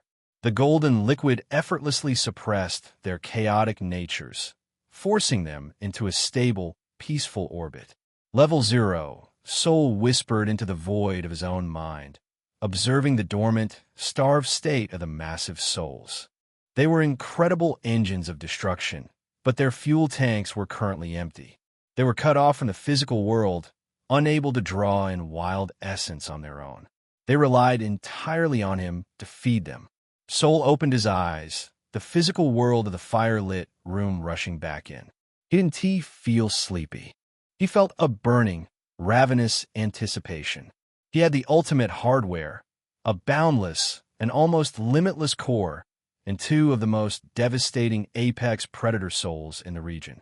He had the ultimate software, the breath of dawn cultivation technique, perfectly memorized and ready to execute, alongside the encyclopedic knowledge of the Ancestor-S vault. Now, all he needed was the dawn. Sol shifted his position on the white fur pelt, straightening his spine and resting his hands on his knees. He faced the wide, open balcony, looking out toward the dark line of the eastern horizon. With a petrified canopy met the starry sky. He didn't move. He didn't sleep. He sat in perfect, motionless silence, his silver-crimson eyes fixed on the darkness, waiting patiently for the first light of the sun to break. The moment the world brightened, he would begin to devour the sky. Chapter 286. Intruder. Chapter 286. Chapter 286. Intruder. Sol sat on the thick fur pelt in his new quarters. He cycled his breathing, mentally reviewing the intricate rhythm of the breath of dawn technique he had just acquired. He needed the actual sunrise to initiate the true absorption. But mapping the internal pathways beforehand saved crucial time. The night was heavy, the kind of stillness that preceded a storm. But the Great Orith, it seemed, was a world that abhorred stillness. Just as the deepest, coldest part of the night settled over the feline spire, that heavy, breathless hour when everyone and everything seemed to be enjoying the slumber. Shol ishatstanat shansazwisha. It was TA's sound that alerted him. The heavy, intricately carved double doors of his new quarters were thick enough to muffle the footsteps of a charging rhinoceros. Instead, it was a subtle, almost imperceptible shift in the ambient essence of the room. The golden liquid resting in his solar plexus, vast and calm like a sleeping ocean, produced a microscopic ripple of awareness. Someone was standing right outside his door, and they were actively suppressing their aura with terrifying precision. Sol didn't move a single muscle. He kept his breathing slow, steady, and even perfectly mimicking the rhythm of a man deep in a meditative trance or heavy slumber. His silver-crimson eyes remained locked on the balcony, but his peripheral vision and his mental focus snapped to the entrance behind him. Click! The heavy wooden latch of the door was lifted with agonizing, practiced slowness, and the door opened just wide enough for a slender figure to slip inside, then closed with a soft, muted click. Almost immediately, the scent of the room changed. The natural smell of burning river stones and pine was suddenly overwritten by a rich, intoxicating, and incredibly familiar aroma. It was the heady scent of crushed jasmine mixed with the tang of raw, highly unstable essence. Zara. Sol's mind raced, his instincts instantly booting up into combat analysis. The voluptuous girl from the awakening ceremony. The one who had bound the green viper by simply acting like a warm, seductive nest for the spectral predator. She possessed a flame core, marking her as an undisputed genius. Why is she sneaking into my room in the dead of night? Sol thought, his pulse remaining entirely calm. Is it a trap? Did Thorn's loyalists get to her? Or is it an assassination attempt? No, that makes no sense. She's a flame core, a true genius, and if she wanted me dead, she wouldn't sneak in, as I've shown enough power earlier. So, he didn't move. He kept his breathing slow and even, his gaze locked on the balcony. He let her make the first move. Soft, bare feet padded across the polished timber floor, stepping onto the perimeter of the plush furs. The ambient temperature in the room spiked again. It wasn't just body heat, it was the literal, physical radiation of her flame, core burning just beneath her skin. I know you are not asleep, Divine One, a sultry, velvet voice purred from the shadows behind him. It was the exact same tone she had used when she brushed past him in the shamanic grove, dripping with dark promises. A man who swallowed a sovereign spirit does not simply shut his eyes and dream like a common gatherer. Sol let out a slow exhale and turned his head, looking over his shoulder. If he hadn't possessed the absolute, ironclad, mental discipline of a transmigrator who had just survived a localized apocalypse, enjoyed a few beauties, and more importantly even caught the attention of a goddess, his jaw definitely would have hit the floorboards. Zara stepped fully into the soft, flickering orange light of the fire pit. She wasn't wearing the tight leather dress from the ceremony. Instead, she was wrapped loosely in a single, dangerously sheer slip of pale, translucent silk, likely spun from some high-tier arachnid beast. The delicate fabric clung to her voluptuous curves with zero hesitation, leaving absolutely nothing to the imagination. She was absolutely breathtaking. The heavy, deep valley of her chest strained against the sheer material. Her waist was cinched with the lean, lethal muscle of a lifelong survivor, and her wide hips swayed with a slow, hypnotic serpentine grace as she approached. Her dark, heavy eyes caught the firelight, glowing with an inner, predatory heat. Zara, Sol said, keeping his voice carefully neutral, though he allowed a perfectly calibrated hint of surprise to color his tone. To what do I owe the pleasure of this midnight visit?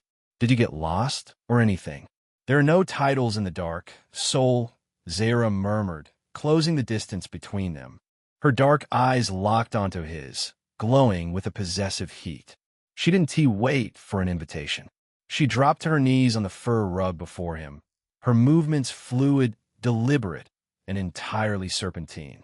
I came because I realized that the Vaynar tribe has placed an impossible burden on your shoulders, and we have offered you nothing but a fancy room and an old stone tablet in return. She crawled forward, the sheer silk sliding against the fur, until she was kneeling directly in front of him. The ambient temperature in the room instantly spiked. It wasn't just body heat, it was the literal, physical radiation of her flame, core burning just beneath her skin.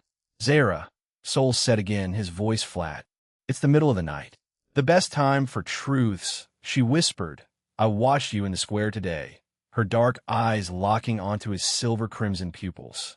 I watched you break Elderthorn without lifting a finger. I watched you project an aura that brought seasoned warriors to their knees. She leaned closer, the intoxicating scent of jasmine wrapped around his senses, a heavy perfume designed to lower inhibitions. She was actively aligning her metaphysical wavelength to his, making her presence feel like a warm, inviting nest rather than a threat. It was the exact same technique she had used to flawlessly bind the omen blood-green viper. Chapter 287. Honey Trap? Chapter 287. Chapter 287. Honey Trap? No matter how great, you are an outsider. I know you're grateful, but you're a guest and guests leave. She whispered, reaching out with a slender, delicate hand. Her fingertips traced the hard line of his jaw, her touch surprisingly soft, sending a cascade of warm, tingling sparks across his skin. You owe us no blood. You owe us no loyalty. The enemies are coming. The deep-rot horrors are waking up. Soon, the walls will be tested. And when the beasts hit these walls, when the Zereth bring their horrors, what is to stop you from just vanishing? You have the speed of the wind now. You could be miles away before the first gate falls. She trailed her fingers down his neck, her touch leaving a path of heat. I can't let that happen. This tribe is my home, my life, and you're the only thing that can save it. She leaned back just enough to look him in the eye. Her expression was a mix of sultry confidence and a dark, obsessive hunger. I'm not like Kira. I don't want to just follow you in a battle. I want to be the reason you stay. I want to mark you, Soul. I want your scent to be mine, and mine to be yours. Soul didn't pull away. He played the part perfectly. He let his silver-crimson eyes trail over her incredible figure, acting the role of the mesmerized, lust-driven young warrior. He allowed his breathing to hitch slightly, exactly as a normal man would. I told the war chief I would fight. I don't run from a battle. She smoothly swung one long, bare leg over his lap, straddling his waist. The sheer physical proximity of her body, the undeniable, overwhelming heat radiating from her flame core, was incredibly distracting. She was a master of primitive seduction, effortlessly weaponizing her own overwhelming presence and aligning her metaphysical wavelength to make him feel comfortable, pliant, and desired. She leaned down, her mouth finding his neck. The moment felt electric and overwhelming. Her hands moved to him, her fingers nimble and determined. Things were progressing at a terrifying pace. The physical closeness between them, the heady atmosphere, the sheer, unadulterated primal lust she was projecting, it was a flawless honey trap. Any normal man, especially a young, blooded warrior riding the high of anchoring a sovereign, would have completely lost his mind right then and there. He would have thrown her onto the furs and taken exactly what was being offered, thanking the goddess for his good fortune. Of course, Soul's heart rate also spiked, the physical response nearly overriding his caution. The sensation of her body against his was intoxicating, her logic sharp and aggressive. She was claiming him not as a lover, but as a permanent asset for herself and the Vanar. But Soul was a transmigrator. He was an anomaly who looked at the sky and saw 9 moons while the rest of the world saw one. He was naturally, inherently, and terminally suspicious of everything that seemed too good to be true. As she kissed his neck, Soul's golden liquid surged, acting as an internal, metaphysical lie detector. He didn't just feel her body. He felt the flow of her essence. He felt the rapid, erratic fluttering of her heartbeat pressing against his chest. She genuinely offering herself. Soul analyzed coldly, cleanly separating his physical arousal from his mental calculation. She isn't holding a hidden dagger. There is zero killing intent in her aura. The green viper in her core is totally subdued, but her heart is beating like a rabbit caught in a snare. It's not the erratic flutter of lust or passion. It's the heavy, dreadful pounding of someone walking to an execution block. Just as she reached the final knot, moving to initiate the final, crucial step of the physical union, Soul moved. His hands, which had been resting casually on her waist, suddenly shot up. With blinding, Dreadwing-enhanced speed, he caught both of her slender wrists in an iron grip, stopping her dead in her tracks. Zara gasped, her dark eyes flying wide open in shock. The sudden, violent shift in physical power shattered the seductive atmosphere instantly. So, she breathed, trying to inject a note of hurt, breathless confusion into her sultry voice. She pulled slightly against his grip, but his hands were like immovable steel vices. What is it? Did I do something wrong? Do I not please you? Soul didn't smile. He didn't play along anymore. He stared directly into her eyes, his silver-crimson pupils glowing with a cold, terrifying, an absolute authority that made the green viper in her core instantly cower in submission. Your act is flawless, Zara, Sol said, his voice entirely devoid of lust. It was flat, analytical, and sharp as an obsidian scalpel. The perfume, the silk, the precise manipulation of your flame core's ambient heat to trigger a biological response. You aligned your wavelength perfectly. It's a masterful display of primitive espionage. But you made one critical mistake. Zara froze. The seductive flush on her cheeks drained away, replaced by a sudden, stark pallor. I don't know what you mean. I am offering myself to... You're not here for a night of passion, Zara. You're offering a sacrifice. Sol interrupted harshly, his grip tightening just enough to let her know she was entirely at his mercy. I can hear your heart, Zara. It's beating like a soldier marching into a slaughterhouse, not a lover entering a bedchamber. You're terrified. He leaned forward, reversing their positions, using his superior strength and heavier body weight to push her backward until she was pinned flat against the plush white fur pelt. He hovered over her, his imposing silhouette blocking out the light of the fire pit. Zara didn't flinch. Instead, a slow, wicked smirk spread across her face. The Yandera obsession in her eyes flared bright. So what if I am? You have no partner.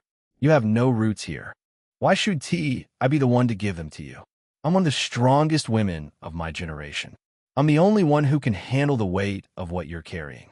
I want you, Sol. I want the strongest man to belong to me. Is that so wrong? Chapter 288. Making up his mind. Chapter 288. Chapter 288. Making up his mind. No. You just don't trust me, Sol stated, laying out the ugly truth of the room. You know the other human tribes abandoned this place. You know the beasts are massing. And you looked at me, an anomaly who owes this tribe absolutely nothing, and realized that if I see the true horrors and decide the math doesn't add up, I could just turn around and walk away. I have the speed of the Dreadwing. Nobody could catch me. I could leave you all to burn. Zara swallowed hard. The facade of the cheap seductress completely evaporated, replaced by the grim, desperate reality of a girl trying to save her people from extinction. Yes, Zara whispered, her voice cracking slightly, tears of sheer frustration pooling in the corners of her eyes. Yes, I realized it. You're a god among insects, Sol. Why would a god stay and die for a tribe of strangers? Chief Alara is strong, but she is blinded by her own honor. She thinks your gratitude and a nice bed will keep you on the walls when the sky turns black with monsters. She looked up at him, her chest heaving, stripped of all her pride and pretense. I cannot take that risk. The Vaynar tribe is my home. If pledging myself fully to you is what it takes to permanently chain the Divine One to our gates, then I will gladly do it 1,000 times over. Bind me to your cause, and I'll give you everything. It'll be your shield, your fire, and your shadow. You won't ever have to look for another woman. Her righteous, desperate confession hung in the quiet air of the feline spire. She was a villain trying to steal his power. She was a power-hungry succubus. She was a deeply pragmatic, terrifyingly devoted warrior who was willing to throw away her own dignity, her body, and her freedom just to ensure that the ultimate weapon didn't abandon her people in their darkest hour. Sol stared down at her for a long, heavy moment. In a strange, twisted way, he respected the hell out of her. They were exactly the same kind of monster. If their positions were reversed, he would have likely tried the exact same ruthless, highly optimized tactic to secure an asset. She was playing the game with the cards she was dealt. Slowly, deliberately, Sol released her wrists. He pushed himself up and stood, forcing himself to turn his back on her stunning, barely covered figure. If he kept looking, the primal, hungry monster clawing at the edges of his mind would take over, and he'd devour her whole. He didn't want that, at least not tonight, and not like this.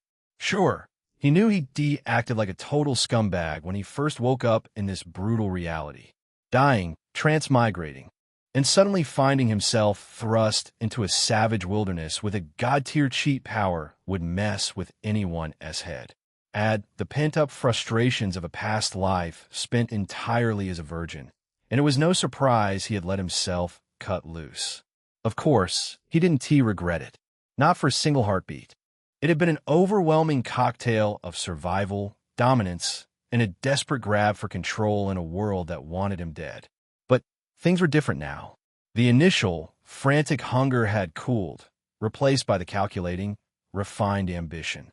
Having experienced the raw edge of this world, he had realized a fundamental truth about his power. Forcing compliance only left him with empty husks. Obedient, yes, but hollow. If he truly wanted to conquer the women of this world, he didn't need to default to mind-bending cheats. He had his modern intellect, his rapidly expanding strength, and a natural, commanding charisma he was finally learning to wield. He wanted genuine devotion. He wanted to win their minds and hearts, to savor the thrill of the chase and the sweetness of a willing surrender, rather than just rushing to the finish line like a starving animal. He would utilize that power for the greater good of using it to beasts and enemies. That didn't mean he was going to lock the power away like some self-righteous, moralizing hero. He was no saint, and he had zero intention of playing one. In this savage forest, his life and his goals were supreme. His cheat was a weapon, and a smart person never threw away his sharpest blade.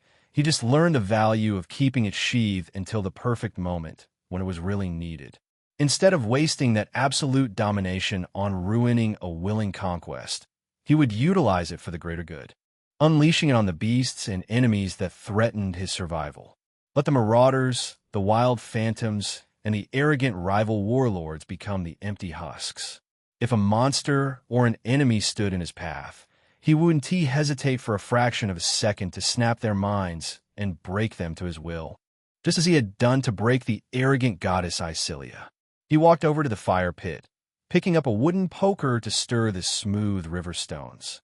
"Put your clothes on, Zara," Sol said quietly, his tone softening, completely lacking the anger or the wounded pride she had expected.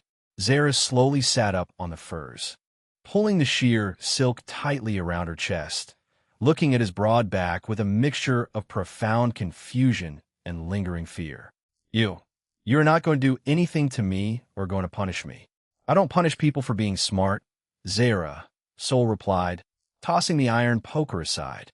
He turned back to face her, his silver-crimson eyes calm and resolute. And I don't need to be honey-trapped or magically leashed to a bedpost to keep my word. I told the war chief I would fight. I'm in it, not because of honor and not because of some deep-seated loyalty to this tribe. He pointed a thumb back at his own chest, a dangerous, predatory smirk touching his lips. I am staying because this jungle is the greatest loot drop in 100 miles, and I absolutely refuse to let anyone else steal my experience points, Sol stated with absolute, unshakable confidence. The beasts are coming to me. It saves me the trouble of hunting them down.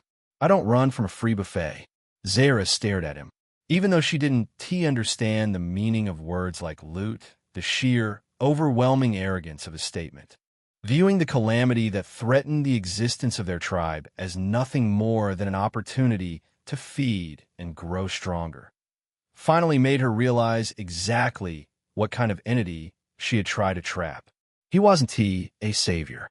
He was an apex predator, and he was already exactly where he wanted to be. Slowly, the voluptuous girl rose to her feet. She didn't bother trying to cover herself anymore. She offered him a deep, genuinely respectful bow, not a seductress-esque curtsy, but the solemn bow of one warrior to a superior. I understand, Divine One, Zara said softly, her dark eyes shining with a new, profound respect. I will not insult your pride with such tricks again. See that you don't, Sol nodded. And Zara? She paused at the door, looking back over her shoulder. If we survive the upcoming wars, and you ever actually want to visit this room, just as Zara, without the political suicide pact attached, the door is always unlocked. A genuine, warm, and highly appreciative smirk broke across the girl's face, her signature sultry confidence returning in a flash. The heavy burden of her desperate gamble lifted from her shoulders. I will definitely keep that in mind, Soul. She slipped out the door, the heavy timber clicking silently shut behind her, leaving only the lingering scent of jasmine and hormones in her wake. Soul stood alone in the room once more.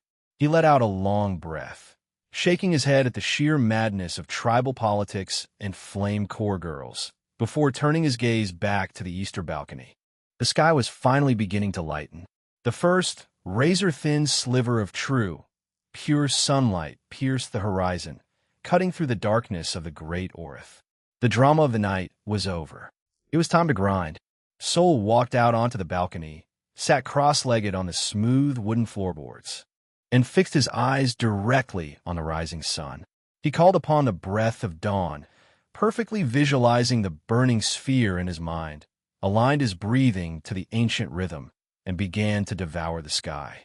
Chapter 289, Purple Drops. Chapter 289. Chapter 289. Purple Drops. Soul sat cross-legged on the smooth wooden floorboards of the eastern balcony.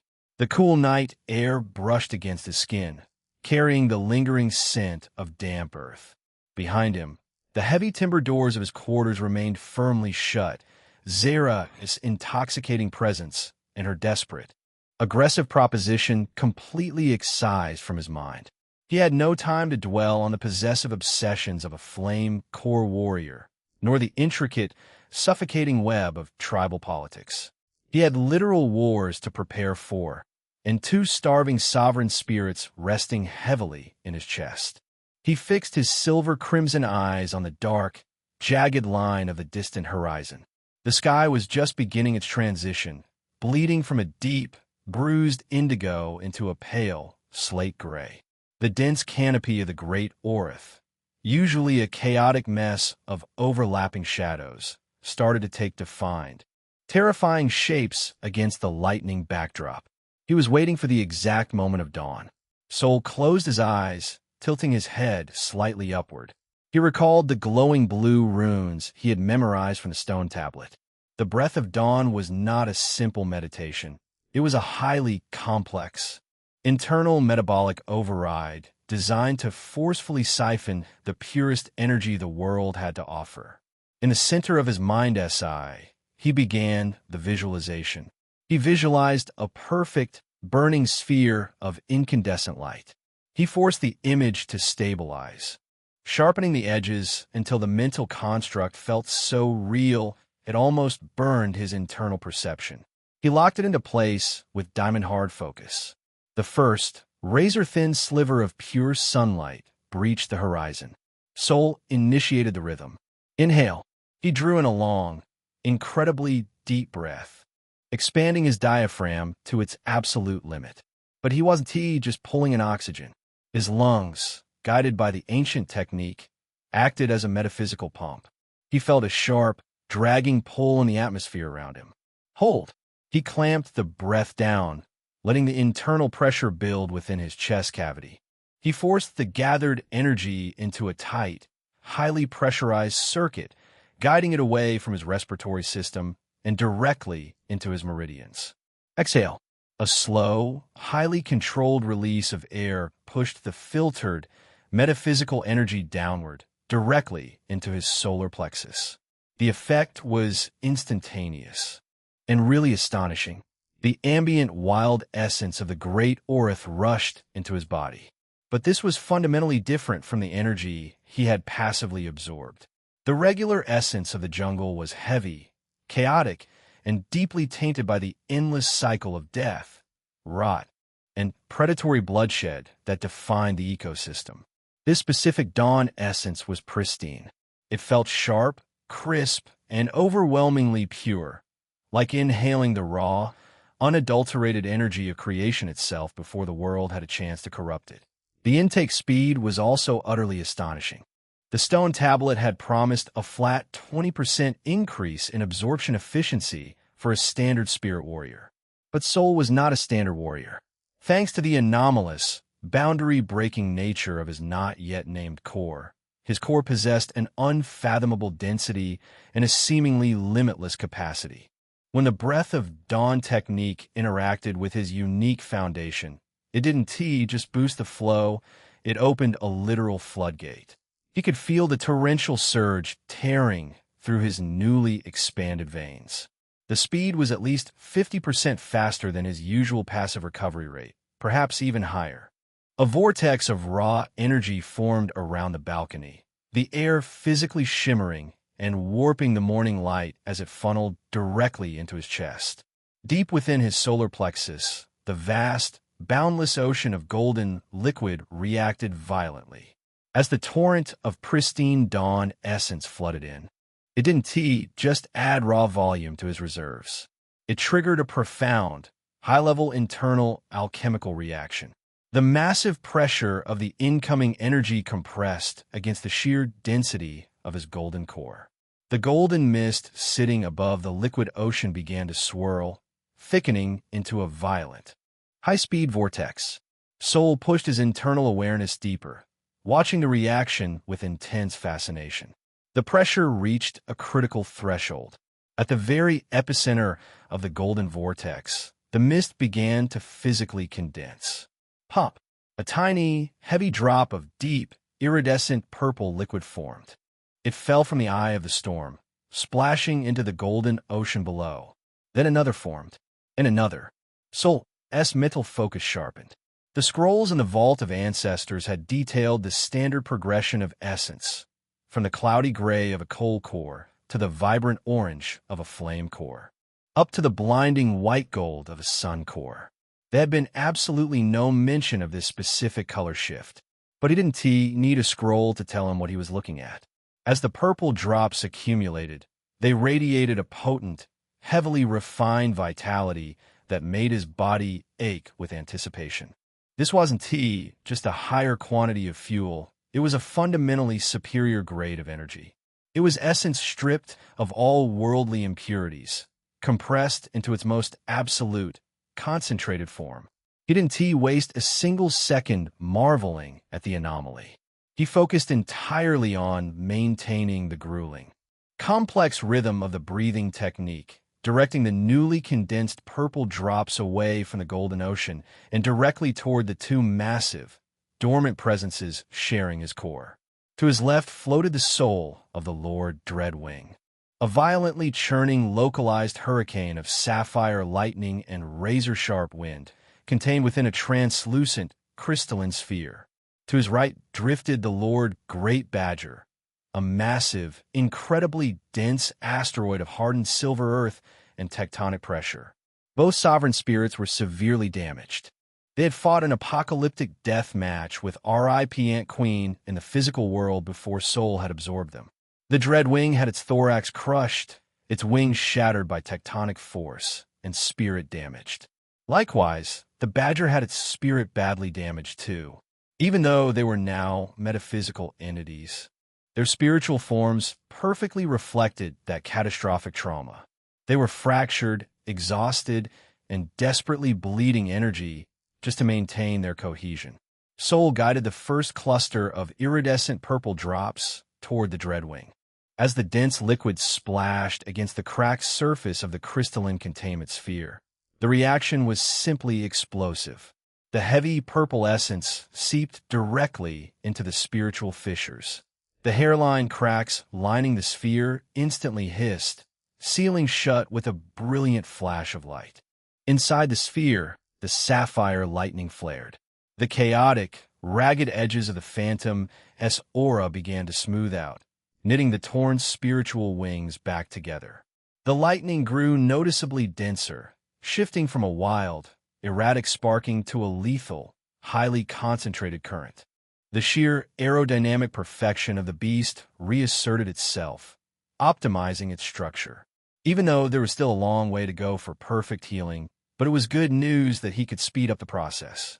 Satisfied, Soul immediately redirected the next cluster of purple drops to the right, funneling them into the Great Badger. The heavy silver asteroid shuddered the moment the purple essence made contact.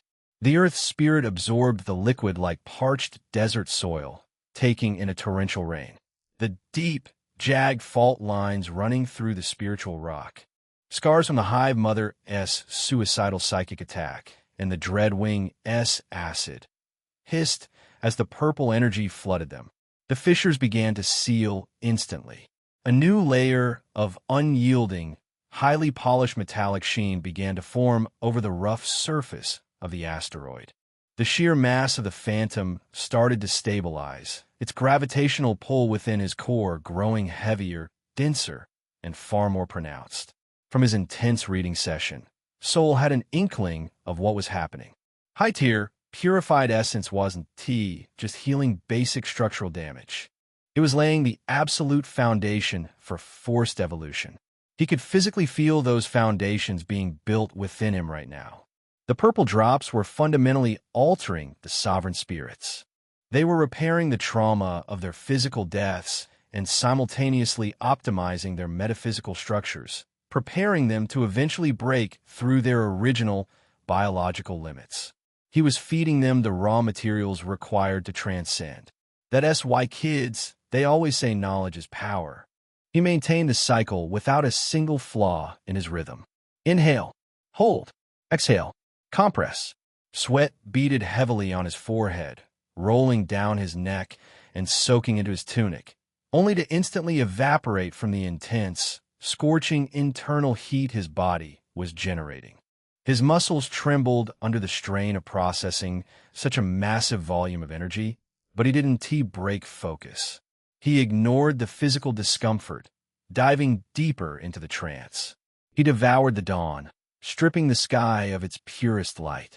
He continued the relentless cycle for what felt like hours.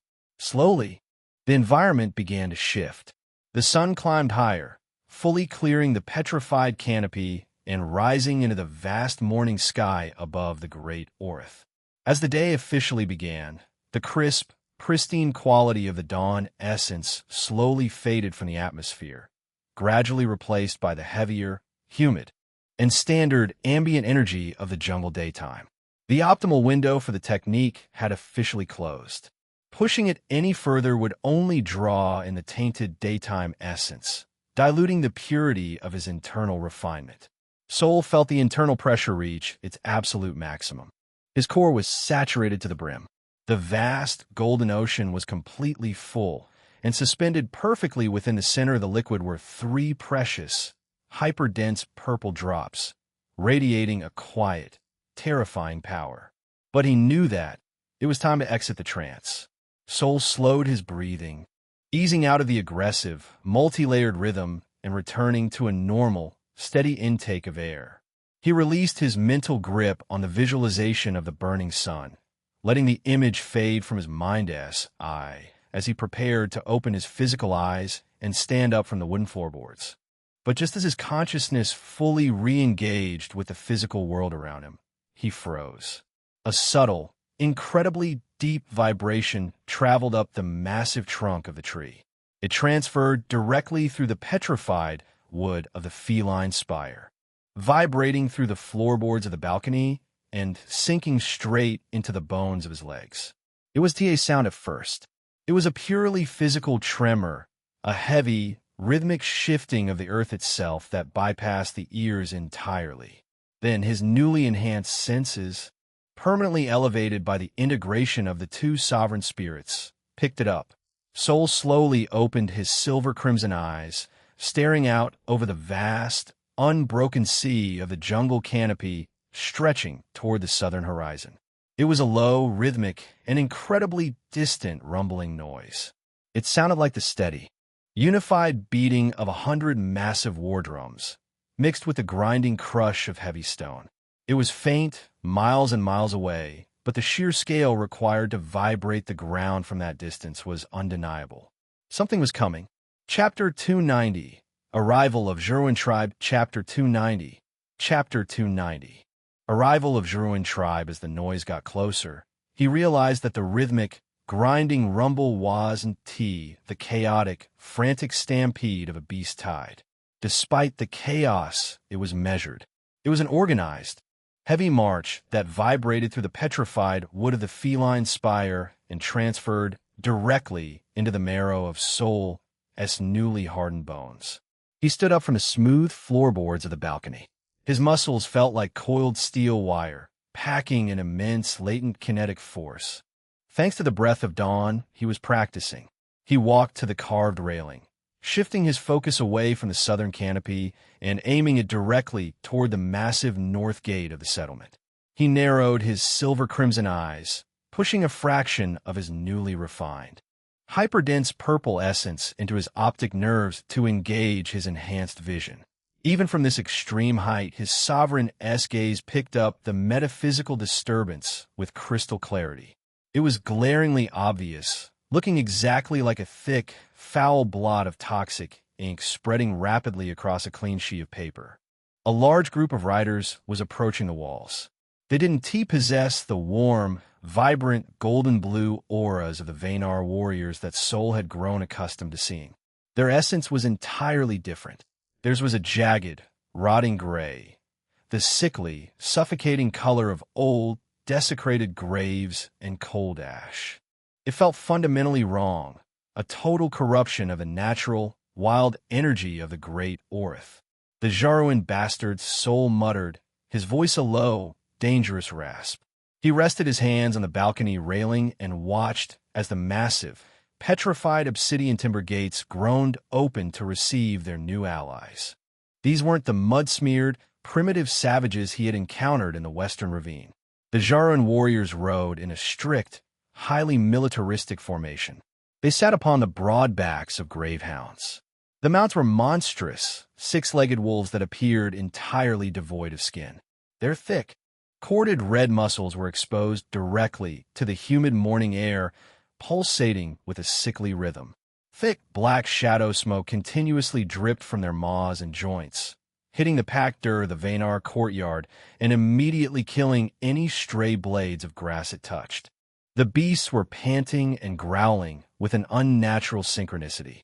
At the absolute center of the grim procession rolled a massive carriage. It wasn't built from wood or hammered metal. It was constructed entirely from interconnected, petrified rib cages, the pale bone gleaming dully in the morning light. It was pulled by a towering beast that looked exactly like a skeletal rhino, its massive eye sockets burning with a pale, cold green as the Druin reached the city square. The vibrant, energetic atmosphere of the Vaynar tribe instantly curdled. The morning air turned thick and sour. The seasoned vanguard warriors manning the walls gripped their spears tightly, their knuckles turning white, their own beast phantoms shifting uneasily in their cores at the sheer stench of rot entering their home. Sol's gaze snapped from the carriage to a sudden flurry of frantic movement near the base of the great heartwood. Elder Thorn, the vulture-faced prick whose political faction Sol had single-handedly crushed the day before, was practically sprinting toward the gate. He was flanked by his remaining lackeys and several other nervous, opportunistic elders. They were desperately looking for a new pillar of power now that they had been humiliated in front of the war chief, and they clearly saw the Jarwin as their ticket back to authority. As Thorn reached the arriving procession, he skidded to a halt in the dirt. The elder bowed, so low he looked like he was trying to physically sniff the dirt off the leading gravehound's paws. "Welcome, Prince Gore the Jarwin." Thorn's booming voice carried upward, completely devoid of his usual arrogance, replaced entirely by a sickening, desperate sycophancy. "The Vaynar are deeply honored by your presence." "Honored? My ass," Sol thought, his crimson eyes narrowing to slits as he watched the pathetic display from the balcony. The man is practically offering his own neck to the blade. Thorn was playing a highly dangerous political game. By acting as the welcoming committee and groveling before the Druin prince, he was attempting to position himself as the primary liaison between the two tribes, effectively undercutting War Chief Valara's authority before the negotiations even began. It was the move of a desperate, cowardly man willing to sell out his own people for a shred of status. The heavy, bone-wrought door of the carriage groaned open. A man stepped out into the morning light. He was exceptionally tall, towering over Thorn and the other Vaynar elders. His skin was the horrific, bloated color of a drowned corpse, entirely bloodless and stretched tight over his sharp cheekbones. He wore thick, clacking armor made entirely of something that seemed like overlapping human jawbones, bound together by dark, dried leather cords that still carried the faint scent of rot. Prince Gore didn't even bother looking down at the groveling elder thorn. He stepped past him, looking around the towering expanse of the great heartwood tree and the surrounding Vaynar architecture with a sneer of absolute, nauseating contempt. But his eyes were the worst part. Sol zoomed his vision in, his stomach tightening slightly. Gore's eyes weren't solid. They looked like they were filled to the brim with rotting, thick, iridescent black oil that shifted and swirled with every slight movement of his head. It was the physical manifestation of an incredibly high-tier, highly toxic core. Sol analyzed the prince's aura. The gray, rotting ash color was so incredibly dense around Gore that it actively distorted the air, creating a localized pressure field that forced the nearby Vaynar elders to subconsciously step back. He was strong, very strong, likely sitting at the absolute peak of Layer 3, or perhaps even half a step in a Layer 4. Ignoring the welcoming committee entirely, Prince Gore stepped forward. His heavy, bone-plated boots crunched against the paving stones as he walked directly past Thorn, stopping in front of a group of ordinary Vaynar tribesmen who had gathered to watch the arrival. His oily gaze slowly panned across the terrified faces of the crowd, evaluating them not as allies, but as livestock. His eyes eventually landed on a familiar face. Chapter 291. Fresh Meat. Chapter 291. Chapter 291. Fresh Meat. Lumi, the bubbly, relentlessly energetic girl who had come to Sol's room the previous day, was standing near the front of the crowd. She had likely rushed out with the others out of sheer curiosity, completely unprepared for the suffocating malice radiating from the Jeruin procession. Gore stepped directly into her personal space, his towering frame casting a long, dark shadow over her. He reached out a heavy, bone-gauntlet hand. He didn't strike her. He simply extended a single, pale finger and slowly, deliberately stroked Lumi's cheek. The young girl froze entirely. The sheer, overwhelming malice radiating from the Jeruin prince was a physical weight. Her weak, Layer 1 sparrow phantom flickered desperately into existence above her shoulder for a fraction of a second, an automatic biological defense mechanism. But the moment the sparrow's aura touched the rotting gray ash of Gore's presence, the phantom let out a silent shriek and vanished back into her core in terror. She trembled violently, her bright eyes wide and locked onto Gore's oily gaze, completely unable to step back or even draw a breath. "A lovely harvest," Gore rasped. His voice lacked any human warmth or basic inflection.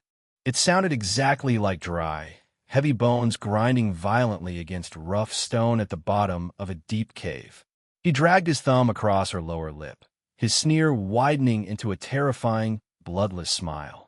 "So much fresh meat," Gore continued, his voice carrying effortlessly across the dead-silent city square. "I look forward to the union." The threat, thinly disguised as a diplomatic compliment, hung heavily in the air. The Vaynar vanguard warriors standing nearby gripped their weapons tighter, their jaws clenched, but none of them moved. The war chief had ordered them to stand down and receive the allies. To attack the prince now would trigger a war on two fronts. Up on the balcony, even though he was dying to rip him, his rational mind raced. Gore wasn't just being cruel for the sake of it. He was establishing absolute dominance. By casually threatening a civilian in broad daylight and forcing the Vaynar warriors to stand by and watch, he was actively castrating the tribe's morale before he even stepped foot in the High Hall. He was proving that the Vaynar were already his subjects. Elder Thorn, finally realizing the diplomatic tension was 1 second away from snapping into open bloodshed, let out a loud, incredibly nervous laugh. He hurriedly stepped forward, intentionally placing himself in Gore's peripheral vision, gesturing widely toward the Hall of Sovereigns to draw the prince's attention away from the terrified girl. "Of course, Prince, the harvest is plentiful and the tribe is strong." Thorn scrambled, sweating profusely, completely ignoring the fact that his own tribeswoman had just been casually threatened. "But please, right this way." The war chief is waiting for you in the High Hall to finalize the details of our grand alliance. Gore slowly turned his head, his iridescent, oily eyes locking onto Thorn for the first time. The contempt in his gaze deepened, but he let his hand drop from Lumie's face. "Lead the way, old man," Gore rasped, dismissing the elder entirely as he began to walk toward the massive roots of the great heartwood, his shadow-dripping gravehounds falling in a step behind him. Lumie collapsed to her knees the moment the pressure lifted, gasping for air as tears streamed down her face. A few older women immediately rushed forward, pulling the terrified girl back into the safety of the crowd. Sol watched the procession move toward the High Hall. His expression was completely blank, but his silver-crimson eyes were cold and calculating.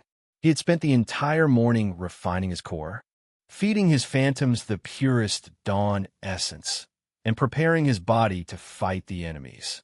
But looking down at Prince Gore's rotting aura, and watching Thorn's treacherous, groveling spine bend to accommodate him, Sol realized the parameters of his survival had just changed. The real enemies weren't just massing in the southern lands. From the look of it, they were already walking inside the gates. And they were looking at his new place, his resources, and the people he found useful as nothing more than fresh meat for their own harvest. Sol didn't feel righteous anger. He didn't care about the moral failing of a tyrant bullying the tribe, nor did his heart bleed for the abstract concept of justice. Heroes felt righteous anger, and the Great Orath had already proven it was a graveyard for heroes. Instead, what flooded his newly expanded meridians was a cold, deep-seated territorial instinct. It was a dark, primal possessiveness that resonated perfectly with the two sovereign spirits resting in his core.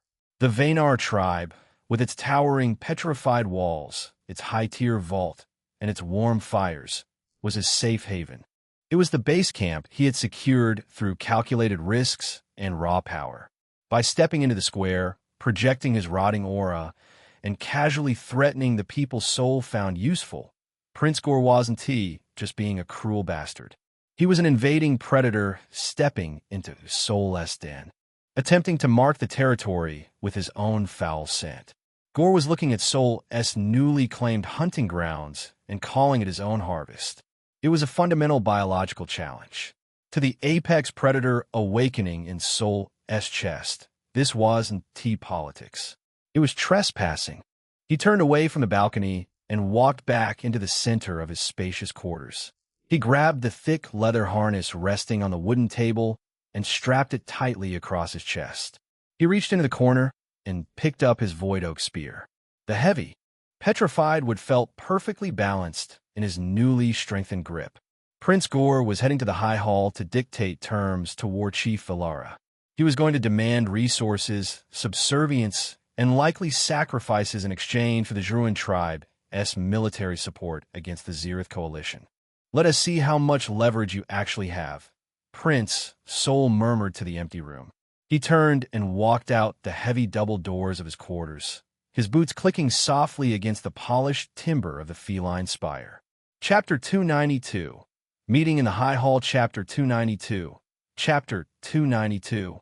Meeting in the High Hall. The descent from the feline spire was a quiet, methodical walk. Sol moved with a fluid, silent grace, his void oak spear resting casually over his shoulder.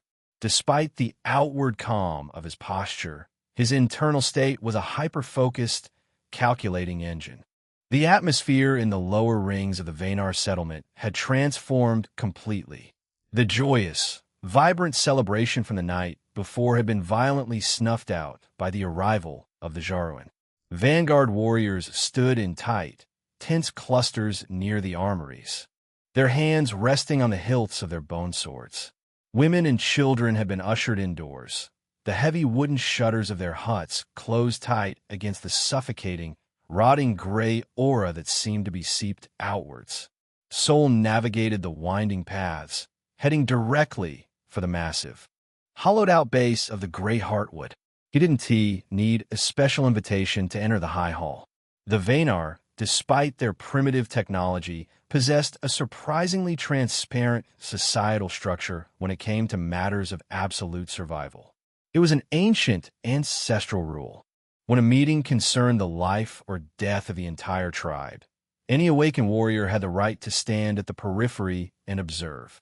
It was a brutal form of accountability, ensuring that the war chief and the elders could not sell the tribe's blood in the dark without the warriors knowing exactly what the price was. Given his recent public display of holding Lord Spirit, absolutely no one questioned Sol's right to be there. The few guards stationed at the heavy timber doors simply bowed their heads respectfully, stepping aside to let the Divine One pass.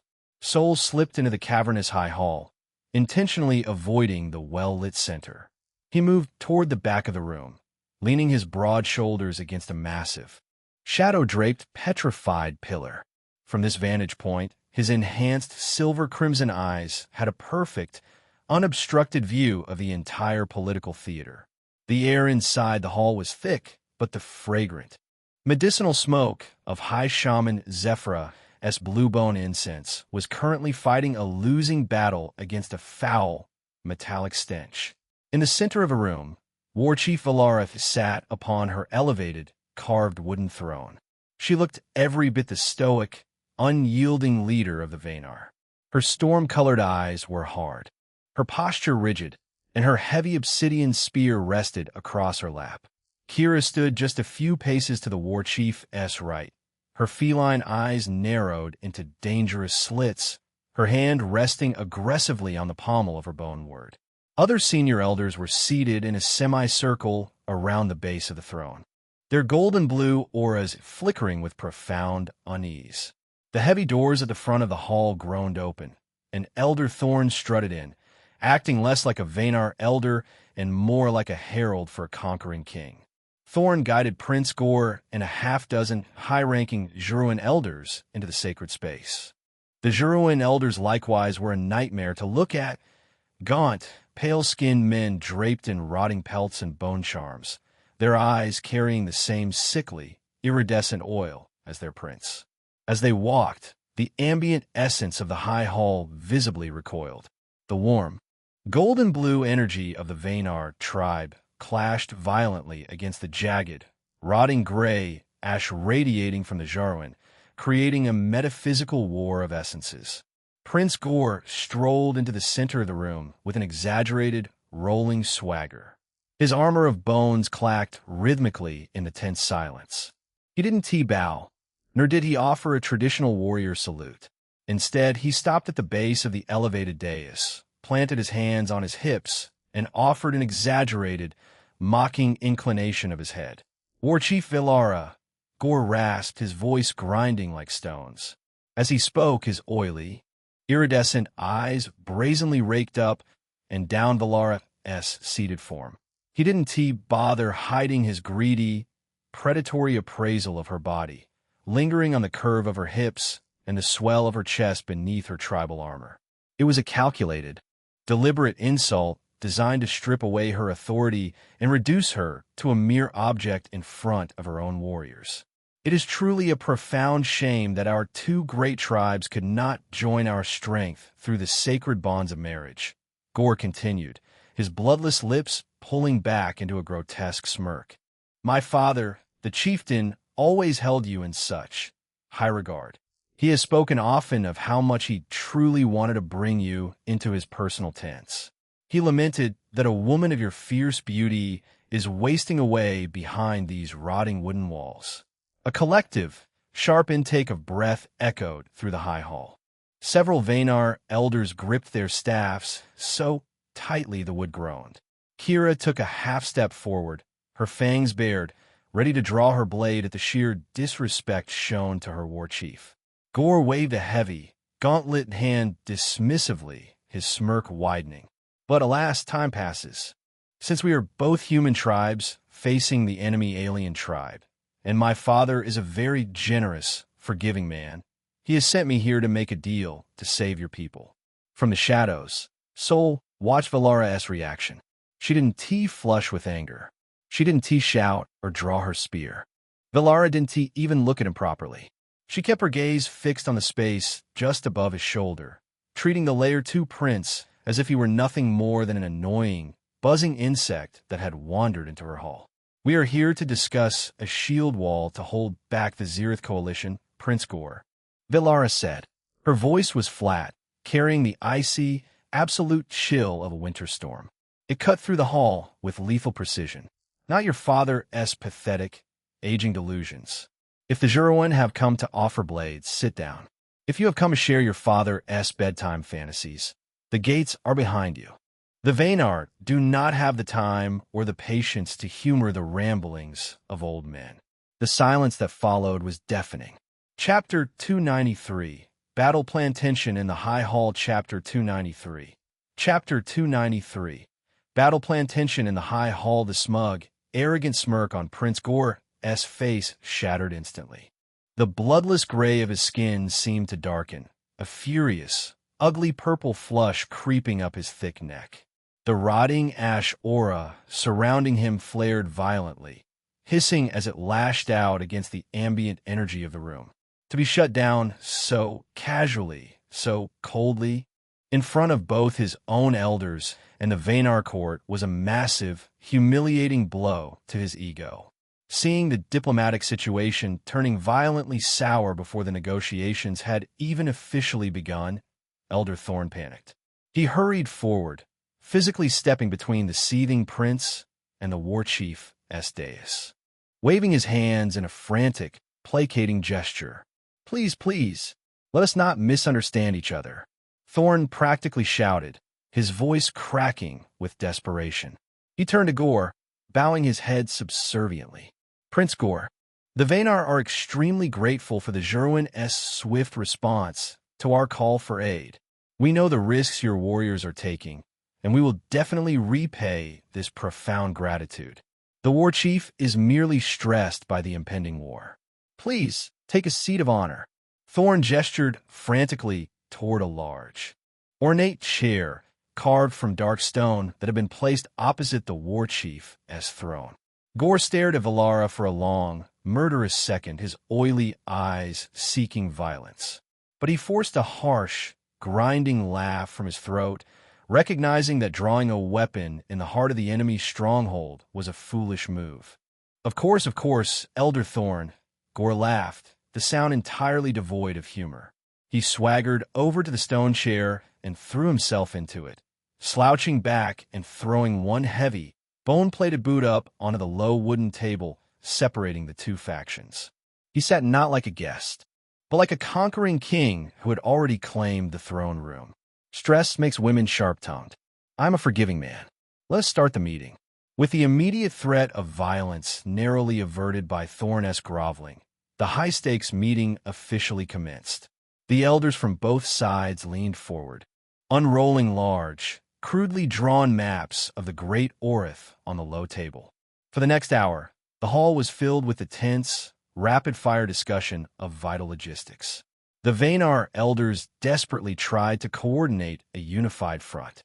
They discussed the specific, terrifying numbers of the Marauder packs, the estimated speed of the Zerith and their reinforcements, and the exact placement of their spirit warrior forces along the southern wall. They argued over the rationing of high-tier essence meat to keep the warriors fighting, the distribution of obsidian-tipped arrows, and the reinforcement needed. It was a grim, mathematical breakdown of their survival. Sol leaned against his pillar, absorbing every single piece of tactical data like a sponge. He cross-referenced their deployment strategies with the geographical knowledge he had gained from the Vault of Ancestors, silently mapping out the choke points and kill zones in his head. But throughout the entire, painstaking conversation, Prince Gore remained entirely silent. He didn't look at the maps. He didn't offer a single piece of tactical insight regarding the Layer 4 Blood Kings his tribe was supposed to help fight. Instead, he slouched heavily in his chair, picking dirt from beneath his fingernails with a bone dagger, acting profoundly, insultingly bored by the details of the impending war. As the elders argued over food rations, a side door opened, and a small group of young Vaynar girls scuttled into the room. carrying heavy wooden trays laden with precious nectars and water. The atmosphere around the Druin delegation was so incredibly toxic and oppressive that the serving girls visibly trembled. Most of them instinctively avoided the center table entirely, hastily serving the Vaynar elders on the periphery before retreating to the walls. Because no one else dared to step into the dense, rotting pressure field surrounding the prince, Lumi was forced to serve him.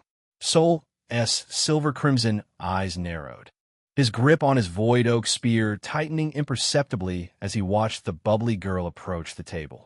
Her hand was shaking so badly the wooden cups rattled against the tray. As Lumi leaned forward to place a cup of wine on the table next to his booted foot, Gore didn't even try to hide his actions.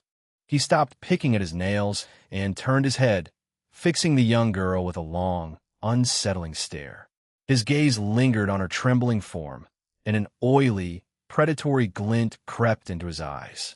Lumi gasped softly, dropping the cup onto the table with a clatter, and practically scrambled backward, retreating into the shadows near the wall as fast as her legs could carry her. Gore chuckled, a low, wet sound of amusement. He finally pulled his boot off the table and leaned forward, resting his elbows on his knees, effectively interrupting a Vaynar elder mid-sentence. "Enough," Gore spoke, his grinding voice easily cutting through the tactical chatter of the room. He let out a harsh, dismissive laugh, waving his gauntlet hand over the detailed maps. "There's no need for so much useless, cowardly talk. Deployments? Rations? You speak as if we are already besieged and starving." Velara couldn't help but frown deeply, her storm-colored eyes flashing with irritation at his blatant nonchalance. An older, heavily scarred Vaynar elder sitting near the map couldn't hold his tongue. "Prince Gore, with all due respect, this concerns the absolute future and survival of our tribes. We are facing a coalition led by Layer 4 entities. We must plan these choke points carefully, or our walls will be overrun in a matter of hours." The mocking smile vanished from Prince Gore's bloodless face. His iridescent, oily eyes snapped toward the elder who had spoken. Suddenly, the oppressive, rotting gray aura surrounding the prince flared violently outward. It wasn't a physical attack, but the sheer, concentrated metaphysical malice of a peak Layer 2 core slammed into the Vaynar elder like a physical weight. The old man gasped, clutching his chest as he was shoved backward in his seat, his own weaker spirit cowering in terror. "Don't you believe us, Jarwin?" Gore asked, his voice rising, echoing loudly off the vaulted ceiling.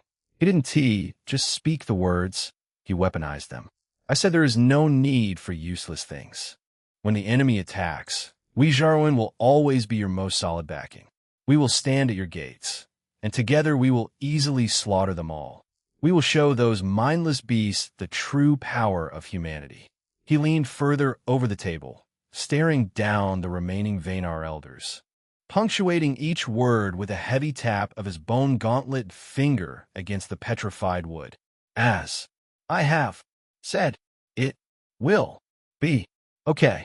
So, it will be okay." The sheer, domineering arrogance of his statement, backed by the suffocating pressure of his toxic aura, completely paralyzed the room. The Vaynar elders, realizing that arguing strategy with a tyrant who only respected brute force was entirely pointless, couldn't help but look helplessly at each other. One by one, they lowered their heads and fell into a bitter, resentful silence. They were trapped in a deal with a monster to fight other monsters. Seeing the entire Vaynar council forced into silent submission, Prince Gore smiled in deep, arrogant satisfaction. He leaned back in his stone chair, swirling the cup of nectar Lumi had left him. "Good," Gore rasped, taking a slow sip. "Now that we have finalized everything and agreed on the battle plan, it's time for you guys to show your sincerity." Chapter 294, Precious Offerings. Chapter 294. Chapter 294, Precious Offerings. "Good," Prince Gore rasped, taking a slow, deliberate sip from the wooden cup Lumi had left him. He placed the cup down with a heavy thud that echoed in the tense silence of the high hall. Now that we have finalized everything and agreed on the battle plan, it's time for you guys to show your sincerity. Elder Thorn, practically vibrating with the desperate need to prove his worth to the Druin delegation, eagerly seized the moment. He stepped directly into the center of the room, turning his back on War Chief Alara to face the prince. Of course, Prince Gore. Of course. Thorn boomed, his voice echoing off the petrified timber pillars. He puffed out his chest, attempting to project an image of grand authority. The Vaynar tribe understands the heavy price of war. We have prepared an offering worthy of our great alliance. High-quality essence meat, the most exotic fruits gathered from the perilous inner canopy, and our finest medicinal herbs. Thorn raised his hands and clapped twice, a sharp, commanding sound. The heavy side doors of the high hall swung open. A line of Vaynar helpers and junior hunters marched into the room, their backs bowed under the immense weight of what they carried. They hauled multiple, massive woven baskets, setting them down in a neat row before the low wooden table separating the two factions. The war chief's remaining loyal elders murmured with a mixture of pride and profound anxiety. To the Vaynar, this was no small gesture. It was a king's ransom. The first basket was pulled open, revealing massive, prime cuts of Layer 2 razor boar and iron hide meat, the dense muscle fibers still radiating a faint, residual glow of raw earth and wind essence. The second basket contained carefully wrapped bundles of highly volatile bloodroots, pulsing with a deep, bioluminescent crimson light that cast eerie shadows across the floor. The third held jars of pure, unadulterated golden tree sap, a vital alchemical catalyst that took months to harvest safely from the deep woods. It was a literal fortune in cultivation resources and survival rations. The tribe had effectively emptied their emergency storehouses to appease the Druin. Sol, leaning quietly against his shadow-draped pillar at the back of the hall, analyzed the loot. It was a massive haul, enough to feed and supply a small army of spirit warriors for weeks. He expected the Druin prince to nod, accept the tribute, and move on. But Prince Gore didn't even lean forward. He sat slouched in his ornate stone chair, his bone armor clacking softly as he tilted his head. His iridescent, oil-slick eyes slowly drifted over the overflowing baskets. He didn't look impressed. He looked entirely, profoundly bored. Gore reached out with a single, pale finger and prodded a glowing bloodroot resting at the top of a pile. He let out a wet, dismissive click of his tongue. I knew the Vaynar were poor, Gore rasped, his grinding voice carrying effortlessly through the cavernous hall. He wiped his finger on the armrest of his chair as if the root had soiled his skin. But I honestly didn't expect you guys to be this poor. The proud, anxious murmurs of the Vaynar crowd were instantly snuffed out. Absolute, suffocating silence fell over the high hall. The junior hunters who had carried the baskets looked down at their feet, their faces burning with deep humiliation. An older, heavily scarred Vaynar elder sitting near the front, the same man Gore had metaphysically crushed with his aura moments before, couldn't contain his indignation. He stood up, his hands trembling slightly as he gripped his wooden staff. Prince Gore, the elder, spoke, his voice tight with suppressed rage and offended pride. We have already done what we could. We stripped our own cellars bare. These are all our most carefully selected, precious things. We have shown our utmost sincerity to the Druin.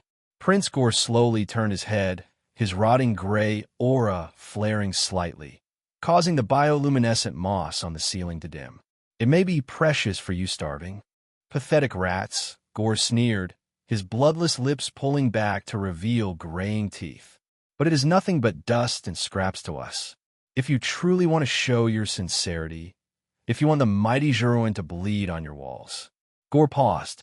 He slowly stood up from his stone chair. His towering, corpse-like frame dominated the center of the room. He took a long, deliberate look at his surroundings, his oily eyes sweeping over the Vaynar elders, evaluating everyone's worth like a butcher inspecting a pen of livestock. His gaze bypassed War Chief Valara entirely, dismissing her authority. before finally stopping with pinpoint precision on the woman standing to her right. Kia. She stood tall, dressed in her sleek, pale leather vanguard armor, her hands still resting aggressively on the pommel of her bone sword. The ambient light caught the tips of her hair and the fierce, undeniable beauty of her stormy feline eyes. She glared back at the prince with absolute, unfiltered hatred. Gore's smile widened, taking on a sickening, predatory edge. "How about marrying your daughter to the mighty me?" Gore stated, his grinding voice echoing off the vaulted ceiling. "I believe claiming the war chief's bloodline will be just enough to show your absolute sincerity." The silence held for a single, stunned heartbeat, and then absolute uproar detonated across the high hall. The Vaynar elders erupted from their seats, shouting in outrage. Vanguard warriors near the doors drew their weapons half an inch from their scabbards, the rasp of bone against leather cutting through the shouting. It was one thing to demand food and essence. It was an entirely different, unforgivable insult to demand the war chief's only daughter, the pride of the tribe's younger generation, as a political hostage and a captive of a rotting tyrant. From the shadows of his pillar, Sol's brow furrowed deeply into a dark, dangerous scowl. His rational mind, the cold, calculating logic that had kept him alive, immediately threw up a wall of detachment. "It's an internal tribal issue," his brain rationalized rapidly. "You are an outsider, a guest. You're only here to use their walls as a funnel for your growth and eventually leave when you outgrow this place.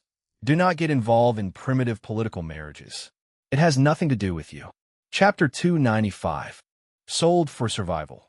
The Juruan Prince demands Kira's hand. Chapter 295. Chapter 295. Sold for survival. The Juruan Prince demands Kira's hand. Do not get involved in primitive political marriages. It has nothing to do with you. But, despite the flawless logic of his mind, Sol couldn't help feeling a profound, visceral spike of displeasure. His gaze involuntarily turned into a glare. It was that same cold, deep-seated territorial instinct flaring up again. Kira was just some random tribal princess to him. She was the one who had guided him through the battlefield. She was the one who had washed the acid from his back. She was a fixture of his environment. And this rotting, oil-eyed corpse was trying to step into his claimed territory and snatch something that Sol, on a purely primal level, considered under his own metaphysical umbrella. Before Sol could physically step out of the shadows or utter a single word, Kira herself moved. She took a sharp, aggressive step forward, putting herself between her mother and the Juruan Prince. Her stormy feline eyes were blazing with deep, undisguised fury. She didn't cower under his rotting aura.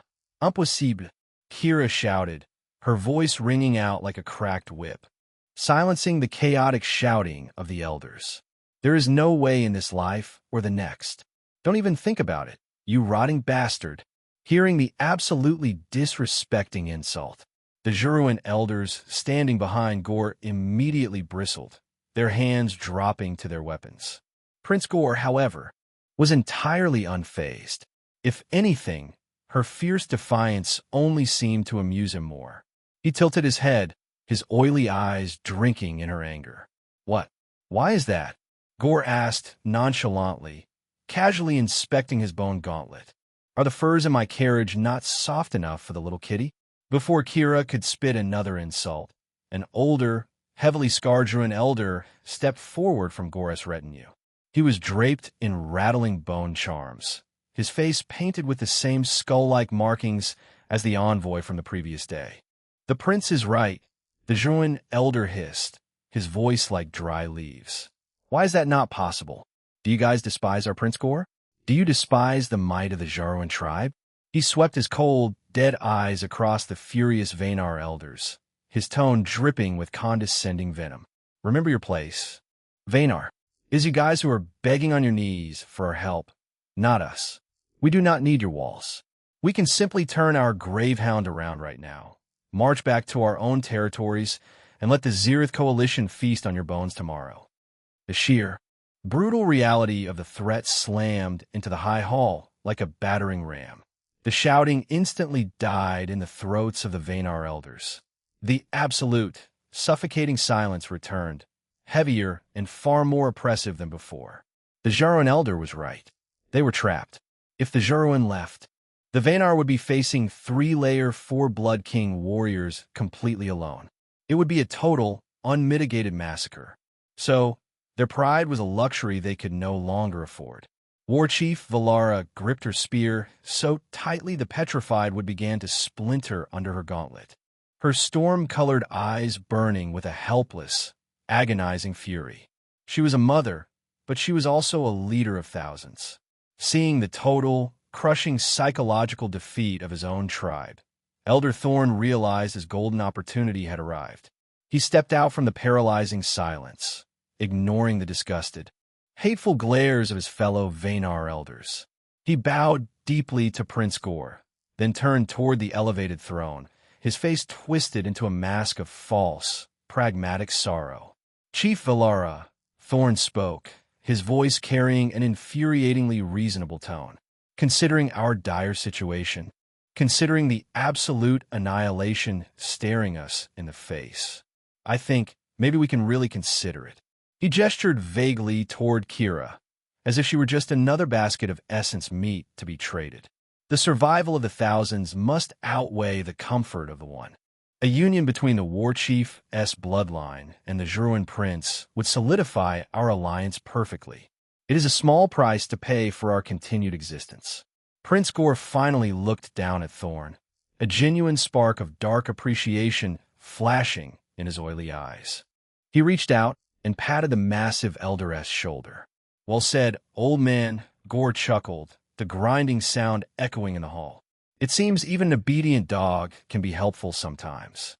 Kira stared at Thorn, absolute betrayal and horror washing over her beautiful features. Her own elder, a man who had sworn blood oaths to protect the tribe, was actively trying to sell her to a monster to save his own skin. She looked at her mother. Valara's face was a mask of stone, but the agonizing conflict in her eyes was obvious. She was trapped in an impossible, unwinnable tactical corner. Hot and frantic panic finally broke through Kira's strict warrior discipline. She was being cornered by her own people. "No way," Kira blurted out, her voice trembling slightly as she took a step backward. Her mind raced, desperately searching for any excuse, any cultural taboo or tribal law that could block the political maneuver. I can't. And I already have a life partner." She threw the bomb directly into the center of the silent room. The effect was cataclysmic. Everyone in the high hall was physically shocked. The Vaynar elders gasped, their eyes snapping to the War Chief's daughter. War Chief Valara herself blinked, her stoic facade cracking in utter bewilderment. Even High Shaman Zephyra, usually unfazed by anything, nearly dropped her blue-bone pipe. From the shadows of his pillar, Soul's eyebrows shot up in genuine, profound surprise. He stared at Kira, utterly bewildered by the sudden plot twist. Kira stood frozen under the crushing weight of 100 stares, her face burning a brilliant, undeniable beet red. She looked absolutely terrified of what she had just said, her stormy eyes darting frantically around the room. Prince Gore's sadistic smile faltered for a fraction of a second, his brow furrowed in genuine confusion, before smoothing back out into a cold, highly suspicious sneer. "Oh," Gore said, his grinding voice dropping an octave, carrying a lethal edge. "It's my first time hearing something like that. According to all my information, the War Chief's daughter has not taken her place. Her seat remains empty." He took a slow, intimidating step toward her, his rotting aura flaring. "Or maybe you are just trying to save yourself from your obligation, little kitty." Kira forced herself to stand her ground, though her hands were visibly shaking against her sword belt. She had dug the hole, and now she had to dive into it. "I'm not lying," Kira shouted, her voice echoing defensively off the walls. I really have a partner. We're already bound." Gore stopped. He leaned forward slightly, resting his chin on his bone gauntlet, his iridescent black eyes gleaming with a dark, terrifying amusement. He knew she was cornered. He knew she was bluffing, and he was going to enjoy tearing the lie apart piece by piece in front of her entire tribe. "Oh," Gore asked, a slow, mocking smile stretching across his corpse-like face. "Then tell me, little kitty, who is it? Who is the man brave enough to claim what belongs to me?" Chapter 296. Vaynar's response. Chapter 296. Chapter 296. Vaynar's response. Prince Gore leaned forward, his elbows resting heavily on his knees. His bow and armor clacked together. The sound seemed sharp and jarring in the tense atmosphere of the high hall. His iridescent, oil-slick eyes gleamed with a dark, terrifying amusement. He knew Kira was cornered.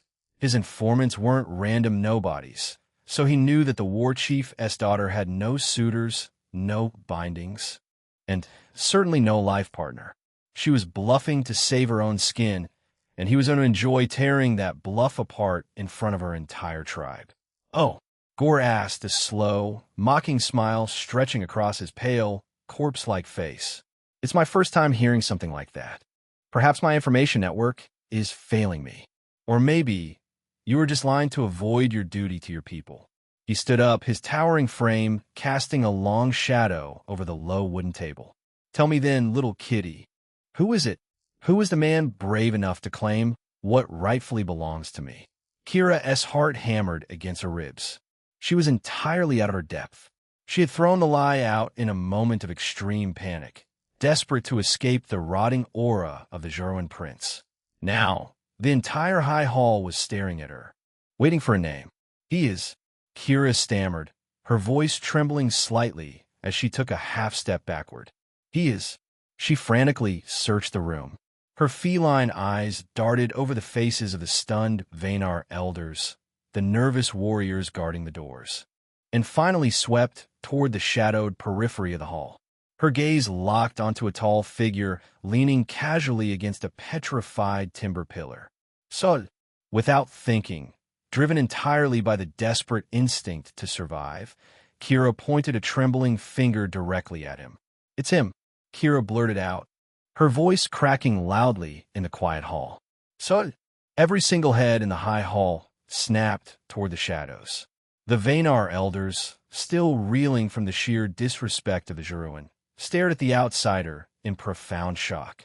Elder Thorn's jaw practically unhinged, his eyes bulging from their sockets as he looked between Kira and the unranked foreigner who had humiliated him the day before. Prince Gore slowly turned his head, his rotting gray aura shifting direction like a toxic wind. Of course, Gore already knew who Sol was. Other than internal informants, the Jeruan had their own spies embedded near the Vaynar borders. He knew an anomaly had arrived, a man who allegedly had a high-tier core and anchored a high-tier beast, though the rumors were wildly inconsistent, and were most likely fake rumors spread by Vaynar to deter enemies. Gore glanced at Thorn, seeking confirmation, but the Vaynar elder looked just as utterly stunned as everyone else. In the shadows, Sol blinked. He remained perfectly still, his expression carefully blank, but internally his mind skipped a beat. Me? He and T expected to be dragged into the center of this political crossfire. He had planned to sit back, observe the enemy's deployment strategies, and use the Vaynar walls as a funnel to strengthen himself. I mean, he had certainly had good feelings for Kira, but they were just slight feelings. He had any thoughts about her, because he knew that he'd eventually return. So it was useless to leave emotional baggage. Even though he may be scumbag, he wasn't scumbag enough to leave women after having sex. In that sense, he was pretty responsible, or even somewhat possessive. So, becoming the fake fiancé of the war chief's daughter was definitely not on his agenda. But his mind processed the reality of the room in a fraction of a second. Kira was backed into a corner. If she couldn't produce a partner, Gore would force the issue, Thorn would back him up to secure the alliance, and Valara would be trapped between sacrificing her daughter or sacrificing her tribe. Kira had picked him because he was the only variable in the room that Thorn couldn't control, and the only man holding enough raw power to make Gore hesitate. It was a reckless, desperate play, but Sol was pragmatic. If the war chief was indebted to him, his position in the tribe became absolutely untouchable. Sol pushed off the petrified pillar. He stepped out of the shadows and into the amber light of the hall, his void oak spear resting casually against his shoulder. He didn't look nervous. He didn't look like a man who had just been thrown to the wolves. He projected an aura of absolute, unbothered confidence. His silver-crimson eyes locking directly onto the Jarwin prince. He walked smoothly across the room, bypassing the gaping Vaynar elders, and stepped right up next to Kira. To sell the lie, he didn't hesitate. Sol reached out and wrapped a strong, possessive arm around Kira's waist, pulling her flush against his side. Kira stiffened for a microsecond in pure shock, her face burning a brilliant crimson, but she quickly recovered, leaning into his touch and resting her hand lightly against his chest. "Is there a problem with my partner, Prince Gore?" Sol asked, his voice a low, resonant timbre that carried effortlessly through the hall. Prince Gore's eyes narrowed into dangerous, oily slits. He evaluated the man standing before him, trying to sense the depth of his core. "You?" Gore rasped, a harsh, grinding laugh escaping his throat. "An unranked outsider who just stumbled here? The war chief's daughter binds herself to a stray beast with no lineage? Do you take me for a fool?"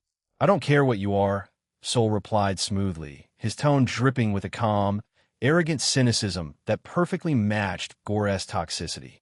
"Lineage doesn't stop claws, and it doesn't hold walls. Power does. And last I checked, my power was more than enough to claim what I want in this tribe." Kira had already made her choice. "You're late."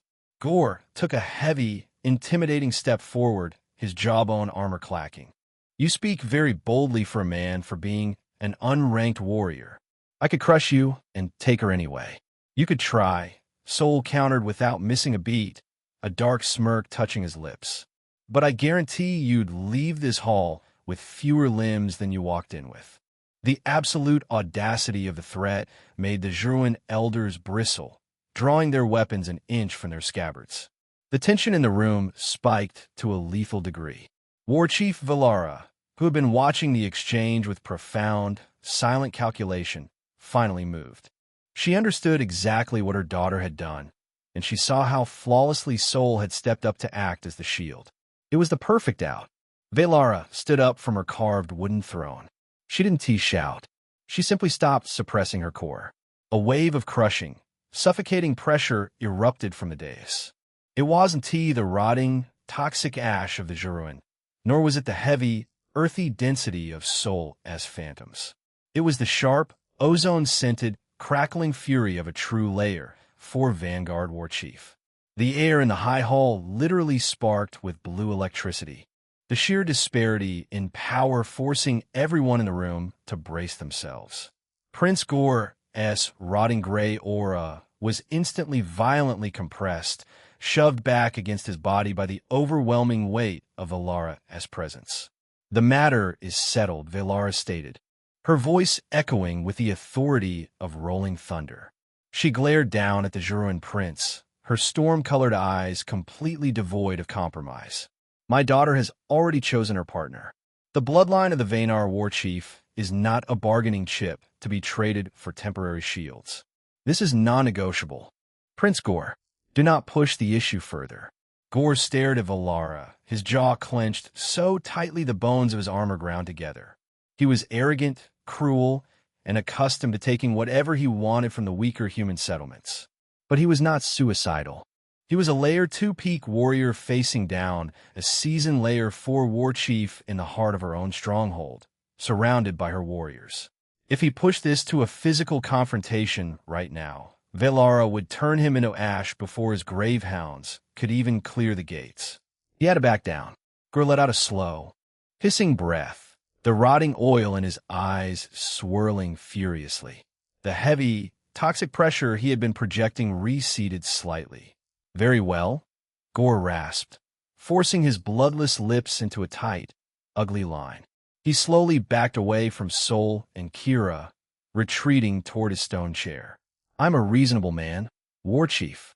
I respect the established bonds of your people, even if they are formed with stray beasts. But he also couldn't accept the humiliation. He threw himself heavily back into the chair, his gaze sweeping over the room. He couldn't let the insult stand without extracting some form of dominance. He needed to prove that the Vaynar were still beneath his heel, desperate enough to pay whatever price he demanded. His eyes roamed over the nervous serving girls huddled near the walls. They bypassed the elders, bypassed the warriors, and finally settled on the small, trembling figure trying to hide behind a wooden pillar. Chapter 297. I Am Ready. Chapter 297. Chapter 297. I Am Ready. Lumi. Okay, Gore announced loudly, his voice grinding through the silence. Since I am so understanding of your tribal customs, I will not push the matter of your daughter further. The Vaynar elders let out a collective, shaky breath of relief. But, Gore continued, raising a single, pale finger and pointing it directly across the room. Sincerity must still be shown. An alliance requires blood to seal the pact. I want her to be my bride. Everyone in the high hall turned their heads, following the line of his finger. Lumi stood frozen, her eyes wide with absolute, unadulterated terror. The wooden serving tray slipped from her numb fingers, clattering loudly against the stone floor, the nectar spilling like dark blood across the stones. She backed up until her shoulders hit the wall, her small frame shaking violently. I don't think she has a hidden partner tucked away in the shadows, am I right? Gore asked, a cruel, sarcastic sneer twisting his face. He looked at Thorn, a simple serving girl, a small token for the survival of thousands. Sol didn't hesitate. He stepped away from Kira, his silver-crimson eyes flashing with immediate, aggressive rejection.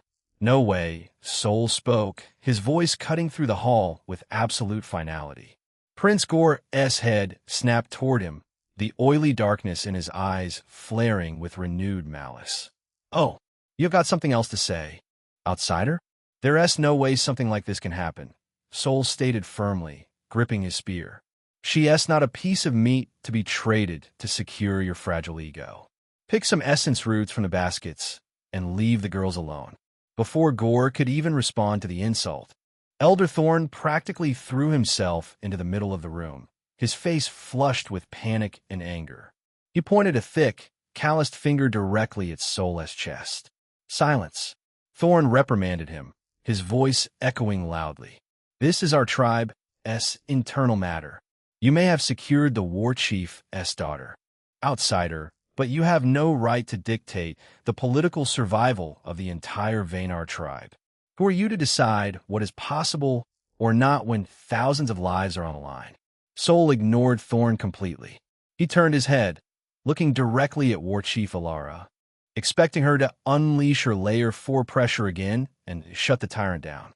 He looked at the surrounding elders, expecting the same righteous outrage they had shown when Kira was threatened. But as he scanned the room, a cold, heavy pit formed in his stomach. They were completely silent. War Chief Alara sat rigidly on her throne, her jaw clenched, her storm-colored eyes deep and entirely unreadable. She did not raise her spear. She did not speak a word of defiance. The other senior elders looked down at the floor, refusing to meet Sol's gaze, their faces tight with a grim, unspoken consensus. Sol suddenly understood the brutal, horrific math of the Great Orith. Kira was the war chief's bloodline, an elite vanguard, a vital pillar of the tribe's future. Her sacrifice was unacceptable. But Lumi? Lumi was just a commoner. A sweet, bubbly serving girl with a weak Layer 1 core. In the cold, terrifying calculus of survival against the Zerith coalition, trading one common girl to secure an army of Juruan warriors was a bargain the elders were entirely willing to make. They hated it, it disgusted them, but they would not stop it, seeing the total, passive compliance of the war chief and the council. Thorn felt a massive surge of encouragement. As you can see, Prince Thorn continued smoothly, turning his back on Sol to grovel before Gore once again. The tribe recognizes the honor you bring us. We would be delighted to quiet old man," Gore interrupted brutally, cutting Thorn off mid-sentence. Gore stood up slowly from his stone chair. He didn't look pleased. He feigned a look of deep, profound insult, glaring toward Sol, then sweeping his gaze over Valara and the silent elders.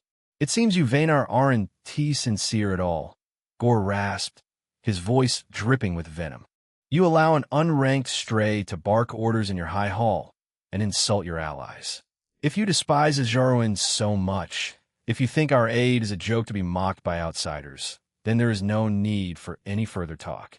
He turned to his retinue of gaunt, pale-skinned elders. "We leave. Let the Zirith feast on their arrogance." Instantly, total commotion erupted in the high hall. The Vaynar elders panicked, their previous silent consensus shattering as the reality of losing their only shield hit them. War Chief Valara remained seated, her face a stoic mask, but her knuckles were stark white where she gripped her spear. Gore took a deliberate, heavy step toward the door, fully intending to force them to their absolute breaking point. Suddenly, a loud, piercing voice shattered the chaos of the hall. "I am ready." The desperate shout echoed off the vaulted ceiling, silencing the commotion instantly. Prince Gore stopped dead in his tracks. A slow, deeply satisfied smirk played across his bloodless lips. He turned around slowly, looking toward the far wall. "What'd you say?"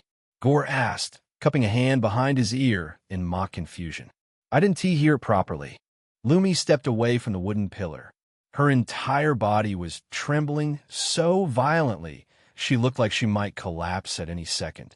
Heavy, unbroken streams of tears flooded out of her bright eyes, tracking through the dust on her cheeks. She was gripping the fabric of her simple dress so tightly her fingers were white. "I said, I am ready for this marriage," Lumi repeated, forcing the words through her choked sobs.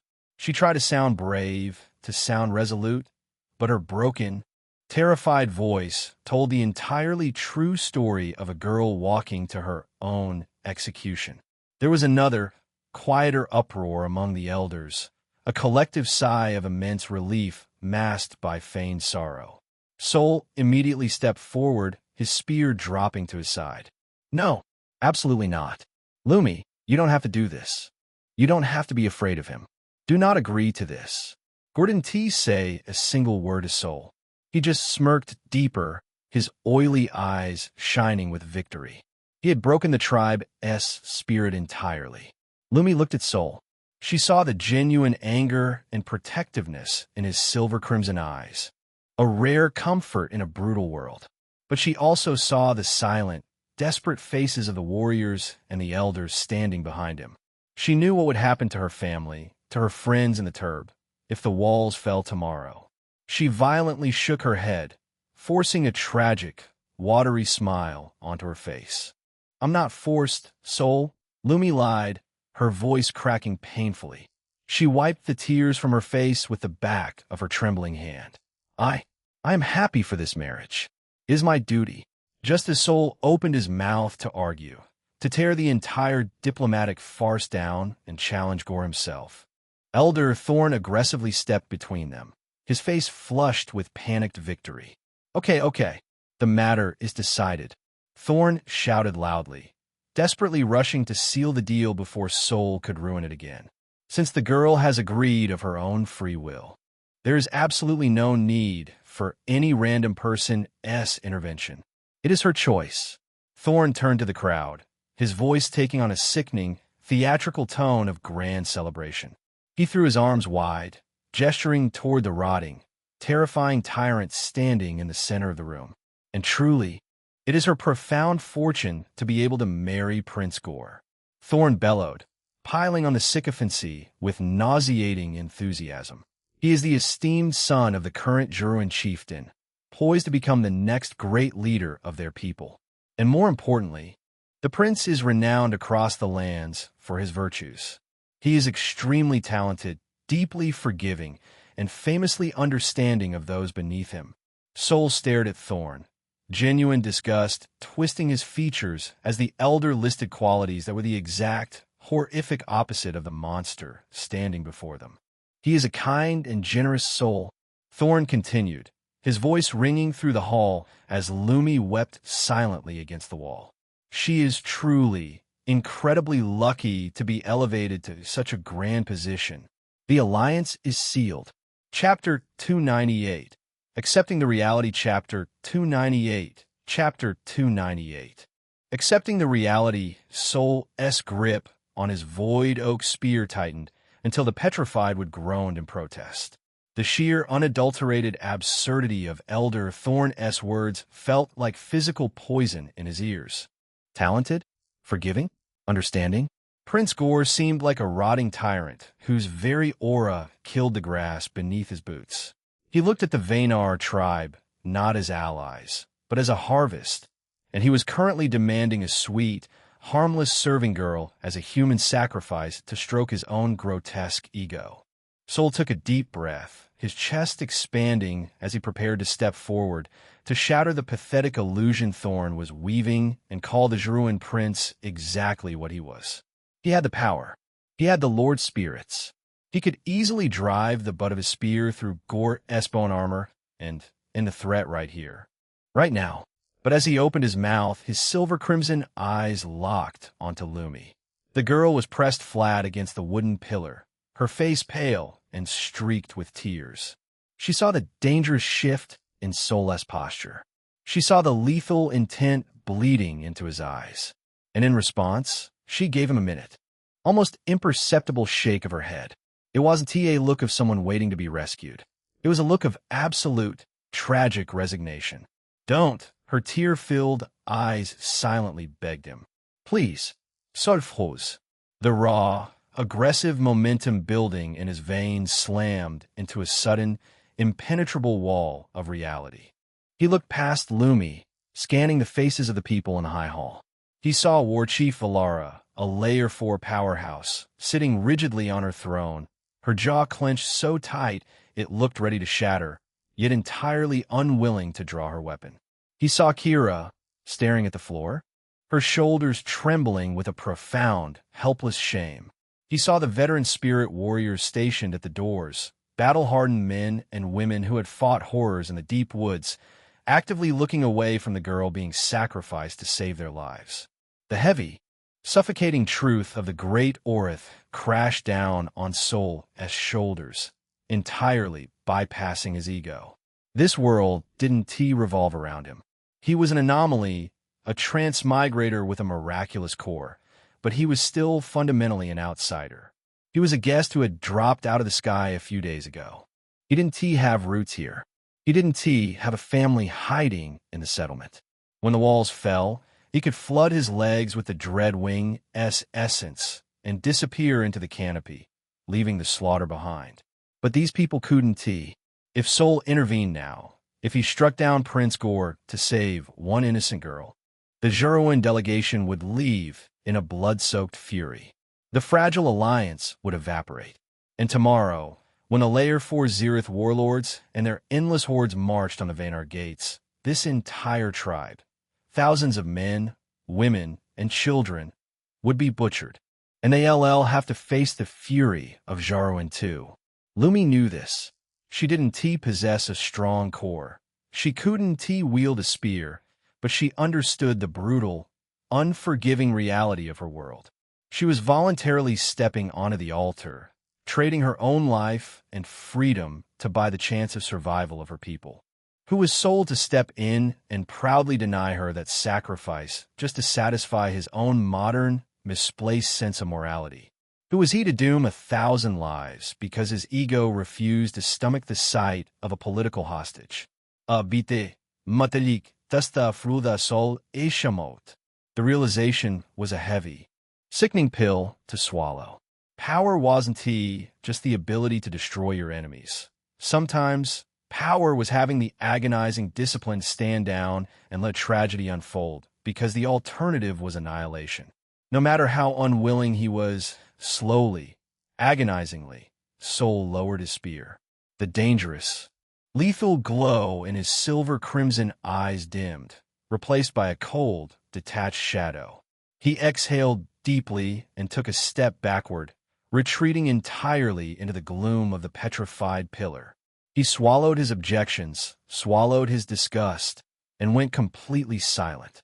Seeing the dangerous outsider back down and retreat into the shadows, Prince Gore's bloodless, corpse-like face stretched into a wide, victorious sneer. He had won. He had completely broken the pride of the Vaynar tribe, forcing them to hand over their own people with a smile.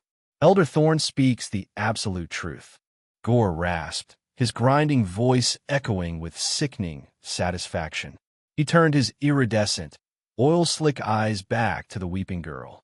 It is her profound fortune, and it is your profound fortune, Vaynar, that I am a man who honors his bargains. Gore walked back to his ornate stone chair and threw himself into it. Slouching heavily, the toxic, gray ash of his aura pulsed outward, filling the room with the stench of carcasses. Now, Gore commanded, dismissing the drama entirely and shifting directly into military logistics. Let us finalize the terms of this grand alliance, so my warriors do not waste their time standing in the mud. War Chief Villara finally spoke. Her voice was completely hollow, stripped of all its usual roaring, storm-like authority. It was the voice of a leader who had just sold a piece of her own soul. State your deployment, Prince, Villara said rigidly, refusing to look at Lumi. How will the Jarwin aid us when the Zereth march? Gore leaned his elbows on the low wooden table, resting his chin on his bone gauntlets. The Jarwin do not bleed first. That is the privilege of the host.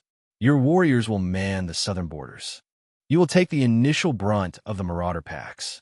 Several Vaynar elders grimaced at the blatant use of their warriors as a meat shield, but no one dared to interrupt. The Zereth are cunning, Gore continued, his tone turning surprisingly tactical, proving he wasn't entirely a mindless brute. Their Layer 4 warlords will likely not expose themselves in the initial charge. They will wait in the deep tree line, sending waves of marauders to exhaust your defenders, test your runes, and drain your war chief's essence. He tapped a pale, long finger against the crude map laid out on the table. My forces will not station inside your walls. Your cramped, pathetic settlement would only restrict the charge of my gravehounds, Gore explained. We will camp in the northern ravines, completely out of sight. We will wait. When the situation on your walls becomes truly grim, when the marauder numbers threaten to breach your gates, and the Zereth warlords finally step out of the shadows and commit themselves to the siege to deliver the killing blow. Gore smiled, a terrifying expression. That is when you send the message. Ignite the great beacon fire at the absolute peak of your heartwood tree. When my scouts see the black smoke, the Jarwin will march with our full, unmitigated power. We will sweep around the eastern ridge and flank the coalition. We will trap them against your walls and slaughter them all in a single, devastating hammer blow. It will be a massacre. It was a classic, brutal hammer and anvil strategy. But the Vaynar tribe was the anvil. They would be required to hold the line against an overwhelming, nightmarish force, taking catastrophic casualties until the enemy's leadership was entirely committed and vulnerable. Only then would the Jarwin swoop and acclaim the glory and the high-tier essence kills. Understood, Villara said, her voice tight. We will hold the walls. We will draw them in. And when the beacon is lit, we expect the Jarwin to strike without hesitation. We will, Gore promised smoothly. He then sat back, waving a dismissive hand toward the periphery of the room. But to ensure that the Vaynar do not suddenly lose their nerve and attempt to flee out the back gates when the blood starts flowing, the girl comes with me today. Another wave of quiet, horrified murmurs rippled through the Vaynar elders. She is the token of our alliance, Gore stated, his tone brooking absolutely no argument. A gesture of your absolute sincerity. She will return with my retinue to our camp in the northern ravines immediately. She will remain under my personal protection until the battle is won. Thorn swallowed hard, nervously adjusting his robes. And the Union Prince? The wedding rituals? Gore let out a harsh, grinding laugh. Do not bore me with your pathetic tribal ceremonies right now, old man. A true Jarwin wedding requires a proper feast. We will perform the rituals after the war. The blood of the Zereth warlords will serve as the perfect sacrifice to celebrate our victory and the sealing of our bond. Chapter 299. Taking Lumi Away. Chapter 299. Chapter 299. Taking Lumi Away. A true Druin wedding requires a proper feast. We will perform the rituals after the war. The blood of the Zereth warlords will serve as the perfect sacrifice to celebrate our victory and the sealing of our bond. He stood up, his massive, corpse-like frame dominating the room once more. He didn't wait for Velara to officially agree. He turned his head and locked his oily eyes on the weeping girl leaning against the wall. "Come," Gore commanded, extending a single pale finger. Lumi flinched as if she had been physically struck. She looked around the room one last time. She looked at the elders who had traded her away. She looked at Kira, who had tightly squeezed her eyes shut, entirely unable to bear the shame of witnessing it. Finally, Lumi looked toward the shadows where Sol stood. Sol didn't look away. He held her gaze, his expression completely unreadable, a mask of cold, hard stone. He offered her no comforting smile, no false promises of rescue. He simply witnessed her sacrifice, committing the brutal, unforgiving reality of this moment to his permanent memory. Lumi let out a small, broken sob. She pushed herself off the wall. With her head bowed and her shoulders trembling, she slowly walked across the stone floor, her bare feet making almost no sound, until she stood in the suffocating, rotting shadow of the Jaran prince. "Good," Gore rasped. He didn't offer her his hand. He simply turned on his heel, his bone armor clacking loudly. "The alliance is struck, War Chief. Prepare your walls. We will be watching for the smoke." Without another word, Prince Gore marched out of the high hall. His gaunt, pale-skinned elders followed him like silent wraiths. Lumi walked behind them, her head down, a small, fragile prisoner swallowed up by the procession of monsters. The heavy timber doors of the high hall groaned shut behind them, sealing the Vaynar tribe in with the bitter, agonizing reality of what they had just done. The silence that descended upon the room was absolute and suffocating. It wasn't a silence of peace. It was the silence of a graveyard. The toxic, rotting gray aura of the Druin slowly began to dissipate from the air, but the stain it left on the pride of the spirit warriors was permanent. Elder Thorn stood in the center of the room, looking incredibly awkward. He had secured the alliance. He had saved his own political skin, but looking at the furious, disgusted faces of the other elders, he realized he had entirely alienated himself from the soul of his own tribe. It had to be done, Thorn muttered weakly, trying to justify the cowardice. "For the survival of the many." "Get out of my sight," Thorn, War Chief Velara whispered. Her voice wasn't loud, but it carried a lethal, absolute venom that made the massive elder physically flinch. Velara finally raised her head. Her storm-colored eyes were burning with a terrifying, uncontainable grief. "All of you, get out," Velara commanded, her voice rising in pitch and volume until it echoed like a thunderclap. "Return to your posts. Sharpen your spears. Check the perimeter runes. If a single marauder breaches the walls, I will personally throw you into the rot." The elders didn't need to be told twice. They practically scrambled over each other to escape the War Chief's wrath, pouring out of the high hall and rushing back out into the settlement to prepare for the impending war. Kira lingered for a moment, looking at her mother, before she too turned and hurried out the side door, her face a mask of profound shame. Sol was the last one left in the shadows. He didn't say a word to the War Chief. There was nothing to say. Apologies were useless, and comforting platitudes were an insult. He pushed off the petrified pillar, adjusted the grip on his void oak spear, and walked silently out of the hall, stepping back out into the daylight of the Vaynar settlement. Sol felt the heavy, oppressive weight of the great Orith pressing down on his shoulders harder than ever before. The atmosphere was incredibly grim. The joyful bonfires of the previous night were cold ash. Warriors were moving with frantic, desperate energy, hauling heavy bundles of obsidian arrows to the watchtowers and reinforcing the wooden palisades with thick vines. The air smelled of fear, sweat, and impending death. Sol walked steadily back toward the feline spire, his mind a cold, calculating machine. The event in the high hall had fundamentally shifted his perspective. He had spent the last few days reveling in the sudden, intoxicating surge of his own power. He had anchored 2 Layer 3 sovereign spirits. He had crushed an elder. He had thought that raw strength alone was enough to dictate his own fate in this primitive world. But watching Lumi walk away with Prince Gore had brutally shattered that illusion.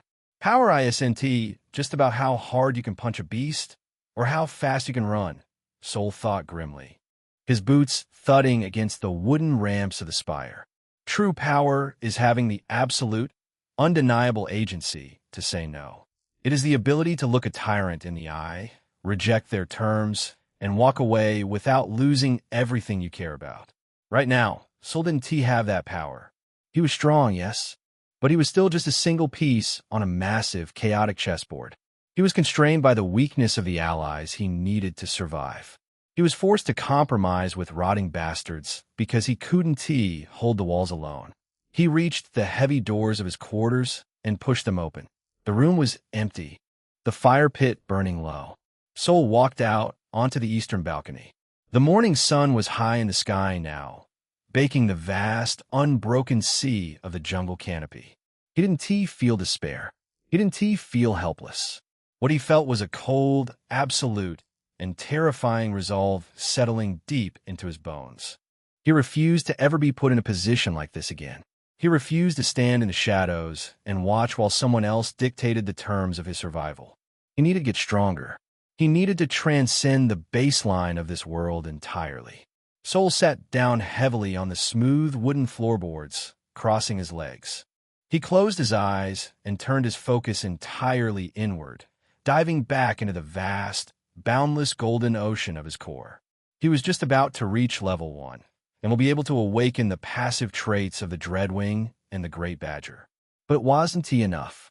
Not anymore. I need essence. Sol muttered into the quiet air, his silver-crimson eyes snapping open, blazing with a dangerous, predatory hunger. He looked toward the great Orith, where the distant, rhythmic rumbling of the beasts was echoing. The greatest collection of raw, unadulterated essence in 100 miles was present right to his doorstep. He gripped the shaft of his void oak spear, a dark, anticipation-fueled smirk slowly pulling at the corner of his mouth. Seems like I gotta take another round of my friends in the jungle, Sol whispered. I have a lot of leveling up to do after all. Chapter 300.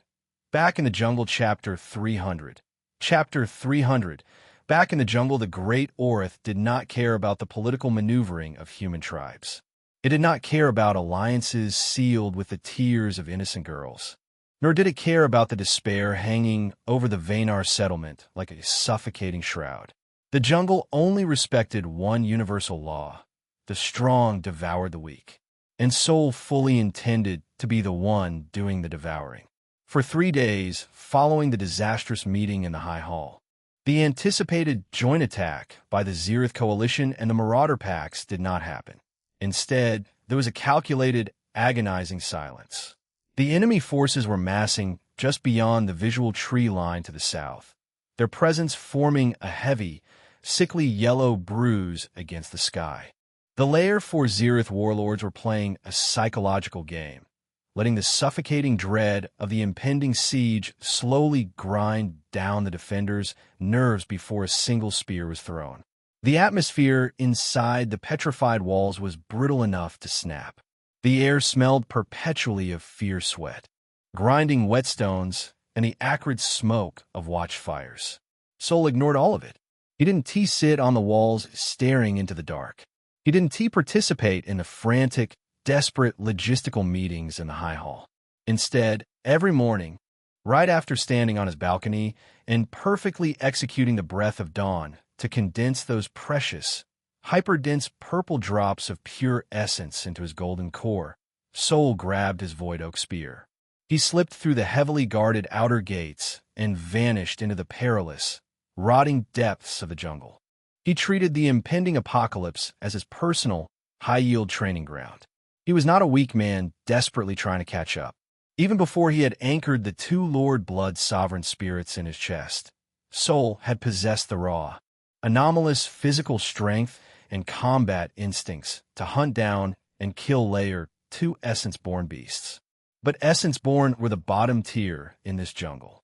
Now, with his core saturated with Dawn Essence and his veins continually widened by the sheer pressure of holding the Dreadwing and the Great Badger, Soul bypassed the common beasts entirely. He actively sought out Layer 2 Omen Bloods. On the first day, he ventured deep into the western scrublands, far beyond the territory designated as safe by the Vaynar scouts. His silver-crimson eyes picked apart the dense, thorny undergrowth with microscopic precision. His first major target was an iron-spined centipede. It was a terrifying, 60-foot-long monstrosity, an Omen blood predator whose carapace was infused with heavy metallic essence. It moved through the rocky terrain like a subterranean train, its mandibles dripping with a neurotoxin that could paralyze a spirit warrior in seconds. Before acquiring the sovereign spirits, a beast of this caliber and lineage would have forced Soul to rely entirely on traps, environmental hazards, and an exhausting war of attrition. This time, he met it head-on. When the massive centipede burst from the loose shale, its dozens of scythe-like legs carving gouges into the stone, Soul didn't retreat. He planted his boots, tapping into the dormant, heavy gravity of the Great Badger resting in his core. He didn't have access to the Spirit's active aura yet. He was still fundamentally at Layer 0, but the passive physical density it provided was staggering. He ducked beneath the snapping, venom-dripping mandibles, the sheer speed of his evasion fueled by the latent lightning of the Dreadwing. He stepped directly into the centipede's guard, twisted his hips to generate maximum torque, and drove his Void Oak spear upward. The impact sounded like a cannon shot. The obsidian tip didn't just simply pierce the metallic carapace. The kinetic force behind Soul's thrust shattered 3 of the beast's armored segments simultaneously. Black, corrosive blood sprayed across the rocks as the centipede shrieked, twisting its massive body to crush him. Soul was already gone, blurring 10 feet away before the heavy tail slammed into the earth where he had just been standing. It was a brutal, hyper-efficient dance of violence. Every thrust of his spear carried tectonic weight. Every dodge possessed aerodynamic perfection. In less than 3 minutes, the massive Layer 2 Omen blood lay dead, its skull caved in by a final, devastating overhead strike. Soul stood over the carcass, his chest heaving, a dark, exhilarated grin spreading across his face. He placed his hands on the beast, drawing its chaotic, earthy essence into his core, letting the golden liquid purify the energy and feed it to his starving phantoms, and continued his adventure. His next target was a pack of rothounds, Layer 2 scavengers that hunted in groups of a dozen or more. They were horrifying amalgamations of canine anatomy and fungal infection, their bodies covered in thick, pulsing yellow pustules that leaked highly acidic sap. And like before, he didn't hide or flee. Soul simply dropped from the petrified canopy directly into the center of their pack. The rothound snarled, lunging with terrifying synchronization. As the first hound snapped its fungal jaws toward his throat, Soul twisted his hips and thrust his Void Oak spear. Crack! The sheer, unrestrained kinetic force almost broke the sound barrier. The shockwave of the impact practically vaporized its upper torso, sending a spray of black blood and yellow acid in a 10-foot arc. The acid splattered against Soul's bare arms, but it didn't burn. His skin, fortified by the passive, earth-aligned density of the Great Badger, barely registered the corrosive fluid as a mild itch. He didn't use flashy martial arts or waste energy on unnecessary movements. Every thrust of his spear, every sweeping strike of the heavy oak shaft, carried the concentrated tectonic mass of a falling boulder. He shattered ribs, crushed skulls, and cleaved through fungal armor with terrifying ease. In less than a few minutes, 14 rot hounds lay dead in the mud. He placed his hands on the largest of the corpses, drawing the residual, chaotic essence into his core, feeling the golden liquid in his solar plexus churn as it purified the raw energy and fed it to his starving, sovereign spirits. Chapter 301. Breakthrough. Chapter 301. Chapter 301. Breakthrough. On the second day, he went deeper, deliberately hunting the apex predators of Layer 2 to synthesize specific elemental affinities for his phantoms. He spent 6 hours tracking a venom weaver, a massive terrestrial arachnid the size of a transport carriage, known for spinning webs of hyperdense, razor-sharp essence threads that could slice a vanguard warrior to ribbons. He found it nesting in a cavernous hollow formed by the roots of a dead heartwood tree. The battle was grueling, pushing his combat reflexes to their absolute breaking point. The Venom Weaver moved with erratic, terrifying speed, spitting globes of concentrated neurotoxin that melted the solid stone around him. Soul had to rely entirely on the Dreadwing's passive neural acceleration just to track the Beast's movements. He danced through a labyrinth of invisible, razor-sharp threads, feeling the agonizing sting as the edges grazed his fortified skin, drawing thin lines of bright red blood. He couldn't rely solely on brute force. He had to use his mind. He kited the massive spider out of its hollow, drawing it into a narrow ravine filled with loose, jagged rocks. When the weaver reared up to spit another volley of acid, Soul didn't dodge away. He triggered a fraction of the great badger's active aura. A heavy, oppressive wave of localized gravity slammed downward. The loose rocks in the ravine trembled, and the massive spider was abruptly crushed flat against the earth, its 8 legs buckling under the sudden, immense spike in tectonic pressure. Soul didn't hesitate. He launched himself off the wall of the ravine, turning his body into a living missile. He drove his void oak spear directly down into the cluster of the spider's 8 glowing eyes, burying the obsidian blade up to the haft. The beast shrieked, a sound that vibrated the fillings in Soul's teeth, before its massive body went entirely rigid and collapsed. He spent the next hour absorbing its dense, toxic core. The raw, high-tier essence flooded his meridians. The purple drops he had refined from the breath of dawn acted as a catalyst, seamlessly integrating the spider's chaotic energy into his own reserves. In his mental space, the Dreadwing's sapphire lightning flared brilliantly, digesting the kinetic speed of the arachnid, while the great badger absorbed the terrestrial mass. On the way back, he deliberately charted a course toward the massive, scarred valley where his journey had essentially begun, the epicenter of the apocalyptic 3-way battle between the Hive Mother, the Lord Dreadwing, and the Lord Great Badger. He needed to see it. He needed a physical reminder of the power ceiling he was striving to reach. When Soul finally broke through the dense tree line and stepped onto the ridge overlooking the valley, the sheer scale of the devastation made him stop in his tracks. It was completely empty. The surrounding jungle, usually teeming with insects, scavengers, and lesser predators, was dead silent. Even days later, the residual, terrifying auras of the Layer 3 sovereigns lingered in the soil, keeping every living thing miles away. The valley floor looked like it had been subjected to an orbital bombardment. Massive, perfectly smooth craters 50 feet deep scarred the earth, the result of the Great Badger's tectonic strikes. Huge swaths of the petrified forest had been completely melted into pools of bubbling, toxic glass by the Dreadwing's highly pressurized acid, and scattered across the scorched earth were the massive, bleached exoskeletons of the Hive Mother's elite guard, completely hollowed out by the kinetic shockwaves. Soul slowly walked down into the crater. The air was thick and heavy, tasting of ozone and sulfur. He stood in the exact center of the devastation, looking at a massive, sheared cliff face that had been cleanly sliced in half by a stray attack. He placed his hand against his chest, right over his solar plexus.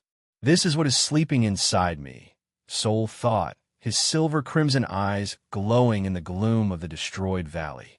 This isn't just power. It's a natural disaster. The realization didn't humble him. It ignited a burning, insatiable furnace of ambition in his gut. If he wanted to survive the Zereth warlords, if he wanted to ensure he never had to stand in a room and watch another girl get traded away to a tyrant because he lacked the leverage to stop it, he needed to unlock this disaster. He spent the rest of the second day meditating in the center of the crater, using the breath of dawn technique to draw in the residual, highly concentrated sovereign essence that still clung to the melted rocks. The purple drops in his core multiplied, feeding the dormant spirits until they thrummed with a restless, agonizing vitality. The metaphorical walls of his Layer Zero containment were straining, bulging outward under the sheer pressure of the refined energy. On the third day, the breakthrough finally arrived. He was hunting in the jagged ravines to the east, tracking a Layer 2 omen blood known as a Wintalone, a massive, raptor-like avian with feathers sharp enough to cut solid steel. It was a notoriously difficult beast to kill because of its speed and aerial advantage, making it the perfect catalyst to push his body over the edge. The fight was a grueling, high-speed nightmare. The Wintalone swooped down from the bluffs in a blur of gray feathers, launching volleys of compressed air blades that sliced deep gashes into the petrified wood all around him. Sol didn't use the environment to hide. He engaged it in the open. He pushed his physical limits past the breaking point, his muscles screaming under the strain as he deflected the air blades with the shaft of his void oak spear. He was bleeding from a dozen shallow cuts, his tunic shredded, but his silver-crimson eyes never lost their absolute, diamond-hard focus. When the Wintalone finally dove for the kill, its massive talons extended to rip his head from his shoulders. Sol didn't dodge. He dropped his spear. He reached up with both bare hands, his muscles bulging as he grabbed the beast's thick, scaly ankles mid-dive. The sheer kinetic momentum of the massive avian threatened to rip his arms out of their sockets. Sol's boots carved deep trenches into the solid stone of the ravine as he was dragged backward. Now Sol commanded his core. He unleashed the entirety of the stored purple essence drops directly into his body. The reaction was catastrophic. A sudden, blinding pain washed through his veins as the golden liquid boiled over. Inside his mental space, the crystalline sphere containing the dread wing shattered completely, releasing a torrent of sapphire lightning. Simultaneously, the metallic crust of the great badger exploded outward. A sharp, metaphysical crack echoed in Sol's chest. Layer 1. A localized shockwave of pure energy erupted from Sol's body. The air pressure in the ravine inverted for a fraction of a second. The sapphire lightning of the dread wings surged through his nervous system, while the tectonic mass of the badger flooded his bones. With a roar that sounded more beast than human, Sol twisted his hips, utilizing his newly integrated, terrifying physical strength. He swung the massive, struggling Wintalone in a brutal arc and slammed it directly into the solid rock face of the ravine. Chapter 302. Leveling up Kira in the room. Chapter 302. Chapter 302. Leveling up Kira in the room, the stone shattered instantly, exploding outward in a spray of lethal shrapnel. The beast's spine snapped on impact with a sickening crunch, killing it before its heavy body even hit the forest floor. Sol stood in the settling dust, his body radiating a heavy, oppressive heat that visibly warped the air around him, while the petrified ground beneath his boots webbed with hairline fractures under his newfound resting density. Deep within his core, the profound shift was still stabilizing. The dread wing, the phantom that had been his first true anchor, let out a silent, triumphant screech that vibrated through Sol's very marrow. It was no longer just a captured, stagnant spirit. Having devoured the ambient essence of the slaughter, it had violently forced its way up the hierarchy, evolving into a true Layer 1 entity. And the beast didn't just ascend alone. The evolution triggered a massive, immediate feedback loop. Pure, refined primal essence flooded back, crashing in his soul's physical vessel like a tidal wave. He let out a low, ragged breath as the agonizing, intoxicating process of biological restructuring took hold. His muscles didn't bulge into grotesque, bulky masses. Instead, they condensed. The fibers twisted, hardened, and locked together, becoming hyper-streamlined and dense as tempered steel. The residual, layman softness was entirely incinerated, replaced by an anatomy built strictly for violence, speed, and kinetic output. He could physically feel the unique traits of the dreadwing bleeding into his human flesh, a terrifying, predatory elasticity in his joints, and a feather-light balance that completely defied his new, heavy mass. When he opened his silver-crimson eyes, the world seemed to have fundamentally changed. He could actually feel the primal essence drifting through the great Orth. Before, it was just being able to see essence thanks to his cheat, but now it was like suddenly being able to feel the currents in the ocean. He sensed thick, lazy rivers of ambient energy drifting around the ancient trees, and sharp, jagged spikes of essence bleeding from the fresh corpses at his feet. Every nerve ending in his skin tingled, highly attuned to the atmospheric pressure and the hidden life forces around him. He unclenched his fists, a wide smirk spreading on his face. He had finally crossed the threshold. He wasn't just holding the spirits inside a hollow vessel anymore. Through the blood and the essence feedback, he had begun to assimilate them. He had finally taken his first true step into their power. By the time Sol returned to the Vaynar settlement that evening, the sun was dipping below the horizon, casting long, bloody shadows across the petrified walls. The tension in the tribe had reached a fever pitch. The distant rumbling from the south had stopped entirely, replaced by a deafening, ominous silence. The Zirith and the Marauders were no longer marching. They were in position. The attack could come at midnight, or it could come at dawn, or maybe in a week, no one knew. Sol walked through the lower rings, ignoring the fearful, anxious stares of the villagers. He looked different. His presence was heavier, his silver-crimson eyes holding sharp, electrical intensity that made the spirit guards subconsciously step out of his path.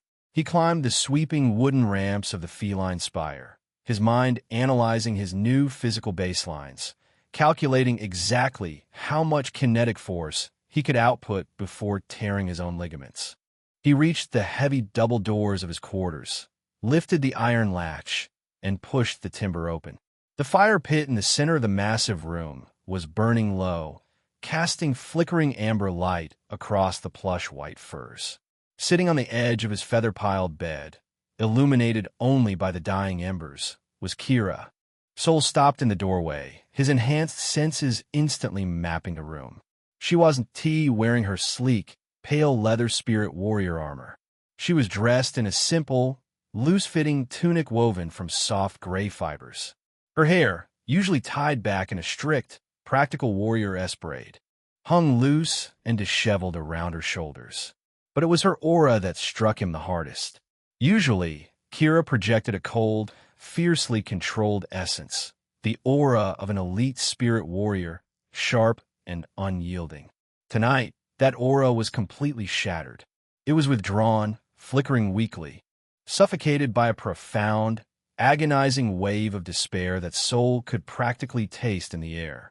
Sol closed the heavy door behind him with a soft click. He leaned his void oak spear against the wall, the obsidian tip still stained with the Wintalone-esque blood, and slowly walked toward the center of the room. As he stepped into the light of the fire pit, Kira looked up. Her blue feline eyes, usually so full of stormy defiance and lethal intent, were utterly broken. They were red and swollen, brimming with unshed tears. The fierce, untouchable war chief's daughter was gone, replaced by a young woman crumbling under the weight of an unbearable reality. "Kia?" Sol asked, his voice low, lacking his usual cynical edge. The sound of his voice seemed to shatter the very last remaining fragment of her composure. A choked, agonizing sob ripped from her throat. She buried her face in her hands, her shoulders shaking violently as the emotional dam finally broke. She wept, the sound echoing painfully in the quiet, spacious quarters. Sol stood frozen for a second, completely at loss. He knew how to break a warrior-esque guard, how to kite a Layer 2 beast, and how to manipulate high-tier essence. But he was completely, entirely out of his depth when it came to comforting a shattered soul. But seeing her sitting there, crumbling under a weight that wasn't entirely her own, the cold, pragmatic wall in his mind cracked. He walked over to the edge of the bed and sat down heavily beside her. He didn't offer empty platitudes. He didn't tell her it was going to be okay, because they both knew it wasn't. Maybe tomorrow, the walls were going to bleed, and people she loved were going to die. Slowly, awkwardly, Sol reached out. He wrapped his strong, heavy arms around her shaking shoulders and pulled her against his chest.